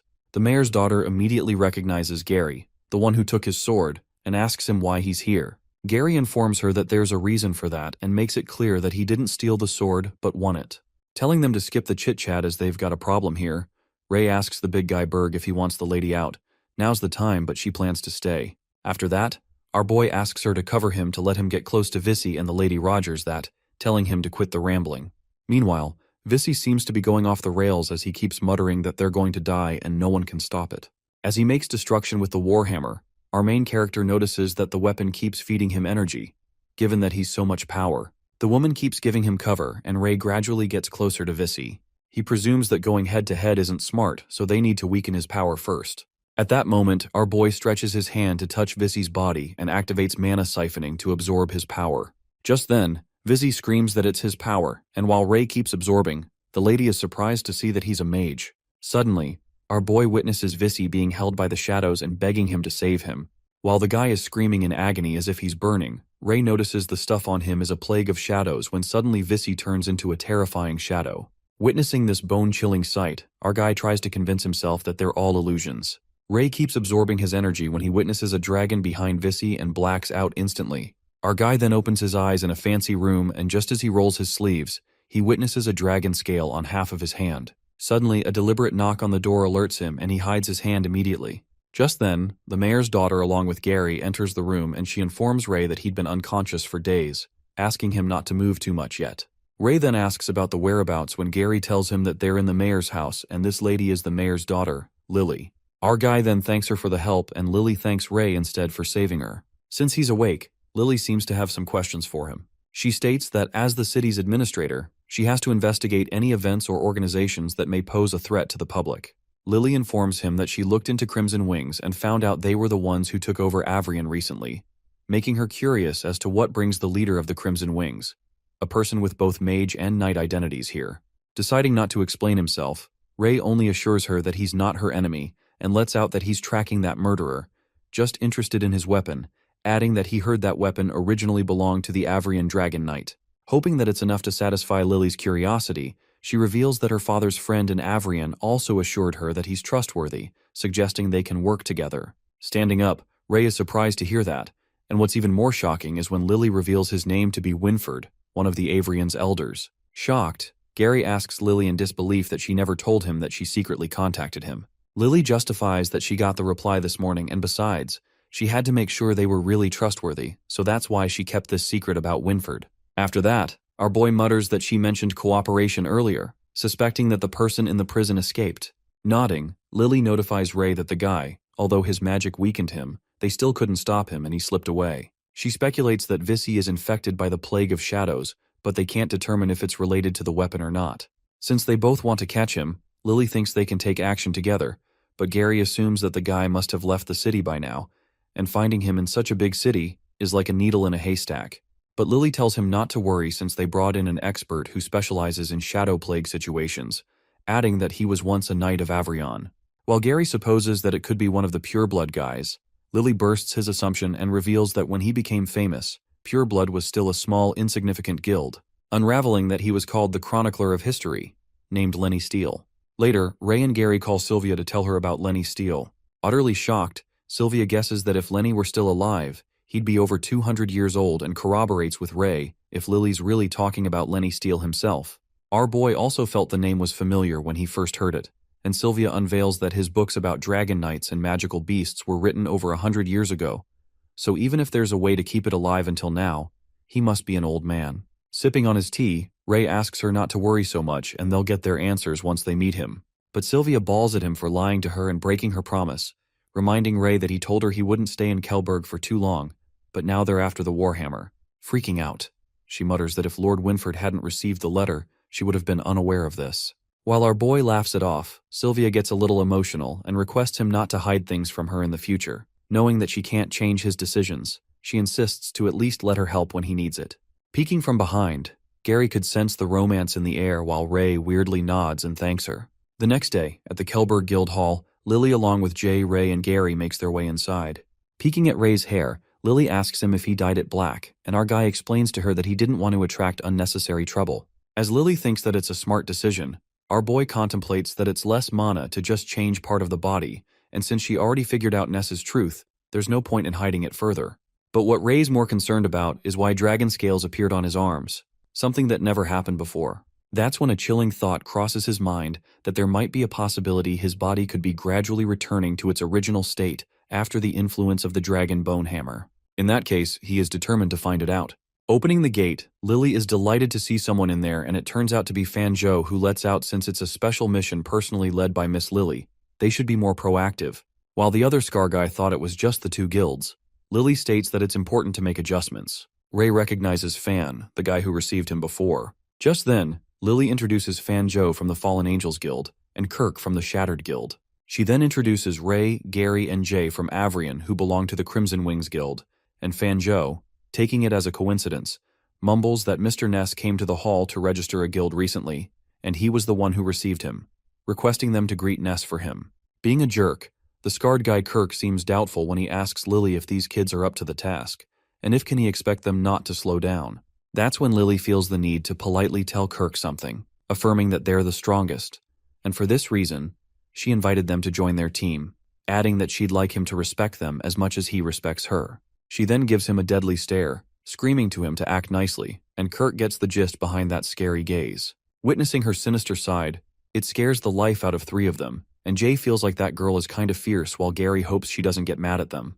In the meantime, someone arrives and apologizes for his tardy arrival, hoping he didn't miss anything.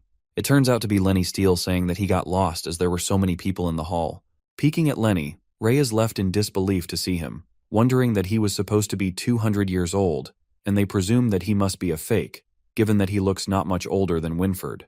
Excited to see the kids from Avrion, Lenny seems to know already that their minds are flooded with curious questions about him, ensuring they have plenty of time together so he'll slowly. Baffled, Gary is honored to meet the old guy and tells him that he's read many of his books while Lenny giggles at this, as he did not expect him to be such a keen learner. Nonetheless, as everyone seems to have arrived, Lily skips the small talk and gets to business, swishing her magic wand. Lenny compliments Lily for casting the wind barrier magic nicely. Surprised, Fanjo lets out that he thought it was private enough here, asking if it's that secret, but Lily seems to be extra cautious as this mission involves top-level secrets, clarifying that she doesn't want any leaks. However, a suspicion flickers in Ray's mind when he conjectures that there's more to it, as Lily won't be that cautious just to catch someone, deciding to wait and see what she has in mind. After that, Lily notifies them about the latest news about finding Vissy's traces, adding that the guy's power has been leveled up and he's confirmed to be injected with the Shadow Plague.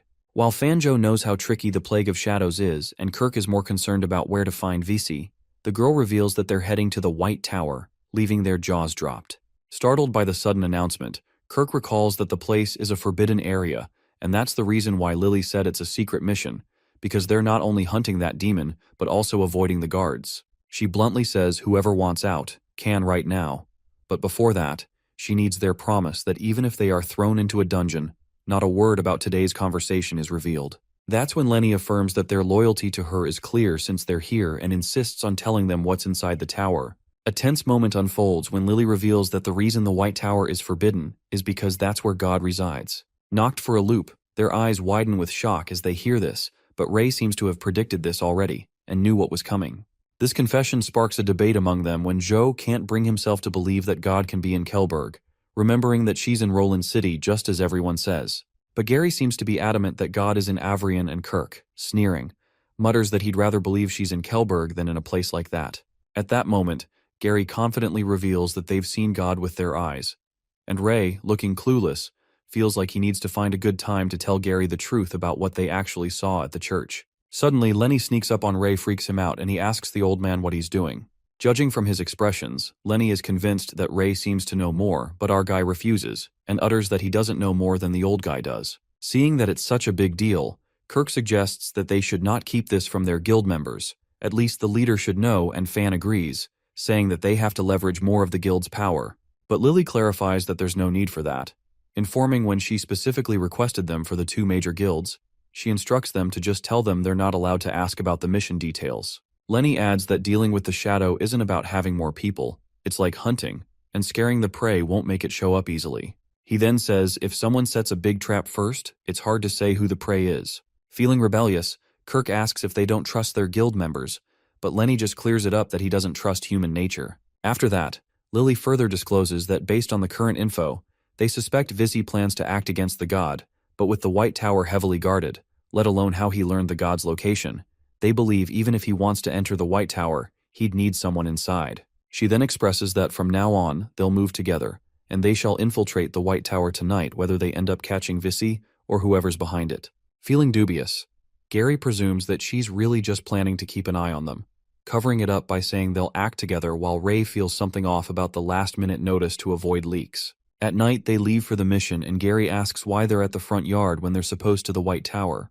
Just then, Lily reminds him that she mentioned earlier that since the White Tower is heavily guarded, they need another way in. Reaching the garden of her place, Berg bows to her and Lily asks him if her father has already left. Berg reports to her that he went to attend the business dinner as per his schedule and has also sent the servants away as she instructed. As their eyes land on the statue, Gary feels like it looks familiar, and Ray, knowing that this mage killed him as a dragon, lets out that it's a bonus find. Entering the garden, Fanjo concerningly asks Lily if the mayor knows about this plan, but Lily suggests the fewer people know, the better. Besides, her father is stubborn. Upon hearing this, Jay and Kirk already seem done with her and how outspoken she is. After that, Lily calls out Big Guy Jay and asks him to lend a hand in pushing the statue.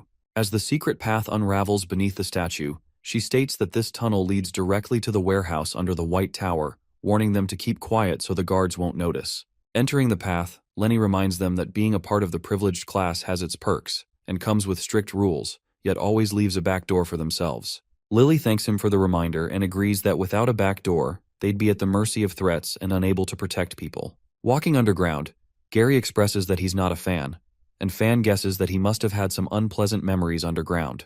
Having traumatizing experiences, the guy doesn't wish to relive those. Suddenly, Jay starts sniffing and creeped out. Kirk, getting rude again, asks the big guy whose pet he is and why he is always twitching his silly nose.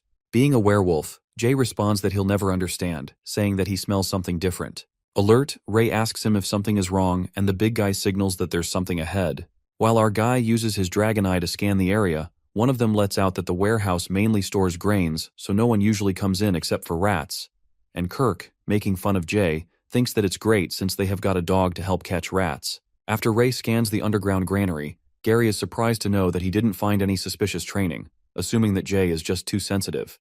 Ray says that he didn't see anything, but he knows that Jay is always right, so they better be careful. Later, they halt at the big door, and Lily calls out for a friend who's good at picking locks, stating that her father always got the keys on him, so she'd rather not leave a sign of forced entry. Just then, Gary decides to volunteer, and Lenny is quite impressed to see the black belt skills, saying that it's quite rare indeed. While Kirk jokes around that they're now rice-stealing rats, as soon as the gates open, suddenly they are welcomed by a deadly attack. Like a bolt of lightning, Ray rushes to save Gary and grabs him away, but it appears that Kirk gets hurt as he's bleeding, claiming that he felt like something pierced his ribs. Flabbergasted, Fanjo freaks out as he can't see it clearly, making him guess that it is a beast. At that moment, everything gets clear when they witness a tiger bat monster soaring their way, which makes their eyes bulge with horror. The tiger bat seems to be flying their way again, and while Jay and Gary braces to deal with it, Lenny shouts at Berg and Joe, who are carrying the injured Kirk, to get inside quickly. The beast with its colossal claws holds off their swords, and just as Ray is about to attack, Lenny at a fiery speed strikes the beast, making it bleed. Watching him fight so impressively, Gary is amazed to see that the old man can fight so well, and our guy is left in disbelief as Lenny seems to be handling it bare-handed. Beating the crap out of the tiger bat, Lenny jerks his hand, saying that it's more painful than he thought. I mean, the old man fights off this big tiger bat bare-handed and complains after feeling a little pain. Appearing in pain, Kirk finds himself lucky for not getting hurt badly, and Joe asks Lily how serious the wound is. As Lily assures him that the wound looks all right, she lets out that she has never seen that kind of beast, not knowing whether it's poisonous or not.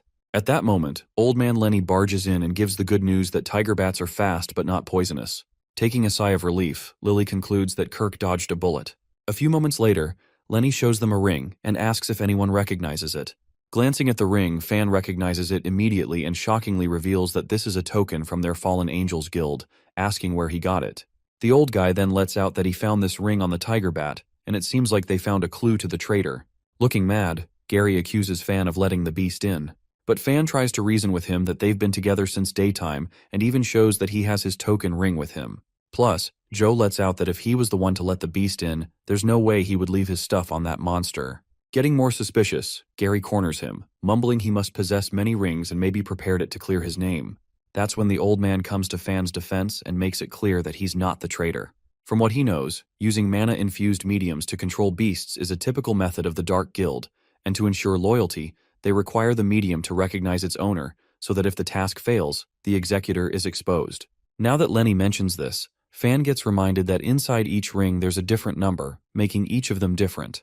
The number of Joe's ring appears to be 2806, and Fan reveals that it's the area code, representing the East Tower district in Kelberg City, same as him. While Lily seems to suspect the number 0001, Fan says that they can't say for all the numbers, but this one, he seems to know who it is. Suddenly, someone starts clapping from behind and emerges from behind the rock. In an unexpected turn of events, the traitor turns out to be the Angel Fallen Guild leader, Mark. Surprised that they know this much about the Dark Guild, Mark was planning to play along a bit more, but it seems unnecessary now. Watching his leader, Fanjo can't seem to believe his eyes, and Lily is also appalled to think that Mark would betray them. She insults the guild leader and says how shameful he is to work for the Dark Guild. Mark does agree that serving her is nobler than serving the Dark Guild, but he won't get what he wants. Just then, Lily asks to save his blabber for the dungeon, and since he's joined the Dark Guild, he should have known the risks. As she pulls out her magic wand, Mark, sneering maliciously, asks Lily if she thought he'd show up unprepared. In a flash, a shadow appears behind Lily, and as Ray screams, signaling her about the danger, the shadow seems to burst into big bubbles. To save Lily, Berg sacrifices himself and his body starts to corrode after the purple liquid touches his body. Peeking at the shadow, Lenny realizes what it might be and he suddenly shrieks, warning Gary not to touch the purple liquid that falls on his handgear. In a flash of a moment, the shadow pulls an ambush attack on Lily, but Lenny slashes the shadow's hand and asks everyone to get inside the shield he's casting. Protected by the barrier, Ray questions Lenny about that thing, and he warns that these shadows are extremely dangerous. Just touching their blood can be deadly. He further reveals that they are all dying people who failed to become hosts of the Shadow Plague. He further unravels that those who the shadow successfully over will become shadow warriors, and those who fail just one step short become this type of thing that they're attacked by now. While the shadows keep getting frantic, exuding a malicious aura, our boy is shocked to see the shadows increasing, and Lily desperately asks Lenny if there's a way to save Berg. With a look of disappointment etched on his face, Lenny replies that he can't bring the dead back to life. As Lily mourns Berg's death and her eyes filled with tears, suddenly, a shadow attempts a frantic attack on them. However, with vengeance flashing across her eyes, she grips the shadow with her magic and smashes her on the ground. She fiercely makes it clear to Mark that she'll make him pay for this, while Mark, smirking, says to her that he'll be waiting so she doesn't need to rush. Deep down, Mark seems to notice that Lily's spell range ends there, but Lenny's the real trouble. He surrounds them with multiple deadly shadows, so as long as he can't move freely, the others aren't a threat. Peeking at the shadows who are trying to get in through that shield, Fanjo assumes that Mark is aiming for a long fight with them, and Jay thinks how disgusting these guys are, asking the boss to deal with them. But Ray warns him not to rush as these shadows are deadly, so they need a plan first. Our guy then asks Lenny how long his magic shield can last, and the old man affirms that if it's just like this, it can last until tomorrow morning. Relieved to hear this, Ray presumes that they're safe for now, but they can't be so sure about Mark if he has more tricks up his sleeve, plus that guy is unaware that he uses magic. So our guy plans to probe him with a substitute. That's when a voice comes from behind, asking why aren't these people dead yet, and says that if he can't do the job, he'll do it. And to everyone's surprise, it turns out to be Vissy. As Vissy is on the verge of losing control, Mark tells his friend not to worry, as the one thing they have plenty of is time. He informs Vissy that the girl Lily is still useful so they can't kill her. A monstrous grin spreads across his face, and Vissy tells Mark to get Lily to bring that person to him as he can't wait any longer, threatening to go and kill everyone right now. But Mark calms him down and assures that he's helping him find that person. But for now, he asks Vissy to pick up someone to play with him. A hint of terror runs through Ray when he speculates who he is talking about. After that, Mark, facing towards the magic shield, asks everyone if they have heard his friend who's itching for some fun and needs a playmate, adding that he has a proposal. He then suggests that they can take turns challenging Vissy, promising his men won't interfere. He proposes that the winner gets to leave. Doubting his oddly sympathetic proposal, Lily bluntly asks what he is planning because from what she knows, he isn't really that kind-hearted. Laughing, Mark makes it clear that Lily has to stay here nonetheless, as they have some matters to discuss, but her followers don't have to die as he's not interested in them, so they still have a choice. Abruptly, Vissy, in a frenzy of excitement, repeats to kill that person. Given that his friend here is quite impatient, Mark asks them a favor to help him calm down, muttering if none of them want to challenge him, he'll have to let go of Vissy to find that person he's obsessed with. Mark anticipates they'll be stuck here until the magic shield disappears. Then it's every man for himself, live or die. At that moment, Ray asks who's the person he's looking for, and Mark believes that Miss Lily might know where he is as he met Vissy in the dungeon that day. Adding up, for some reason, Vissy just can't stop thinking about that person. Just then, Lily immediately realizes that it's Ness, and Gary whispers to Ray that Vissy is looking for him. Without a minute, our guy steps out of the shield, putting himself in jeopardy, and while everyone tries to stop, Ray assures them that he can handle this and tells them to use this chance to come up with a plan. While Mark is glad to see that his friend has an opponent now, Ray mutters that he's really lucky because the person he's looking for is right here. Just then, he introduces himself as Ness, and magic emerges from within, which makes Mark's jaw drop as he realizes this kid is a mage too, while Vissy gets berserk, too thrilled to see Ness as if he's going to chew him alive. Calling him a good boy, Lenny is impressed as Ray's hidden magic aura even fooled his eyes, while Fan is left in disbelief as he recognizes that he's the leader of the Crimson Wings, wondering which one is his true form. On the other side, our guy points his sword at Vissy and challenges him. With a devilish grin, Vissy lets out that he and his hammer have been waiting for him. The flares of flames are directed toward Ray, and our guy blocks them off with his ice frost magic. As the flames also hit the shield, Lenny concerningly yells if they keep fighting like this, his shield won't last till dawn, and Gary shouts at Ray, telling him to hurry and finish him off. Just then, Lenny asks Lily if her wind barrier magic holds against that attack, but she refuses, justifying that she has never practiced using it for defense, and isolating sound with compressed is her limit. Hearing this, Lenny supposes that there might be a chance, and tells the young lady that he'll teach her something, instructing her to do what he says later. On the other side, the intense fight continues, and Vissy is flaunting the power of the dragon hammer, mocking Ray that he's all trash before this power. As he swings the dragon hammer to hit Ray, our guy blocks it with his sword, leaving Vissy stunned. In the next moment, our guy grabs his neck and with anger flickering in his eyes, He waits to see how strong his dragon power really is. Set on fire, he strikes his dragon bone hammer and a loud explosion occurs in that place. Inside the shield, Lenny asks Lily how's her progress, and the girl, stressed out, tells the old man to be quiet, clarifying that she's doing her best. Watching them fight, Fan Joe is worried about Ness, asking if he can win, but Gary seems occupied by some other thing when he asks Fan to look over at Mark, who's neither rushing to fight them nor stating his mind. A suspicion lingers in their minds as they assume that Mark is playing them. While Fan expresses that he never thought the guild leader would betray the guild and believes that he knows about the gods, Gary dubiously mutters that if that guy wants to find the god, he shouldn't be wasting time with them. Instead, he should be forcing Lily to take him to meet the god, concluding that there must be some kind of notorious plot. Meanwhile, with the dragon hammer clashing with Ray's sword, he takes the chance to create his substitute. Vissy strikes dragon flames at him while the substitute casts an ice bind that freezes all Vissy's flame attacks. As Mark seems to be watching this, he notices that Ray is strong in combat, and his magic is versatile, presuming if they don't get rid of him, there will be future troubles. Suddenly, Mark glances in the shield and realizes that Lily is missing. He immediately commands the Shadow Warrior to find her. The Shadow Warrior spots her while Lily runs for her life. She then hits the shadow with a wind slash that manages to penetrate it while Mark screams if she wants to get herself killed. Using her magic wand, she strikes a wind barrier and wind blast, trapping the Shadow Warrior in a whirlwind, and that's when Lenny, along with Fan Joe, takes the chance to attack Mark. Gary and Jay also leaped towards to attack him, and Mark wields his sword, enfolded in purple energy. At that moment, Jay transforms into a werewolf and lets out a roar, leaving Mark stunned. On the other hand, Fan Joe and Lenny seem to be fighting with the Shadow Warriors. While Fan is struggling to fight that troublesome thing, Lenny incredibly strikes punches. Suddenly, Fan notices that the shadow is self-destructing itself as it turns into a bubble and ruptures, splattering the deadly fragments everywhere. It turns out that Lily was the one who destroyed the Shadow Warrior, and Mark seems to have underestimated this girl as he didn't expect her learning ability to be so strong. He presumes that Lenny is difficult to deal with, and for this reason, he asked Vissy for help. As Mark is lost in the moment of his contemplation, hoping that he can hold on until morning, just then, a powerful punch hits his face, making him crash to the ground with a thrust. It appears that Gary smacked him real good, saying that he really doesn't have a chance to show off while Mark is left flabbergasted to see such strong strengths.